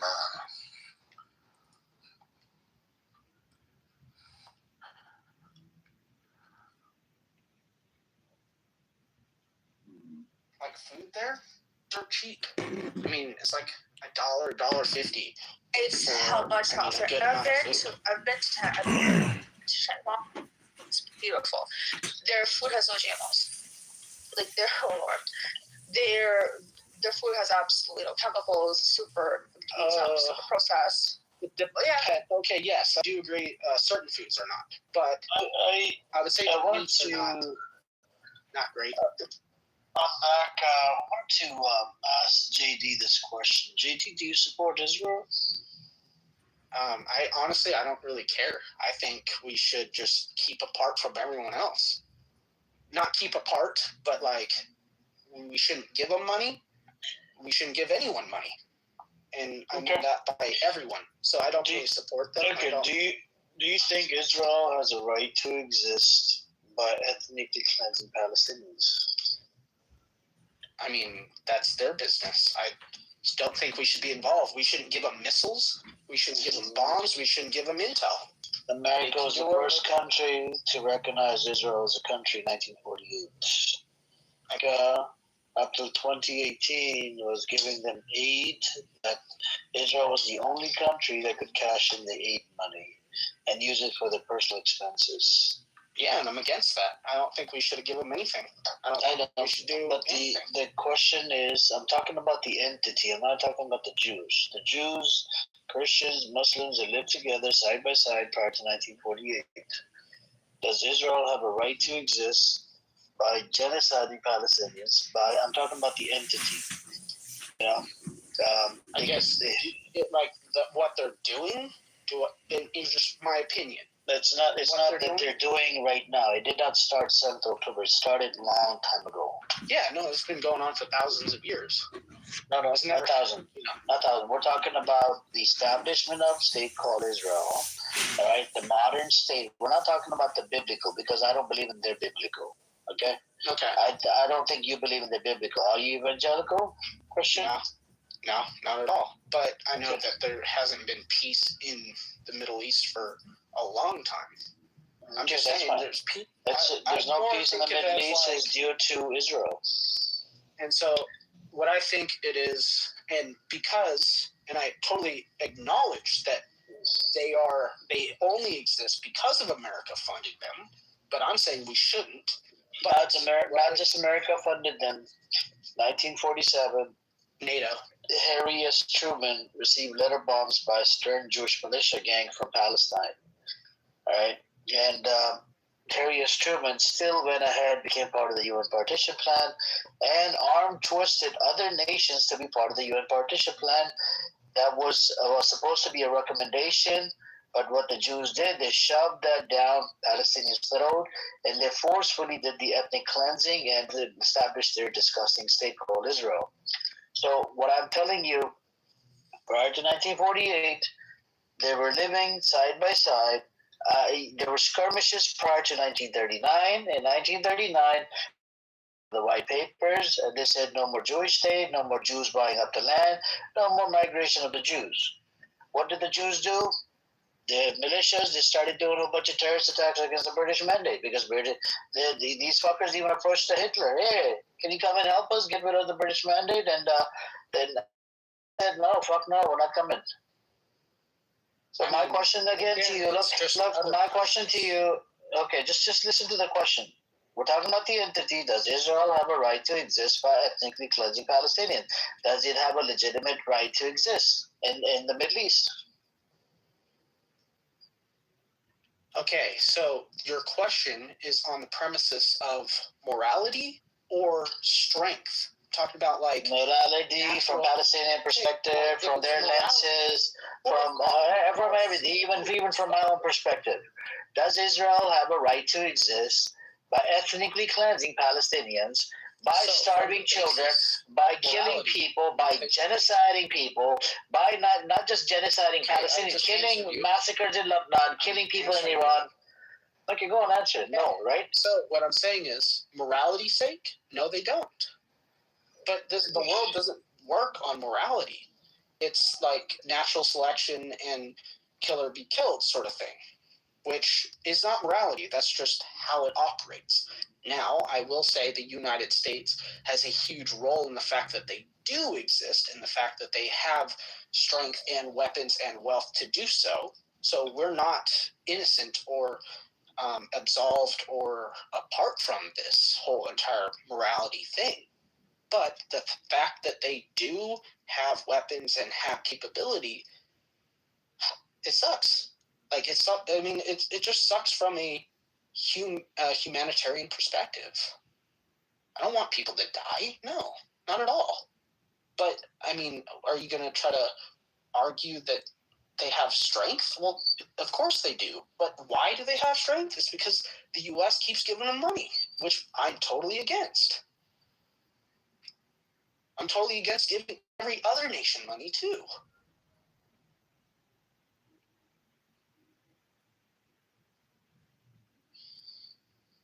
Hey, you just gotta say fuck the Jews, bro. That's all. I don't have the problem with the Jews. I have a problem with Zionist scumbags. And yes, there were Jews that did the ethnic cleansing. These were Zionist Jews, by the way. And yes, those are problematic. Same thing with Zionist Christians and Zionist Muslims and Zionist anybody that's a fucking Zionist scumbag. I think anyone. Well, the problem with that word Zionist. Yeah, the problem with that word Zionist is they spin it and just say, well, we just want our own Jewish homeland. I think it's better to say globalist Jews.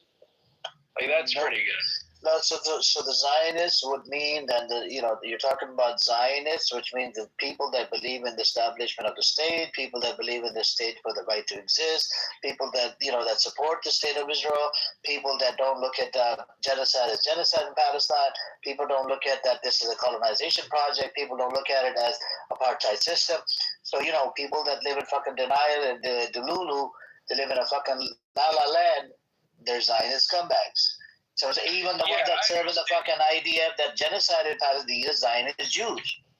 Yeah, there's like a second definition. I'm adding Jews to the Zionists. That's Zionist Jews. I just say fuck Jews. We don't have a problem with the Jews. There's good Jews, there's bad Jews. There's good Christians, bad Christians. There's good Muslims, bad Muslims. It's not about it's not about targeting one party. We have a problem with people from Jewish paradigm or Christian paradigm.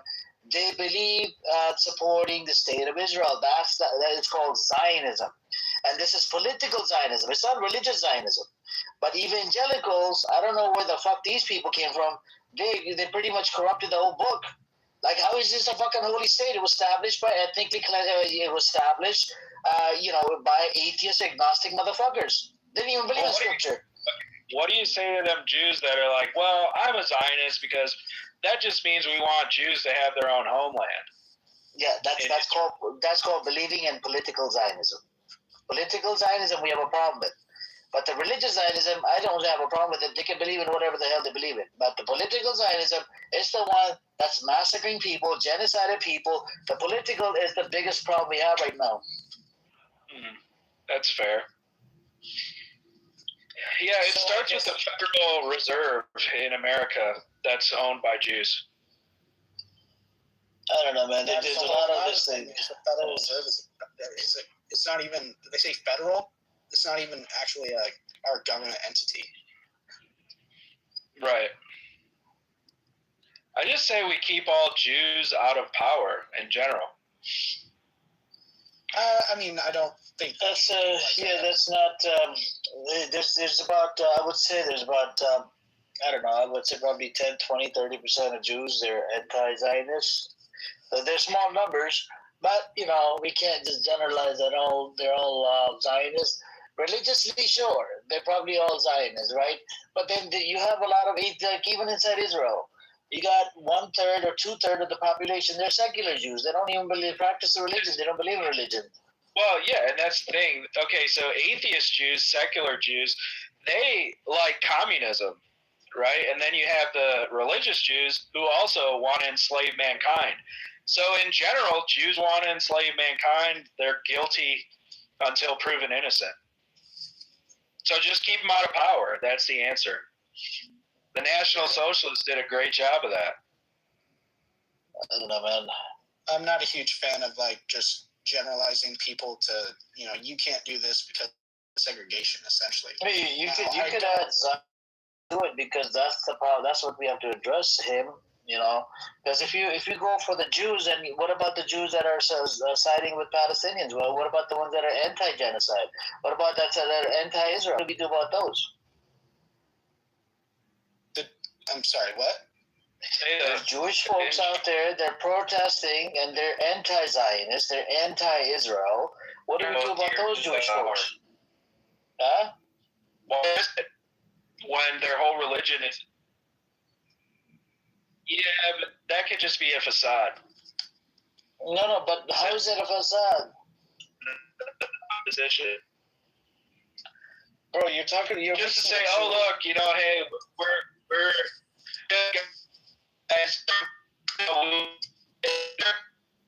you need to go to a different McDonald's, bro. Go to a different McDonald's, man. Go to a different Starbucks or some shit.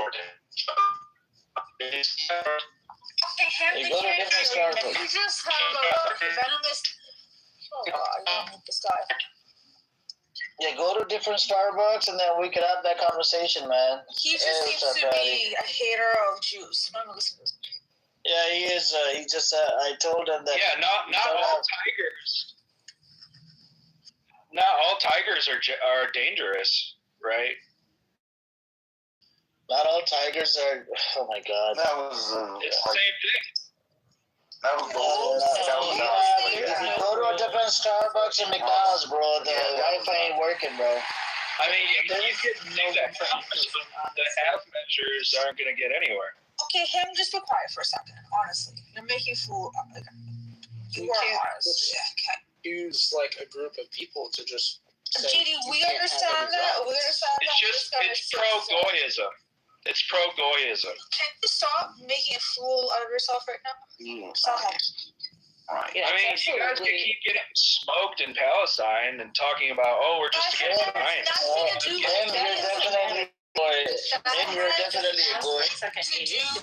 Well, we're all goys. Ace, I'd like to say something. Okay. I have personally lost family, property, people I love due to this war and many wars above, and I don't have the views that you have. You're just a bigot. You are a bigot. It is disgusting, and I won't stand for it. It's absolutely disgusting. Neither would I stand for this kind of garbage. It's garbage. And it has nothing, and you have no right to talk like that about any type of person. It's absolutely disgusting. Imagine, like,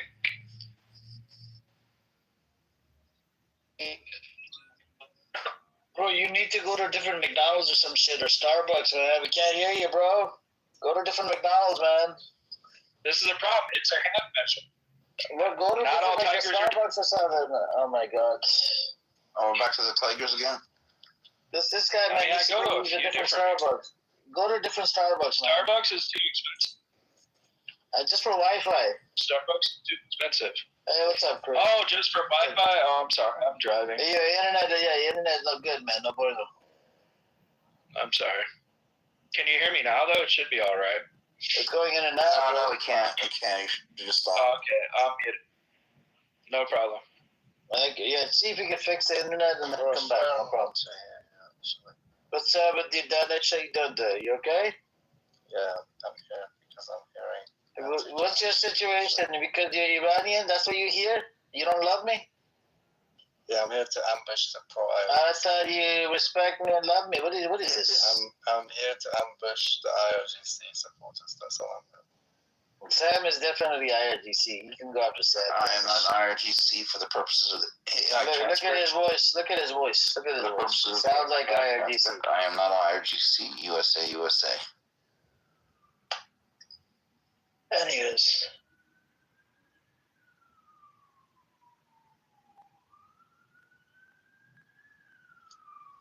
Can you hear me? See. No, we still can't hear you. Stop trying. No, you're lying. Okay, so I'll just say this. Just look at National Socialist Germany. They took care of it. It was no problem. That's the solution. And I'll just meet up.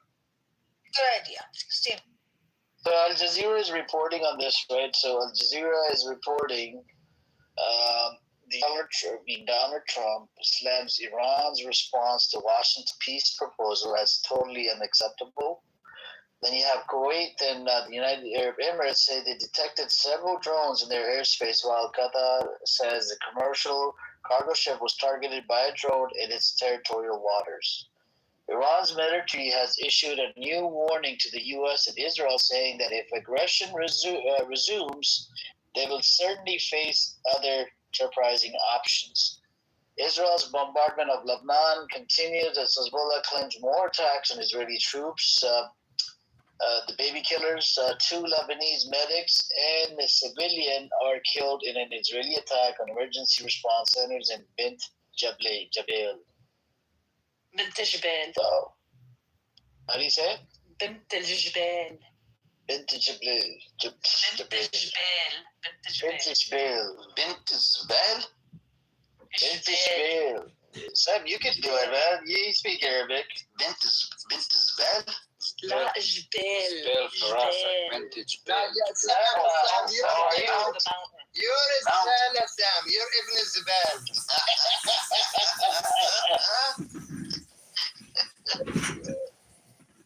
Live tracker. Okay, we got the state media. Okay, Iranian state media says U.S. plan meant Iran surrender to Trump's greed. Oh my God, they said the word greed? Yeah. Oh wow. This is Al Jazeera. Yeah, Al Jazeera is reported from the Iran state. They're reporting it from the Iran state media. Oh, okay, yeah, that's Iraqi, yeah, the talk. Yeah, but Al Jazeera is not saying left the whole, practice of a hardcore like Islam. Like the They Bab, can only the the Baha'i and all that. Yeah, Baha'i and the other Baha'i, yeah, they went their own way. But even the Ismailis,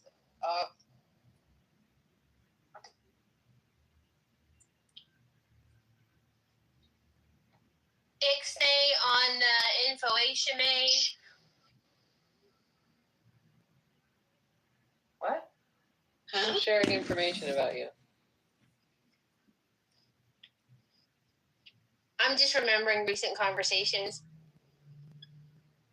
about oversharing. Not hating Trump. We're not Yeah, and and let's look at some of the things Trump has done. People say he's not doing a lot, but we got SCOTUS rules against the racist maps, right? We got Dems losing those racist DEI seats, like all over the place. New GOP seats in Florida, Tennessee, Texas, Louisiana, Alabama, Mississippi, Missouri, South Carolina. The Democrats' rigged map in Virginia was tossed out. It says, I guess, Somalia fraudsters. Remember that? Man, them fuckers are getting raided, including Ilhan Omar. I think she's getting fucked next. Dr. Fauci, he's probably going to get arrested and indicted soon. Comey has been indicted, which is pretty awesome. Act Blue is under investigation. Southern Poverty Law Center is indicted, and they're fucked in the ass. John Brennan is under investigation. Fannie Willis under investigation.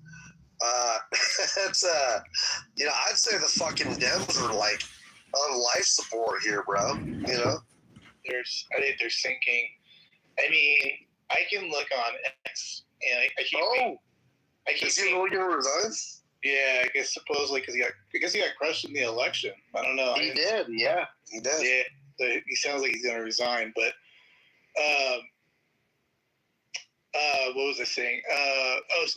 Just that the Democrats. I keep being told by the opposition that they're not doing anything wrong, that they're above board when it comes to elections and corruption, it's all on the Republican side. But I go on X and I'm like, dude, every day there's a new person that's under fraud investigation or child pornography or whatever. So it's like they think it's one-sided. It's not. Both parties do this shit. Yeah. I don't know. They keep those lines up. Keep doing that, Yeah.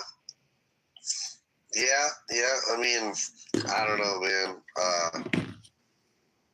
It's kind of wild, dude. It's going to be, I don't know. Here's something I'm kind of disappointed about, okay? We have the left pretty much on the run here. We have them against the ropes, bro. We're winning all over the place. But then we got these dumb fucks who supposedly are on the right, Tucker Carlson and Candace Owens and Pepe and Nick Fuentes, who I think personally was being funded by the Southern Poverty Law Center. I think Nick Fuentes has been a plant the whole fucking time. This is what I'm getting at, I guess. We're making so many strides here. We got the left on the run, yet we got these fucking idiots who want to die on this Jewish hill, who want to die because they hate Israel and Jews so bad. They're ruining the movement. What the fuck? We have got these assholes on the run. We're trying to make a difference for the country. Look at the bigger picture. Yet we got these idiots like Pepe and motherfuckers who are so worried about this Jewish Israel fucking shit and don't even want to admit that at least Israel is defending our interest, unlike our allies, who we have our other European or our European allies who we have asked for support. They don't do it. The Jews, Israel is actually fucking coming to bat for us. I wish, man, that we would focus on the bigger picture of saving this fucking country But no, as soon as we get a win, we got idiots like Pepe who want to fucking die on this hill and ruin the whole movement. I think it's fucked up, man.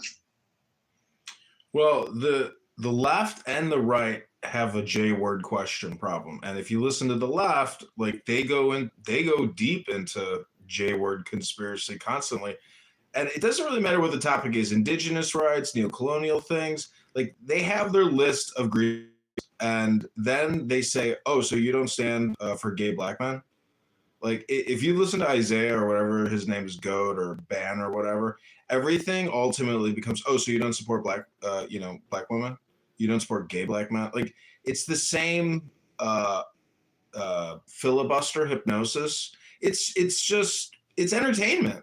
But the scary part is the size of the audience. If you look at that politically correct room for the past like 2 days, 3 days, huge numbers. So clearly, like the left is top heavy, and the right is it's just not dense. There's no density in it. So that's why I think Donald Trump has to truly MAGA America, and it's all the same people in that room. There was like I counted probably a half a dozen new voices that new people, and that's being in the hallway pretty high up there for hours, So I wouldn't say that it's completely like a complete like no, it's not an echo chamber. Eventually they mellow out. But did you listen to the movie? Because that guy was fucking hilarious. Was a shit show. Can I piggyback on what Matt said, though? Really, like, John, I know you've said, like, yeah, there's so many more leftist retards than there is people on the right. That's not necessarily true. It's just that a lot of people on the right have got values and don't waste their time on this app arguing with a bunch of nonsense. And, and so I feel like I'm one of the few people on the right who does entertain that. And I shouldn't, but there's a lot of good valued people on the right who just won't fucking waste their time with this app, bro. And these people on the left who sit there and bitch and cry every day about, oh, we gotta change the system. It's a good dopamine hit, but they're never gonna do anything. I mean, 5 years fucking later, they're talking about the same fucking shit, bro. It feels good.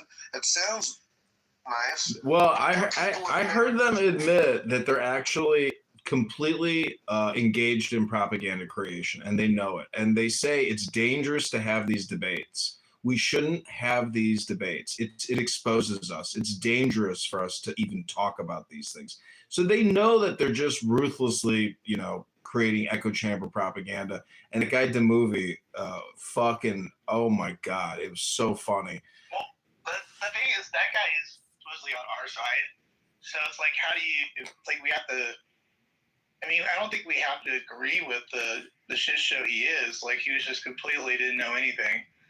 But he also has, like, I don't know how to describe it. He's kind of like the vestiges of, like, just fighting back. I don't know, John. Like, if that's how I could describe it. I don't know. Like, we're still at that point where we're fighting retardation with retardation. Does that make sense at all? I don't know. No, because it's an Isaiah show. It's a goat show. Like, he is the energy. He is the audience. It's his show. And then you have First Lady who chimes in with her ridiculousness. The whole thing is, it's just a show. Yeah, it's entertainment. It's not too much on First Lady though. She's like, She's worried they had nobody in their room because Goat was in Hurricane's room. Hurricane had like 80, 90 people, and they had like 20. Yeah, Goat is definitely the voice there. And what's funny is he's supposedly the smartest leftist there, but if you do your research well, you can fucking make that guy look like an idiot. Which, I have done a few times. So. I know. Scott, welcome to the page. It looks like you're new to the house. We're perfectly okay for opposition if you have a different opinion. I don't know if you wanted to speak, but I just wanted to welcome you. Hi. Can you hear me? This is the first time I'm using these earbuds. Yeah, you're fine. Yeah. Yeah. So I'm from Washington State, so I'm basically on the far left. I think I'm from Montana, bro. So I'm not far from you. I'm from my family lives in the Spokane area, so. Okay, yeah. Well, I normally don't focus too much on political stuff, but I know it definitely has an effect on everybody. So I think it's definitely good every once in a while just to get involved and share your opinion and your thoughts and stuff because we're all in it together. So. But you raise a good question. Like I've always kind of wondered, like if we didn't pay attention, would it really matter that much? I mean, I don't know. So you're saying that you're kind of dipping back in. Have you ever been involved in it or not? First of all. I think just like personal life experiences, I wouldn't normally draw a direct connection between,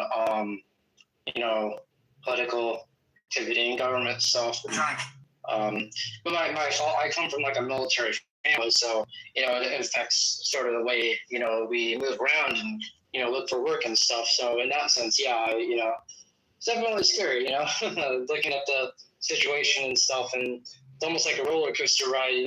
Right now it's like nobody knows which direction things are going to go. So. See, I felt that way with Obama. That's how I felt with Obama. Like, I don't know why people are so fucking shit scared about Trump. Like, I feel like we're in good hands with this man. Like, Obama, bro, I genuinely felt scared. And then Biden, I really did. I mean, I knew that fucker was not in charge of nothing. So, I don't know why people, like, you can't let the media convince you of this uncertainty, bro. That's what it is that they've been trying to convince people that he's Hitler, that he's fucking shit up. They've been trying everything, throwing everything at this man, trying to kill him, including. So I don't know, man. But I don't think we're out of the clear. I think Scott is gonna put a butt on this and give us his opinion on Trump here in a second. Because you are from a very left-leaning state, so do you want to just get to it and just give us a little bit of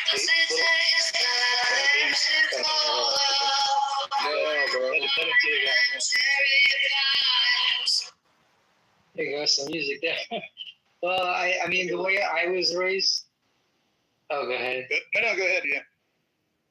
So I guess the way I was raised, I actually have family who's not from this country. I'd say like half of it. My mom moved here from the outside, so she's basically she's been here a while now, but I think she's still considered a foreigner. So I guess that in that sense, it always weighs on my mind, which way things are going to go, and I think because of that, though, I'm more of like a passive or like just a follower. You know what I mean? Because I in my situation, I don't know if I'd be comfortable rocking the boat and standing up and making mistakes and stuff and doing the wrong thing. You know what I mean? So you said most of your family has voted for the Democrats. Is that what you just said? I did. Yeah. I think most of the time they just stay out of it, but I do come from like a military family, so we're familiar with obeying, the rules and the regulations and stuff, and accepting the president and just going with it and trying to accept people. That's probably true. A lot of the military families probably don't want to play the political angle of things, just because you always just stand behind the commander-in-chief at the end of the day. So I hear what you're saying. That makes sense.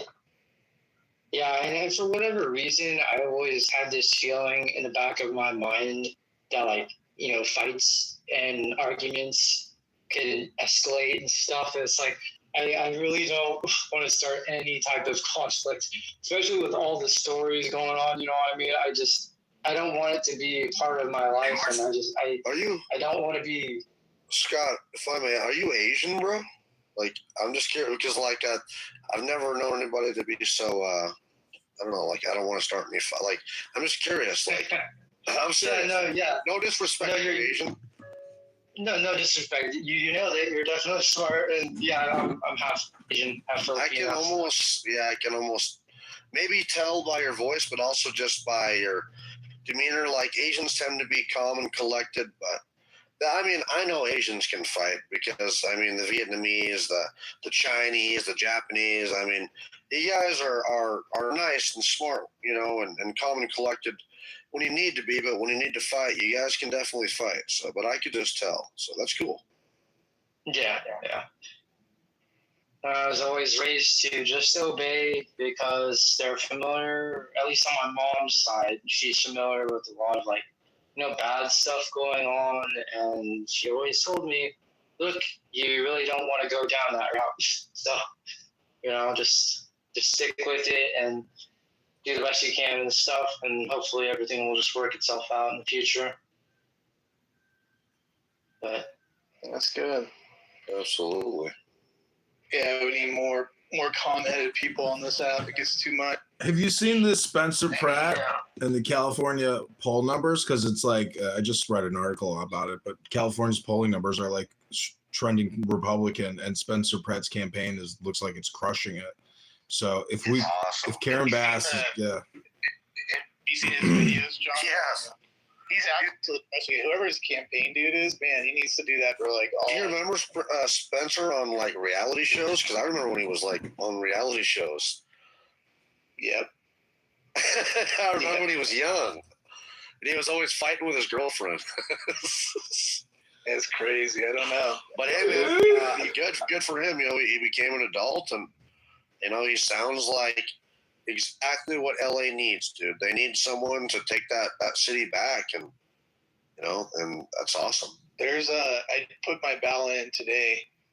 I went for Steve Hilton only because he's for governor, only because he's actually tied, and we just need to push him over the finish line. But there was Eric Swalwell still on the ballot. I'm like, what is going on around here? And actually, Barack Obama was on the ballot too. Now, that's a different story, but it actually is a different guy. But I'm like, what is Barack Obama doing on the ballot? His name is Barack Obama, but I want that name. I thought he resigned or whatever. What the fuck? He did, apparently. He's not even in. Yeah, they just maybe can't take him off the ballot or something. I don't know. Right? He's there to suck away votes from somebody. So stupid. Maybe, Yep. Exactly. He's saying that like if he gets elected, it's funny, man. he's issuing a. Go ahead. Go ahead, John.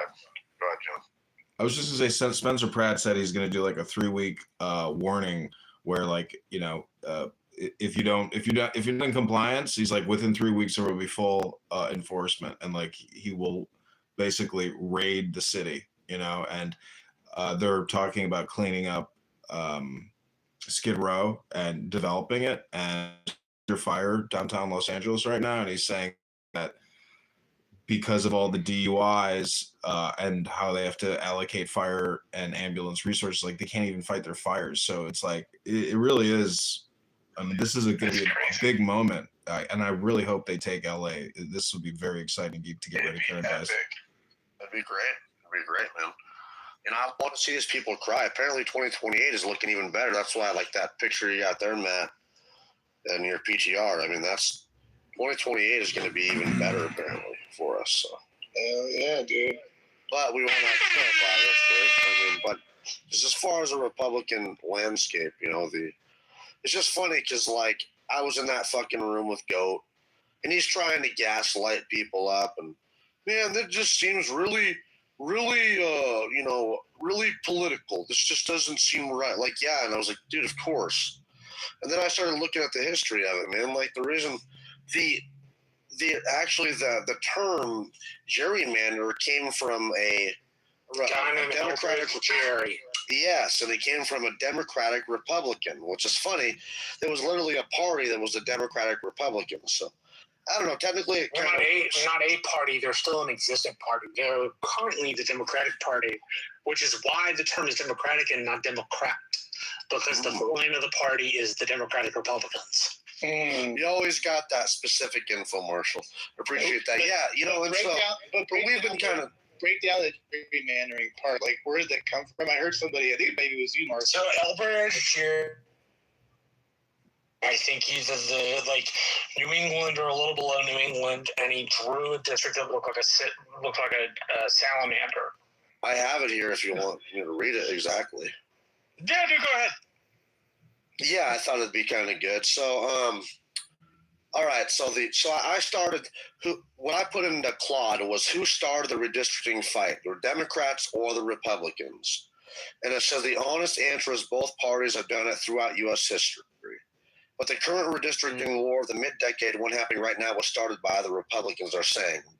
But it was started by both. But let me just go to the history there. Elbridge Gerry, is a fascinating and somewhat forgotten founder. Here's a rundown. Born in 1744 in Marlborough, Massachusetts. You're a smart dude there, Marshall, you know. He was a wealthy merchant who became one of the more prominent and complicated figures of the founding eras anyway. So, what he did here, the gerrymandering district. The oddly shaped district his party drew to pack Federalist voters was so contorted that a Boston newspaper cartoonist drew it as a salamander-shaped monster and dubbed it the gerrymander. The name stuck permanently. So, yeah. But, you know, they were both, I guess Gerry was a Democratic Republican, which was the party founded by Thomas Jefferson and James Madison. So it's kind of wild. Yeah, I appreciate that. Gerrymandering's been around, like you said, since the beginning of the country. In a good portion of the 20th century, the Democrats gerrymandered their states. They gave them overwhelming control of Congress for like 40 years, or at least the maps were set so they had an advantage to control the House for 40 years. And the most recent spate of redistricting in a more partisan fashion, it started with the Republicans in 2010 in Texas. The most recent spate happened in Texas, which, there should be a note of caution for Republicans. These things could easily turn into dummy managers or get struck down as a racial gerrymander accidentally. Or if you're Louisiana, get struck down as a racial matter intentionally. Louisiana had some maps. They went to the appellate court. The appellate court was not enough. Per the Supreme Court decision, you can't draw districts based on race, and this was clearly drawn based on race to just favor black people, and you can't do that. But here's the thing, though, man. It's it's wild. I'm looking here, and that says that basically through the 1960s all the way up to the 1990s, the Democrats dominated this. They were kicking ass at gerrymandering, but it just changed. After the what? You're kind of cutting out there. I said, yeah, that was my point. Gerrymandered the ever-living hell out of things for something between 50 years. Yeah, it says after the 1960s elections, Democrats controlled redistricting in 21 states, covering 220 seats, while Republicans controlled only 7 states, covering 61 seats. That Democratic advantage held through the 1970s, 80s, and 90s, and they used it aggressively. But in 2010, the GOP launched a deliberate strategy called Red Map, specifically targeting state legislators and census years so they control the past census map drawing it. It worked. In 2011, the Republicans held trifectas in 17 states, covering 200 seats, while Democrats control only 6 states, covering 44 seats. Historic low for Democrats. So. Right. So wait, there's 2 things. One, I thought I heard a while ago, there was an effort by, maybe I'm thinking something completely different, of the Democrats, doing something for the long term, maybe like a 10-year plan, of turning, you know what, it's the swing state stuff. So Colorado blue, you know where I'm going with this, Marshall. You remember that plan? I get the name of it, but it was a devastating plan. What is it? It's called Plan. Yeah, I think it's called Plan 2029. And it's the Democrats' response to the Republicans' quote at 2025, agenda 2025. Yeah, I think that's it. So I gotta look that one up again too. By the way, here comes this Jew hater Pepe. Here's my question. You know how we're always told if you live in a blue state and you don't like it, you can move to a red state. I'm assuming people could just move around in districts, right, Marshall? I don't see. Yeah, that is unless your state is so gerrymandered that most of the districts are one party. Right, like the way the Democrats were going to draw Virginia, one district would have been Republican. The way the Californians have gerrymandered California, there's like one Republican seat. The way Texas is gerrymandered, there's like one or two Democratic seats. And at least for me in Texas, I think it's going to turn out to be a fucking dummy mander. Because when we made the maps, we based them off of 2024 turnout. And here's the problem. In midterms, you never receive as high a turnout as you do in presidentials. You just don't. Which means the turnout in the Rio Grande Valley, which voted red for the first time since 1960, is not a reliable metric to make maps by. They should have used midterm years to draw the maps. Official years. As a consequence, it could very easily end up in safer Democratic districts and more competitive Republican districts. Like the congresswoman I'm working for, she's running against a guy named Bobby Pulido, went from a district of 7 counties to a district of 11 counties. And it's one of the most competitive races in the country. It's in the top 5.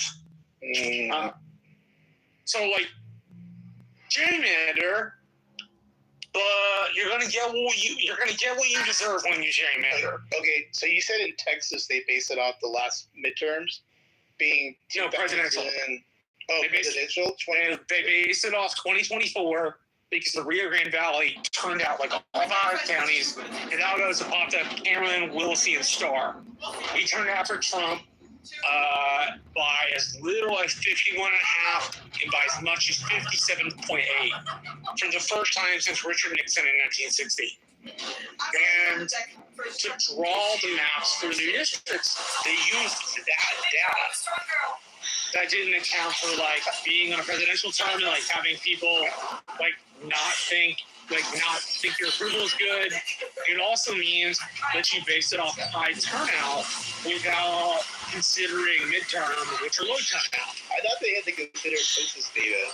I'm so lost right now. Like, is that part of it too, or like I thought that was the big push, was based on census data, or no? No, census data comes once every 10 years. Yeah, but I heard that redistricting was based off that. Maybe my friends in Todd Hunter's office, the map guy, told me that's how he made the maps. That they can decide how many Congress people you can get based on the census. Maybe is that the same thing now? I don't know.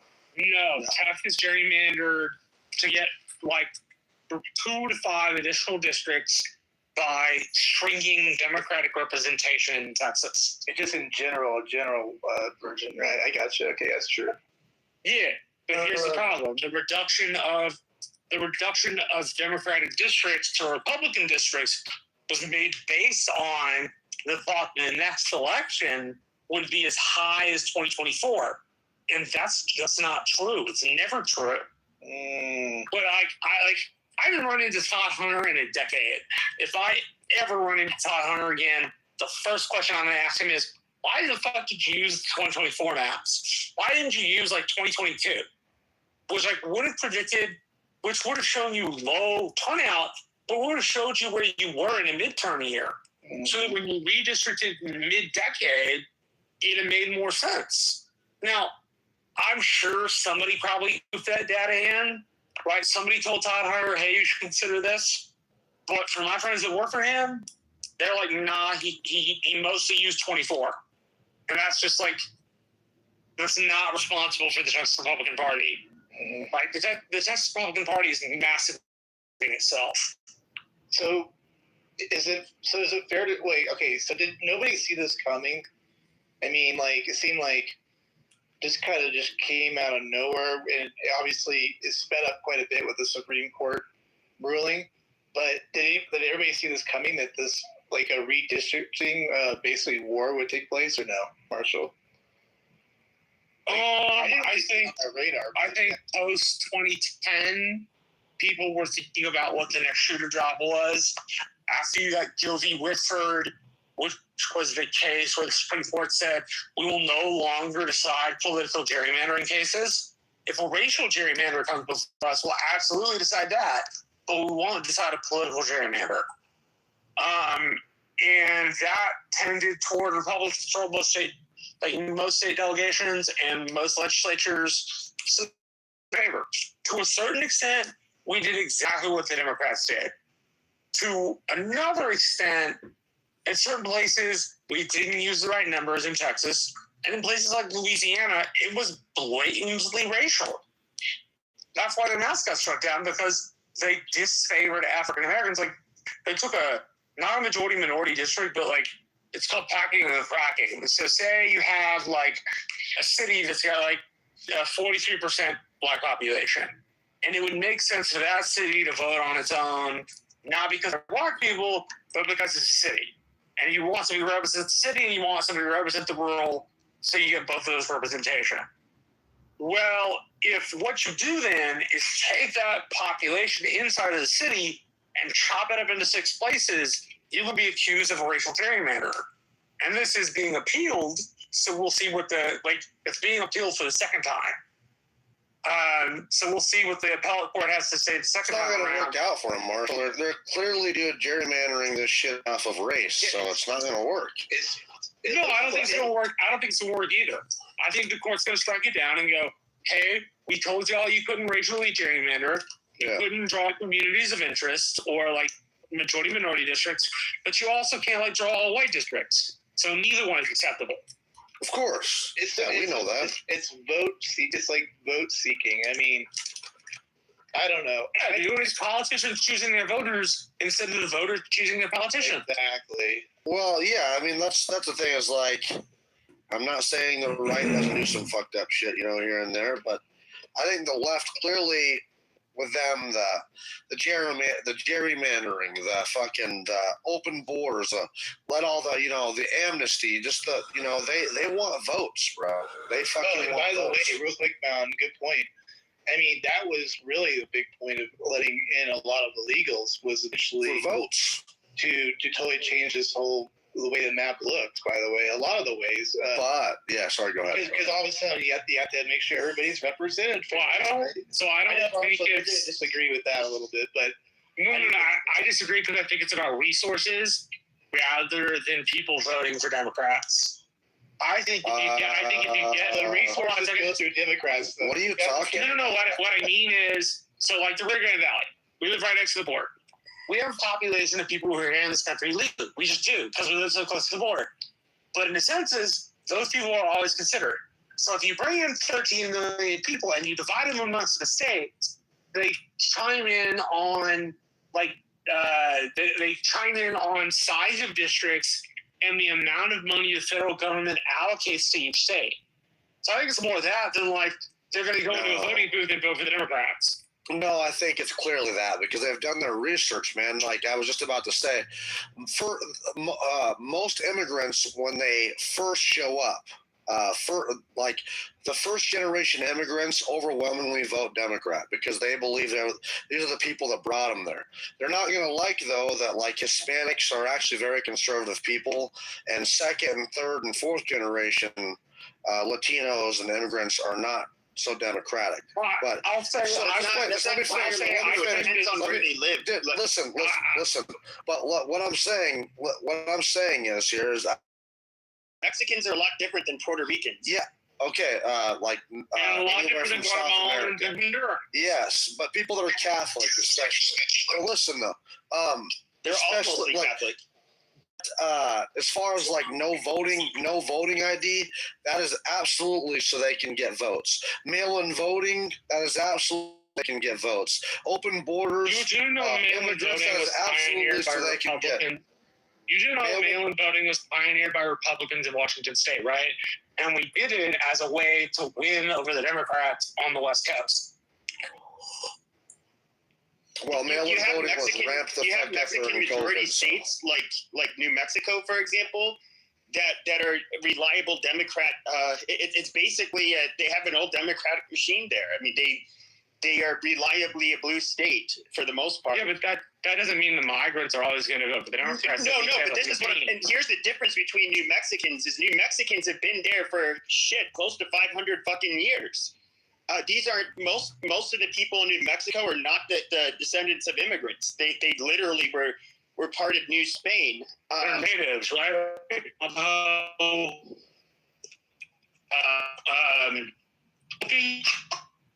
It's Hopi. Well, yeah, you have Navajo. I think is probably. But the Hopi Indians are in New Mexico. Well, I think the largest. Oh, I know they're Navajo stretches into New Mexico, and so I think they're the largest. Your internet, bro. Yeah, Marshall, you got some fucked up internet, by the way, bro. Yeah, we can't really hear your ass. Scott, I saw you come off mic. Do you want to get back in or no? Yeah, well, I was just gonna ask if gerrymandering is like is that like a monopoly or like a monopoly? Yeah, no, I'm not exactly familiar with the term. Mm-hmm. I was hearing you guys using it a lot. So gerrymandering means I draw a district in my political favor. So if I have legislative control and I'm a Republican and I want to gerrymander the state, it means I'm going to arrange it in a way where Republicans have more of a say than Democrats do by arranging voters in districts in such patterns that Republicans are always the majority. Okay, so you're saying like premeditated or like just control. Exactly. You said you're from Washington State, Scott? Is that right? Yeah. Marshall, they're not doing anything, right? Not that I'm aware of. They're not doing. No, I'm not saying that. My point about bringing them up. No, I know. I'm just saying general that you haven't heard them wanting to do anything. Washington State or no? No, I mean I haven't heard anything. Look, like mail-in like I'm a really big fan of like the time, place, manner clause in the Constitution, which derives the ability to like hold elections in states. Now, I can get on board with a national ID because we got one in Texas, and I really don't have a problem with it. And I think it's patronizing to tell people they can't get IDs because they're too poor and stupid to be able to figure it out. But I'm opposed to nationalizing things in terms of election issues aside from the ID. Like, I don't think Washington should have more control. In the Constitution, they can if they pass a law, but I prefer the states to have the control.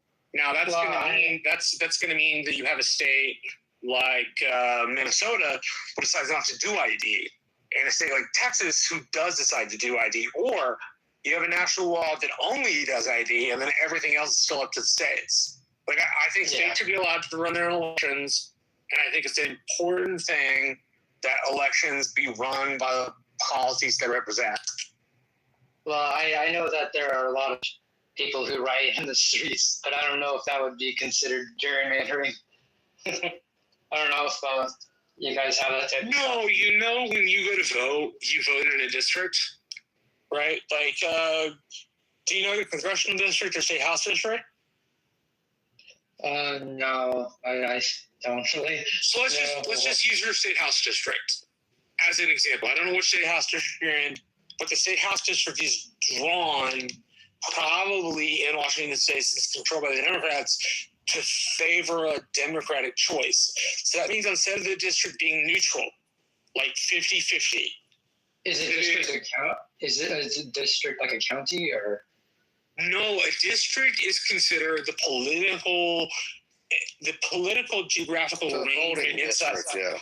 Inside which a representative represents you. Okay, so just the landscape of the decisions people make. And I feel like I'm making this too intellectual. You want to like? Yeah, I mean, just no, it's all right. Let's just simplify it.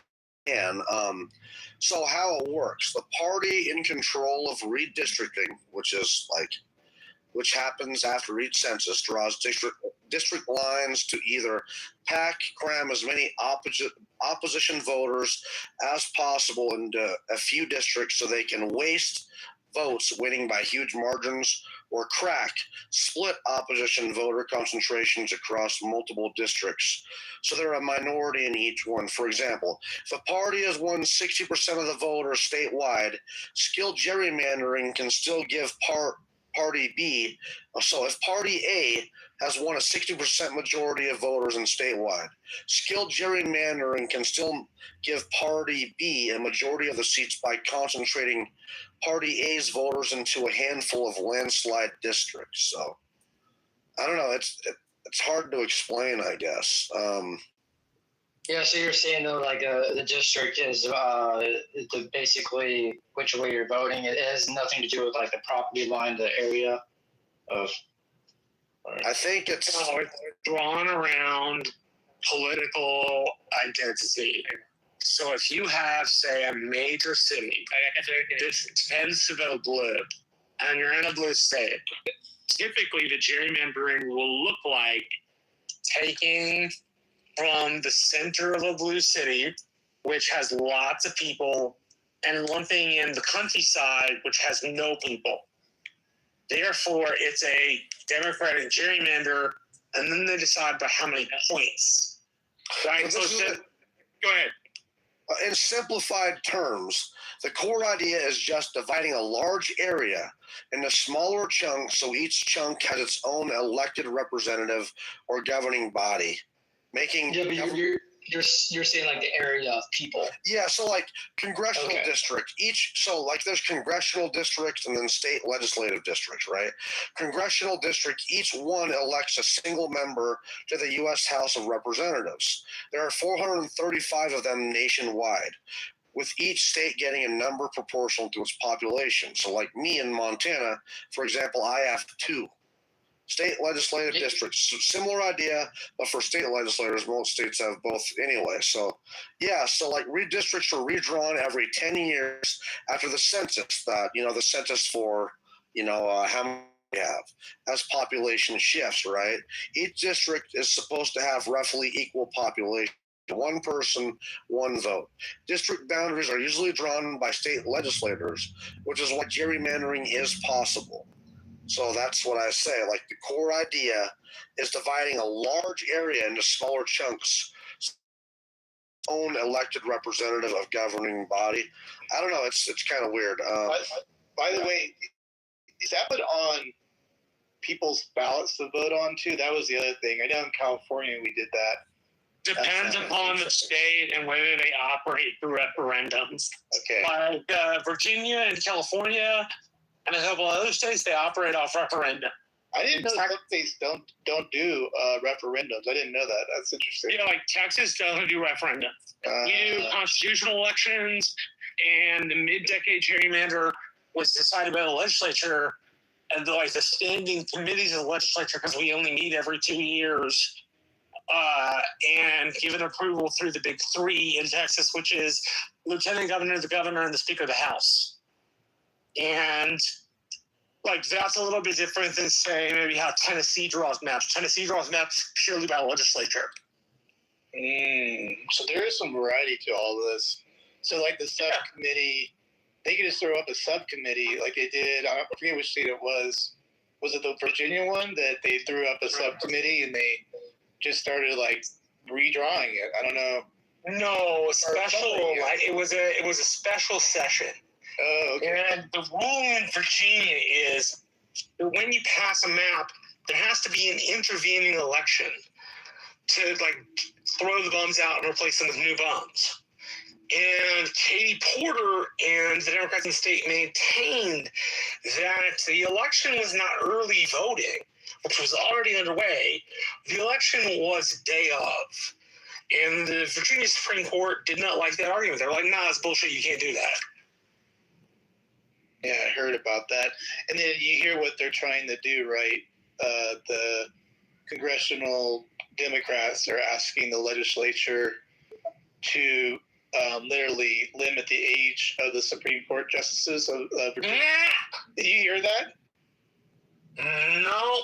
Oh, shit. But the Democrats have a habit of rediscovering limited government every time they're out of power. I'll pin the article. It's insane. Yeah, it's crazy too. Like yesterday, there was some guy who was talking about how we just need to fuck the laws and we just need to do it anyway. And that's what happens, man. That's why we get in this mess. Because as soon as one gets power, oh, we're going to cram it in the ass of the Democrats or the Republicans, and then that other party gets in power and uses it against them, or or changes it. It's not the country ultimately, I think, suffers because of this shit. They do the exact same shit to each other. Yeah, The reason the filibuster hasn't been tossed out, by Republicans, is because we'll get to cram the SAVE Act down their throat, and we're going to get to cram several other bills down their throat. But what happens when they're in the majority and they can then force shit down their throat, and we have no protection against that? Dude, they're going to try to go hard on us. You know they are. No, I'm not saying they're not. I'm saying the rationale in the party to protect the filibuster is if we decide to be so ambitious. Yeah, you say the same thing over and over again, Marshall. I've heard you say this for years. Yeah, you can either rebut it, but you don't need to tell me I've been saying it for a long time. I know what I've said for a long time. It's not necessary for you to remind me. He's just an asshole. Just ignore him. Yeah, that's projection, Pepper. Marshall, That's a you problem. Go look at it. Go look at it, Marshall, what they plan on trying to do.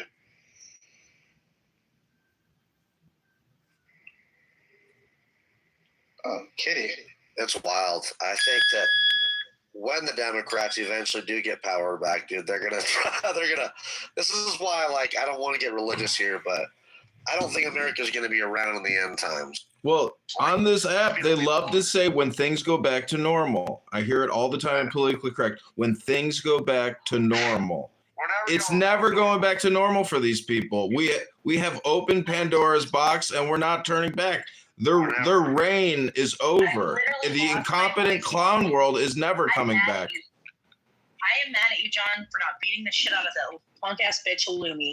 He keeps fucking ruining every theology room that I'm ever a part of.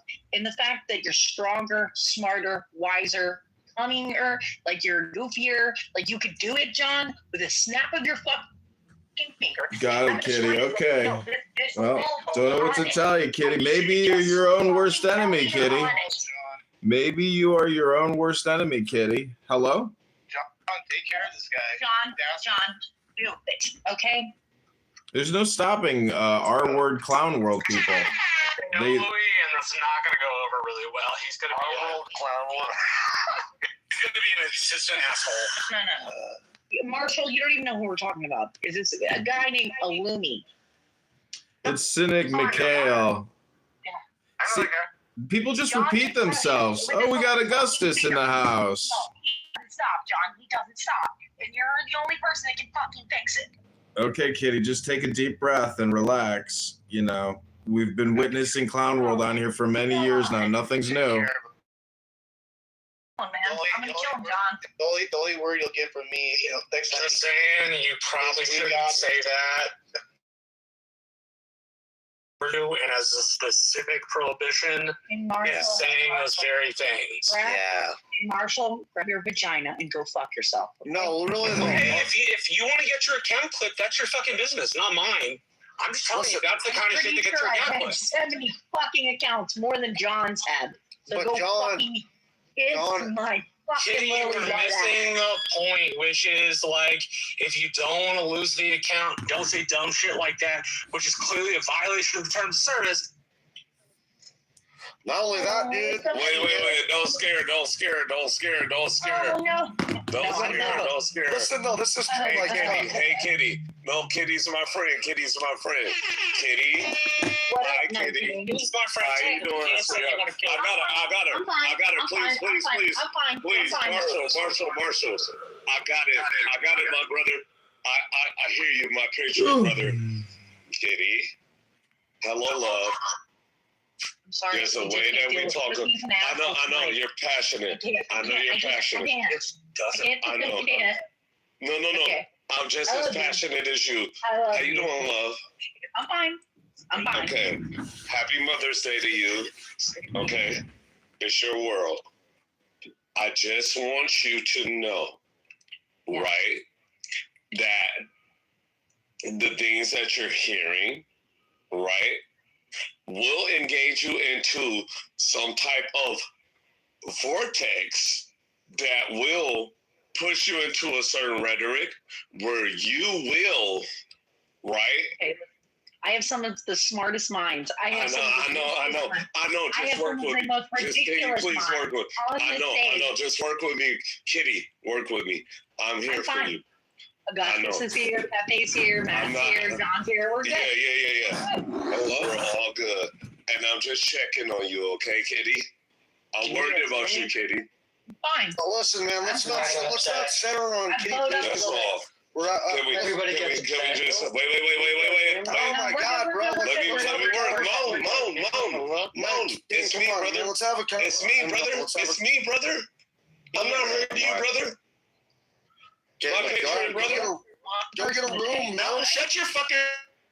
Shut up. Yeah, I ain't gonna let no homosexual tell me to shut up, Pepe. Shut the fuck up. Oh shit! All right, let the man fight. Fucking if I go to Montana, I smack the fucking shit off of you.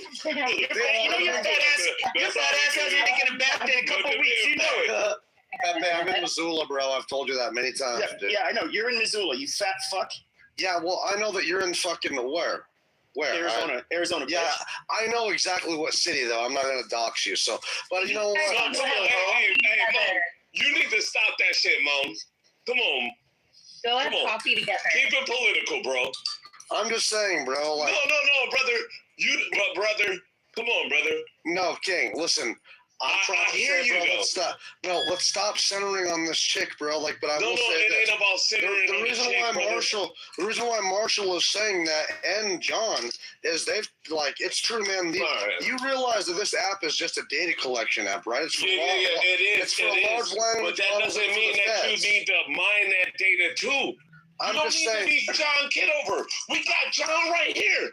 He knows that. And he sells it. But he doesn't do what you do. Yeah, listen what I'm saying. Come on, brother. Threatening people on here will get you nowhere, bro. It'll either get you arrested. Okay, you're doing it, or kicked off. Everybody gets upset. Oh my God. I'm gonna go as soon as I go to Missoula. Next time I'm up there, I'll take a detour. Okay, and I'm gonna drag you out of your work. And what I'm gonna do is I'm gonna pull down your pants and spank you in front of all of your fucking coworkers. You fucking bitch. You fat fucking slob. You better watch your fucking mouth. I'm about to get out of here. This room is dangerous. I thought I could go into the white room and be like more safe than like the black room. But the white. I believe that people will go in and show up at his house, bro. Wait, was the white rooms are more dangerous than the black rooms? It's time for me to get out of here. They are more dangerous than the dark side. I'm about to go. Nah. Don't go. I'm about to get the fuck out of here. Look.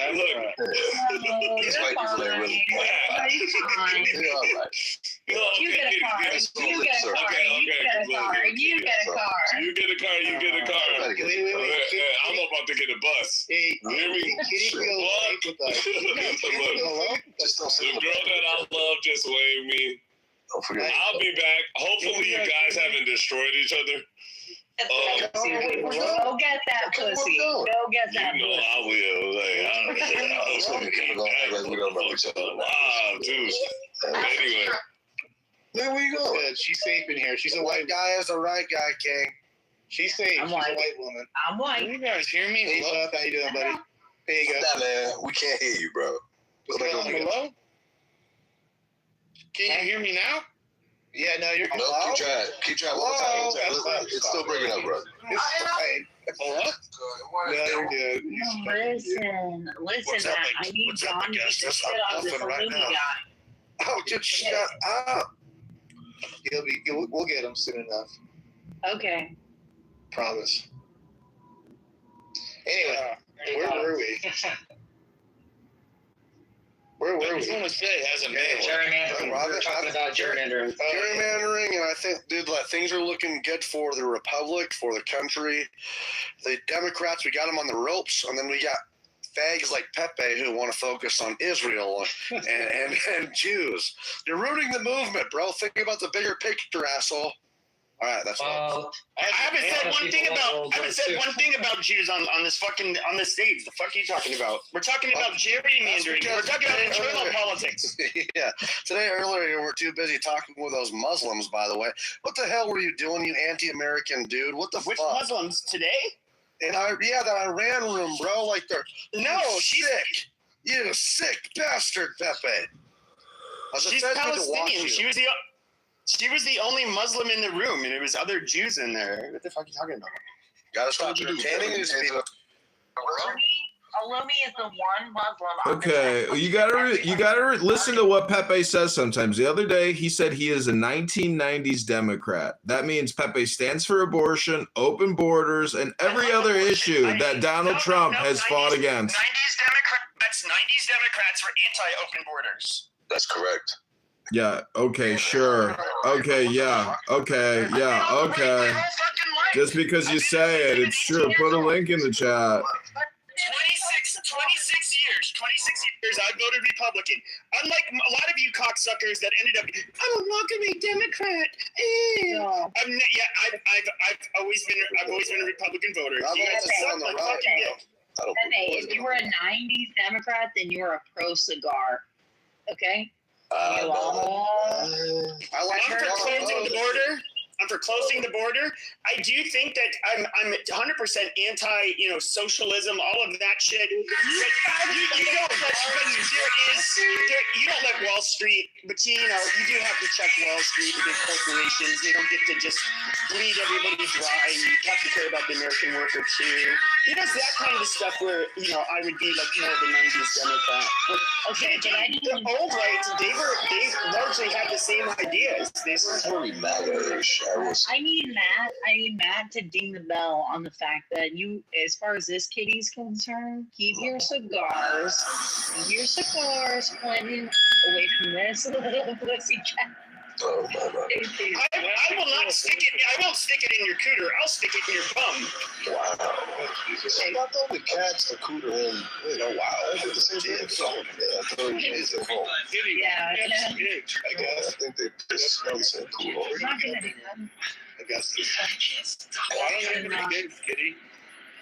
I had 2 miscarriages. Personal. We can talk about my ovaries. You want to talk about my ovaries? No. The problem is, at your age, they're probably not working, so it's fine. Mother's Day. Come on, that's not cool. That'd be nice. If he's a little punk ass bitch, why don't you? How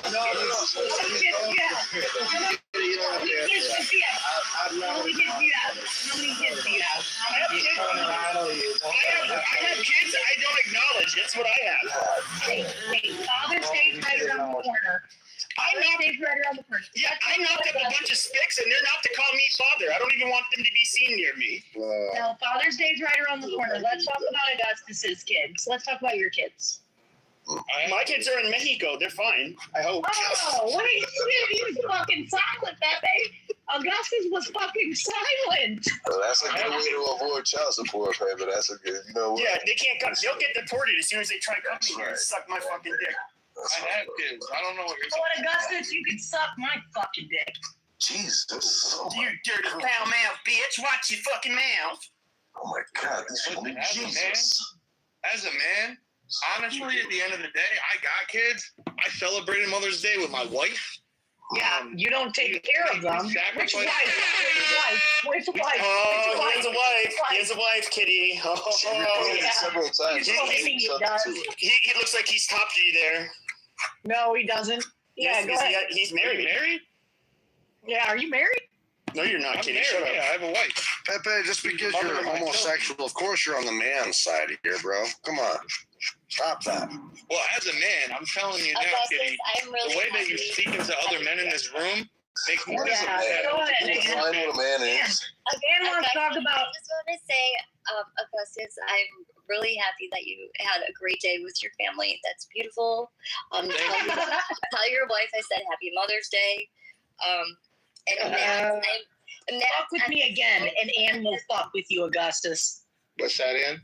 Matt, I'm so glad to see you back on the app. Me and Joe Hero have missed you dearly. Without you, these halls are extra annoying. Extra. Let's fucking go. Let's fucking Did you take a little break? Happy Mother's Day. Happy Mother's Day, Ann. Now, did you take a little break or something? Thank you. Happy Mother's Day, Ann. No, Matt's been here. I've seen him. I mean, I've been a hosting rooms. You say I've been starting rooms. Yeah. Hosting rooms is a pain in the buns. Yeah, it is. Oh, don't even get me started. I know. Yeah. Pain in the bones. Oh, look, it's Joe Hero's calling. I'm going to tell him. What happened to that Persian woman, bro? What happened to that Persian woman, Sarah? That was always talking about how she was the voice of Persia, and she was sure that. What happened to that chick? She'll be back. Love you, Ann. I fucking love you, Ann. Sarah. Hopefully, Sarah's getting fucked right now because I feel like that's like probably something that balances her. Like there's something about her. The rate she needs a strong man to caress her in the right kind of way, and I feel like that would get her under control. I'm saying you have to be a bull, and you have to be able to stroke her and caress her in all the right ways, and you can get her to calm down. I just have a hunch about that one. And Persians are all crazy, I swear. But where are they? That is a good point. I mean, in fairness, they're disappearing. They were in these rooms going ham on everything, and now they're all man. Well, you know, I'm disappointed by both sides. I think both sides are hiding. Even the IRGC is hiding. The IRGC supporters are hiding because they're coming on. The IRGC side is hiding because they're not doing very well, and also the pro-Iran. We're gonna take have a civil war. There's Sarah. There she is. Sarah, come up here. You're not gonna fucking do shit. Sugar tits, get up here.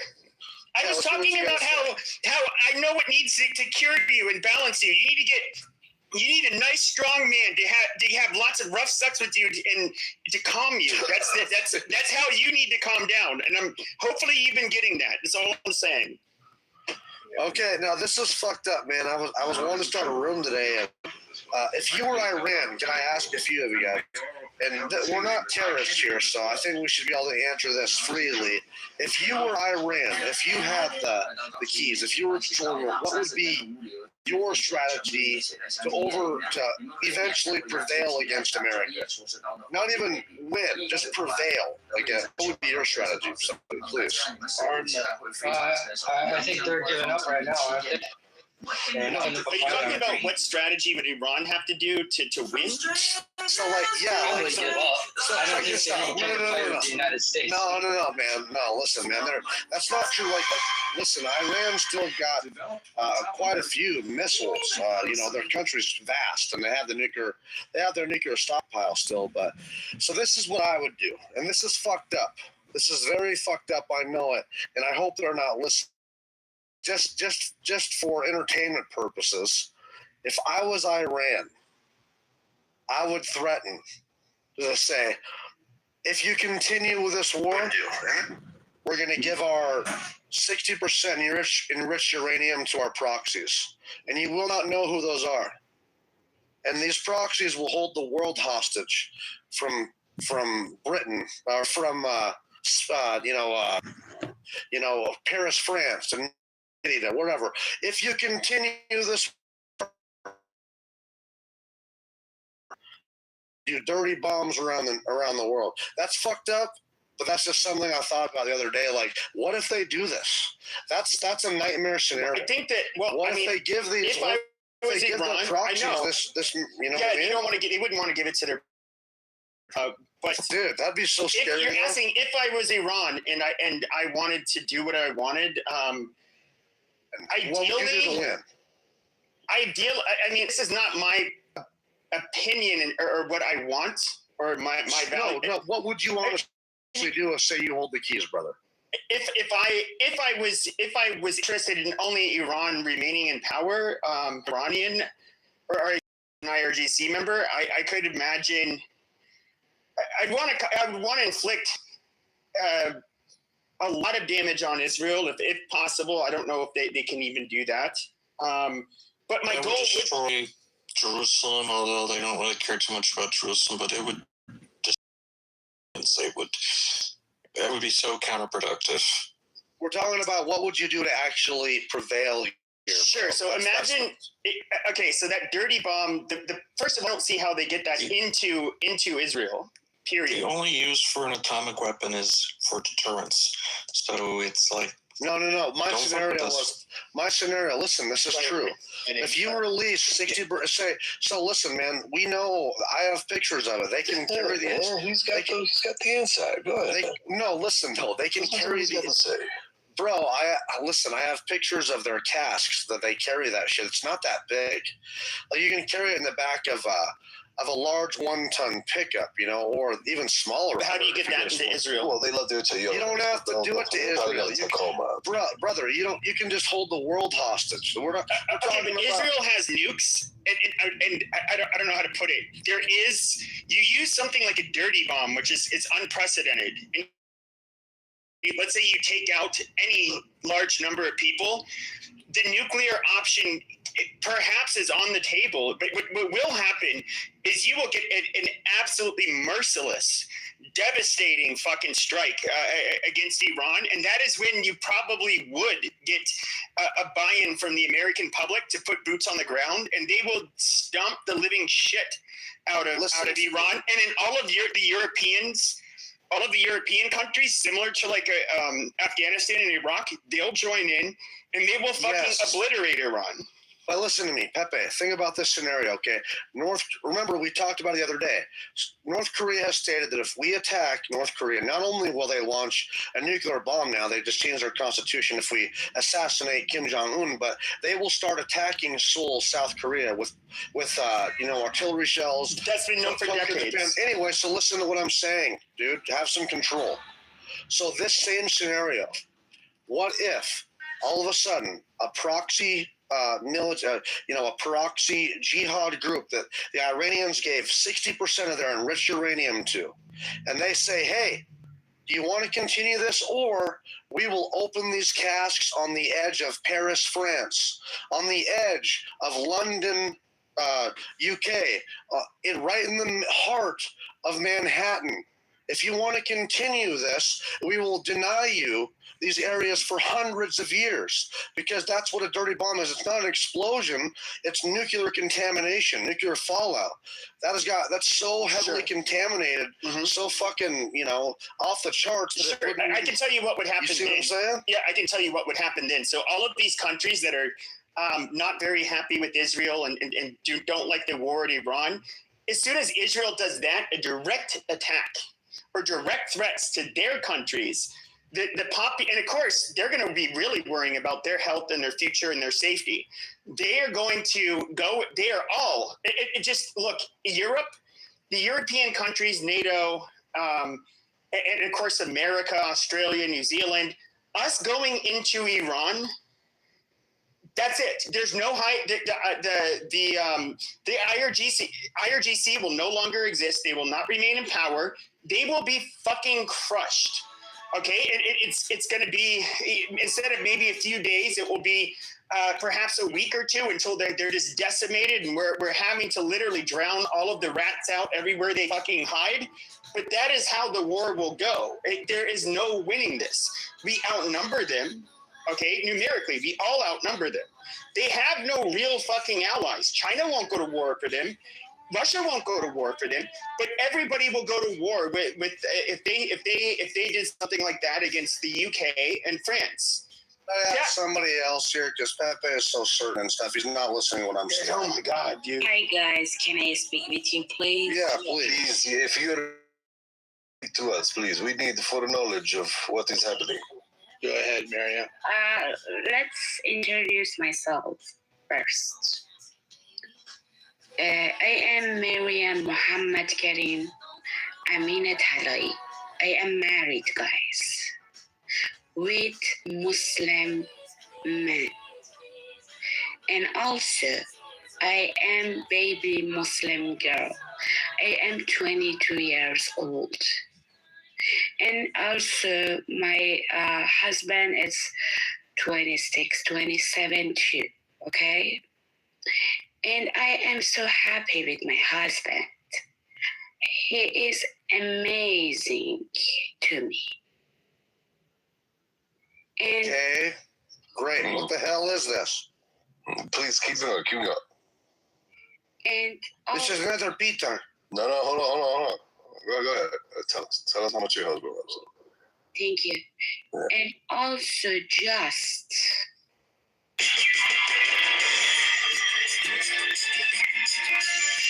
Yeah. Oh yeah. I'm sorry. You were saying how your husband loves you? Continue, please. Gonna free ride, one bomb at a time.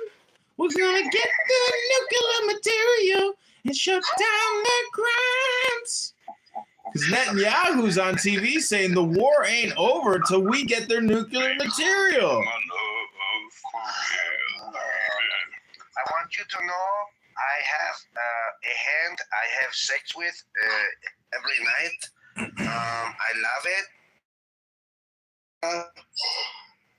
Anshala, I love it. And there's a Sharmut in fucking Missoula, Montana that and he's a white boy who likes to get his butt plowed, and I do it all the time. and also just Oh, she really serious. She gonna keep going. Okay, she holding up the carrot down. Let me go up mute. Let me see where this shit goes. Hold on. and also his Give me your love. he's just in IRGC صباح پاسداران جمهوری اسلامی ایران and he do nothing. He just soldier of Iran and he should do that. And like you guys, like every man in the world, guys, he's so kind, he's friendly, he loves me a lot. What's the way I think about my hand, dude? I'm talking about my hand about this thing about that. I cannot understand you. You know, this app is also an ESL training simulator for people who don't speak English so good and stuff. And I want to thank all the non-native English speakers in ESL, challenged people who come here to try to improve their English language skills and also spew their propaganda, and their own mental illness and hate speech onto everyone else. Projection truly is what this app is all about. Hello? Shut up, you fucking retard.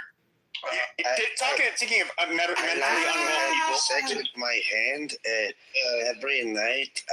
Cool. What's up, man? I light candle. No, I'm just kidding. It's kind of scary. Stop doing that. Oh, sorry. No, it's buddy. What's up? What's up, Matt? Cool. Hey, what up, buddy? What's going on? Marianne, did you land, or are you done, or what's going on? I cannot understand you. Repeat that, please. Oh, I can't understand you either. So we're good. Just mute up. It's all good, man. Candles. Omar, what's up? Hey, man, happy Mother's Day to everybody. And Mother's Day was started right here in Philadelphia, 1908. The first Mother's Day. Yeah. Are you a father? Worldwide. Yeah, I'm a father. Yeah. Do you pay child support or alimony to any of these hoes, or are you married to her? She's not a hoe. No, I'm not married, but I have children. Yeah. Because I don't pay a goddamn dime to those bitches at all. Amazing. I just pay for my kids, man. I don't even do that. You know what's funny? Yeah, thank you. That's the funny thing is we get to do things that, like, there's rooms all day about black men getting bitched at because they're poor fathers, but here I am, like, guilty as hell, and nope, don't give them a goddamn thing. They don't give you no grief, huh, Beverly?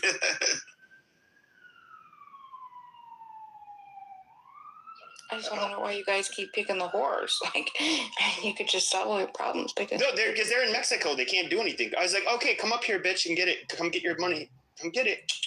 Come here. Woohoo. And then, but she'll get deported, and that's my plan. You know what they call the whores in Mexico? You know what they call the whores in Mexico, Pepe? Putas. No, they call them mangoes. And where the mangoes at? Call them tortas, man. The big ones. Tortas. That too. Yeah. No, look, I think I'm going to Vietnam. The only thing I have a problem with is they eat dogs, right? But dude, like the Vietnamese girls love Americans, and I like boats, bro. I love boats, so I think I'm just gonna go to like the southern part of the country, and hang out on the river. Hey, Mountain, make sure you go legally. Yeah, when they eat so many dogs, it's disturbing, and cats. when the Vietnamese mafia ends up putting you in the bottom of your boat, you'll know that you made the wrong choice. They don't have much of a mafia in Vietnam. Oh, really? They don't have mafia in Vietnam. Have you been to Vietnam, Little Pepe? Little Pepe, have you been to Vietnam? No. Okay, I rest my case. Have you?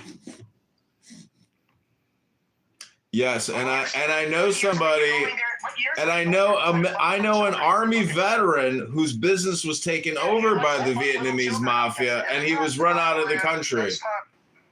That's not fucking. Sex tourism. No. Cambodia, Southeast Asian countries in general have been a place where Western people go because there is quite a bit of poverty there, where they will go and they'll try to neglect children or whatever stupid sick fuck and shit, and then they rape little kids. That's what they do. It's a pedo's paradise out there. What if Southeast Asia? The whole place. When it comes to Thailand, Vietnam, so they call it sex tourism for a reason. People go. Any time in history has gotten 95 to 99% approval from voting. I guess Democratic Republic of North Korea. No, that's 99.9. I think you got 100%. They're called the Democratic Republic of North Korea. Marshall, I get your point, but people, like the majority, however the numbers are coming out, the majority approves them. No matter what. Even if it was fair elections, you would still win. There's just nobody else that they're going to vote for. It's not the point. It's not the point. You can't argue that they would elect somebody else if he's getting 95 to 99% of the vote. I'm not saying even with fair elections, Marshall. I'm so happy even I with caught fair this flash elections, sale and which I'm stocked saying up on there Zephyr. might be not fair elections, right? And he's saying with fair elections, meaning I'm acknowledging elections aren't fair, correct? Manifestation. Yeah, what about Navalny? Political savior. Here's some polling data. You want some polling data on this? Sure, let's go. Okay, independent pollster Levada Center reported Putin's presidential job approval at about 80 to 82% in early 2026. So Russia's state pollster VTCOM reported a lower figure, roughly recently 65 to 66% approval in April 2026, down from the low to mid 70s earlier in the year. Kremlin-linked polling, another agency, showed numbers around 73% recently. So, anyways, it's over 60%, which you would still have the majority, and he would still be the president. Correct, Jakob? Is that what it's showing? That's just his approval rating. What it doesn't show is he's running against person X. Who would got it. That's what it doesn't show. Yeah, like if you were to run against Alexander Navalny, what would the vote be? Exactly. Okay, I don't know. But yeah, okay, it makes sense. My bad. Yes, that makes sense. Okay. But Rafi, it wasn't what I was saying.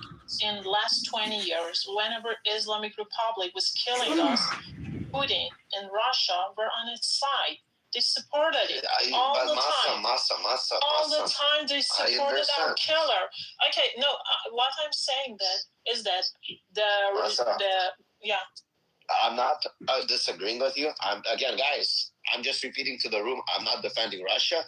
I'm defending it for argument's sake, but I'm not defending Russia like in a serious way. But I'm gonna say it this way: you have to understand, Russia, by the same people that you're asking that your country to be free, this Islamic states, correct? They're not the countries like America or England, whatever country, Germany you're asking, they weren't, my earphone, they weren't Russian friendly. So as a country like Russia, it needs an ally. So if America doesn't want to be its ally, what is Russia supposed to do, Masa? If I don't want to be your friend, what are you gonna go do? You're gonna go find another friend, right, Masa? Of course, but it's not what Okay, I'm but saying. I'm saying that what happens? I understand that some people. Hold on, when all these good countries that we see as the UK, America, Canada, France, Germany, the good countries that we see, they united together.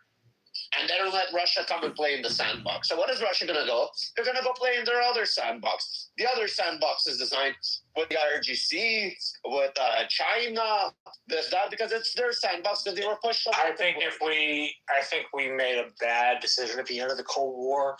We shoved Russia out.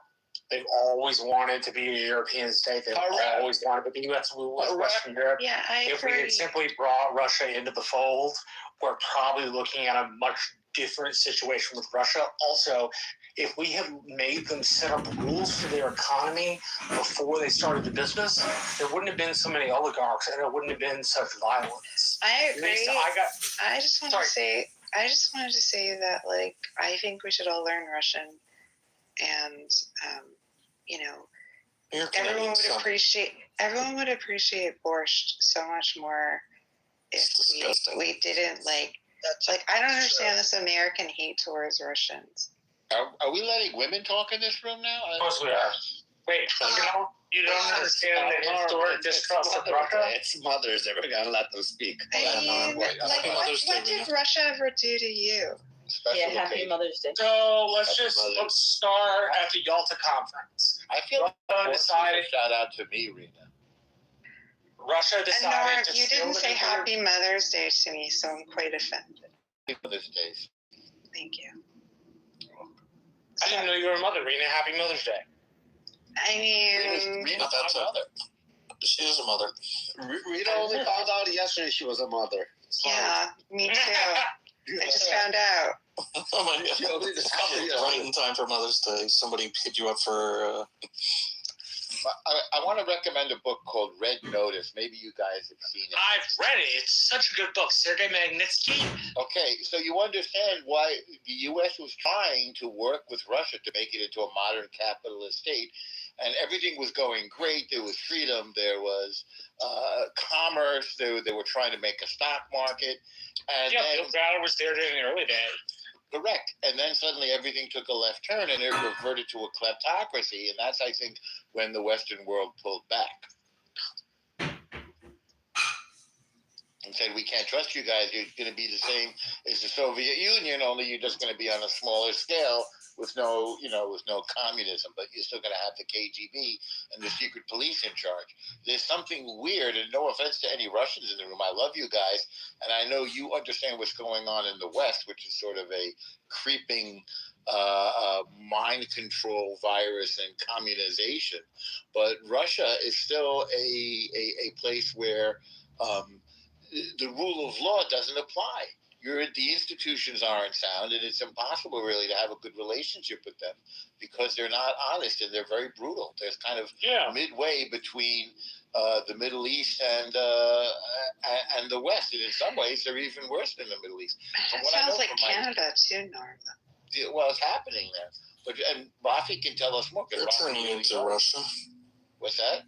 I said Canada's turning into Russia. Canada's worse than Russia. No, but no, it's not worse than Russia. They're very brutal there to their own people. I mean, they're just throwing men to the meat. What were they wearing, Norm? Did they deserve it?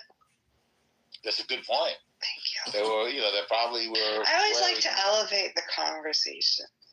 Oh, this is why we like to include women sometimes. I'm making a mock anti-feminist joke. Kidding? I didn't realize that. I've been kidding the whole time. I did have borscht with Rena once, so she was kidding. It was lovely borscht. It's probably the best borscht I've ever had. All right. Now I feel much better. Anyway. The amount of flirting going on right now. The reason why, Norm, the whole conversation was brought up, and I'll tell you why. Yesterday was Victory Day for Russia. And it was a victory day that they liberated Germany, I guess, from Nazi Germany. And that they basically helped free the Jews. And there was parades in Russia, which they still had, but like people would organize them in New York. I'm pretty sure you're aware of it. People would drive a lot of cars with the Russian flags in Brooklyn, just along just a kind of like a line of cars. They would celebrate it.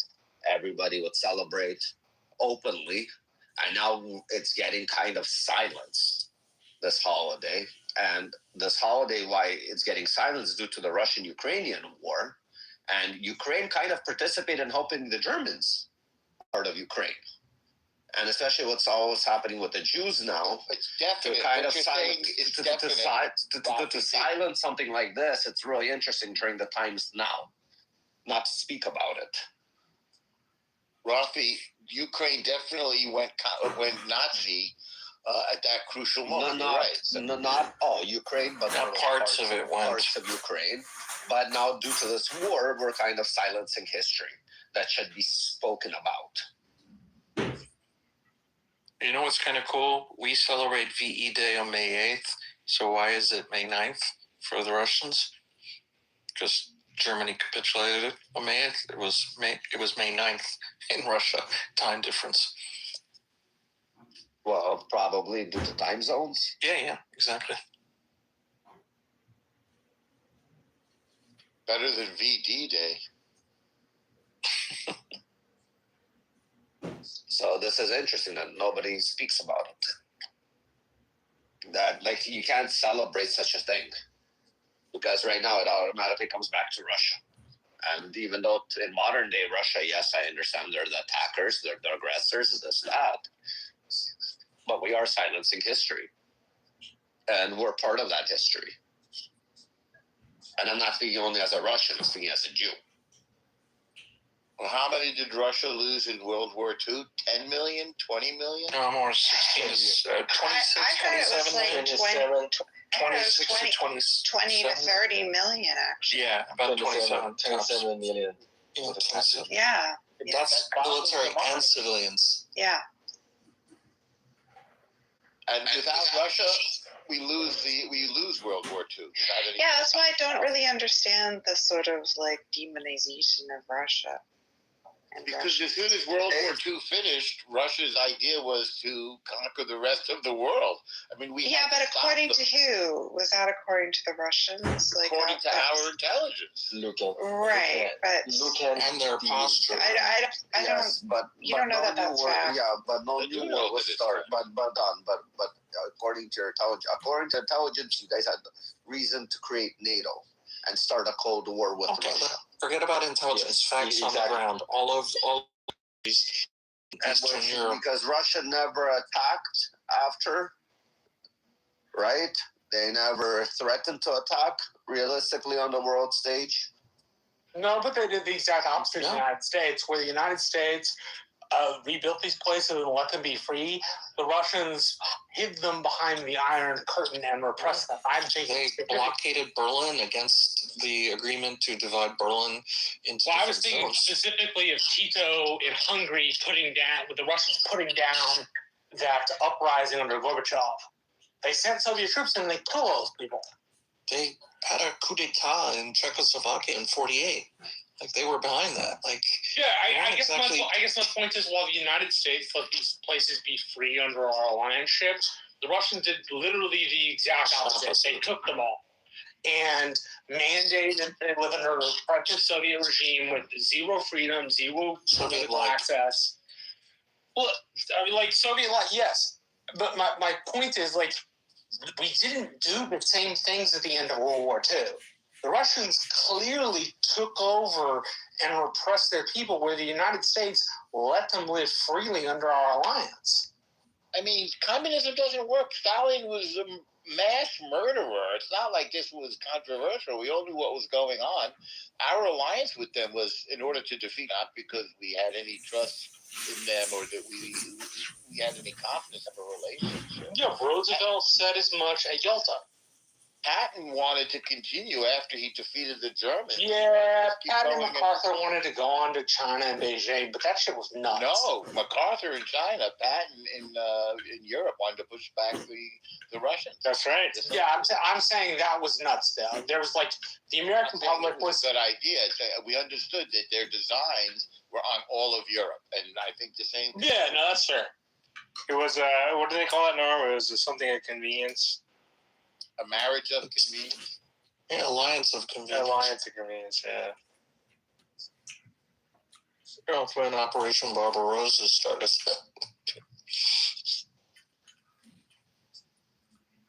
They weren't allies when they Poland. When they got invaded by Germany, they became allies.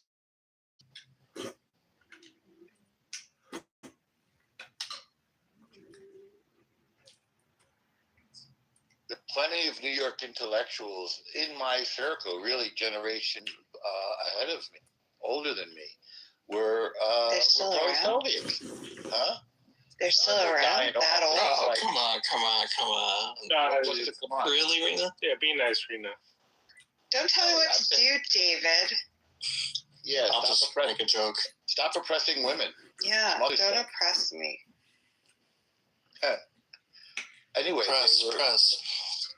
I mean, the full extent of the Soviet and murderousness is only coming out slowly.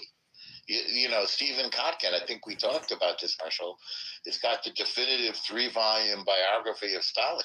And again, he ruthlessly murdered his own people, and he ruthlessly murdered everybody around him, all of his top advisors. It would be as if Trump murdered his entire cabinet, you know, and all the top people in all of the federal agencies. 15 other million people.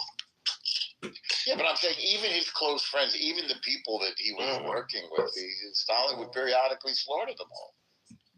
That's why my favorite movie is the Death of Stalin. He does a great job with that. With a comedic, spin to it. I still have to watch that.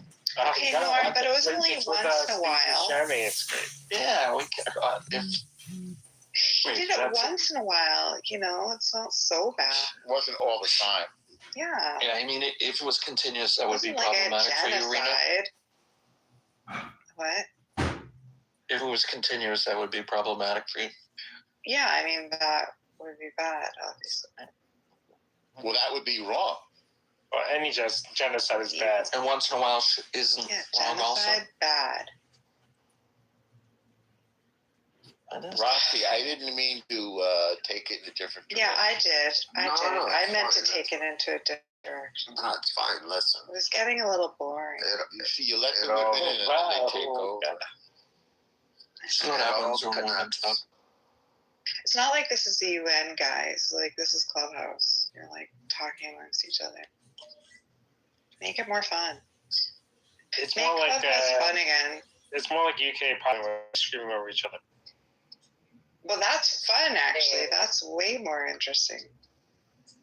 Sometimes they beat each other up, too. Speaker's Corner? Yeah, I went there. You've got to be really careful. That's Parliament is in Speaker's Corner? I thought that's just debating people. No. Oh, yeah, they stab each other and kill each other there, too. And it's mainly the Shia versus the Sunni, by the way. I thought they actually clamped that down, Norm, because of all the 8 laws now. What, the stabbing? No, not the stabbing. The free speech. No, it's still going. Yeah, they still take the king hostage. What? He's making a reference. Santa Clara District Attorney Jeff Rosen was taken off of no, I heard that. A case of someone being prosecuted for death to Israel by a superior court judge. Can you imagine? Yeah, well, you can't Jews. Yeah. Imagine like an Asian district attorney prosecuting. Well, if there's a crime with a woman, you shouldn't have a woman. Apparently. Happy Mother's Day to all you women. All the mothers who haven't had children, happy Mother's Day. Yeah, not every woman is a mother. Their mother me. Now she proud as hell. Well, if they're not a mother yet, he's offering. That's what I'm hearing. He's offering to make them up. I mean, look at them baby doggies you got. I love your feet. Oh, Look at only those feet.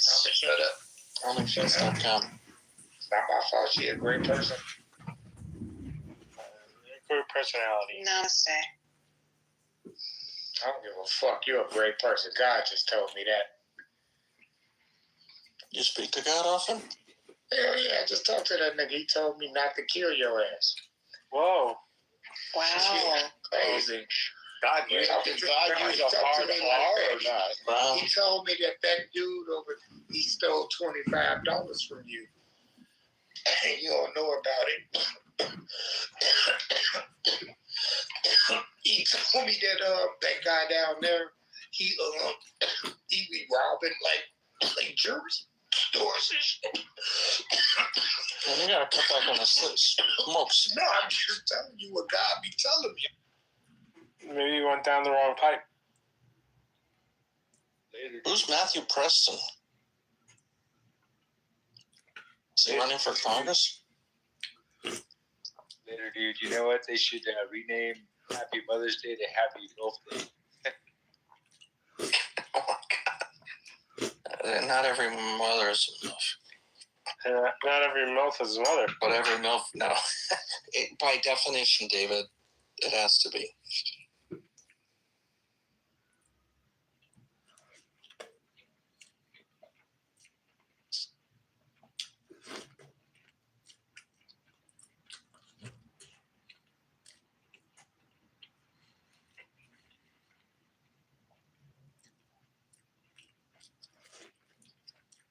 Well, I'm glad that was sorted out. By the way, I dropped that guy because it's just nonsense, bullshit. Yeah, I guess you don't want people like talking about murder and stuff here. Yeah, that kind of changed directions like real. Yeah. All right, well, I think I elevated the room enough. Oh, now you're gonna go and leave it after it's been elevated? Yeah, I'm abandoning you. Typical. Like an orphan child. It's fine. David Bobadilla, you're in Tennessee? No.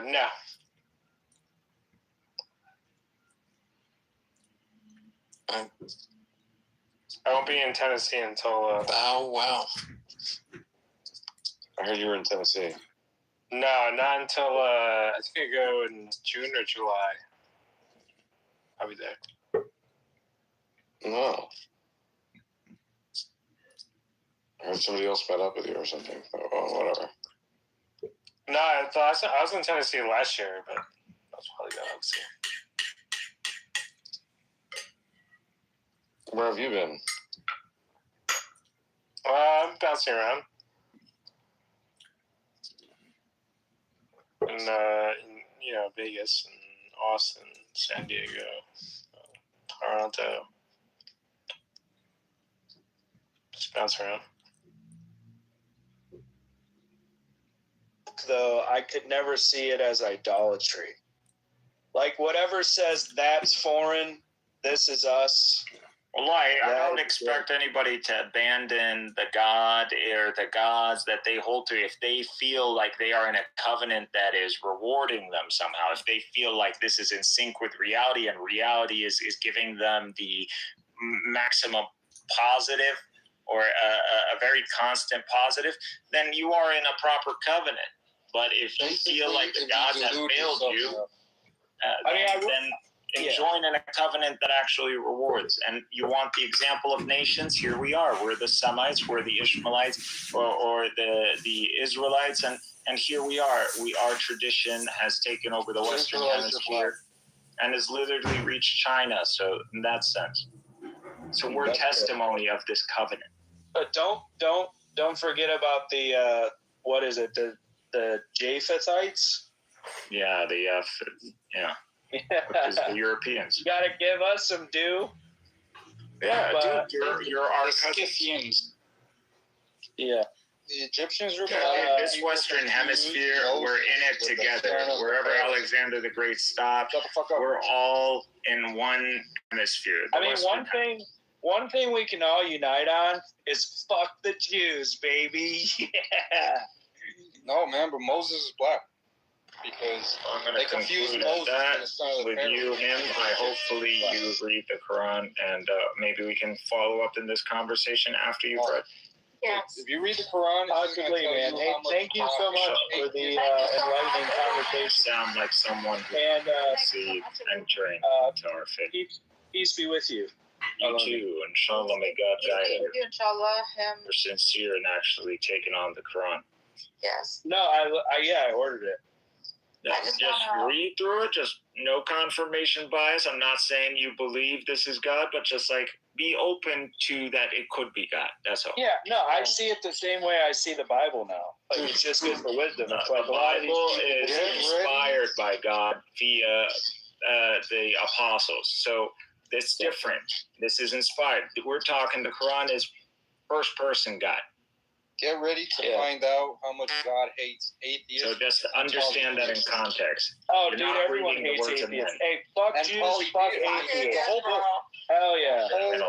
Just because CM is disruptor and I don't want him to get offended.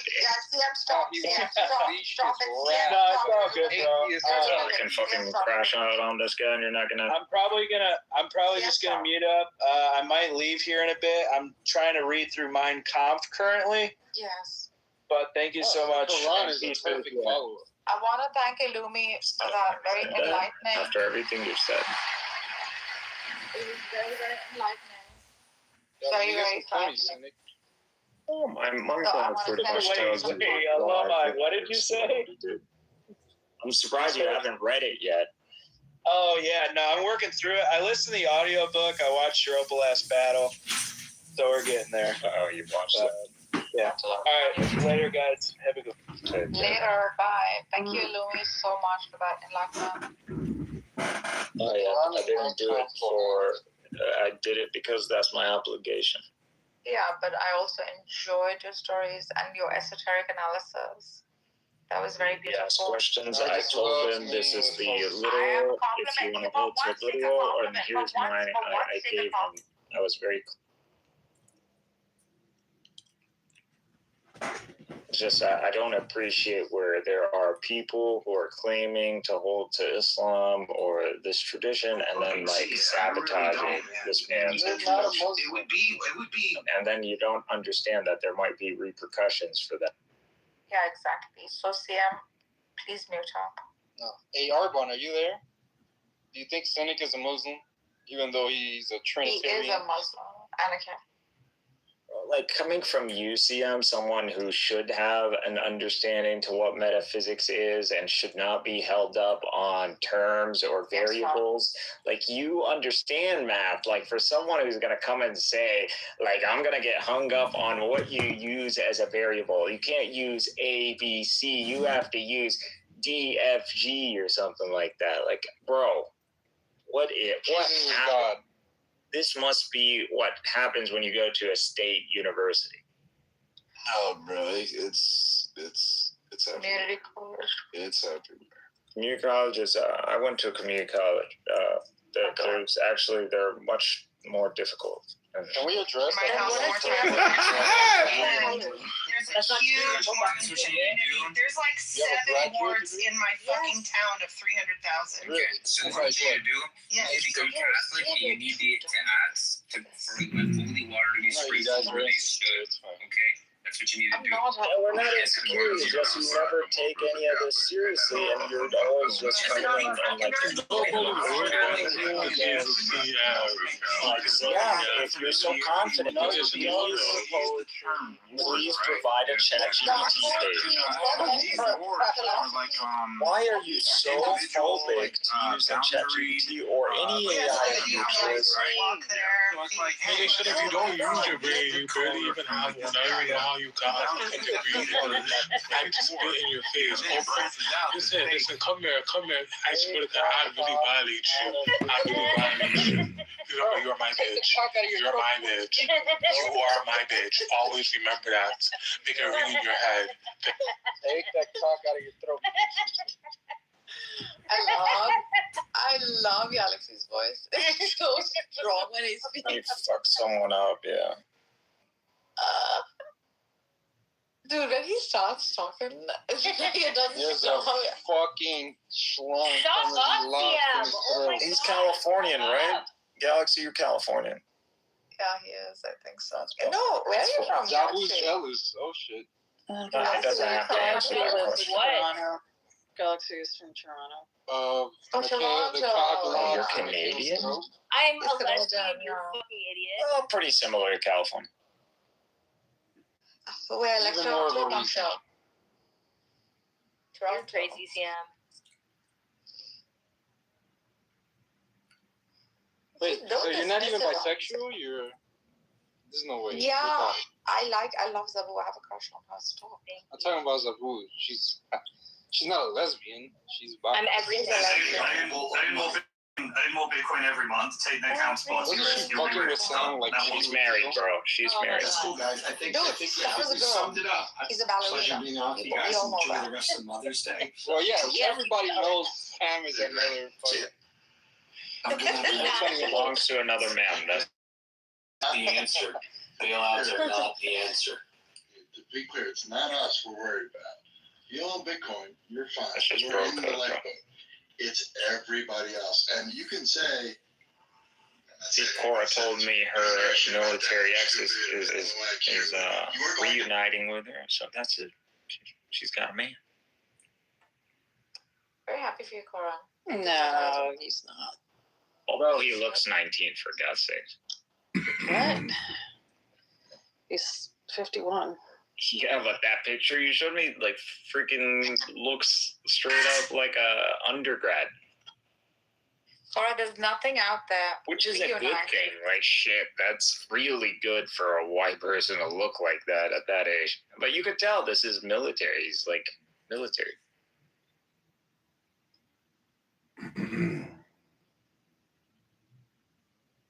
But you're saying that's not going to go through anymore? Like, oh, what happened? I thought he left I his wasn't gonna crazy. go for this. I was just like kind of reveling in like all my predictions coming true about that fucking crazy woman he was. What, he reached out to you, didn't he? I mean, do you think Cynic is a Muslim?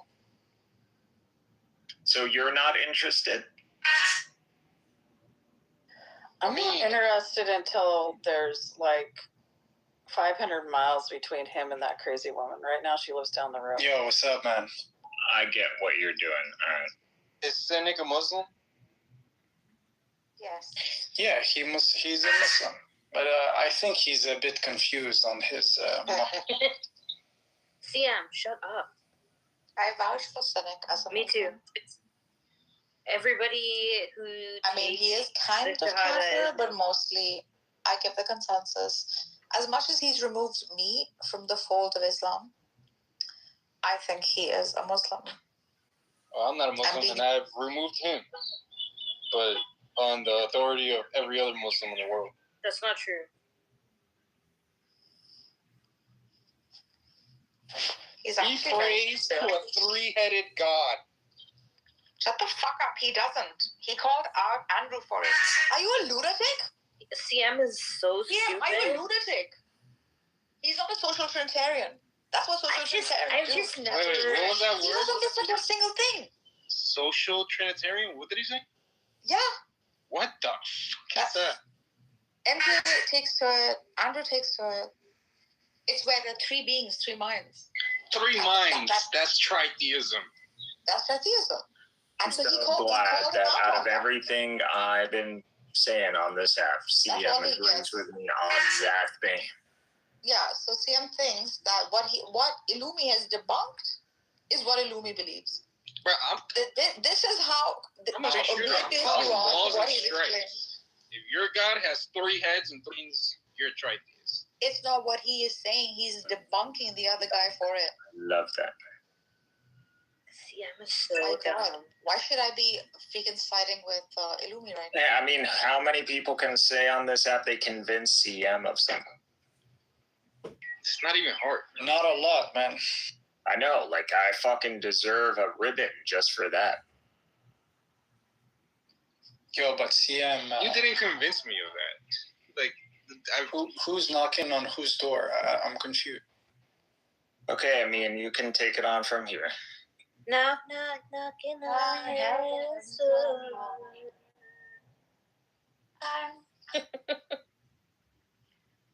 It is you, my lord. This is you, my lord. It is only you. So hold on, is Nargis a Trinitarian now too? No, I'm a Kitover. Yeah, I know. That's why I love you, Nargis. I know you're an atheist. That's right. Ew. Bro, why do you say this to yourself, even as a joke? Because CM's not gonna. She has admitted it to me and Danny. He keep pushing the atheist over. Okay, you're up So against I might as well defend myself because he's not gonna know metaphysics. He's not gonna look at philosophy. He's not gonna look into any philosophy on the existence of God.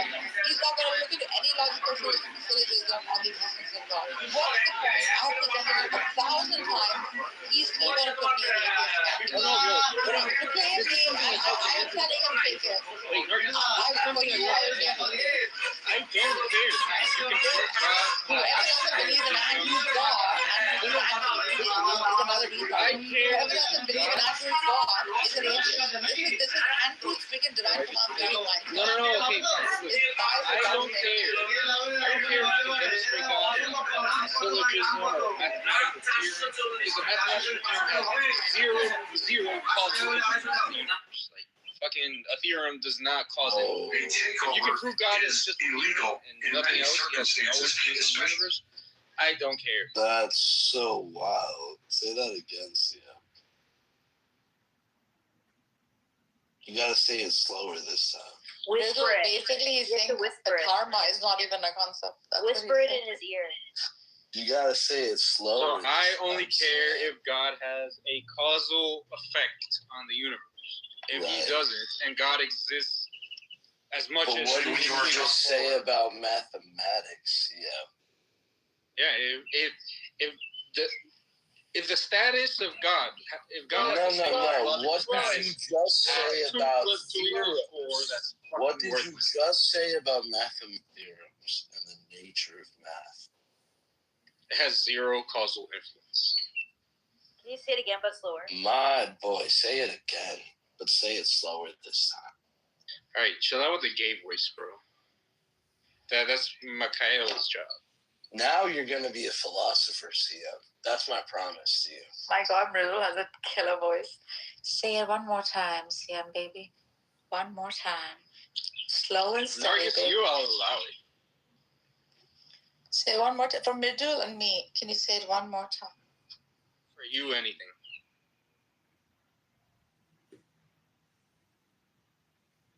Wow. Please don't give him so much credit. He's not going to be a philosopher. No causal power. I promise. Basically, you're rejecting just cause and effect altogether. When did you become a human? I've always been. I love humans. Yeah. And what about Kant? He can't do it. Kant is hit or miss. Because you like Plato. Because he can. Because he likes because he knows that he needs to appeal to Platonian mathematics at some point or the other. No, I don't. Yes, he does. If anything, you're going to be inclined to Platonian math. Can you imagine somebody having to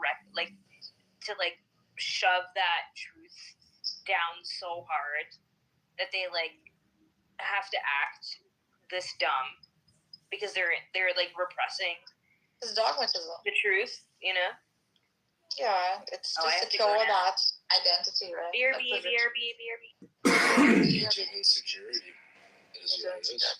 Yeah. To Wait, what happened to Zach? She said BRB. Did you not hear? Oh, man. I like hearing her talk about me. She loves to do it. Why do you fight her? Well, that's really bad. She fights me. She was a nobody to me until she started fucking, I don't know, first pretending like we were friends from a long time ago. And then once I was like, what the fuck, I don't know you. Then she just magically said, now I hate you. And fucking goes into Andrew's rooms and talks shit about me. I just want to tell you something. I'm saying this with love, right? Why don't you keep an open mind a little bit? For the sake of truth itself, right? Of course, you're going to obviously find it ridiculous. These are myths and legends from the past. paganism was never dead and will continue to live. Okay, and that is because its stories are so thriving and so influential to add like moral value to society. So keeping that in mind, like, would you not want to like look into just basic philosophy and metaphysics and the different god models that are built for thousands of years, right? Just using rationale, logic, and sometimes even like storytelling, adding meaning to life, etc. Like, even if you're an existentialist, So you're admitting it's all a bunch of stories. Of course, I have held to the repurposed myth and legend. You're an atheist. Welcome to the club. How am I an atheist? It's a bunch of stories. You just admitted it. Dude, all stories are not false. Metaphor from storytelling still God is holds a metaphor. truth. Got it. No, I never said that. What is the metaverse, yeah? Metaphor. What are all these terms that we use? Language itself. What is language? Yo, what happened to Illumi? Hello. He truly believes in what he says. It's really nice to hear it. Like, he's worked on it, he's dissected it. He has one metric, and he's built his truth off of that. What is your metrics, yeah? He has permanent AI brain rot, Argus. Okay, maybe he does indulge in AI, but he's utilized as well, right? If you use AI, you can call out his AI. Cynic has to ask AI if he's gay. Like, that's who the fuck. And he won't believe it until AI says it. Yeah, okay, so he's showing excessive dependence on AI, so it still doesn't mean what is AI saying. No, but you have a closed mind with AI. I like AI. We all do. AI has its place. Exactly. It's here now. What can we do about it? Correct. I just started using it a couple of months ago. It's pretty cool. Yeah, it's been here for a long time, honestly. It used to be called statistics back then. So, Mridul, I had objection to it because I thought, like, it would kill art, it would kill design and things like that, right? Mm-hmm. And perhaps, like, wouldn't let us engage in our reasoning mind and things like that. That's not true. Now that I look through. If you look at the history of Photoshop, the technique of Photoshop has existed since they were doing, like, made animation in, like, Disney. Those techniques have always existed. It's just computation, computer science that accelerates, and the tools, they become easier and easier to use. So I've seen, like, the more religious minded, like dogmatists, completely deny it, right? And very, like, I don't know, few of them, not all. And I'm thinking perhaps because, like, some truths may come out, and this entire pyramid that has been built over fucking 2, 3, 4,000 years might just collapse, things like that, right? I mean, I can see the apprehension. It becomes because they don't know how to monetize it. That's really what it is. They have no idea to do with the technology in too general. You know, it's like everything. It's entered this, like, metaphysical, weird, philosophical inflection point. A lot of these billionaires, they just want to create life with it. They don't even understand the nature of reality, so how are they going to? Are you going to In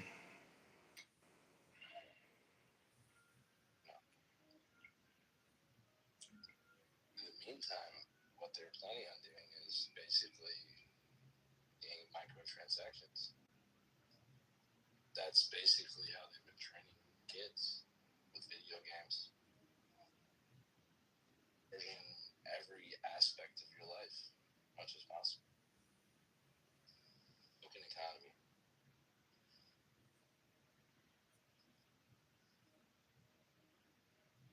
Enjoy while it lasts. Maybe you'll have fun with it. Who knows?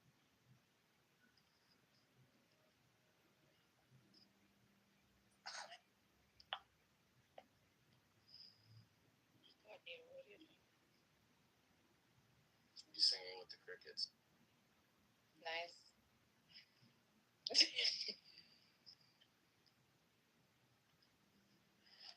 I can hear the crickets. Your side? You have crickets around you?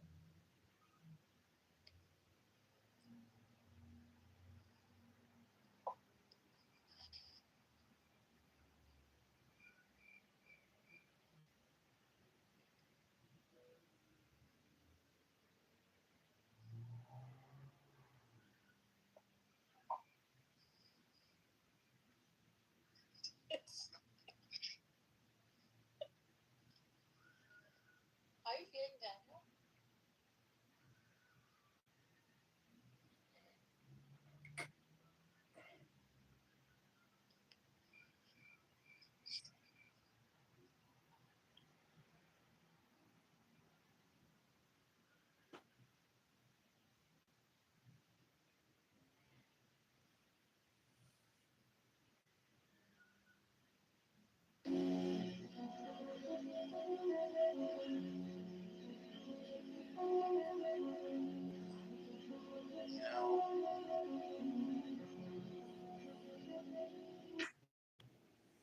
Do you know that most people read ads about things they already own?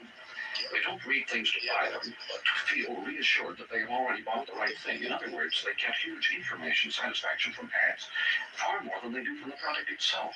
The way advertising is heading is quite simply into a world where the ad will become a substitute for the product, and all the satisfaction.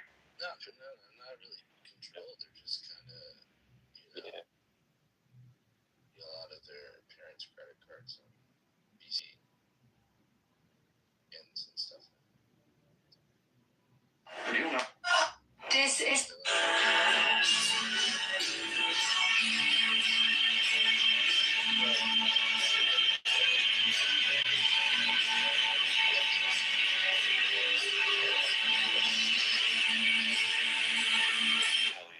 Too heavy for average men.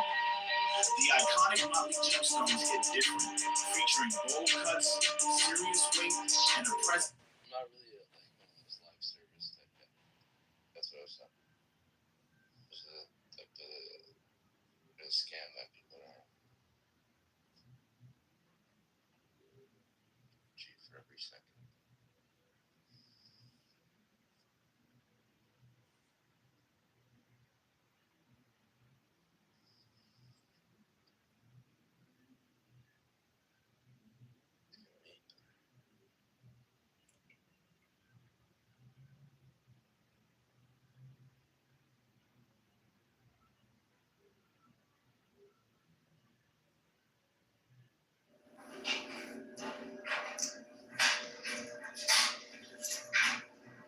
Hold it down. No, we're.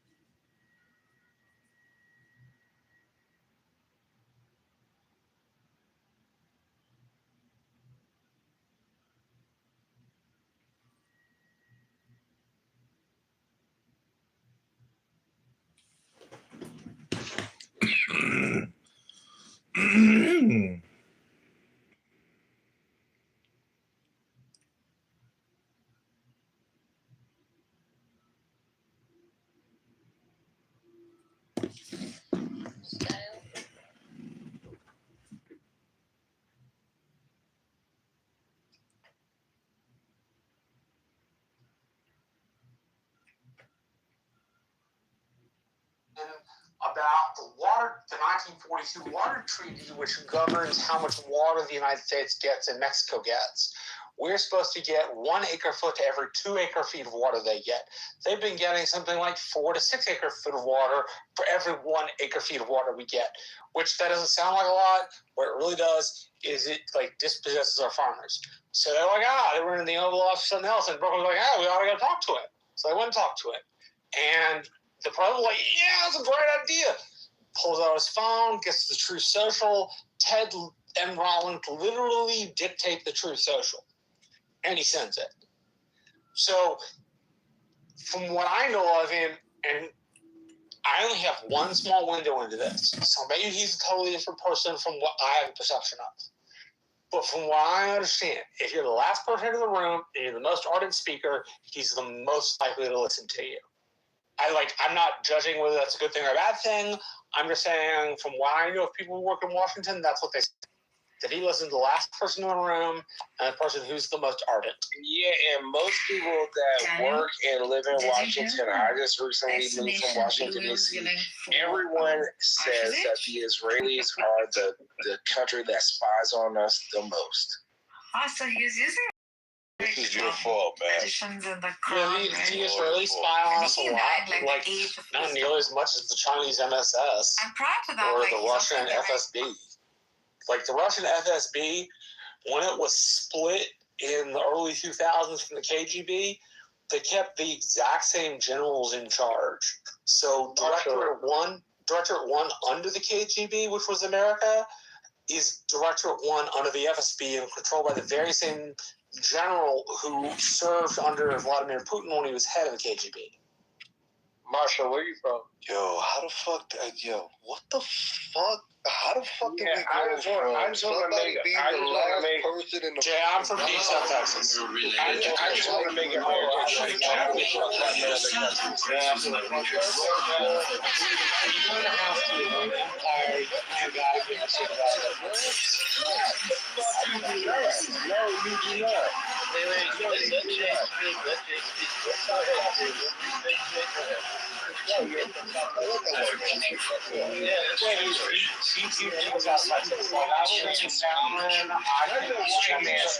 Let the other white man speak. Go ahead, Dave. What do you think about, you don't care about other countries' conditions, you just want America only, right? No, you said that. Yes. Oh, okay. Go ahead. Thank you so much, Chris. I want you to have it all myself in this house and all that's in it. First thing tomorrow, I'll have my lawyers throw it out. So you can speak to me. Come on, man.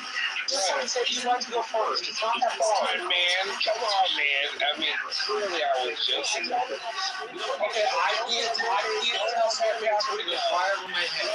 Don't have a mayonnaise freak out now. Come on, man. What did he say? What kind of freak out? What did he just call you, Marshall? I'll be all right. I don't care. Did he say mayonnaise? Yes, but I don't care. I don't care if he wants to call me mayonnaise, dude. I don't care. What does mayonnaise mean? Pepe, could you tell me? Pepe, what does mayonnaise dude mean? Mayonnaise is what? It's just like mayo. So like, are you mustard? Pepe, then? I guess. So you like blueberries or you, I'm orange juice. Excuse me, what are you saying, Pierre? But why would you call someone mayonnaise? Don't you think it's kind of derogatory to say? I appreciate it, but I don't care. For sure. Yeah, why would you say something like that? You haven't met Pierre before, Abby, this is his MO. He's racist. Why is he racist like that? Also, who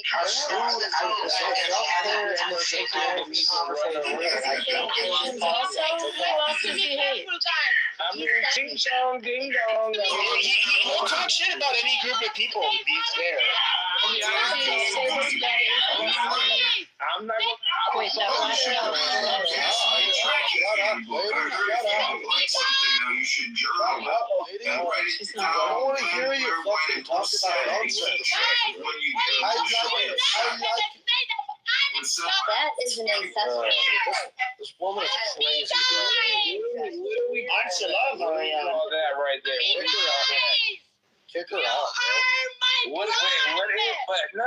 Don't do the white thing and just kick her out. I mean, y'all are good at kicking motherfuckers out. You kick us out too, don't you?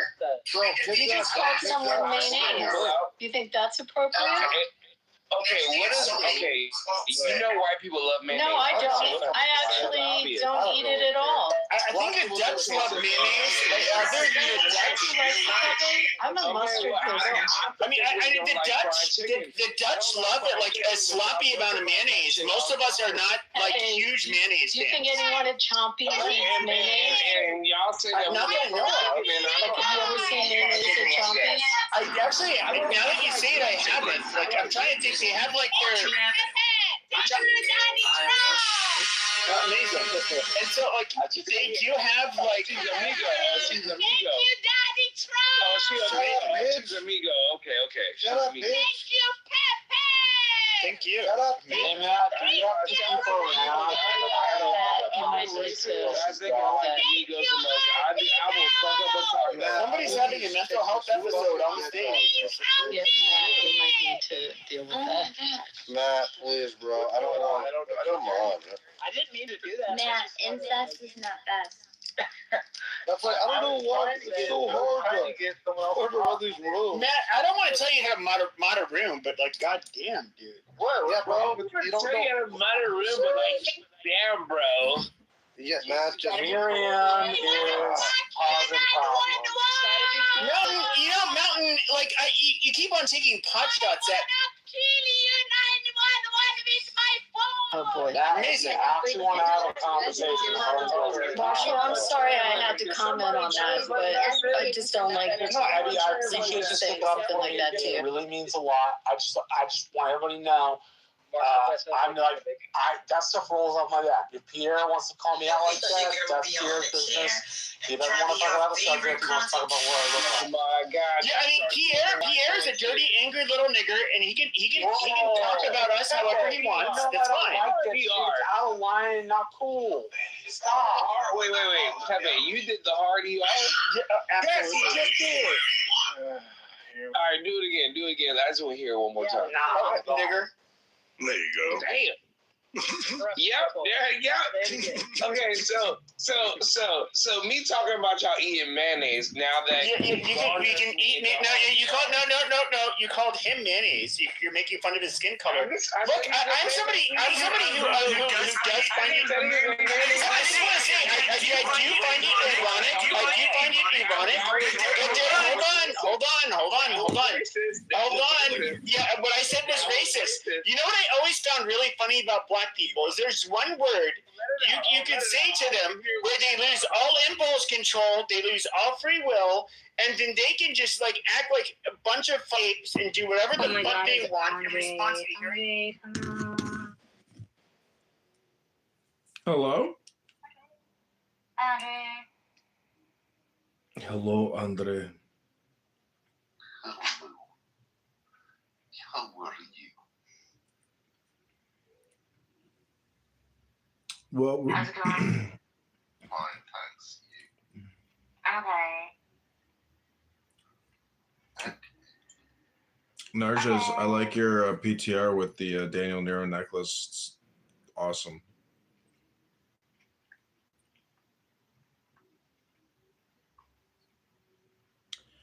So, Rabbanu Shalom, it's been an exhausting day here in Megatron's Bible and Quran. We've heard it all yet again. The same characters reading the same scripts, the same lines, completely unaware that they're actually repeating themselves. And I just find it amazing, the level of toleration and the disregard for one's personal well-being by wasting an entire beautiful Sunday listening to Illumi just basically filibuster, hypnosis, just whatever, no purpose, no goal, no syllabus, no framework, nothing. He claims he's already started on his notes and his organizing and all this. But, you know, I just say, to me, a book is worth so much compared to listening to somebody just, you know, make these little micro statements. And at the end of the day, you know, there was no meditation course. How many years left do you have for house arrest? Is Well, it like a lifetime sentence or? No, I went for a jog today. I had a great day out in the sun. I gardened. I watered all my, you know, growing flowers, and I just recorded, you know, the entire day on in multiple recording studios. That's the thing is, I don't want to listen to the people here anymore. I just want to record the people here. I have no. But I can't. Also, I'm struggling to find the willpower to want to read a book. You know, that to me is very difficult because it seems that the social aspect of communication is so much more desirable than the hard work of reading a book. And that is what's truly so, you know, challenging about life, is that you have to do something with yourself, which is work. And that's a job. But coming here 7 days a week and calling that work, it's not work. It's just birds in a tree just going. That's it. That's all that's happening. Hello? You could always like go on YouTube and watch like garbage AI werewolf romance stories. Those are cute.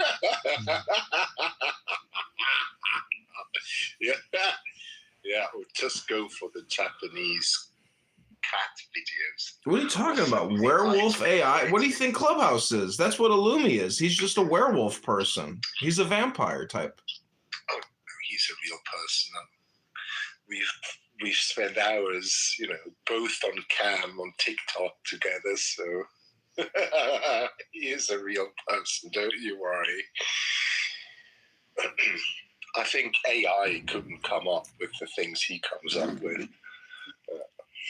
Mom's face, like, we're you gonna lick it all off her? We're you gonna lick it all off her? I know your white ass wanted to. No, I know. No, she was waiting for you to come home to lick it off for her. So, What'd you do? I didn't hear what you said. She went to mass, she said. I asked if she had brunch. We had a luncheon afterward at church, and then me and my daughter went bike riding, and we went shopping, and then just spent time with each other.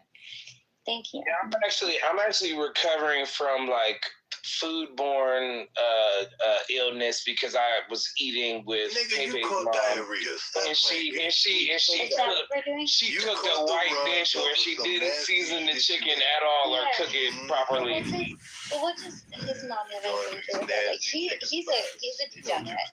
But like, why do you have mom? No, but and you know who my Yeah, who is your husband, Jay? Yeah, I had diarrhea for the whole past week because I was kicking it with Pepe's mom. Oh shit, that's something different. You may want to go get that shit checked out. Oh, you guys, Jay is Dr. Adams' husband. Oh yeah, you know what?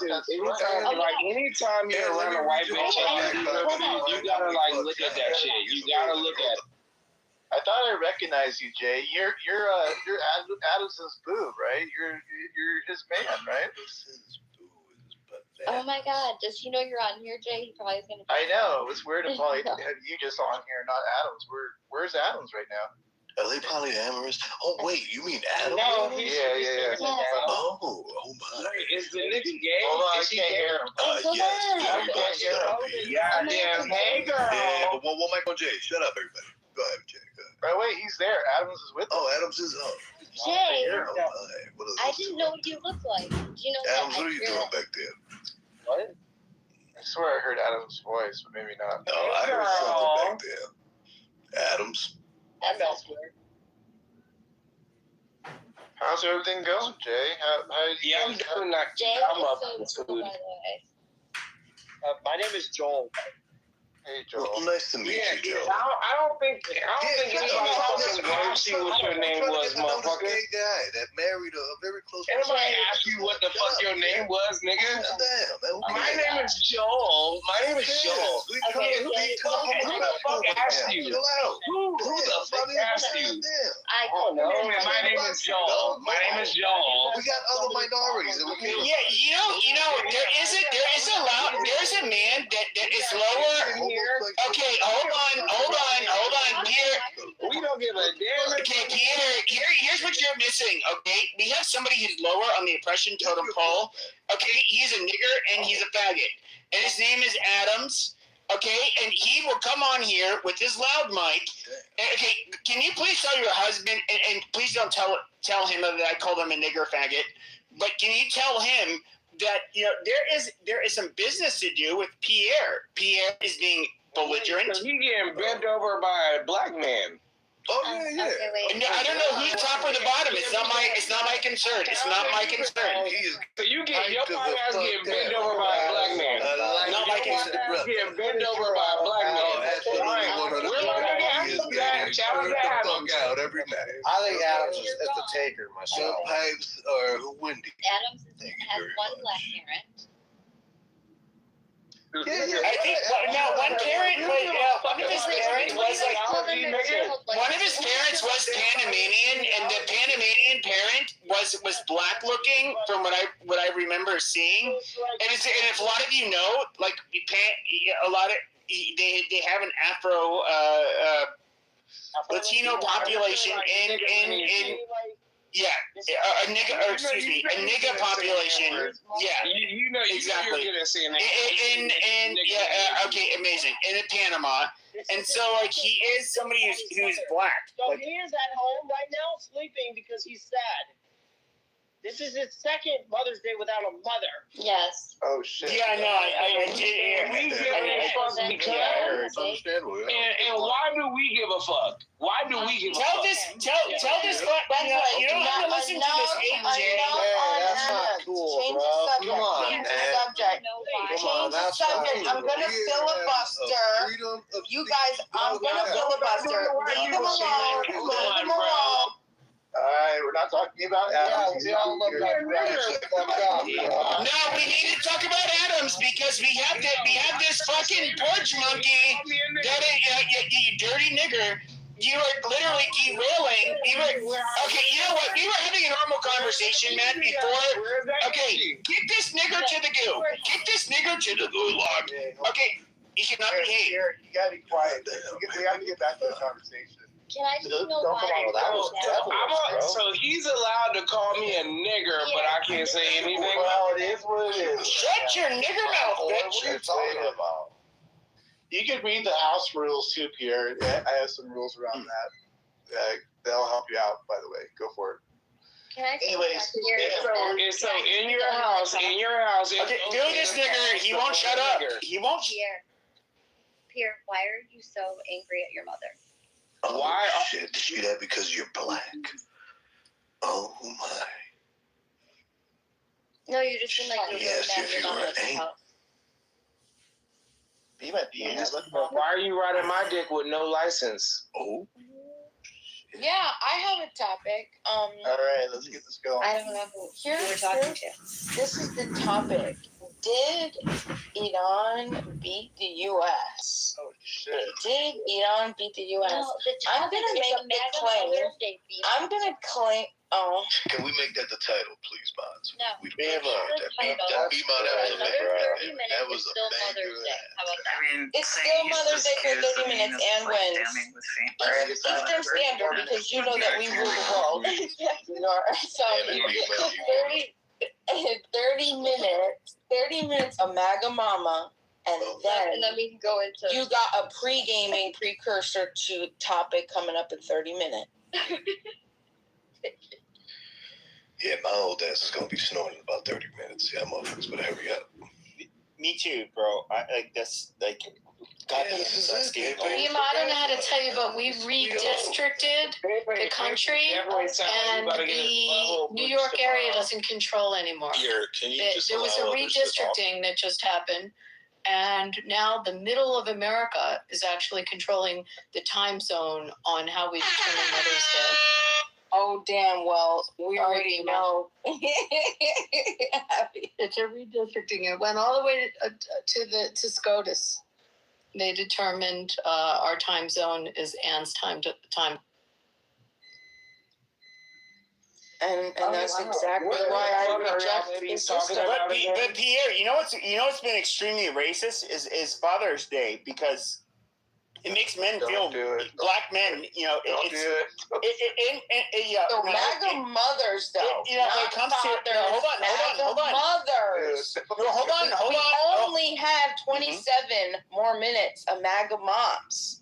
Okay, sure, but inequality of outcomes. Okay, equals inequality, and so because you have so many more black mothers as opposed to black fathers, you know, at the end of the day, that's racist. And you know what? Guys, celebrating Father's Day is racist. Is we're holding black people to this European white, male standard where we have to.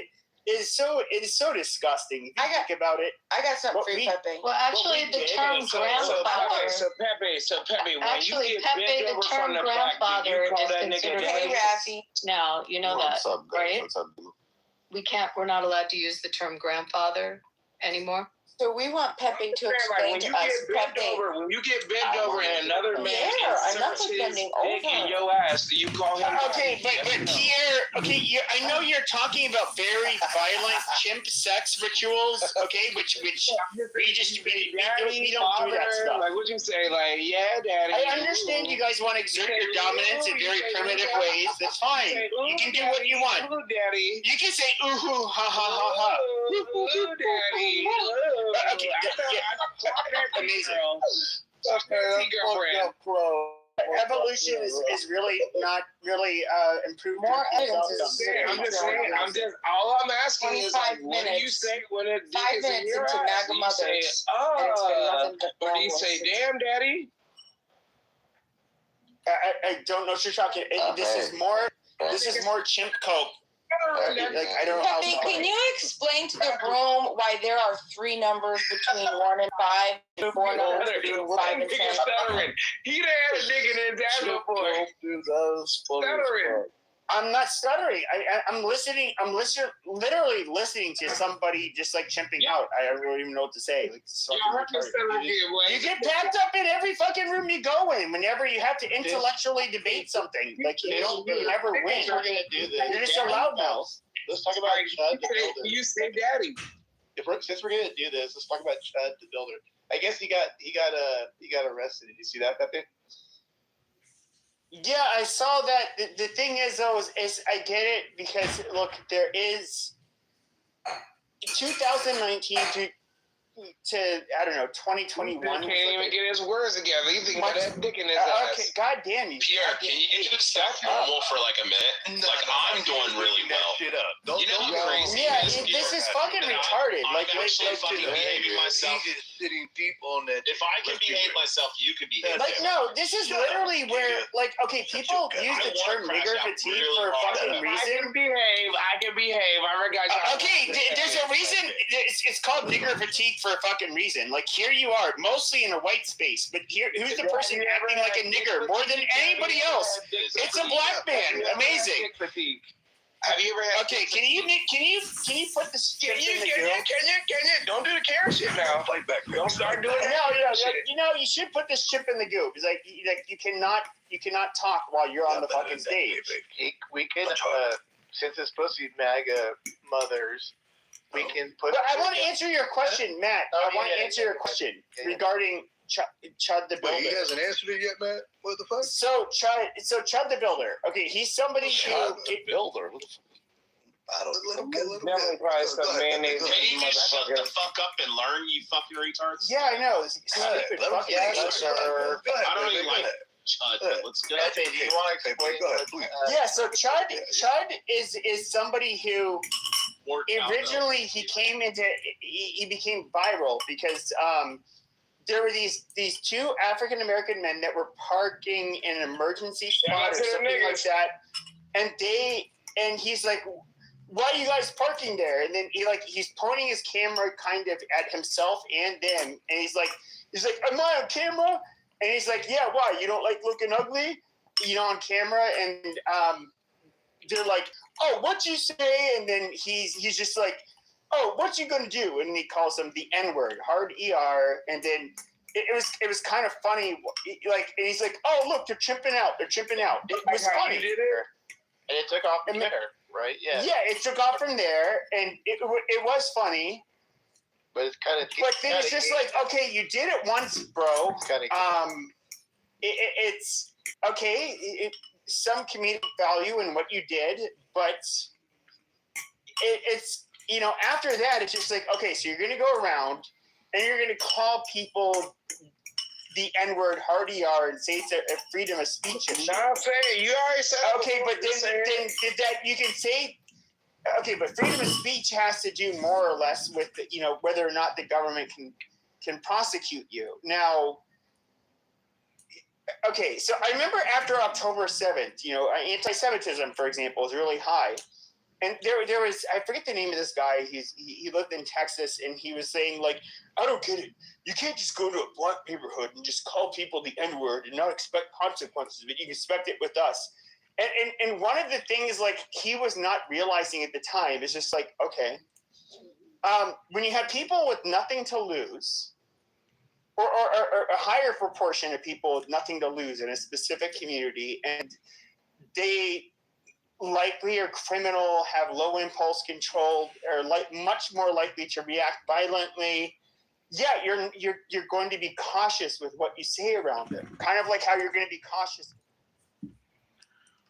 Isn't this all just common sense, Pepe? And aren't you actually describing what you've done for years on this app, which is just go around and say the N-word?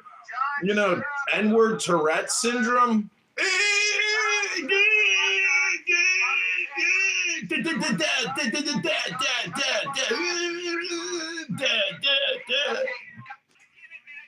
letting these retards colonize your stage. You just said a whole lot of nothing. Okay, Pepe finished, but Pepe kind of landed. I'm trying to land. Okay, shut your fucking mouth, you fucking shit. Let's let him land this mayonnaise plane. Oh my god! You're getting mad. So they're obviously. Okay, we gotta listen to these fucking faggots sprig out. All right, amazing. Just make it short. Go ahead. So yes, you're going. Okay, there are certain population. Okay, let's juxtapose this with the Jews. He can't even talk. Oh my god. When it comes to Oh my god. When it comes to the Jews, for example, you look at a population that has, in general, a lot to lose. In comparison to the black population, which a much higher proportion of them have nothing to lose, especially in the ghetto. And so you're not going to go into their environment and disrespect them, because they're far more likely to react in a way that you would not like. Just like I would not go. Okay, I would feel safer going into an upper class black neighborhood and insulting them than I would be going into like a lower class white neighborhood and insulting them, because the white class people, the lower class white people are much more likely to, react violently. We're gonna kill you. This is just fucking common sense. All right, that big cool. Pierre, you get a little time. You're talking Pierre. about socioeconomics. That's what you're talking Pierre, about. I'm giving you some time to speak. Go for it, man. You got like a minute or two. Then we'll move off this. But go ahead. Yeah, I mean, just because he has a gay accent and he's fucking white doesn't make this motherfucker Albert Einstein. This nigga just told us basic social economics. He's just talking about basic social economics. No, nigga, I don't give a fuck where you at. You around some black people talking the way you talking, they gonna bust your ass. Suburbs, the hood, wherever. All right. Sweet and short, the way I like it, I guess people aren't interested in that particular event that we were just talking about, Pepe. But I don't know. No, I'm talking about Nilo. That's what he sounds like. Wait, who's Nilo? I don't know who Nilo is. Nilo. Oh, It's Nilo? like the weird gay guy that children. Yeah, Milo, whatever the fuck his name is. Whatever the fuck. Yeah, the gay Jewish guy. He's got fucking, what is that? Macular degeneration. You got macular degeneration. So his eyes are fucking going cross-eyed. You can't see anymore, bro. Yeah, that's what. Yeah. It's like the Lord struck him down, bro. He was like, "Fuck you, taking your eyes." Should we get back to the topic? Should we get back to the topic or not? Because I was going to ask Abby about what she thinks about. I mean, we already had this a little bit, but. Can we get back to the topic? Can we get back to the topic? Can't pronounce that word. Did you see the 60 Minutes piece on this tonight in Louisiana? Okay, I didn't hear that. What, the 60-minute piece? 60 Minutes did a piece on it tonight in Louisiana, and they interviewed the member of Congress that's going to lose his seat. And then they were just talking about the redistricting there and the lawsuit. But we give a fuck because. Wait, bro, Pierre, you don't kick care Pierre about out that? of the fucking room. Hold on, God damn it, man. All right, guys. Hey, shut up, Gina. I can mod Shut your goddamn ass up. Pierre, are you not feeling well tonight? Is there something What's wrong wrong? with you? You got like No, he's some mad. Why do we give a He's fuck? mad because we're having beat the brakes off of his ass. like, are you not well, Pierre? Something wrong? He's also drunk like him. No, I don't. Are you black or are you Asian? Always I thought you were Asian. Anyway, so it's Asian ching chong ding dong. It looks like, I mean, if it all goes through, it looks like we're looking at 6 to maybe 12 seats. Could be that much. As a pickup. I mean, if you just tally it. And why the fuck do we care about that ass crack of a state? Sorry, you're sad. Sorry, Pierre. That state is ass. That state is ass as hell. We're sad, dude, because you're Democrats. I'll try to post a link to, I think I can find it online. For real, it is. That state is shitty. The beholder, so sure. The Virginia one is really interesting. Yeah, that's the one. That's the state. Let's go. I hate Abigail. 100%. Yeah, I can't have my chopper no more. Pierre, you know what? Listen, man. You're going to be all right. Just breathe. I learned how to breathe a long time ago, and when I remembered that, I realized that my life was a lot easier. Breathe. We're going to be all right. Wait, Matt, that's what that nigga do when he busting that in Is this just a crash out room, or is it like a genuine conversation? Who's asking? Vegeta, why don't you sit your ass the fuck down? You're in the goddamn room. How about that? Yeah. I mean, I actually want to have like a real conversation. Room. I want to have a real conversation. We could have a real conversation, but y'all ain't trying to be serious. Pepe, no one can fucking hear, and I am glad we can, because goddamn. Yeah, we can't hear that. Yeah, his voice, shit. That little. I mean, if you want me to crash out, He's taking dick in his ass right now, y'all. That's why we can't hear him. Matt, I'm glad the Republicans finally fucking grew a fucking spine. This is the game the Democrats have been fucking playing for how many decades now? These motherfuckers have been running around, redistricting all of these fucking coastal states, and all of a sudden, Republicans start doing the same shit, and oh my God, look at what they're doing. This is our country. Shut the fuck up. I lived in a fucking state for 9 years where 40% of the state votes fucking Republican every fucking election cycle, and these motherfuckers never had any fucking Republican representation. You want to know why? Because Democrats were running around with the crayons, and you know what happens when you let the retards run with the crayons. Please, learn, children. Don't run with them. They end up in your nose, like Democrats. Fair point. It's true. I mean, they were dominating state from were the you in, 60s, the 70s, the 80s, and 90s with gerrymandering. The Democrats were, and we flipped the script in 2010, and now they're pissed the fuck off. And so I'm glad, man. I'm glad things are looking up. For the country. Black people originally voted Republican, by the way. That's true. Actually, that's a fact. That is true. I actually looked that up a little bit more. You are right. From I don't know what that is. From back late 1800s to a certain amount of time, like 1930. Then it stopped for a little bit, and then it was the party of Lincoln, Matt. No, I know. I got that. I don't know why started the Republican Party. Hello. But I was looking that up. It was interesting to see where it stopped and now but the modern day Democrats have just gone totally bonkers. I don't know what happened to them, but Pierre, what do you What do you say to The Democratic Think about Party it, is man. for They don't you. have any That's your values, party. bro. It's the party for the gays. Like, so all of your rights are good. No, Yeah. no, Hold man, on, really got. There you go. Look that shit up here. Hold on a second. That's your party. I mean, it's a party for you. They're gonna support anything and everything that you do. So wait, what are you talking about? The gays and who? Who are you talking about right now, Pierre? Which party? So the gays are going to. I mean, the Democrats are going to pass bills that work for the gay community, for the Jewish community, everything except They're for not black. doing anything for the Jewish community. Trust me, it's not happening. Just call the Democratic Party anti-black. But look at the northeast of the country and tell me how many everybody Republican. that ain't black. Wait, hold on. This They're dude, gonna support everyone that isn't black. Matt, can you mute him for a sec? Tell me how many That's Republican. Adams in 20 years. Tell me how many Republican representatives there are. No, dude, shut up. How many Republican representatives are there out of Don't start that Karen Congress shit and because Senate you in cut the me off northeastern during part of when the I was country? talking.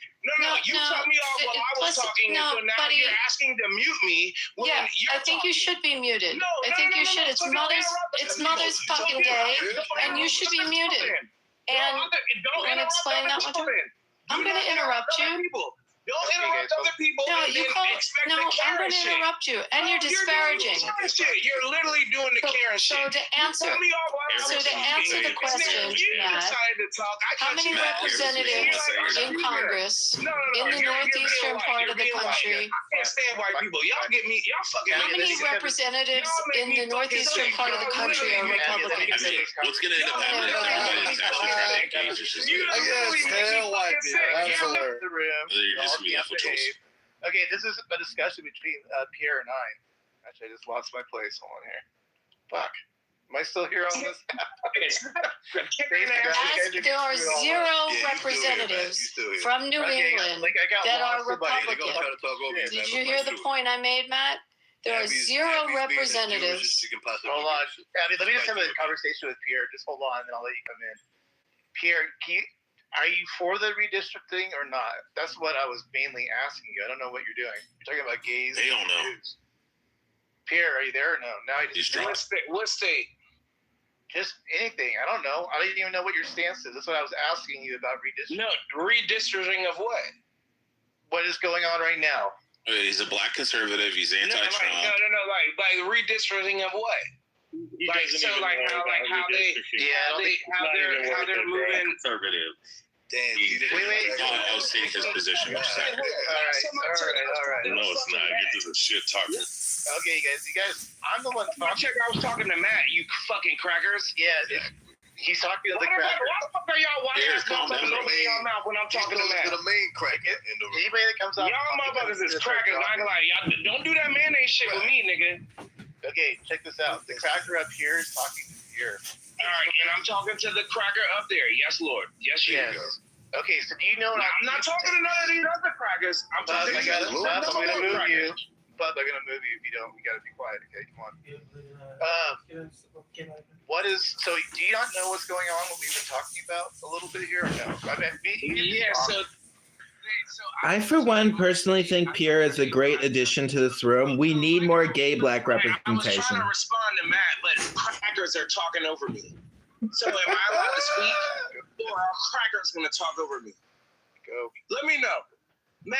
I'm trying to reply to your question, but there's other crackers getting in the way. I'm moving them down. Go ahead.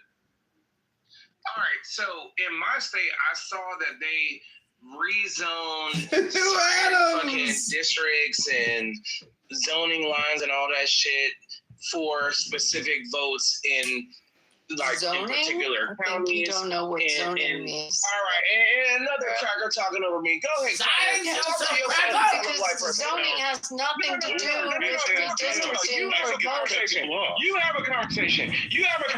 Cracker bitch. You have a conversation. Go talk to Dumbass, zoning has nothing to do with redistricting for voting. Uneducated. It's fine. It's like an idiot.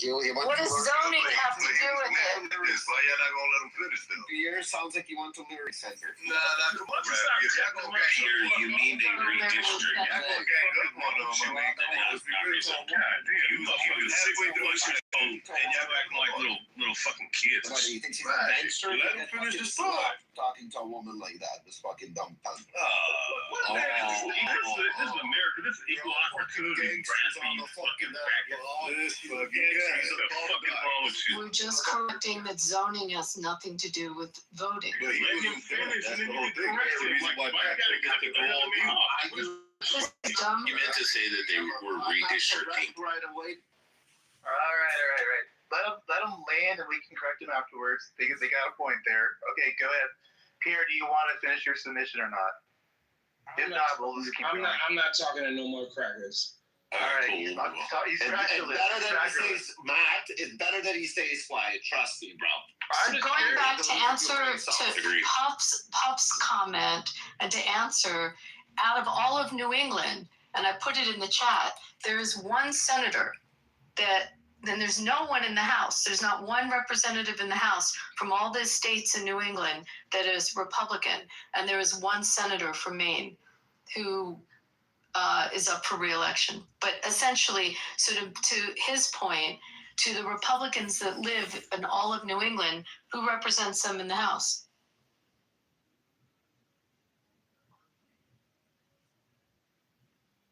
He doesn't know. He doesn't know.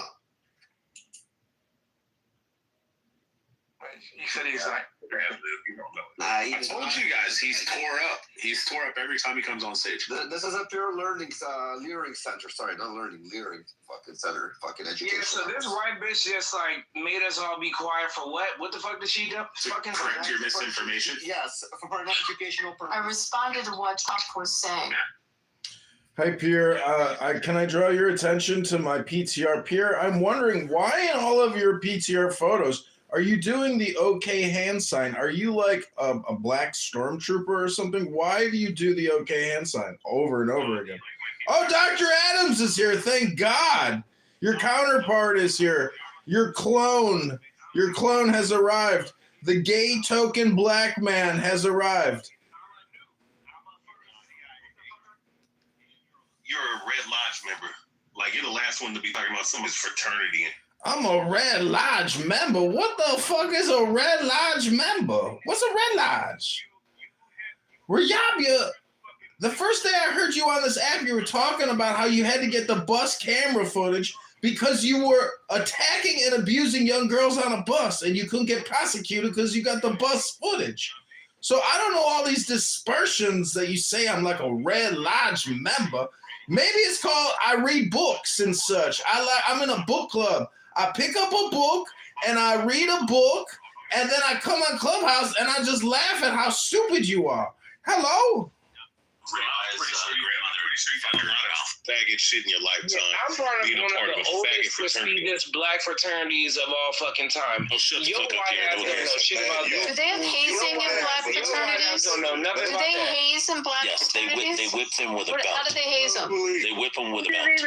You ask a question like a little white bitch. Yeah, that's No, what do they haze you? Were you hazed? No, I don't fucking know. You asking white people questions. I sound a little defensive. No, Pierre, you actually make Dr. Adams look good. I just got to say, Pierre, you make Dr. Adams actually look great. Dr. Adams is so successful compared to you, Pierre. It's unbelievable. You're an Eastern Star, so whatever they do. Well, you said you were in a black fraternity. Did you have hazing when you joined? Black fraternity, they do the same shit that you do. You know what I'm saying? Like you're a damn Eastern Star. Eastern Star, Riyabia. Ain't nobody in the cult. Ain't nobody in the craft up in here, Dr. Riyabia. Dr. Riyabia, try going to the gym and do something with yourself. I mean, come on, Riyabia. You got an extra 50 pounds you got to lose on that big old belly gut you got, Riyabia.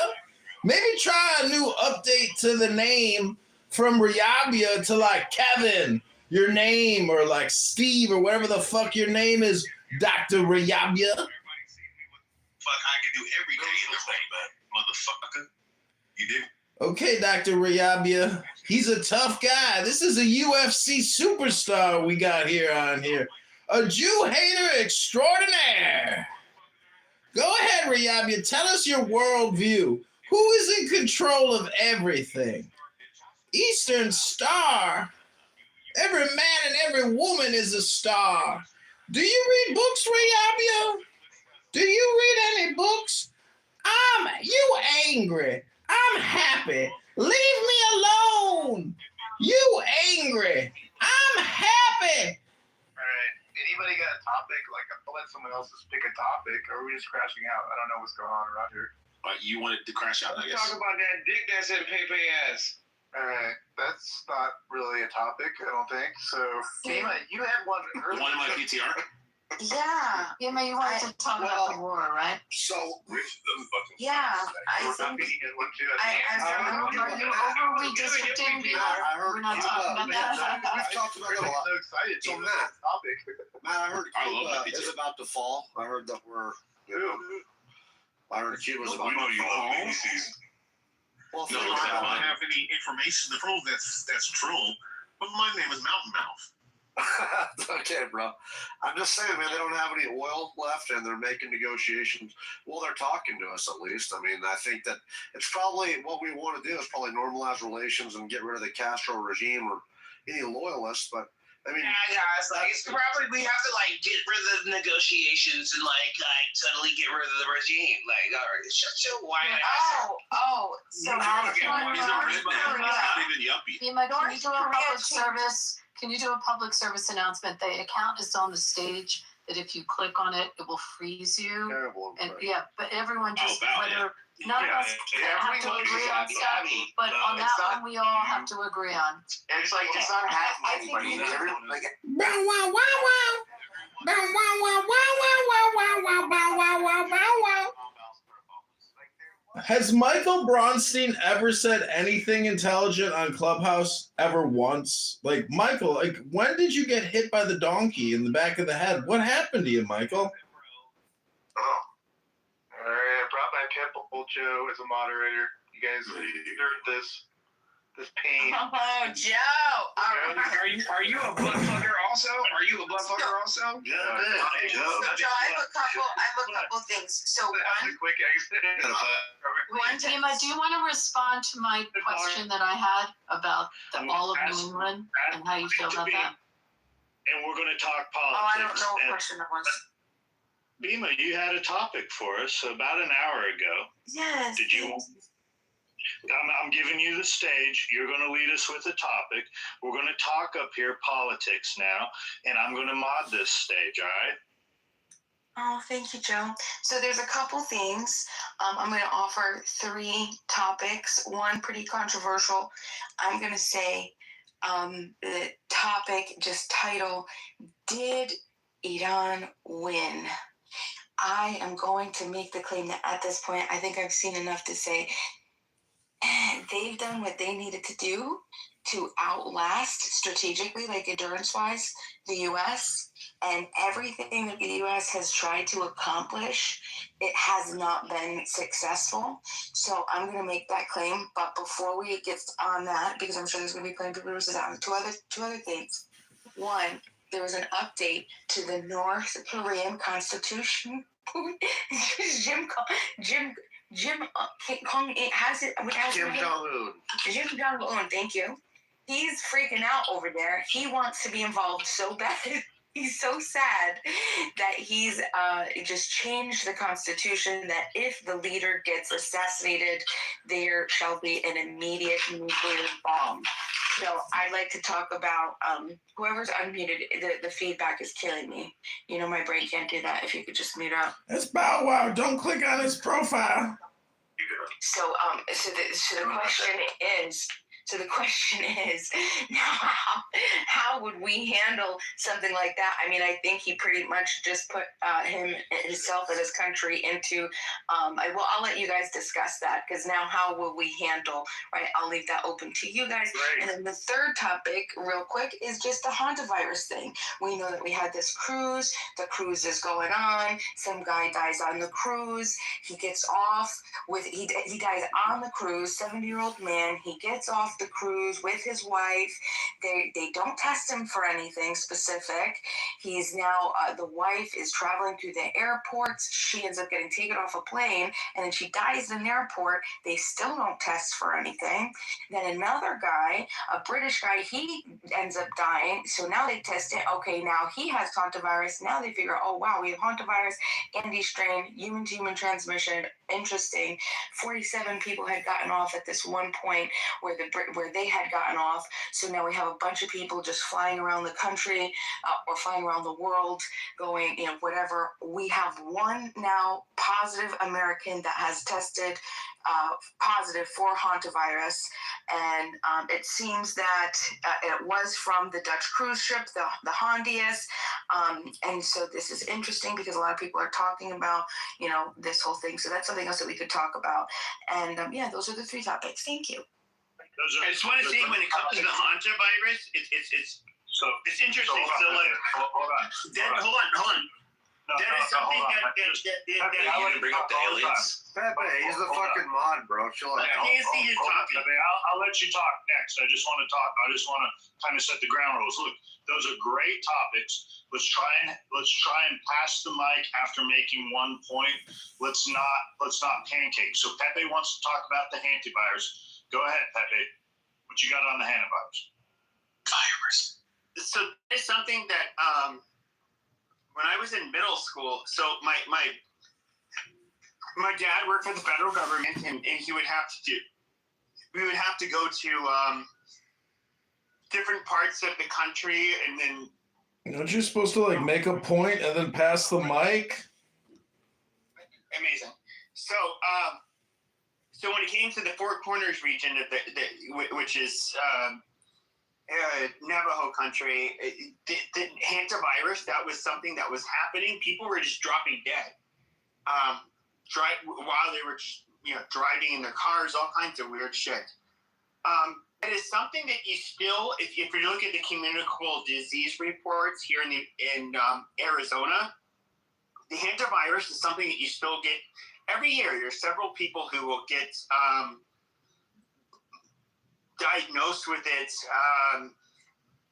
Now, this is something similar. I mean, it is a hantavirus, but it's a little bit different, I guess. It's not quite the same as the one that you would get here, but I don't think that it's from everything I've heard, it's not something that's easily. It's more transmissible. Yeah, the Democrat and administration, they would probably try to lock us down and overblow us, but amazing. It's not going to happen like that, bro.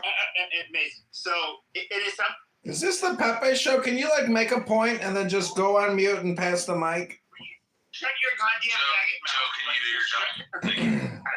So look, let me help you out. Shut the fuck up. We're just trying to make points and pass the mic. So look, the hantavirus is rather largely overblown. If you look at the past years, there's been more cases of the hantavirus than what we've had so far. It's rather just a media hysteria. Hype.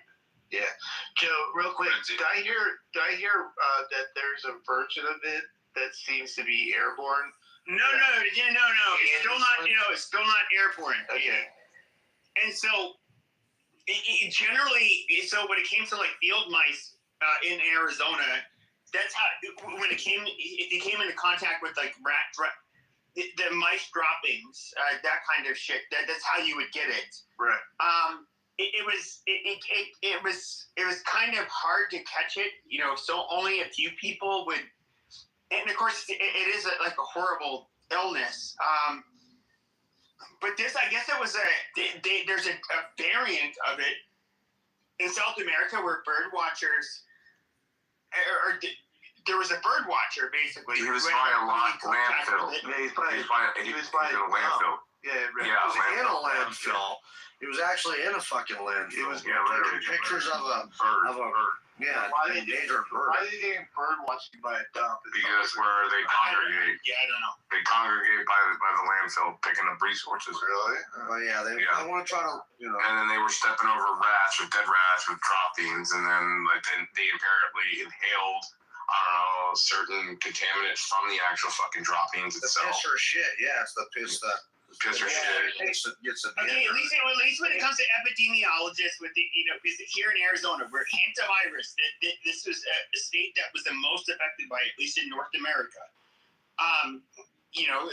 Going on a few decades, it's not something that's easily transmissible. Right, it's rarely transmissible, but once you catch it, it's a 40% survival rate apparently. It's a horrible illness to be. To catch it, but it was not. Look, they 0 to. They did visit an Argentina dump where were present. They were bird watching or something. Yeah, that's what I'm talking about. They're ornithologists or whatever the correct nomenclature of what they are. Their hobby to practice is he's an ornithologist or whatever. He studied birds. Yeah, he was. That's right. But no, 40% survival rate. It's rarely transferred. It barely is able to go from human to human if it jumps. So they're thinking that maybe possibly rat droppings itself or contaminants of rat droppings entered the actual ship, and it's like touched other people. People were able to smell it and somehow got airborne. But it's like there was another epidemiologist came on TV and then basically said you guys basically have to have almost like anal sex essentially to have to transfer the fucking hantavirus like that.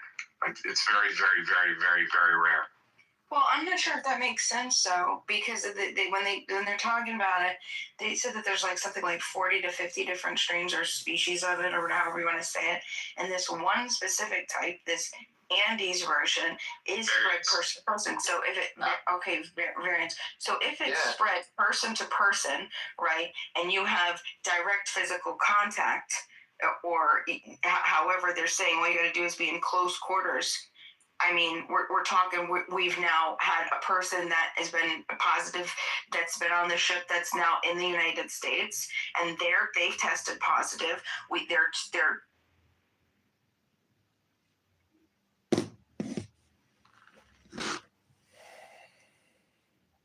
this is a lot of whatever. So, I mean, I'm going to challenge to say that the Andes version specifically, I do think it's airborne, not in like the measles type airborne, but I'm saying like if all it requires is for a person to be in close contact.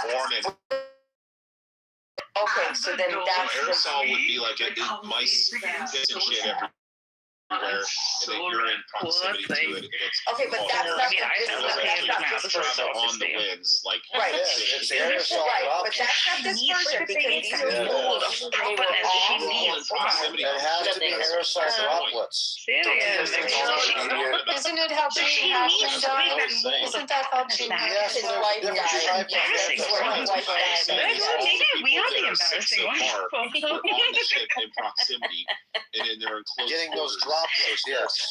Yeah. It's aerosol, man. Research it, and it's a certain type of. Remind me of my mom and my what do they call that? Fucking. We all learned this stuff during COVID.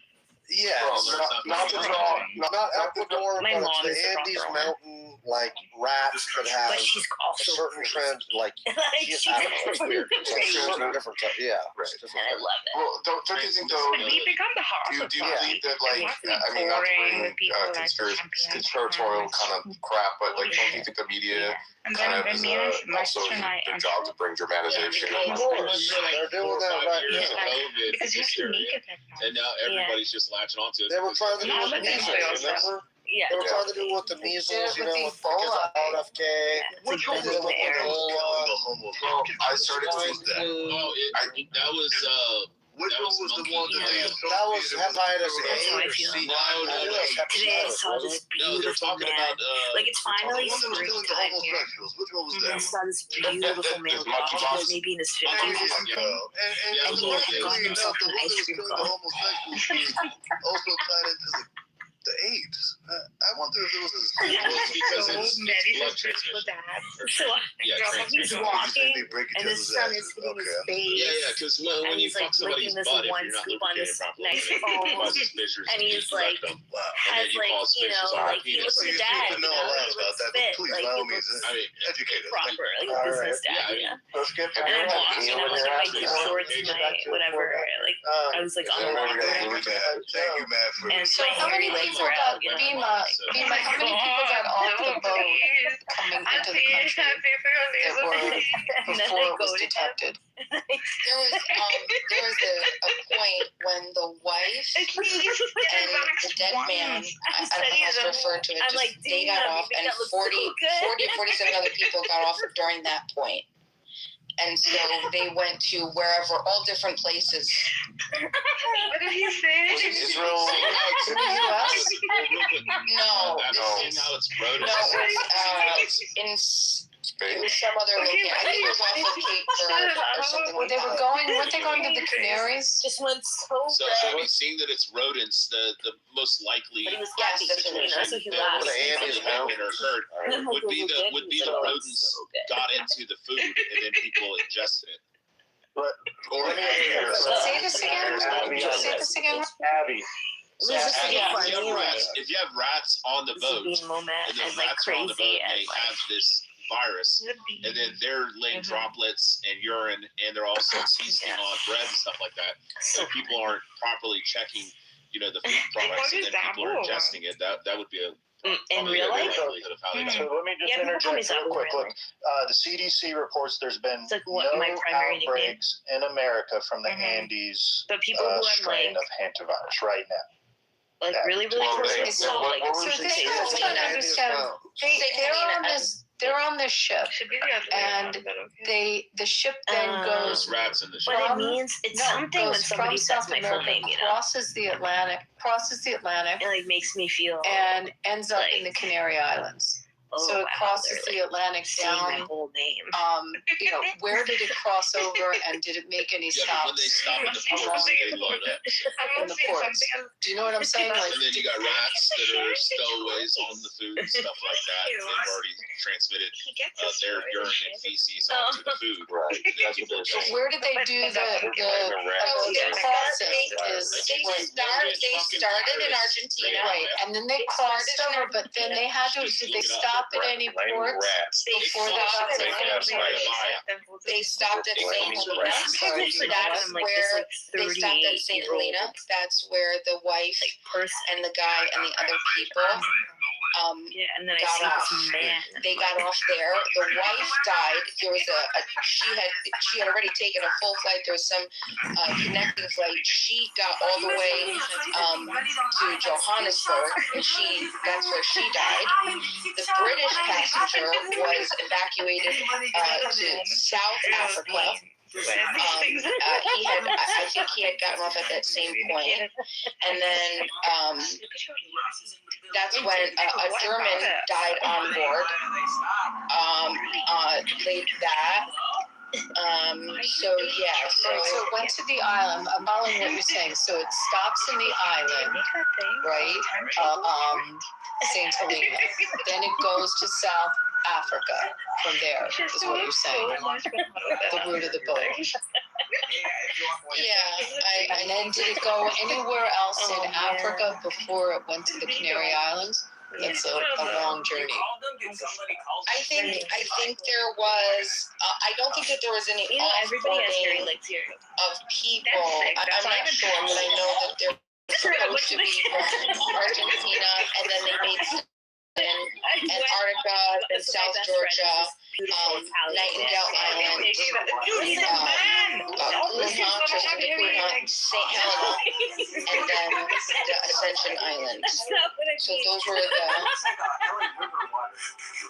that was the trajectory of the ship. So St. Helena, I would assume, take the route that they would have stopped those places. Let's just clear this up.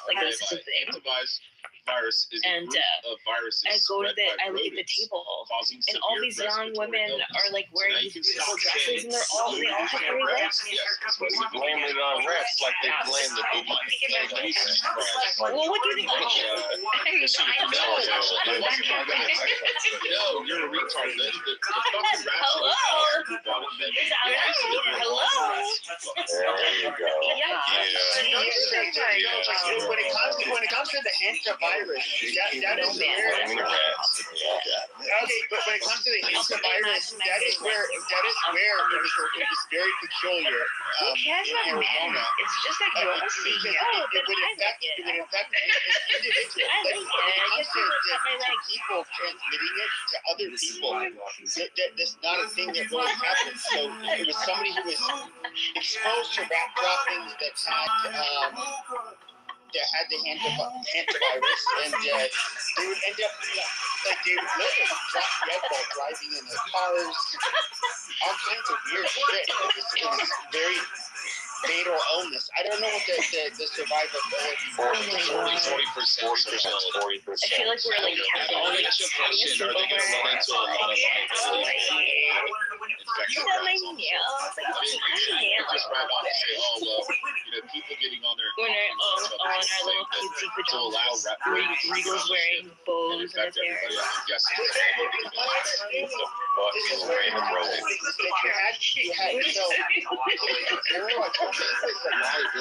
It just would never stand a chance. It would never stand a chance. Watching in Argentina.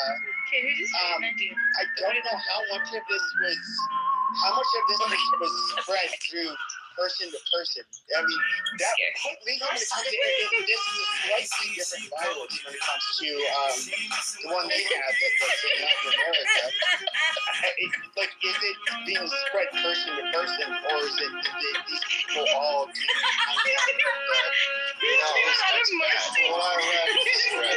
So, George, were you saying the rats were on the ship? I didn't hear what Rich is saying. Rich. If they had an issue, if they failed to follow proper sanitation and quarantine protocols, through the whole process, from initially how it presented itself and then what protocols they followed, they definitely would have liability. And they should have been able to see foreseeable harm. Did they properly inform the passengers of the outbreak? I mean, you can go through the whole analysis of that. I mean, even if it came onto the boat and it wasn't their fault, there still are protocols when there's an outbreak. Exactly. Imagine you stop in Thailand and you pick up a load of fucking, cobras, Thai cobras. And they get off and start biting everybody. I would think they're pretty liable for that.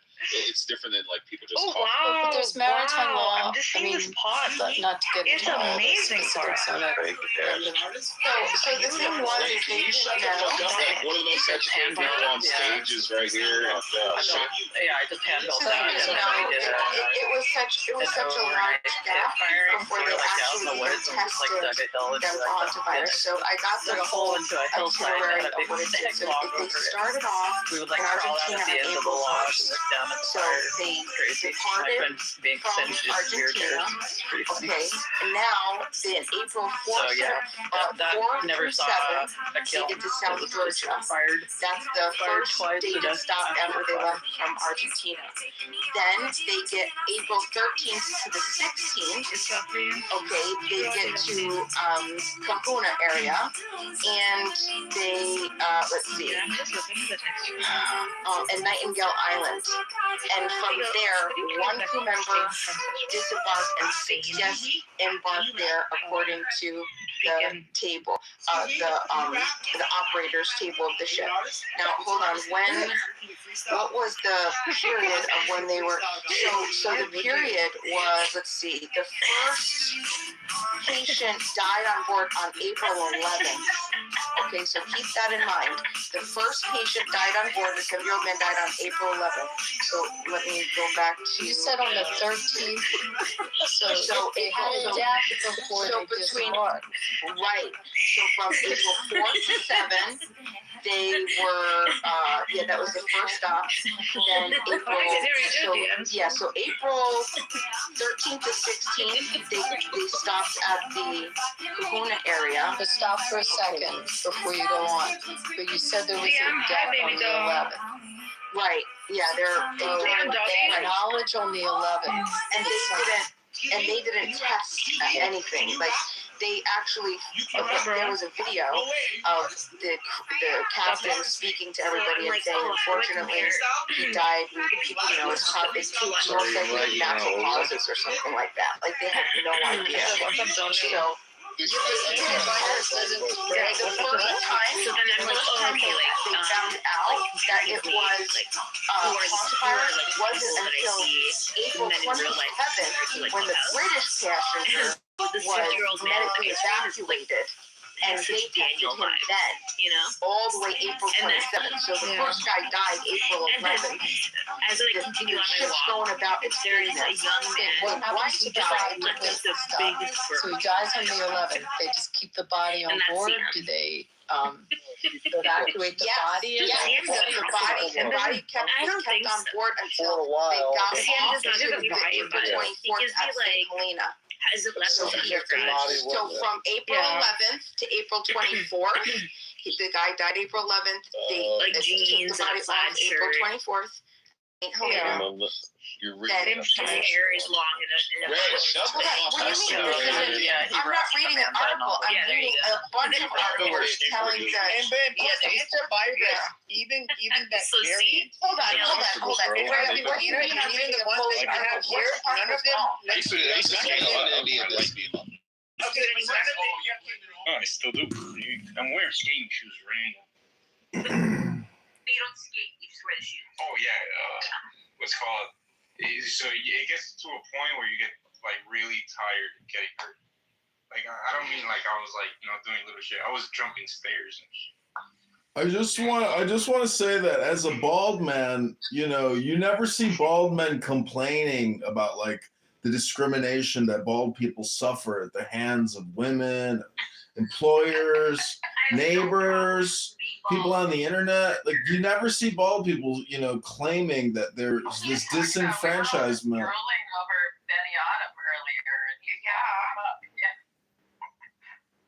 Well, I'm just trying to come up with new things to complain about to compete with all the other complainers. That's all I'm saying. Can you share a picture where you're not wearing a hat so we can see your bald head? Oh, he's bald. Oh yeah, sure thing. Yeah, but I want to see it. There's no picture of him with the bald head. It's just him with hats on. There was a dimple on the apex of his skull. He's good. I want to see that. Show your bald head. Bald head is so hard. Yeah, this is true, right? If you're not bald by like 35, then you're not gonna go bald, right? No, you're supposed to go bald. I mean, well, yeah, like I don't care if I go bald when I'm 70. I mean, like going bald in your like 30s or 40s. That's what's up.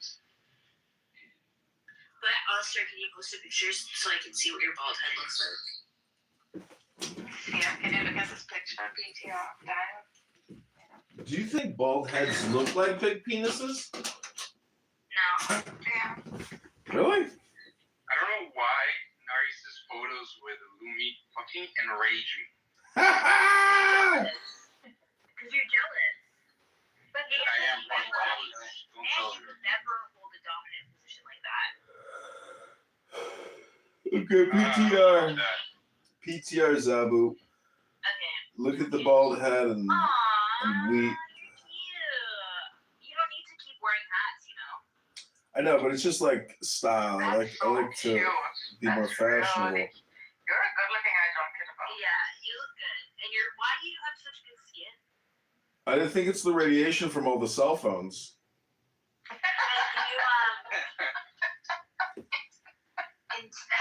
Don't go outside. Like, do you go outside?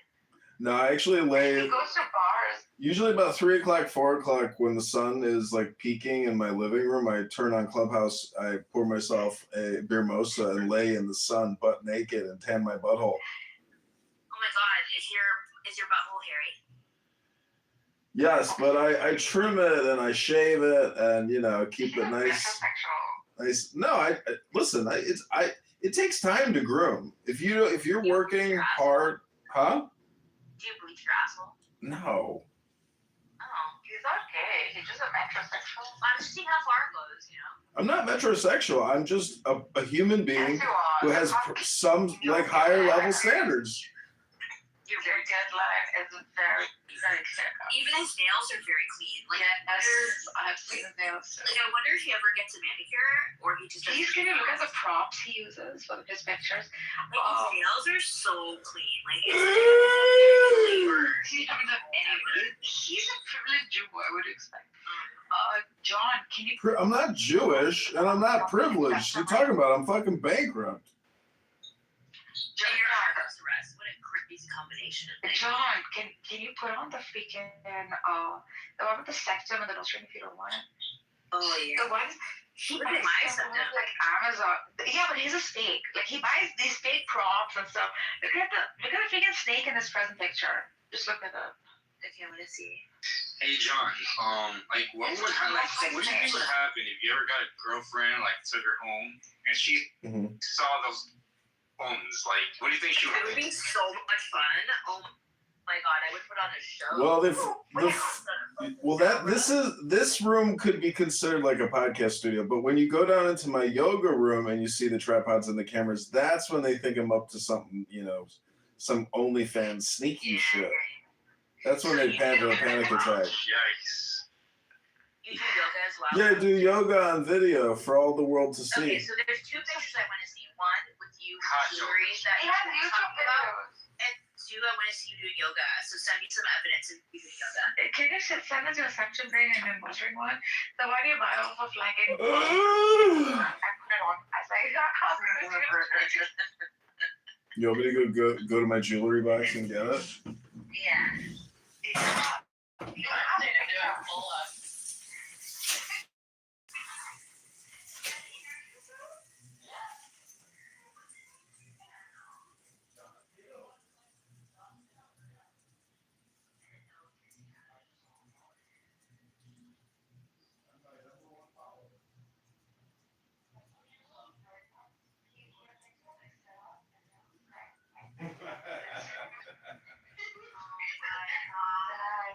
She was pissed.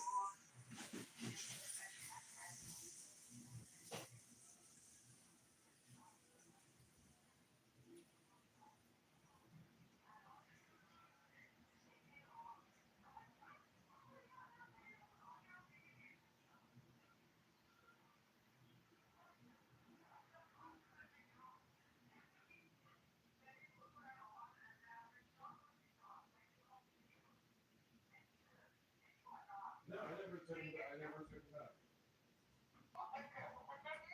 And you can't even